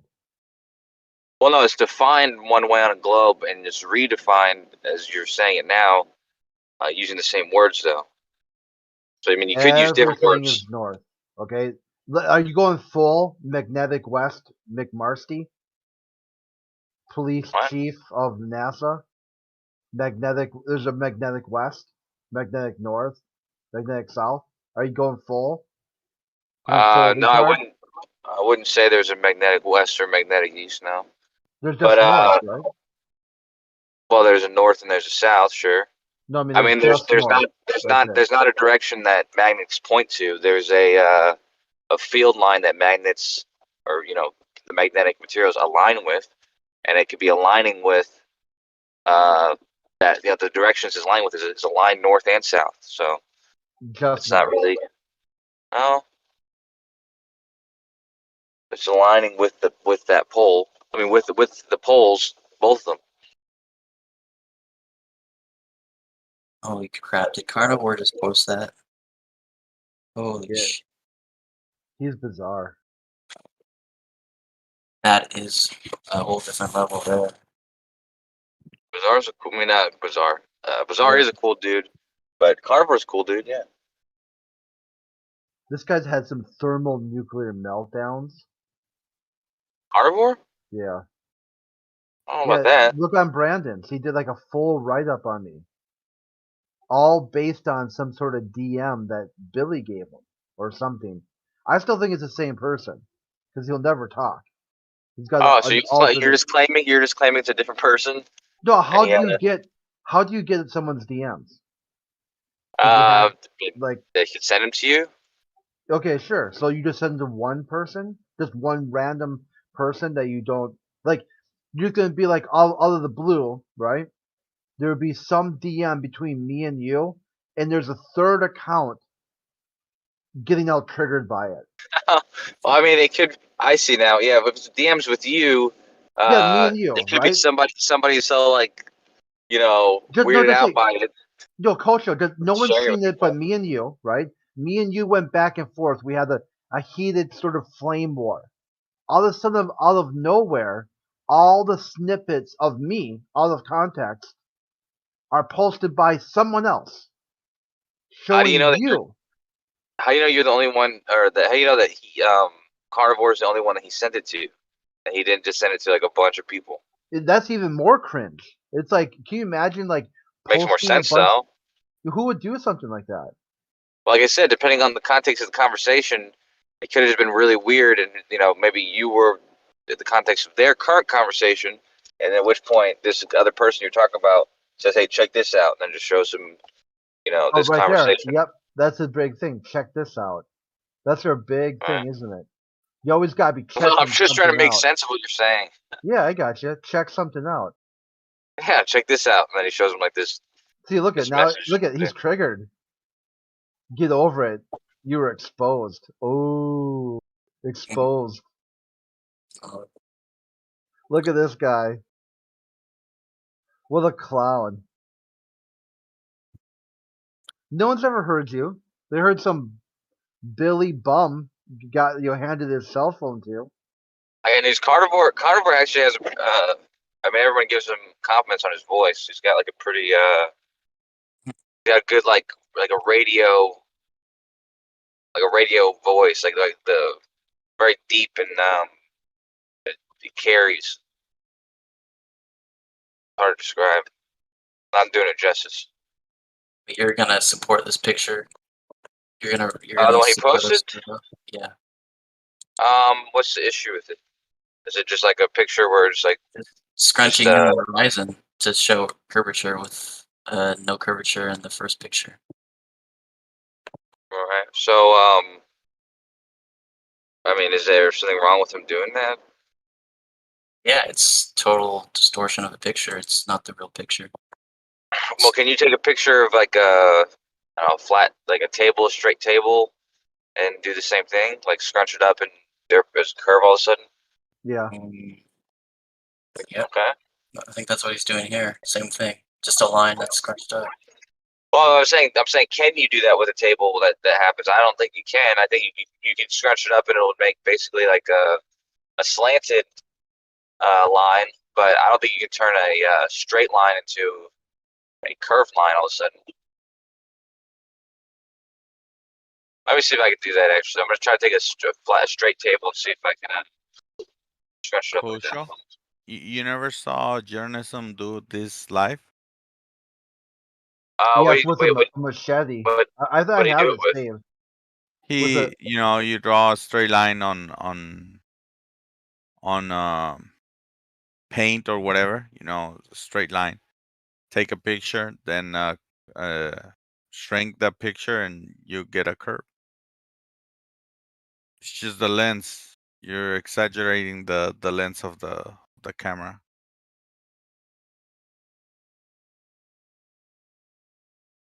So a straight line that you actually know is a straight line, you take a picture of it, then you shrink it, and you get a curve. How is that possible? The If lens all you're of the doing, camera, though.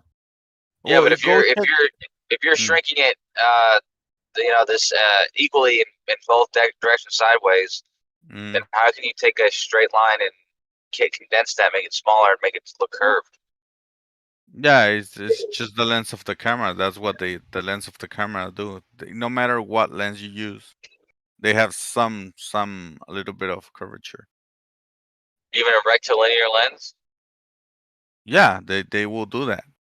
That's why you cannot do this kind of things. Let me see. I'll try to do it now. And even Yeah. hilarious too. Does that match a curve I here? think for No. the straight line, you use Control or Shift, some shit like that, and then it will give you a perfect straight line. if I'm not mistaken. Yeah, it's still pretty substantial evidence as well. I mean, you're reliant on the program, whatever you're using, to have it straight as well. Yeah, and they can't even mathematically describe it. They're like, "Oh, look, I see a line curves, therefore Earth." Yeah, that shit is so stupid. Whoever does that is just I guess is new on the conversation. It I'm shows amazed you that you, why they Coach, flip out. you haven't seen this done. No, I've Actually, seen it. I've seen it done incorrectly or something. But there's a straight line. I don't see how you can make it look curved. Doesn't seem like, especially with a rectilinear lens, I don't see what mechanism would allow it to look curved. But it seems like there's anything in there that would allow it to do that.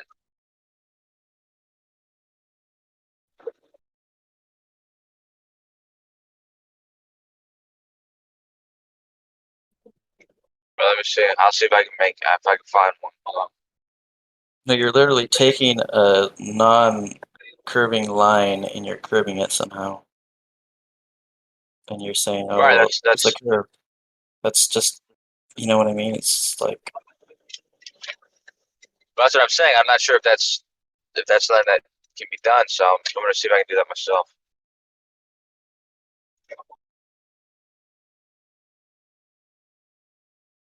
Let me find a good picture.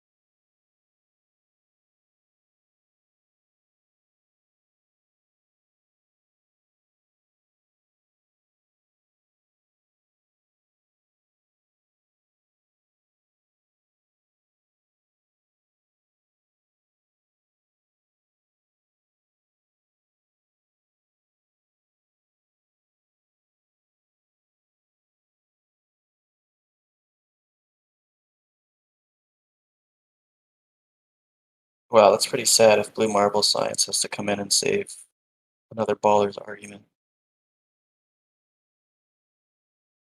I'm hoping you guys can learn from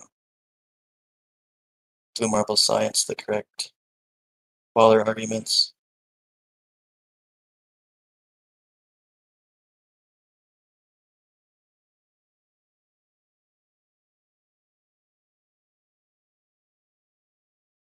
Was it the photosynthetic?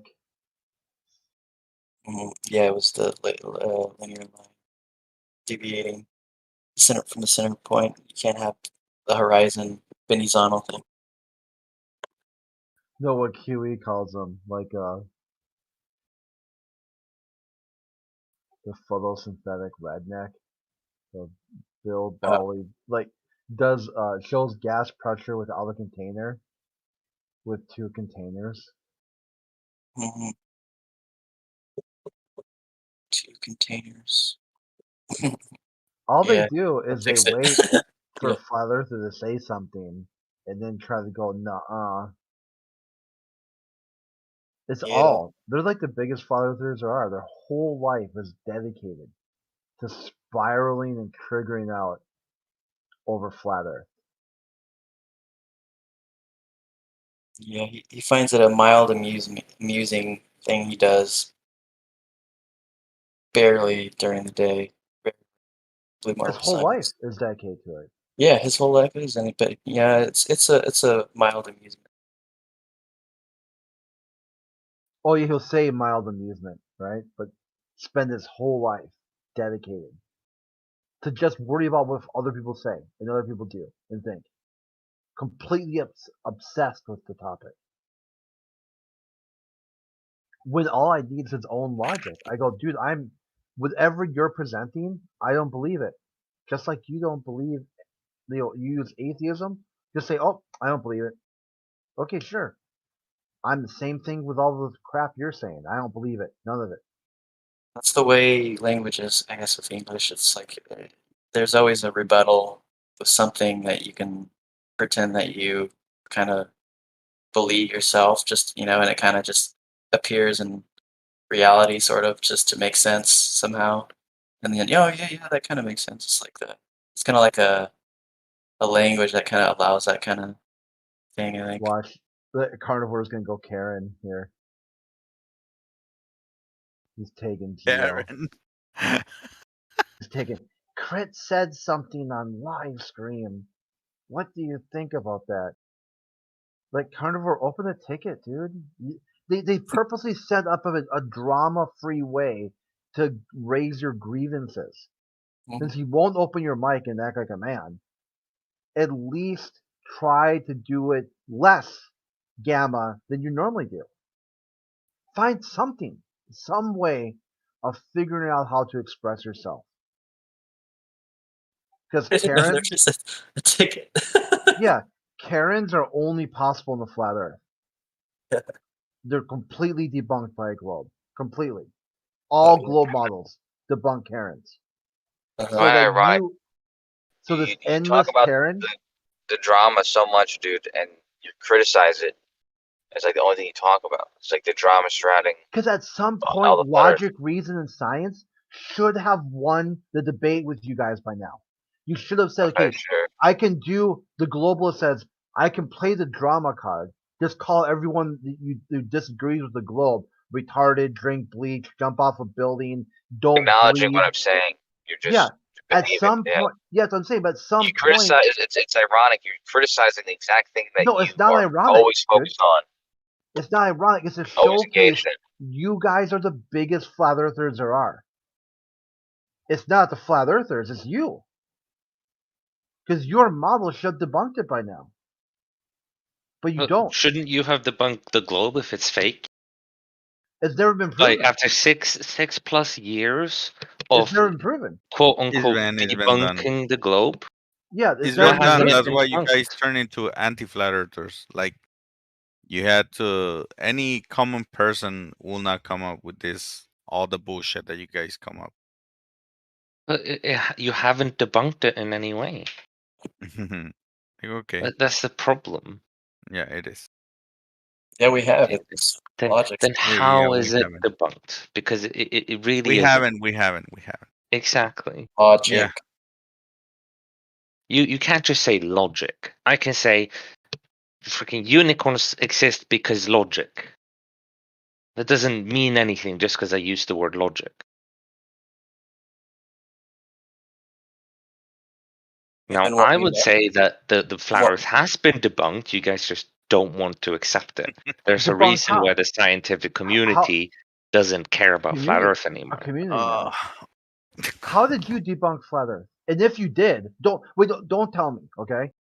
If you think you've debunked flat Earth, why do you keep spiraling and triggering about And flat coming Earth? in these chats, yes. Yeah, if you think you've debunked it for you, because I'm telling you, never can debunk it for me. I can see the Earth is flat. Yeah. Okay, so right from the start, you'd have to explain to me why your globe looks flat.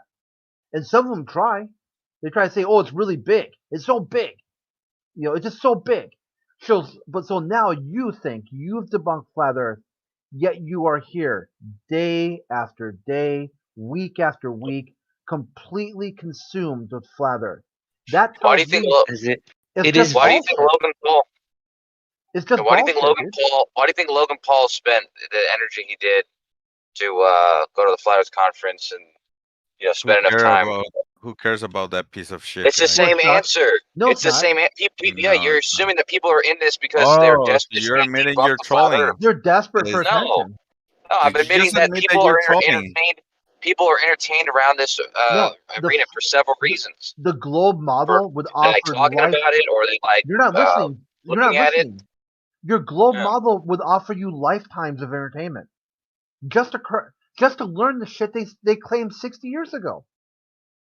You could spend the rest of your life studying the Apollo program and keep yourself entertained, but you don't care. No, You that's care. incorrect. You That care is even incorrect. less. That's my point, Yeah. dude. Okay. That's my point. There's so many. You There's care yeah. even You less weren't about listening. it. You decided to start talking again. Anyways, I wasn't finished saying what I was saying. That Logan Paul, he's entertained by the idea. Different people are entertained by the same idea for different reasons. Some people are entertained by it because of the subjects that are surrounded, like the moon landing and things like that. There's many subjects surrounded that people are attracted to. This is what happened in 2021. It's supposed to be a more inclusive internet space. All the scientists and engineers brought you technology to bring people together. And there's really just kind of like a few groups of people who is still socially acceptable to act like an ass to. So that's what you guys have done. Your whole life has just been using the internet to act like a dumbass, to act like a troll. And This you is what I'm finally saying, found dude. one. You're focused on the drama, Listen. and you paint everybody with the same paint, dude. You finally Not found everybody's one here to group. be assholes to you. Yeah, you finally found one group of people that you think is still okay. It's still okay to Yeah, act this that's way. what I'm saying. Like you're so damaged that like you honestly think that everybody is here to hurt you. Well, that's not the case at all. Most people in this room right now are not even here to hurt you. Like what's this guy? I don't think so. Toy What are you Bear. talking about? Toy Bear's Yeah, I not don't rude think to Chris anybody. thinks Yeah. You're not even. You're not even. What are you talking about, Kosha? Yeah, I call him hurt- crit because I want to do critical damage to him. You're like Well, in I'm nuts. saying You think you can hurt anything. that's You're very only hurting yourself. That's very few people are here to do that, and the people that are, maybe they stick out like the squeaky wheel gets the grease sort of thing. But that's not most of the people aren't here just to abuse people. So You're only hurting yourself. Not me. I don't think you're listening to what I'm saying. I'm also not here to abuse people, man. So I'm not hurting myself or anyone. I think he doesn't think that, Kosho. Or I don't He think just most. said that. I don't think most people think that too. That are flatties. But he just said that. Well, I mean, it occurs, but I don't think he thinks that everyone's constantly attacking him just because he thinks. I know, but he's saying that's why people are here is because it's the only people that you can abuse. So because flat earthers are the only people who are socially acceptable to abuse, there's people who are like people like us globers are attracted to the idea of coming here to abuse them. But that's not the case at all. What he's saying is that you guys really have nothing else to do for some reason. The globe is so miraculously awesome, and great, and it makes so much sense. Then why is it such a big deal that people are here, basically trying to defend it so much, constantly, day after day? That just doesn't. It's not a matter. It's not a big deal. But the thing is, it's not us being here to defend it as if it's going to make a difference with you attacking the globe. Like, we're here for, usually it would be either for entertainment or to have talk about science. Entertainment.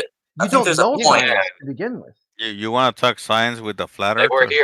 we're here with it for the same reasons. Even like there's flat earthers are engaged in this conversation just as much as people talking about it on the other side. The things that we talk about aren't just unique to flat earthers that they'd be interested in. Like somebody like Xanic is interested in all these same topics because he's always been interested in these topics, just like I've been interested in these topics.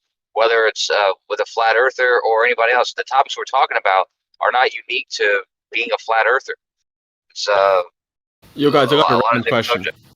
Random question. So, is it only coercing if you cave? Like, if the person's trying to pressure you to do something, but you don't cave, are they still coercing, or is it just an attempt of coercing?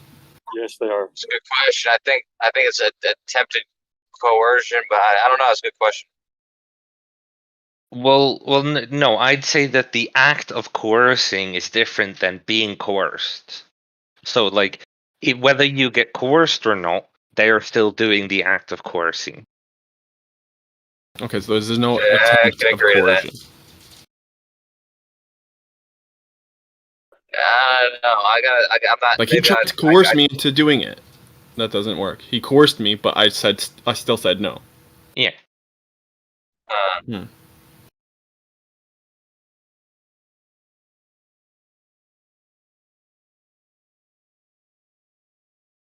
I don't know. Although, Coercion seems like something that you have to be successful in order to even say that you yeah, did it, right? You know what I mean? yeah, Like, it seems like one of those because things where you have to be successful. yeah, usually you would say. So let's say I'm talking about a different person. It would be different with me saying he's trying to coerce people versus he is coercing people, because that kind of, like, if I say he's coercing people, it kind of does imply that people are That being he was coerced. successful at it. Yeah, Yeah. that he's being successful. While if I say he's trying to coerce people, that kind of just says that he's trying to, but not necessarily being successful at it. Yeah, and I would say like if you replace the word coerce with like compel, like he compelled me to do it. It's different. Yeah, I mean, exactly. I think that implies that you did it. Yeah. If I compelled someone to do something, they did do it. If I tried to compel them, it doesn't necessarily mean that they did it. Exactly. I think it would be correct if they didn't do it to say that you attempted to compel them or tried to compel them. You're right. I tried to force them. But in like this scenario of like the globe side, I wouldn't say that anyone is really coercing or. Oh no, I'm Yeah. working on something completely different. No, yeah, that's fine. But a lot of people here are trying to. I'm not sure if compel is even the right word. Oh yeah, people are. Yeah, trying to people are coerce trying. us with something else. Yeah. No, people are trying to give compelling arguments. That's true, but I don't know if coerce is almost like when you're influencing somebody. It's usually a negative connotation, like it's you're influencing somebody to engage in something that they don't want. Yeah, I guess that they don't want, or that they ordinarily. Can you coerce somebody to do something good, like to donate money to charity? Yeah, you can. The church coerces people to pay or to like donate. But is that good?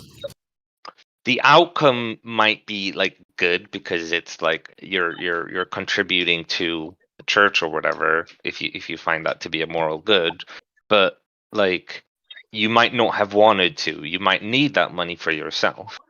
So I mean, it depends on what you mean by good. It's good for the church and bad for you, possibly. But if you can handle the transaction, or if you can easily do without that money, then it's a pure good because you can do without it and the church needs it. Blah blah blah blah blah. So.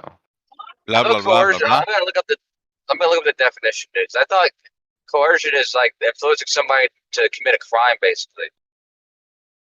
Blah blah blah blah blah. I mean, it might be. But I feel like you can coerce someone to do stuff without that thing being a crime. Like, I can coerce you into eating a sandwich. Like, a child who doesn't want to eat their vegetables, you coerce them into eating their vegetables. So it's not a crime, but you're still coercing. No, it says right here. Hold on, I just had it. I'm driving and I'm trying to make sure it doesn't look like I'm driving drunk, and also trying to read this. So give me a sec. Why are you doing this, Because he's a man, and men can multitask.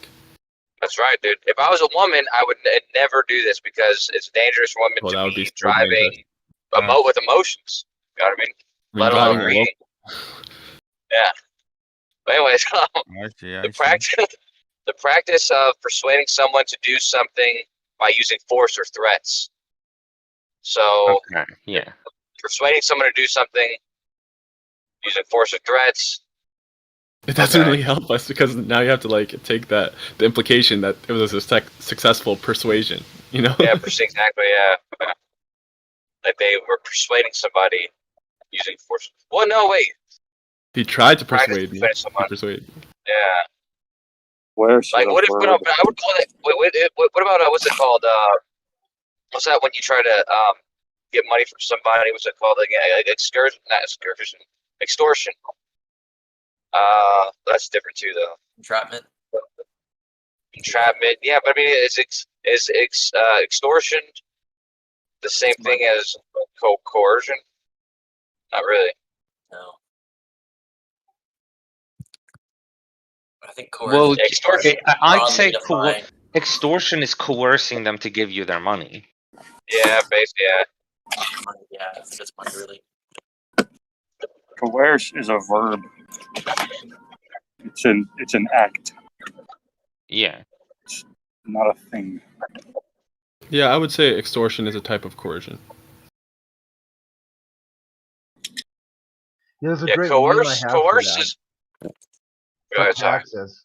Yeah, here, let me find it. Like, taxes, pay, non-compo, or, let me find it real quick about taxation and theft. I gotta turn you up. But yeah, Jerry, coerce is a verb, but coercion is certainly a noun. Yeah, but I mean, where is it? Like, this goes back to the whole thing. There's there's only people, and that's it. Person, Like, people, place, things. and then things that we do is described with verbs. So there's like two people, and then there's the gun, and then there's the one person who's afraid, and the other person who's holding the gun. That's it. I mean, What? that's about as far as you can go with it. Well, I don't understand. But I thought I was following you, but then. Well, I mean, like, okay, you got two people, and like one person is kind of pushing the other one, and then they take out. You get what I'm saying? Yeah. I thought you were talking about whether it was a verb or a noun, but then you're talking about that. But okay, I see what you're saying. Talking about what it actually means. Yeah, there's a person coercing somebody else to do something. Okay. And that's it. So, I forget what percentage is question. A percentage is asking if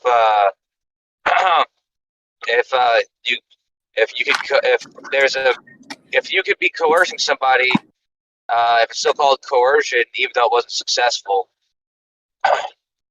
Like if I was trying to get you to do something, like fucking vote for me, or vote for fucking Obama for a third term, and I had like a gun to your head, and you didn't do it.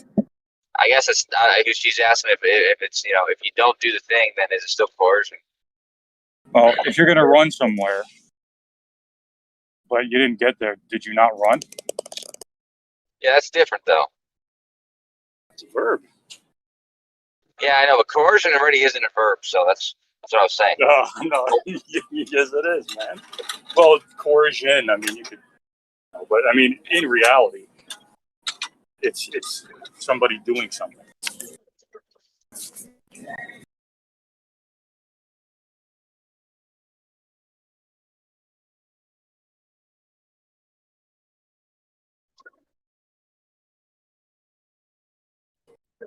So yes, I think even if you are unsuccessful at it, that's still coerced the person. They just didn't fall for it. Well, I mean, what if you're like seducing somebody? That's a good example. Seducing, because if you seduce somebody, but they're not turned on by what you're doing, it's still seducing. I think it's attempting to seduce somebody. So I think it's the same with coercion. If you coerce somebody, it really wouldn't be used unless you were successful in coercing them. You see what I'm saying? Like you could have attempted to coerce them. Say again? It's called losing. So losing. Yeah, there you go. There you go. I don't know, percentage, you still there? Yeah, what's up? Did you hear what I said about seducing? No, sorry. Did you say it again? I was thinking about it. I was like, it's very similar, right? Seducing, because if you can try to seduce somebody, but if you're not successful, then you didn't seduce them, right? Yeah. I would say it's the same like, for coercing, compelling, forcing, seducing, persuading. I think all of them imply that you actually were successful. I think it exists in the victim. Why is it called seduce? Deuce is shit. It's number 2. Maybe you're seducing them for anal. So shit them. Like only the person who was seduced or coerced can say, I was forced.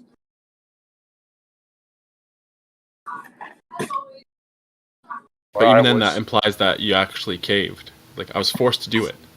Right. But the person the whole time, they were doing it, but you could say no, so you weren't forced because subjectively, to you, you were not forced, but they were still forcing you. Yeah, that's what I'm saying. I think these verbs are special in that they require the reaction. They depend on the reaction, not just the action. Right. It's in the mind. Yeah, go ahead. No, I was gonna say force is a very simple general one, but encompasses all of them because you can't be forced.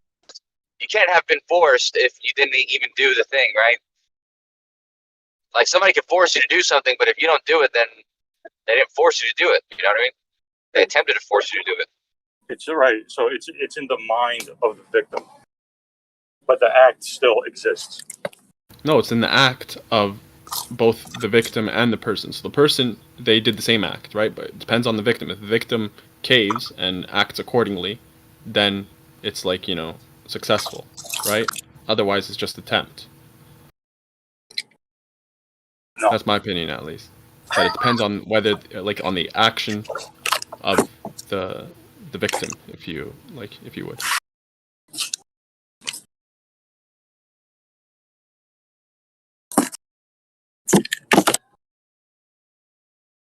Like a continuum. Like here, this one. Yeah, but I think the opinion is correct. I'm sorry, I took that for a second. But yeah, because it's the same with a lot of things. Like if someone's not dead, you never murdered them. If you didn't touch them, you didn't rape them. Right. You only attempted to. Yeah, exactly. Yeah, exactly. That's why attempted murder is different than actual murder. Yeah, right. Okay. It's the same. That was an interesting question because when you first asked it, I'm like thinking about it. I'm like, I mean, it's a good point, is it? But now, when you really break it down, they can find many examples where, those verbs, they actually have to be. Well, actually, it is a little bit different though, because coercion and seducing are very different than raping or killing. Because killing is an action that, the thing is done, and if the thing's not done, that never happened. Whereas seducing, you're trying to you're trying to influence somebody. You're trying to influence something to happen. It's a little bit different. Like with attempted murder or actual murder, it depends on, or like attempted rape and the actual rape, it depends on the action of the assailant, right? Whether they did it in actuality or not. But with coercing, it's completely the same action from the assailant, and it just depends on the victim whether or not they, submitted or not. Right, because if you think about a situation in a workplace, like, is it sexual harassment or is it flirting? And it's all in the eye of the person being flirted to. Exactly. Get it? Yeah. It's like if I hold a gun to your head and say, pay this money, you could see that as force, or you could see it as just that person keeping order. Right. To answer the earlier thing, is it flirting or is it sexual harassment? The answer is it depends on how cute the assailant is. Right. Exactly. If you're cute, it's flirting. Yeah, it's the same thing. The same thing with coercion, though, because let's say like somebody. I mean, if you're a charming person, it's not necessarily coercion. If you're just you're kind of threatening this person, asking for money, it's basically the same thing if you were, doing it in a fucking aggressive fucking way. But, you could have just charmed them into doing it, basically, just because, they, you know what I mean? It's kind of like Yeah, it's the same result but different method, right? And the method is where it depends on how how they're perceiving it, really.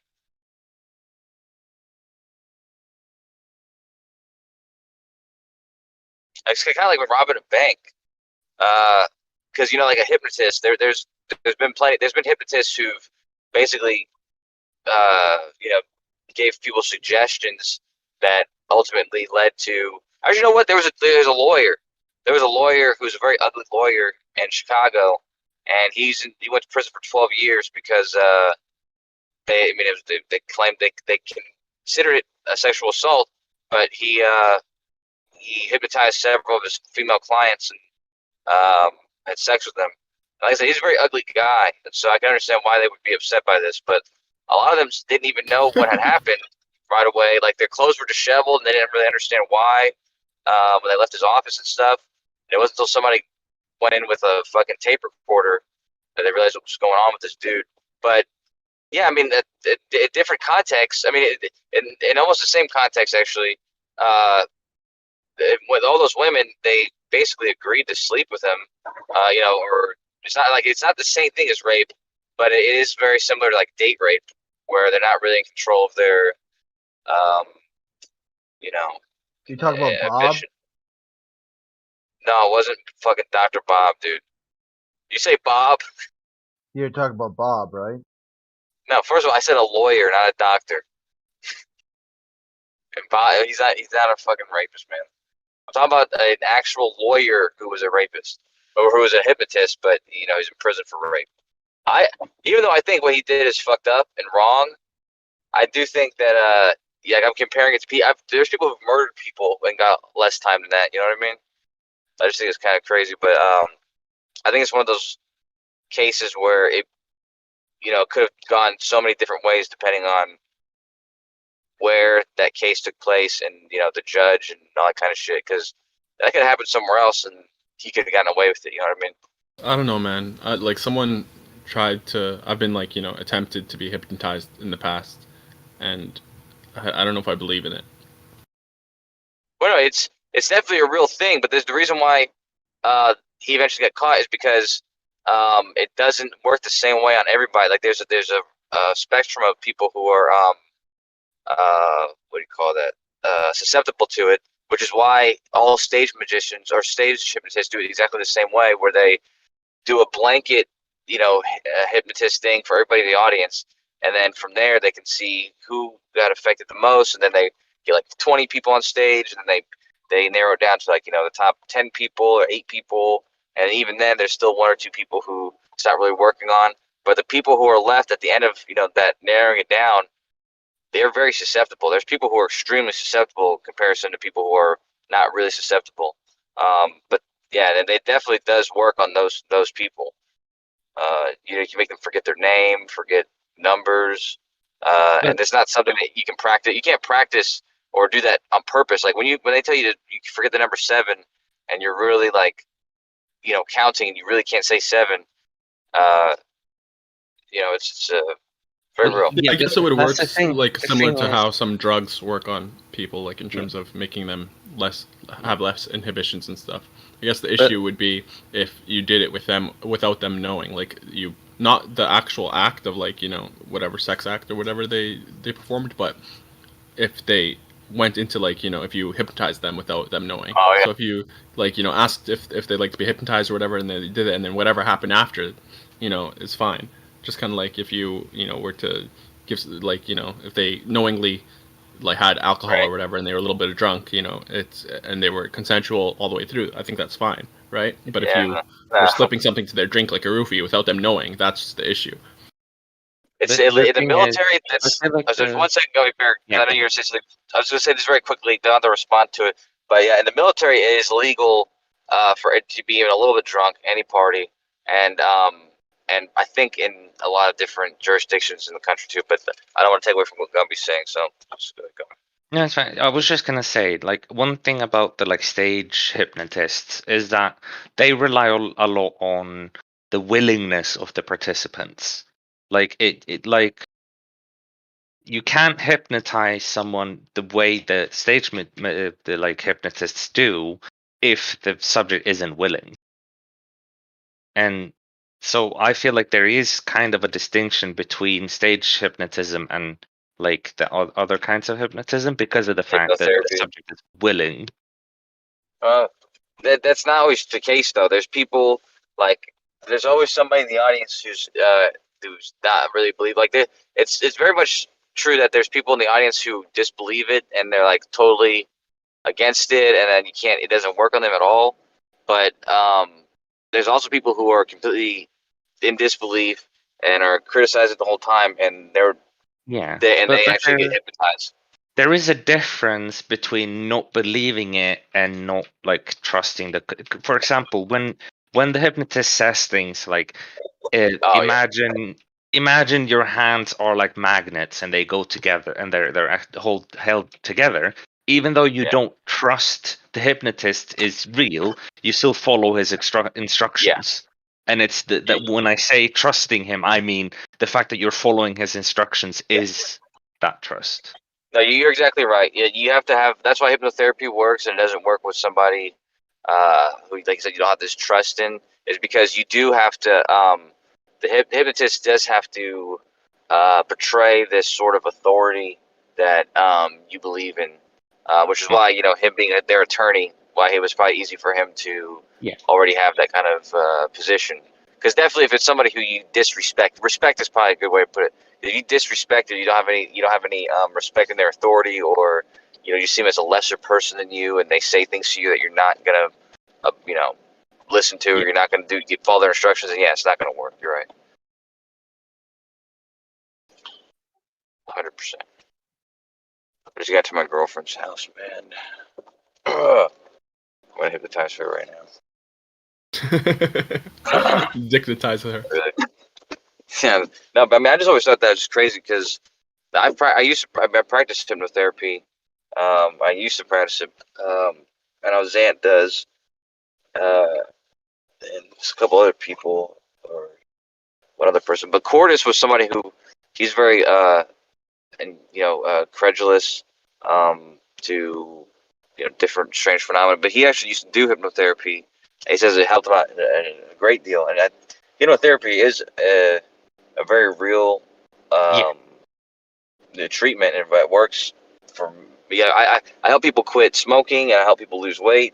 But quitting smoking is exactly the kind of thing that it works with very well, just because you can really suggest and get into someone's subconscious, and change the way that they. That's because it's all state of mind. Yeah, sure. But it's just, it's a big difference, like to me, and I'm not sure, like I know that hypnotism is real when the person is willing. I am a little bit skeptical about how well you can hypnotize someone who isn't willing, and to do stuff that they don't actually want to do. That's the one thing that I'm a bit because hypnotherapy, the person is willing. Yeah, but like I said, that guy, the person is willing. That lawyer banged those ladies. Yeah, and also, but it's like also, I don't know, like once you've been hypnotized. So let's say you trust a person to start being hypnotized. Question is, how much of your self-control is subconscious and how much of it isn't? Like, for example, say you're at a hypnotherapist and they're going to hypnotize you to stop smoking, and if they were to say they're going to hypnotize you to try and have sex with you and you don't want that, well, is it would it, if they instead, I'm butchering but essentially, if they hypnotize you and you think it's the intent to stop you from smoking, and instead they suggest that you should have sex with them, would that work? Like, how much of your subconscious is still there to realize that this isn't what I agreed on? That's another thing. Yeah, I'm sure. Like I said, the thing about the susceptibility thing is it works on many different. It's hard to say who's going to be more susceptible and who isn't, because it's not really people who are the most gullible or the most trusting. Yeah, often it has to do with imagination as well. Okay, yeah, maybe, yeah. A lot of the stage magicians, because I've seen a few of them, like on YouTube and whatever, they usually say being able to be hypnotized or not is usually not means that you're gullible. It usually means that you have a very strong imagination and that you can imagine the scenarios that the stage hypnotist scans the audience for. Like like one of the common ones is of course the one where it's like, imagine that your hands are magnets and they're pulling themselves together, and you're trying to pull them apart, but they're so strong that they just clasp together. It's the people that can imagine that situation enough to make it real to them. They are the ones that are susceptible to stage hypnotism. Yeah, I guess that makes sense. Yeah, the people who are, you know, they're more capable of believing something like that. Yeah, that makes sense. That's Yeah, at yeah. least Because otherwise, how I've understood. otherwise you're not even going to entertain the idea. Check out the movie Get Out. Yeah, yeah. I've seen that movie where she hypnotizes Yeah, him. yeah. It's the one with the black guy, right, and Yeah. the white family. That yeah. You don't want to give any spoilers out there. It's funny. It's funny that you brought that up, and I had just said that because one of my favorite quotes from that movie is whenever he's like, "I would have voted for Obama for a third term." That was the example I was giving when about talking about coercing somebody to vote for Obama for a third term. Neoliberalism. Like it's okay to be racist if you say you voted for Obama.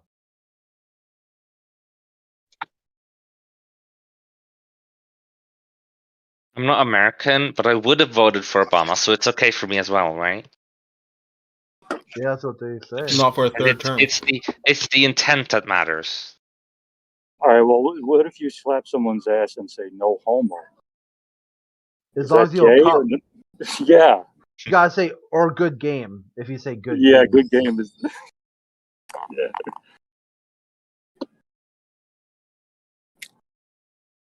Well, the person being slapped, the slap-e, could say, no, that's not gay because he said no homo and he cupped. No, and he didn't cup. But me, I would see the whole thing and just say, man, that's gay. And I would see the thing What and was say the that's angle of all. cupping? It was a very high angle. 45-degree angle? Yeah, up From finger to palm? Yeah. in a Yeah, it's like a cupping slap where you cup the entire ass as you slap. Well, the vector was straight up into the crack. Ah, yeah, a crack perpendicular slap. I've heard of them.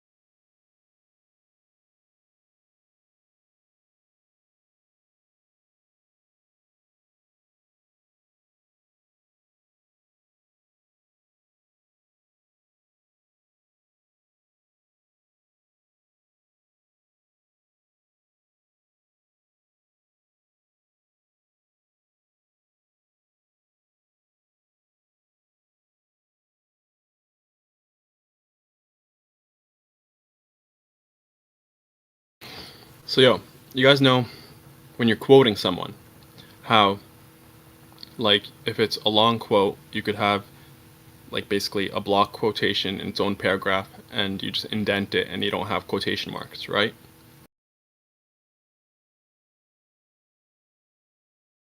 Well, for AMA, Yes. Yeah. yeah. So, how many sentences, like if that way, versus just including it in that like the quote introduction, like just not doing a block quotation, just having it all in the same kind of thing, and having the actual quotation marks? Where would you guys like, you know, make the kind of the limit in terms of amount of sentences? You know what I mean?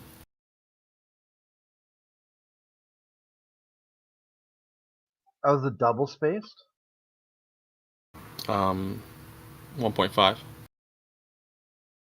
Yeah, I guess we're as long as they can see the whole idea still. Maybe like I'm not sure if there's a correct. I'm sure there's a correct answer, but I've just put like one sentence in there at a time. So in one paragraph, would you have like, let's say you want to do it where you're showing the quotation marks, right? How many sentences would you have in that one paragraph before you're like, oh no, this isn't working, I need to put it in its own block paragraph? Okay, so what I've done is like I'll make like a idea for the paragraph, and then cite some sort of quotation, and then the next two sentences, whatever, would be my take on what was said or interpretation. But I'm saying even before you give your take, right? The first thing you do is you kind of like introduce the quotation, right? Like so and so in his recent editorial stated, and then you have like a colon, right? If you're doing it in with a block paragraph after where you have no quotations and the whole thing is indented, right? And then you have like the paragraph that you're quoting. The alternative is to say so and so in his recent editorial stated, and then comma, and then quotation mark, and just have it all flowing from that introduction, you know, all one kind of body. Yeah, or no, just do the one where you put the author's name with the year, and then page number, and then Yeah, that would be at the end of the block quotation. The way that I've been taught to always do quotation is to have them like the quotation itself be its own little like indentation within. If it's a longer one, not if it's like one sentence. Yeah, so let's say it's 2 sentences. Does your paragraph stand on its own, or does your quotation stand on its own as a paragraph? Yeah, but obviously it needs the introduction. Right. If it stands on its own as a paragraph, it should be its own paragraph. Like grammatically, you mean? Yeah. Let me send you a... I don't know if that makes sense, because you could say, like, you could point to a novel where it's like, Lisa told me, I'm going to the store. You know, I'm going to the store stands on its own grammatically. That doesn't mean that it wouldn't be part of that sentence, right? So this is how I've been taught to do it, essentially, is if it's more than one sentence, you make it like this, where you see that the past is not a peaceful landscape, that part, where you do an indentation and then its little section in, and then another. Yeah, that's the block quotation, the standalone with no quotation marks. Yeah, that's the way I've been taught to do it if it's more than one sentence long. If it's one sentence, you can do it with just quotation marks within the text. Otherwise, you should do it that way. That's So how if it's I've been 2 taught. sentences long, you would do it like that? Yeah. Okay. Yeah. I'm trying to think, like, when I read novels and stuff, if they have, you know, when someone says something, and in I don't know quotations, if they say more than one sentence. Because usually, like, I feel like most of the time in novels, there's multiple sentences all in that same flowing body, you know? Yeah, I don't reading know if your there thing is right now, a Jared. full-on rule to it, but I posted a link to the Elements of Style by William Strunk. That's like the, I don't know, epitome, or it's like the top reference as far as like rules of writing and grammar and all that. It has been for a very long time. I mean, a lot of people think that some of this stuff is like outdated, but I mean, generally, it's still holds up. So you can have a look. Yeah, I'm reading it right now. It's kind of like interesting because the thing I'm kind of working on is more of a formal document. So I'm not sure if the first quotation rule that's in that link applies, or if it's like, the one where it's like an entire line, verse, or whatever. Are you writing your Nobel acceptance speech? No, that one's already done. He's writing his Nobel denying speech.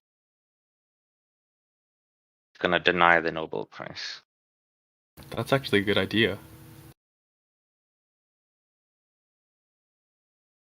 I mean, like, why the fuck would I want it after they gave it to Obama Nobel Peace Prize when he was in office for 2 weeks? Like, that's some bullshit right there. I would Well, take the money, though. he did bomb a lot of places, so he deserves the Peace Prize. He was more peaceful 2 weeks in than later on. They gave it to him proactively.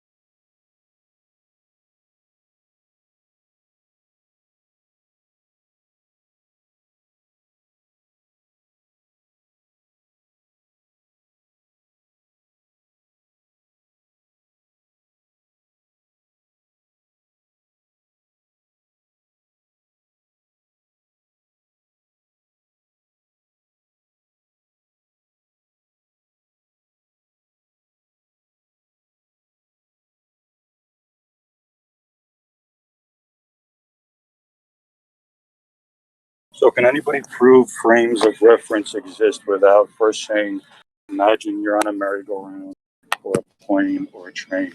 Can anyone do it without first saying, imagine?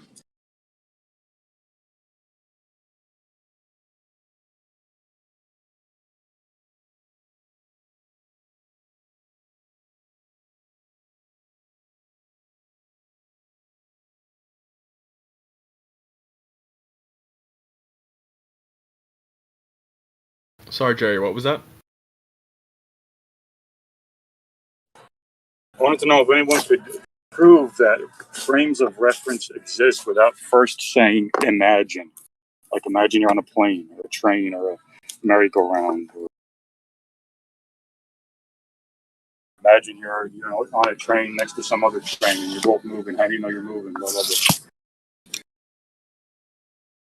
I mean, yeah, I think you can. Like if you're literally on a spinning body, like if you're on a merry-go-round, instead of saying imagine you're on one, if you're literally on one, you'll see that like the ball that you throw is going straight ahead, whereas overhead, if someone's just like looking at it that's not on the spinning body, we'll see that it's deviating. But is the merry-go-round moving? Of course. Okay. How do we know it's not? Yeah, that's why it's not analogical to Because we don't this see whole the discussion, because we know that's veer moving. off. We don't see a veering arc on everything that flies in the sky. So reference frames are real, right? But you just can't apply them to the Earth because So are the patterns don't know of, that is moving. So are the patterns of smoke, the trail they leave behind things that fly. They leave a fucking trail. The trail's not arcing anywhere. Those trails You're don't right. arc, they go straight. Absolutely.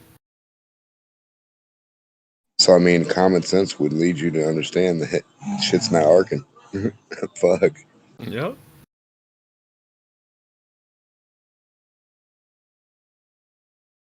I mean, you could literally have a trail of smoke or something.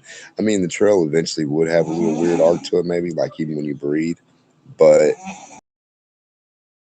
for the most part, just so you can get a visual of the object itself, you can follow your eyes all the way to it. Sounds like someone's snoring there, Tema. Yeah, someone is. I was just trying to put a tilt on it. And put a tilt on their throat, just so they don't snore. On the snore. Just gonna tilt it. Just being funny. What goes farther, light or a shadow? What has the farthest reach? I would say that light doesn't go anywhere.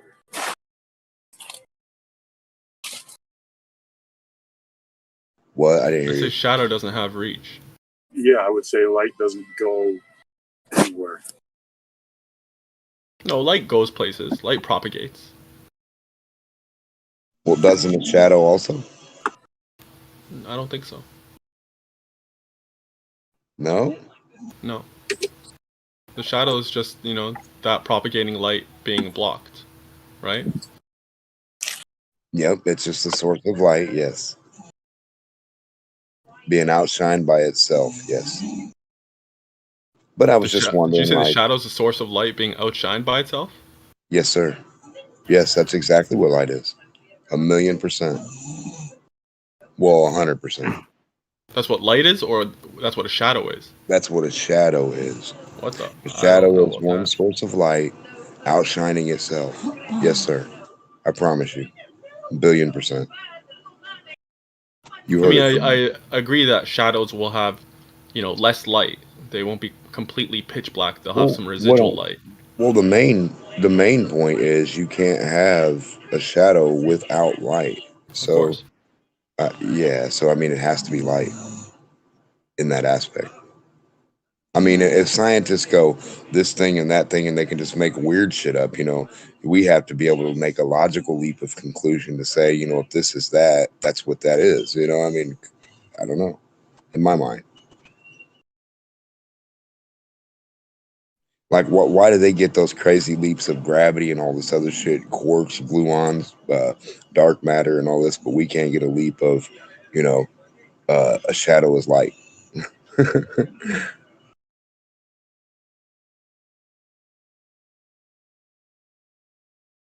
And it's not really a leap. That's my point. That's the funny part.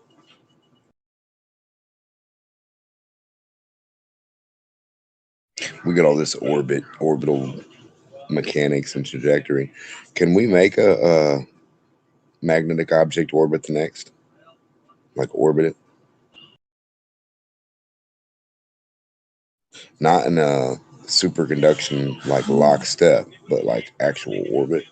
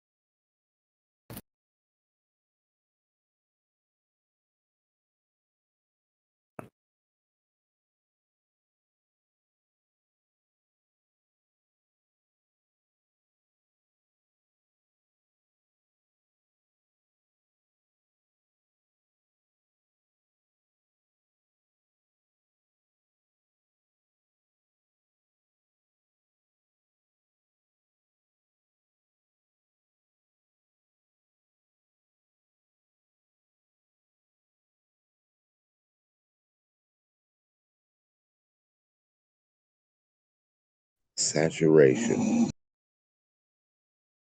That's how shit works.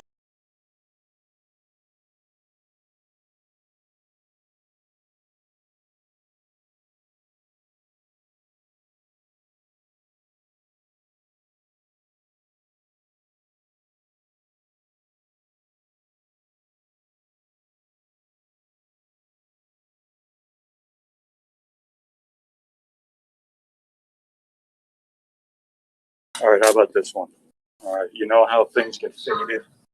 They're left in the sunlight way too long.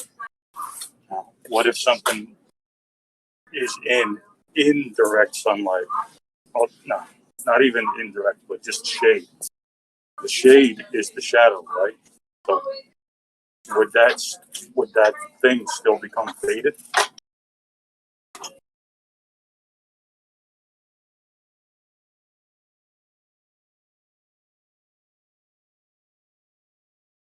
Because you said that shadow is its own light.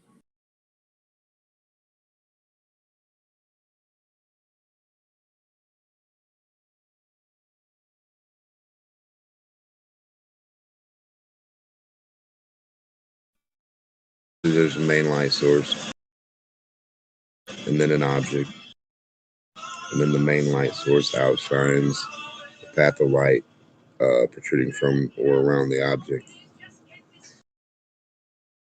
So it's a dim light and then an outshine source of itself. I mean, in a way, it's also just like a blocked portion, but it's the same thing. Just another way to explain it.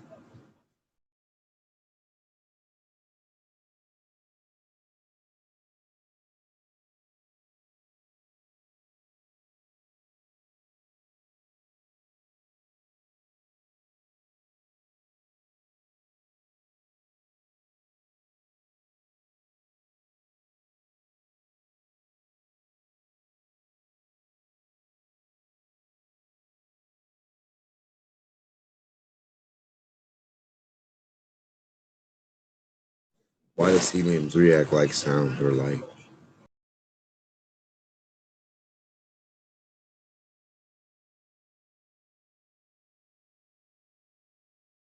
Like sound can go through things. It doesn't have to stop at the actual object. It can resonate through the object. And superconducting helium or superfluid helium goes through objects. It's weird. Well, it's kind of one of those fairly new things. So I've never seen supercooled or a superfluid like helium before. So I can't really say what it does, just what people say.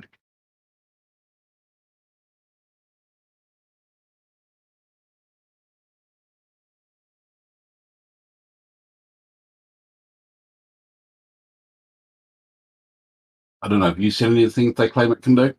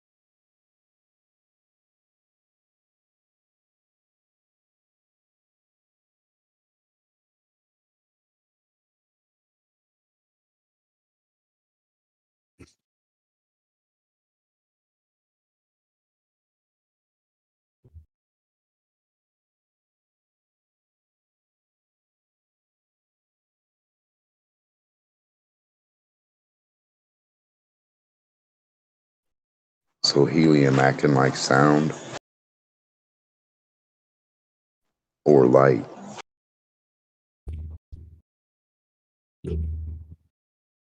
That's just cool shit, right? Yeah, it is pretty cool. I mean, I think it's absolutely weird. But it doesn't go through stuff. It was a super porous ceramic material they used, which will normally hold the helium, but when it gets to a certain temperature, it can kind of slowly start to pass through it. Right. So certain things it has the ability to saturate or go through. Yeah, well, it's porous, so yes, that's cool. But you still can. It doesn't go through everything. It's just this particular. That was the material they noticed. I don't know what else it goes through, but must be taking Well, that they've on. also only got it to certain temperatures, also. So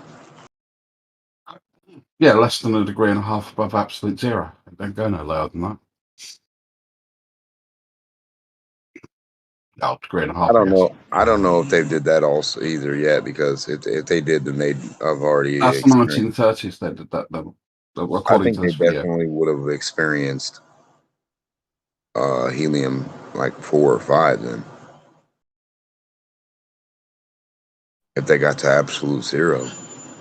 No, they've not. We've never got anything. We've never got anything to absolute zero. Oh, above that. Okay, I got you. Yeah, it's about 1.5 degrees above absolute zero. That's what the guys in the 1930s were doing.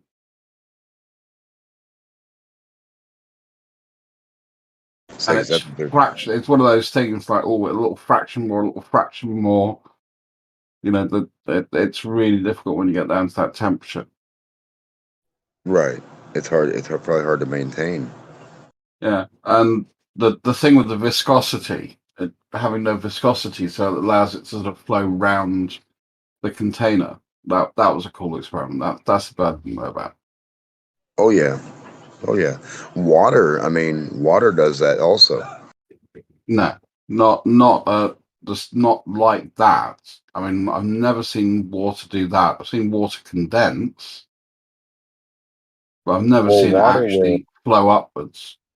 Oh yeah, water. Yeah, if you right now, if you get a tub of cool water and put it up Mm-hmm. high, like cold or ice water or something, and then Yeah, put like a tube in it, and yeah. then and then go, and then let the tube down. All that water will drain. It'll go up and out of that tube and go onto the ground. Yeah, but that's because you're talking about almost like a slushy type material, aren't you? Very close to freezing. Well, just a colder, but yeah, just colder. It didn't really have to be a slushy, just ice water. Just Yeah, hide a little hot to cold, yeah. And when you put it up higher and then drop your siphon filter down, it's just a tube basically, and you go. It allows the you start the differential, and it pulls, sucks like a vacuum, and acts like a vacuum, and just. yeah. If you got anything to post on, that'd be cool. I'm trying to visualize it, but I'm having trouble at the moment. Yep, just an ice bucket, and you put a tube in it. The tube touches the bottom of the ice bucket and goes up and out of the ice bucket and onto the ground, or close to the ground, or close to a drain. And then before you put it to the drain, you just suck on it a little bit, like, and then let it go, and Yeah, that'll start. that's the same way as creating a siphon, though, isn't it? Yeah, that's what I was saying. It's a siphon Yeah, but filter, the basically. siphon effect that we know Yeah, about, that's just to do with how much weight the yeah, water's in it's one that part of the vacuum tube, effect, foolish. and it will drag it through, and that's due to the Right. vacuum. Yep. That's why Something things like that. react like a vacuum. They're not really a vacuum. It's not really a vacuum of space. We've been lied to. The It's not. reaction is of a vacuum. That's that reaction. But that's all it Well, is. no, it's just the fact that the weight of the water is pulling itself through. No. I'm talking about space itself. Actual space that they Well, tell it's you just low about. pressure. I don't know why people keep It's saying right. vacuum. It's just a It's silly. differential of two mediums. Yes. Yeah, yeah, and we It's know not we real. never have a huge differential at any point. We Right, have but much bigger differentials between, but the ground a level and differential. 1,500 meters. Right, but a differential at all, like, fucking oil and water, even from one to the next, you're gonna have something. You're gonna have a reaction, and it's gonna be similar to a vacuum Well, reaction. that's just density. Well, that's just one thing forcing to the next thing. I mean, that's just the real, yeah. Yeah. Oil's less dense than water. If you change the density of oil, it'll sink. Well, we can say potential, density, buoyancy. Well, density is that's why within the model that we have, things the more dense something is, the lower down it's going to be, and that's even true when we look at the properties of the Earth. Well, we've Most of the also really got dense stuff is lower down than the lighter stuff. Well, we've also got materials that are more dense than water that float like a motherfucker. Big steel boats, and we got steel airplanes that flow more than the density. Yeah, but they're more the dense overall than air. density of the object is less than water. Yeah, they're more dense than the thing they're in, air. No. The overall density of the overall density by volume is less than the water. By volume of what? A cup of air? What do you mean? Say I've got a boat, like a coracle. A tank of air, a boat of air. What do you mean? No, we'll just take some really simple coracle. No, you're trying to say that an atmosphere is dense, more dense than steel. No, I'm not saying that at all. I'm saying the fact that if you take the volume of a steel boat, it has the ability to resist that shape. It is less the surface dense area than the retention water. of. Hold on, foolish. The surface area retention gives you resistance, mofo. Cut your shit. The overall volume of that ship water or hold boat on, is of less water dense than or the air. water. That has to do with potential energy or potential resistance put into something. The potential pushback you get. That has nothing to do with fucking density at all. None. I disagree with you. So you think density is why an airplane flies? I disagree with you. No, we're talking about boats. Let's keep on boats, don't we? Let's not switch it. Hold on, a boat and an airplane. Plane is a ratio between its liftability created by the curvature of its wings, aerodynamics, its ability to generate thrust. Aerodynamics are the same. Okay, Listen, we're going to talk over each other. I'm going to fuck off, mate, because I'm not going to. You gotta have thrust in water, and you gotta have buoyancy in water. You gotta have thrust in air and buoyancy in air. You have to have resistance for both. The fuck?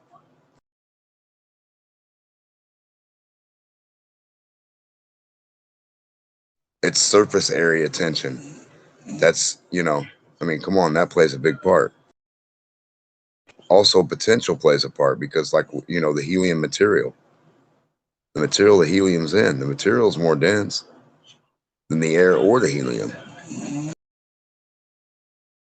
Just because air flows around something and gives a resistance towards the potential doesn't mean the air is more dense than that object. Ever. That was a foolish decision.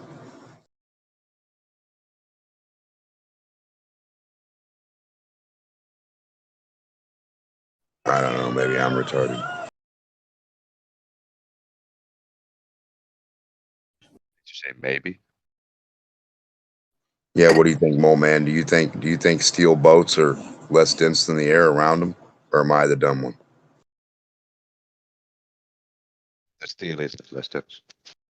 The steel is less dense than the air around it. No, I just said the steel isn't less dense. Okay, I'm sorry, I misheard you. So I'm not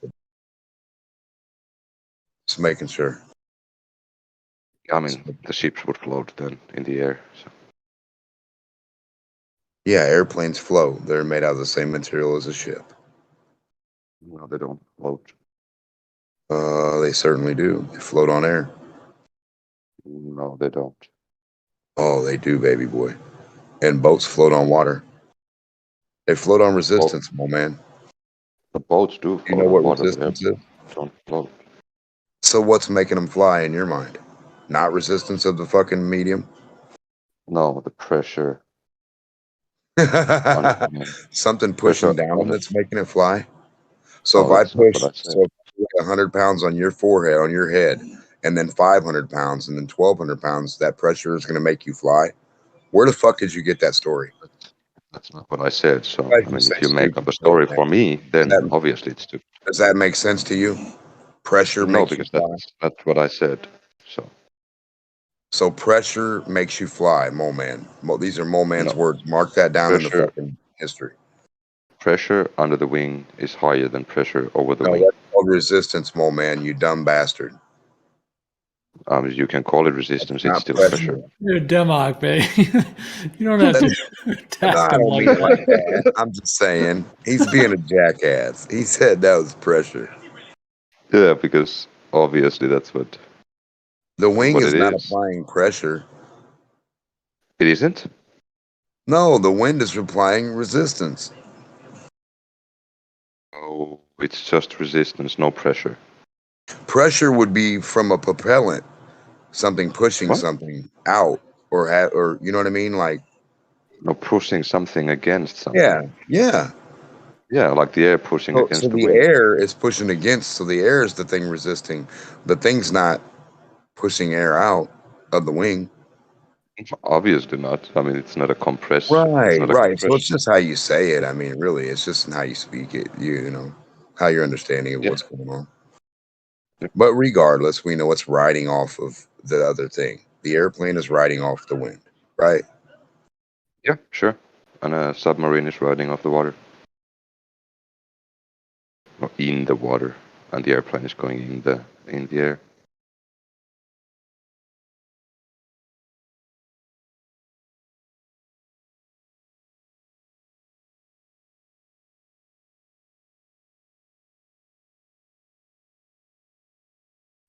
Sorry about that.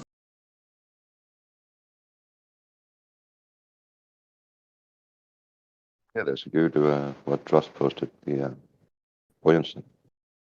That's how boats float. Hell yeah. A wind boat, a sailboat. Sailboats are buoyant. Yeah. A wind boat would be a hot air balloon. No, it wouldn't. Yeah. No, because it's not above the air. It's boating through the air. Yeah, and boats are not in the water, like going through the water there on top So of the water. it's an air submarine. Right, you can say that. Sure, it's inside the air, just like submarine is inside the water. But then again, submarine is buoyant where an airplane isn't. A hot air marine balloon. A sub air marine balloon. Helium submarine. Jesus.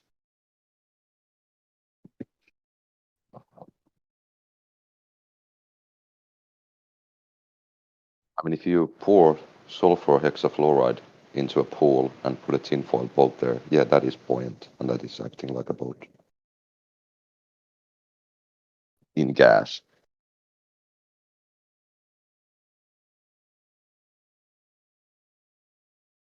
I want to know why they haven't shown the cool ass chemicals or just shit they have in like Antarctica and underground and the North Pole. Those center spots. What about Legoland or Lego something? It's Lego something.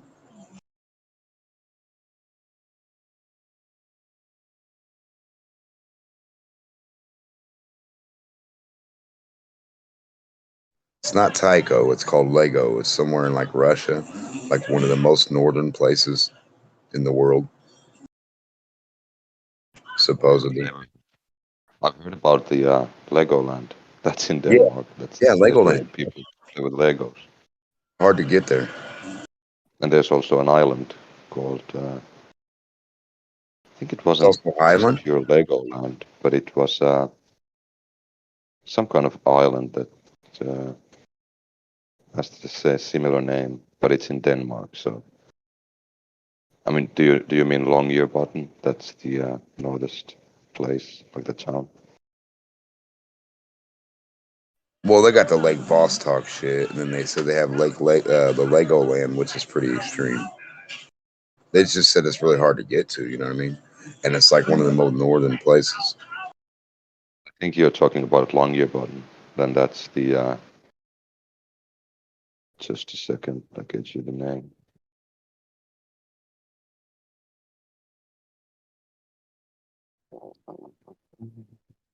Svalbard. Well, just think though, Melman, if you went to a place of extreme negative temperature or extreme positive temperature, wouldn't that already like set you at that bar of temperature? Therefore, like in my mind, I think it would be easier to get to a more negative temperature if you go to a place that's more negative to begin with and try to do something, you know what I mean, from there. Management to do. So like if they could go to a place that's really super cold and they could live, maybe set up some vacuum experiments and see what, you know, they could do with that. I'm not sure, but I mean, if you take, like, there's places in Siberia where these like 60 or 70 degrees Celsius negative. I don't know how hot or cold a vacuum chamber would be there if you put it outside. Don't know. Right. It'd be interesting.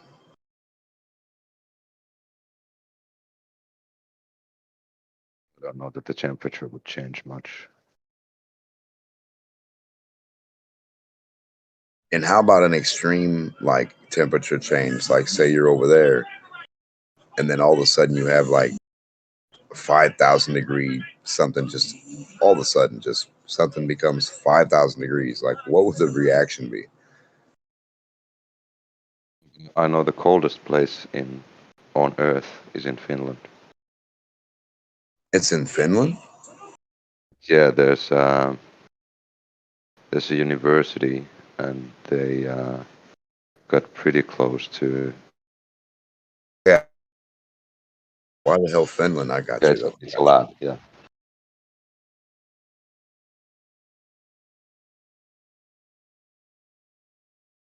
So they do anything? I mean, have they discovered anything cool or new or? Yeah, I'm not sure. The lowest, like in nature, the lowest recorded temperature is in Antarctica, in Vostok Station.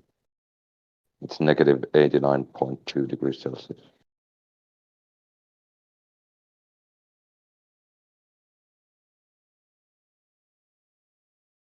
What's the Guinness Book of World Record lowest temperature man's ever travailed through?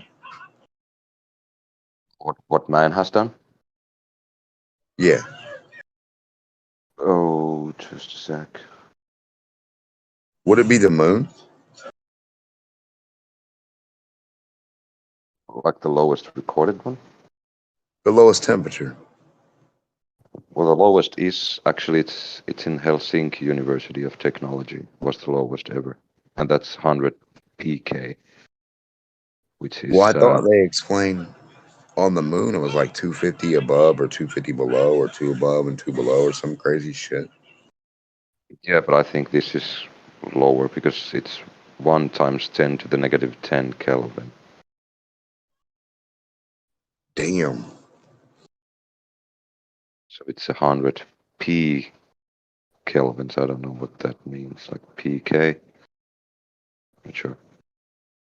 It's cold. That's where, yeah, that's where they'd be producing some helium shit there too. Yeah.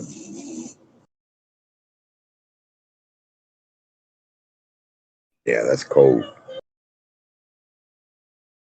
Just imagine, you know, something with energy. You just let something with energy, just throw it out and let it go, and what the cold does to it. Wonder if it drinks the energy like a fucking soup, like a slushy, like. What would drink the energy? The negativeness. Negativeness? I guess. I don't know what would drink something in a vacuum. What's a vacuum sucking or pulling? Like, Gas. I mean, like, Well, you know what I mean? The reaction of. I mean, I don't know because I think there is no negativeness. There's just heat or no heat, and we can never have no heat. Well, that's what I'm saying. Like, what's the reaction of something that has life with heat, and then you throw it into that fucking medium, and all of a sudden the heat just evaporated, just super fast. Like, you see what I'm saying? Motion is slower. The kinetic energy would be like slower. That's what I'm saying. Like, so like rockets, any type of, to me, I think any type of machine or material you try to take and put in a certain medium, it's going to get sucked of energy. It's going to get sucked of, drained of energy. It's going to get grounded out. I mean, and I don't know how else to say it. It's just going to get sucked of its fucking positive energy. All potential is going to be evaporated. I remember as a kid when we had like Sony Walkmans, and you listen to it in the winter when there's like 25 degrees below. It'll just slow down. It's interesting. The music is that's playing cool, correct? half the speed. Yeah. I didn't get to do that one. I did hear that you could like open your mouth with braces or like fillings and you could hear radio stations. Yeah, those people could do that. That's funny shit. Open their mouth and turn their face a certain way or lift their head up and you could hear like radio stations. It's crazy. You could make yourself a business out of that, just walking radio. Just standing in the corner with your mouth open. Come here, Susie. Turn this way. If you want to be slow, Who's volume winning is the too hockey high, you game? can just close your mouth a bit. Yep. Shut your mouth, they're coming. That's funny. Take one of those horns from an old gramophone if you're too quiet. Have a speaker on the outside of their jaws. Yeah. You wouldn't be able to snore because you would wake yourself up. So you'd have to like tape your mouth shut when you go to bed. Otherwise, the signal. You can just change the station to something more soothing. Yeah. just tune the filling. Throw some tinfoil in there. It's here, Yuri. Yeah. Put some wires there, some copper wires around your head. A little magnet on top of it. Get some sparks. Couple of spark plugs for the elevator.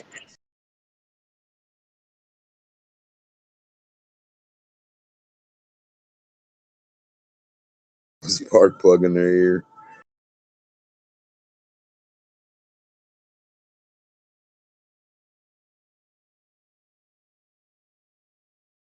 Nickname him Radio Bot. Shit. I wonder how north I've been, because that's what guys are talking in the chat. Better check it out.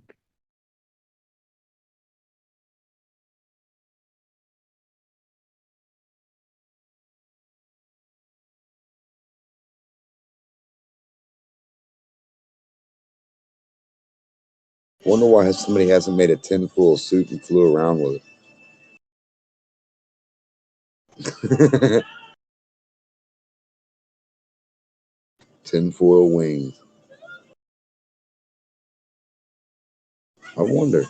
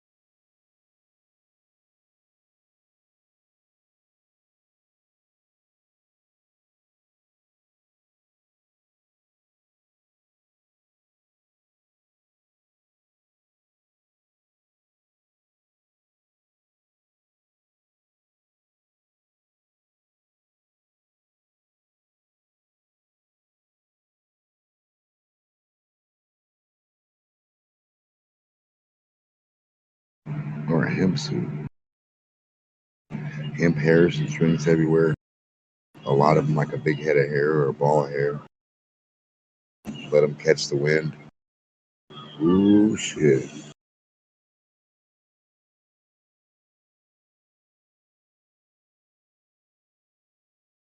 Oh, fuck, I'm tired.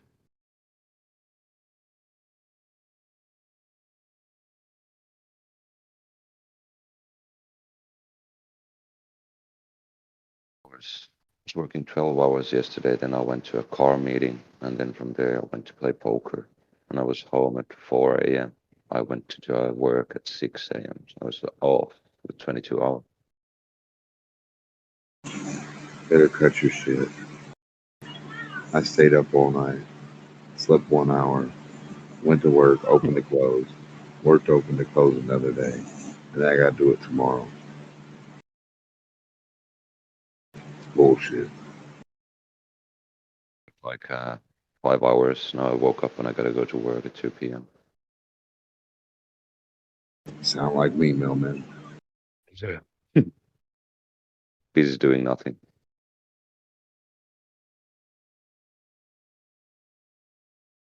It's a good poker game though. I gotta go there again. It's in a bar. It's good.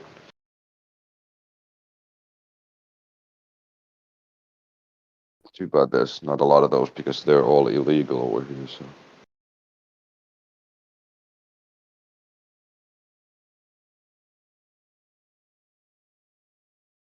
Did you come out ahead? I lost 20 euros. Not a big deal. Oh yeah, no big deal. It was the first time I was playing there, so I didn't put much money into it. So I don't know how the guys play. Right. Get a feel for the place. Yep.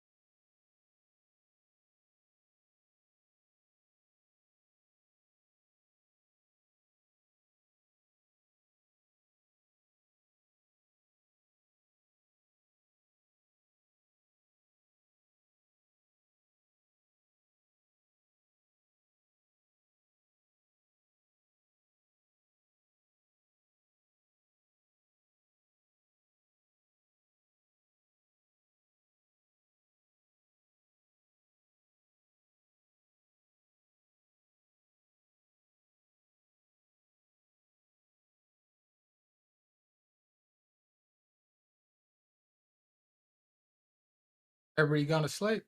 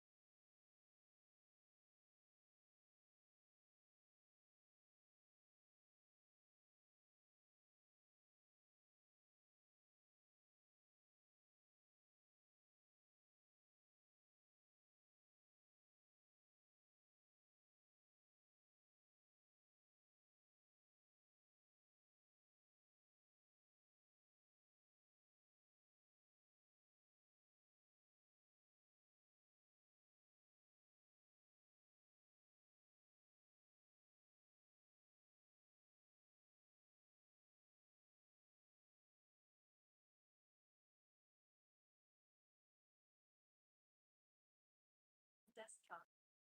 Press the menu button on your left touch controller to show or hide the menu.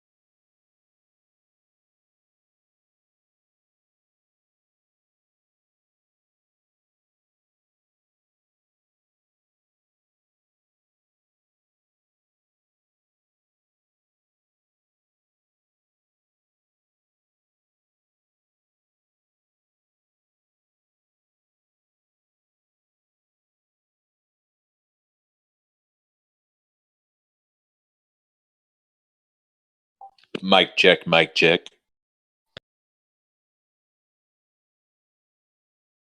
Yeah, you're good. Yeah, your mic's working. We're just quiet in here today. Well, at the moment.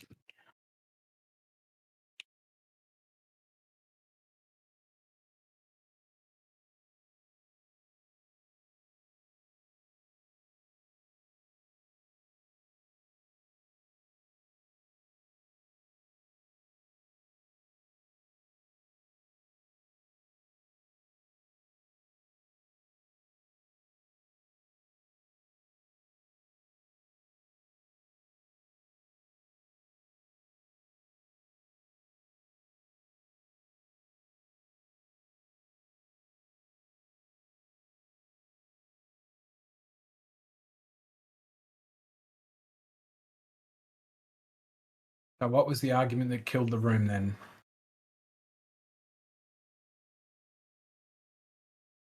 Well, Zanuck was in here. Just, like he speaks in like paragraphs, right?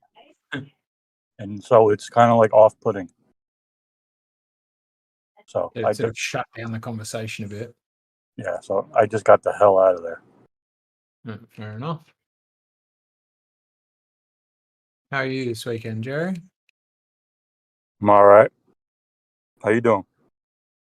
Yeah, doing okay. On a space game again. Very nice weekend. Played a bit of Pandemic with her girlfriend. Might get on a bit more Battlefield later. Have you Putting beaten off- it yet? Beaten what? The game. No, the game's beaten me repeatedly. Like the main way it beat me was I worked my I grinded like a motherfucker to get the nicest, what's meant to be the nicest ship in the game, the sort of end game ship, and was like, this thing isn't that fun to fly. Because the game massively favors big ships, but big ships move slow, like maneuver slowly, so they're not very fun to fly. Right. Yeah, it's like computer games. Like there used to be like Microsoft Flight Simulator, and you could just sit there for hours just staring at a screen for nothing. It like this goes back to what we were like talking about how in GTA you do all these missions for months just to buy a car. And all you did in real life was just stare at a screen, and you start to question your whole being. Yeah, it's like, is this really the best usage of the short time on this planet I have? Is this the real have life, the, or is this just fantasy? Yeah. I have the new Microsoft Flight Simulator, and it's like when I fly, I just use the time to do something else, like read a book or something. Just monitor it for them. That's funny. Yeah, but I it's do the same. interesting. Like, I log on here while I'm doing this because I'm about to have to go and do some transport, like some trading missions, which is boring. You dock, buy something from a market, find a market which will buy it for more, fly there, sell it. It's really boring. So yeah, I I'll did be the on here or doing something distracting at the same time. I did the rare trade route on Elite. Fuck me, that was boring. Yeah, but that's the thing. Like, I'm only doing the trading so I can level up the traders, the engineers. Oh yeah, I did it for money. For the making money, I was doing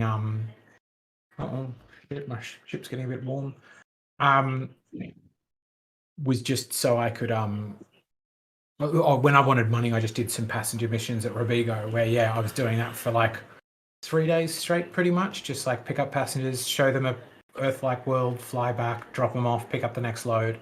Just did that again and again until I could afford my Anaconda. I got an Orca. And I got an Anaconda and was like, why did I get this thing? Was it It's slow. Orca, the transport ship? Oh yeah. That's Orcas. I think are quite nice passenger ship, isn't it?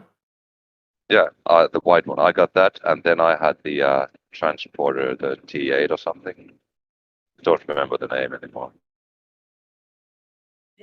I was like, well, what am I gonna do now? So it's like, well, not gonna.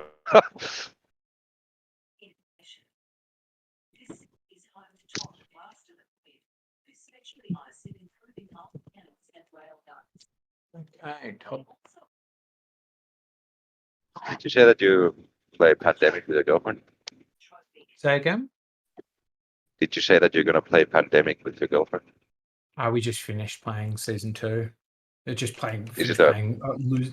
Losing January in season 2. Is it a board game? Yeah. Do you play a lot of board games? Yeah, bits and pieces. Like she's a big fan of them. I'm a bit more into computer games, but I play them with her and enjoy them. Yeah, because we play board games with my girlfriend and her brother and his girlfriend, and we play the Around the World in 80 Days and like the Ticket to Ride, yeah, those kind of Yeah, games. But I think Risk yeah. might be a good game. I heard Which? Risk. Risk. Yes, I've heard lots about Risk. I still haven't played it. Yeah, me neither. So I'd like to get a new board game, and Risk is good because you can just stop playing and continue with the next day. Yeah, right. You don't have to keep going. Yeah. Why not have a kill warrant scan on this? Really did not get this set up before going, did I? Yeah, the thing about Risk is if you're going to do that, you need to keep the board in a neutral area. Oh yeah, you have to put it at border cropper to some point.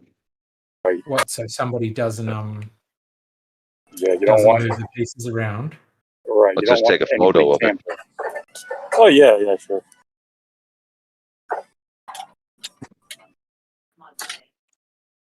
That was in a Seinfeld episode. Newman and Kramer were playing Risk, but Newman had to go to work, so they had to keep the board at Jerry's apartment because it was a neutral area.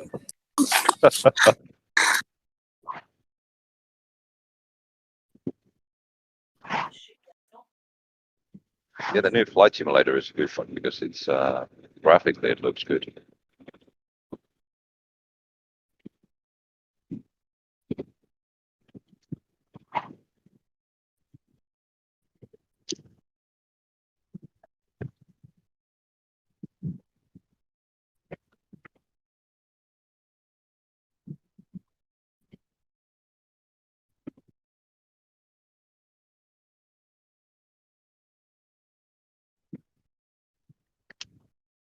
It's too bad I was working when the Qantas flight was going on, the Q14. Could have flown in real time in the simulator while it was going on real time. Yes. Race him there. Yeah. Although it was 787-9 that flew, and in the game you have 787-10, so it's a bit different but similar.